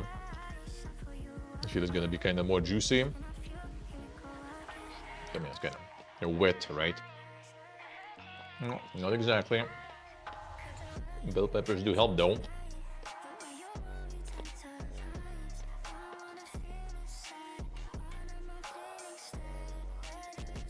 And actually got to the juicy part. That's nice. Less bread.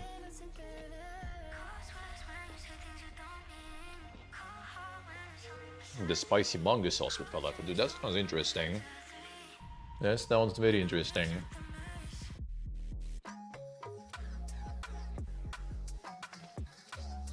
"22 FPS there? Holy shit. They're like pretty beastie PC there.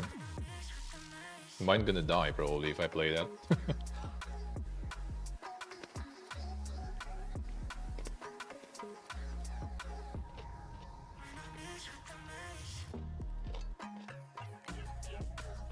That I would try. So wait, how did they eat that? Just like falafel, like bowls, I guess, probably, right? Just like dipping them in the sauce and that's it? Or you have some like bread, falafel, sauce on top.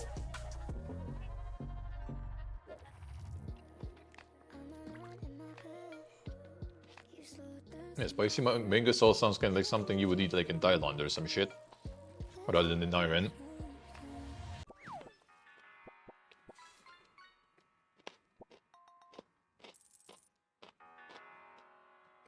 Yeah, would try, would try.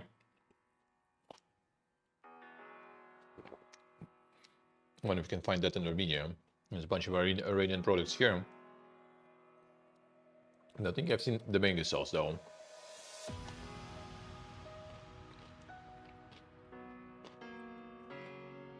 It would be interesting.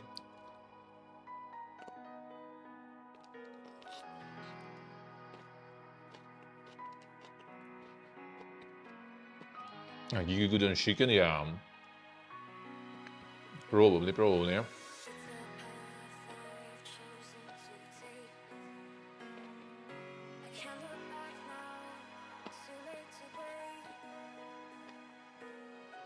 Yeah, very nice.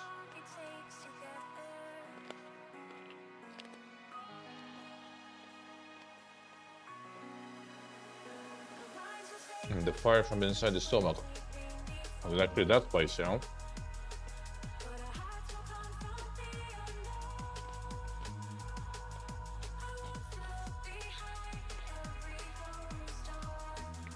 That sounds nice. Do you usually eat a lot of spicy stuff?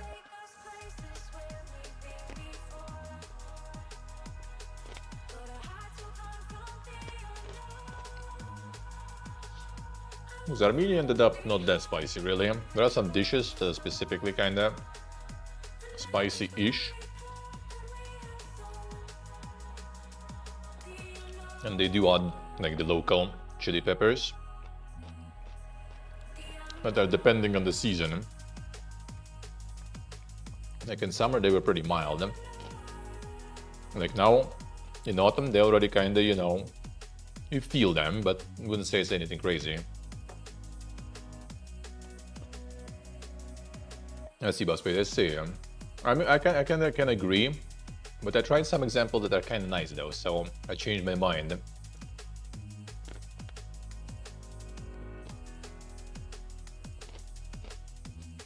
But it needs to be like a really good combination though.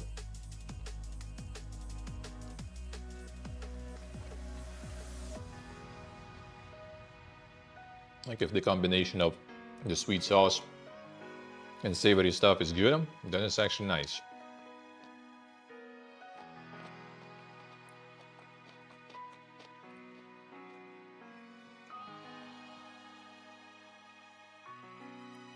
Let's see, Jody, I see him. We should have like mango chutneys and stuff in the UK all over the place.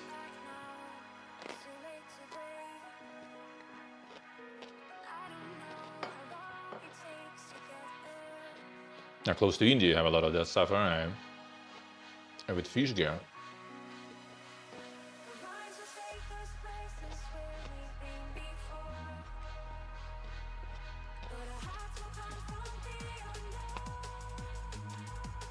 That is nice.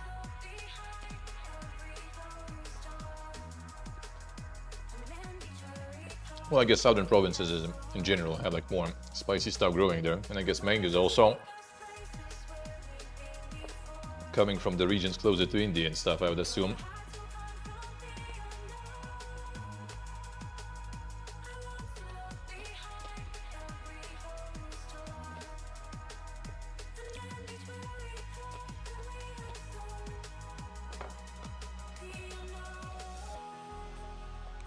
Yes, you did say it wasn't that good.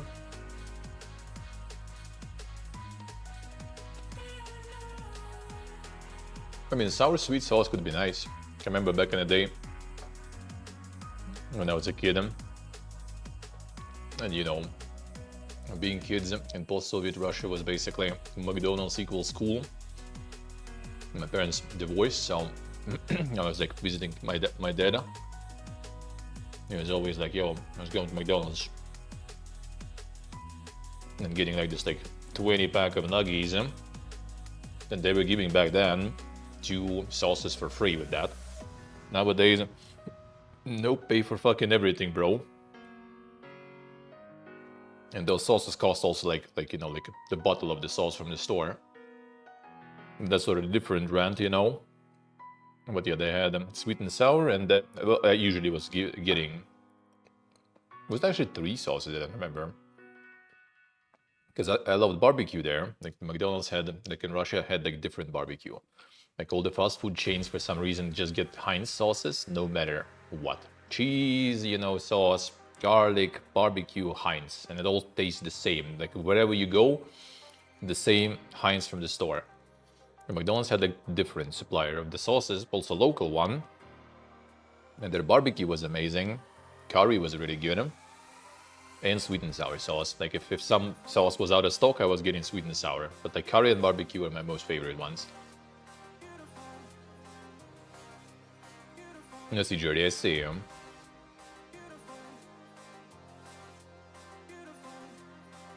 No si Buzzface, I see him.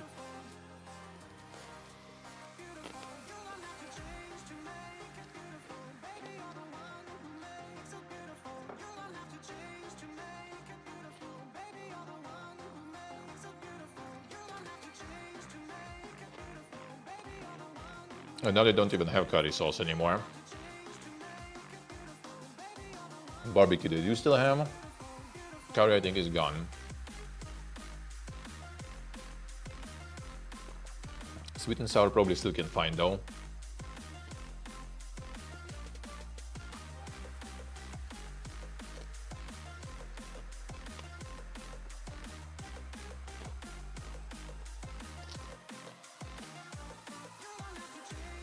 This was actually kind of nice.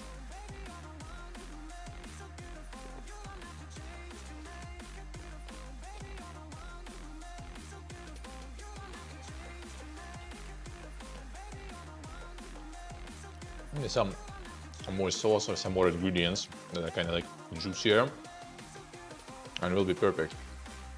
But still good though.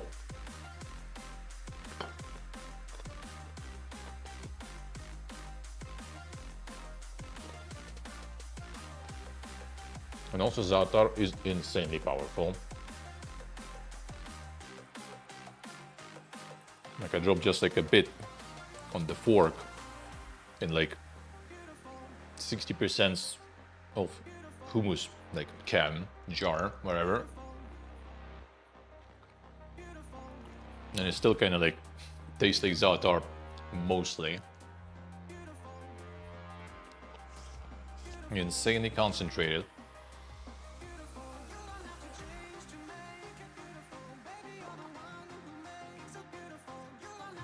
I don't know how you eat it otherwise.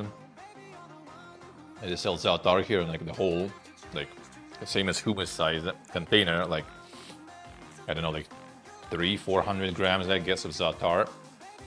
You know, you're supposed to like eat it. I guess it doesn't spoil that easy though. Such concentrated like massive spice.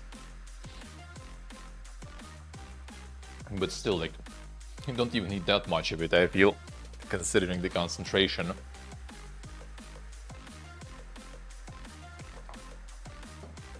considering the power. Alright. Good, got some full gear. Feels good, man. So, that is going to be all for us then. This is going to be all for us today. So yeah, I will be back on Wednesday because I'm gonna be off tomorrow and Tuesday. So Wednesday I'll be live, 9 AM CET as usual. We do Sacred 2 Remastered. We do Verho. Verho continues. It's gonna be out tomorrow. So if you liked my playthrough so far, pick it tomorrow. Please wishlist it. Verho on Wednesday, Sacred 2 on Wednesday, maybe Wall World release on Wednesday too. I played the Next Fest demo. That's kind of nice. I'll give it like, you know, they send it to me. I gotta give it like a couple of hours on release. And then we'll move on with other things. I still kind of want to finish Pacific Drive DLC before we move, so I kind of like, you know, wrap everything up, done. And Verho would be nice to finish too. So maybe I'll focus on those. Maybe I'll focus with those. On the stream next week, I don't have it. I don't have it. To be honest, timing would be really bad because, yeah, it's gonna be like next week is basically gonna be the last week I will be at the PC for a while. I mean, we'll see. Maybe we'll manage to kind of like arrange kind of work spots with my friend in the apartment where we will be. I hope we will be able to. So not just do IRLs, but also gonna do some PC streams in. Hopefully not next week is fine. Yeah, week after that is gonna be like all over the place, and then it's gonna be a whole week of us like traveling, even more like kind of like closer to 10 days. So it's gonna be IRLs, most likely. I see, Jordy, I see. So yeah, we will see. Like the main non-chaotic, like more chill time is gonna start already. Hopefully, like 2nd, 3rd of December. If we're gonna find fast where to stay in Thailand, that's gonna be a couple of months at least of like somewhat settled, you know, settled life sort of. But alright, so yeah, Wednesday, 9 AM CET. And we start with some Verho, then we get Wall World 2, and then Sacred Remastered. We'll see. Order might kind of change, I guess. Maybe something else gonna arrive also, you never know. Gonna check the emails, you know, for Monday, Tuesday. Might be some more stuff, we'll see. But yeah, that's gonna be the plan. So yeah, gonna be posting on Insta and everything this time for sure. Last day off, I just was like suctioned into like a whole bunch of socializing. But this time, no one else is like off on Monday, Tuesday except for my friend. But we're just gonna like basically just go like maybe like grab some food and get some groceries, and then just like also gonna be sorting out all this booking and stuff of like the flights, hotels. We need visa also to India, even for the short visit. Which is like digitally pretty simple, but still need to do it. So I kind of need to deal with a bunch of shit basically over the day offs. So yeah, thank you guys for watching. Thank you for hanging out. Thank you for all the support, subs, resubs, followers, donors. Appreciate it a lot. Thank you so much. Thank you. And enjoy the rest of your evening. See you all Wednesday, 9 AM CET. I love you all. Bye bye.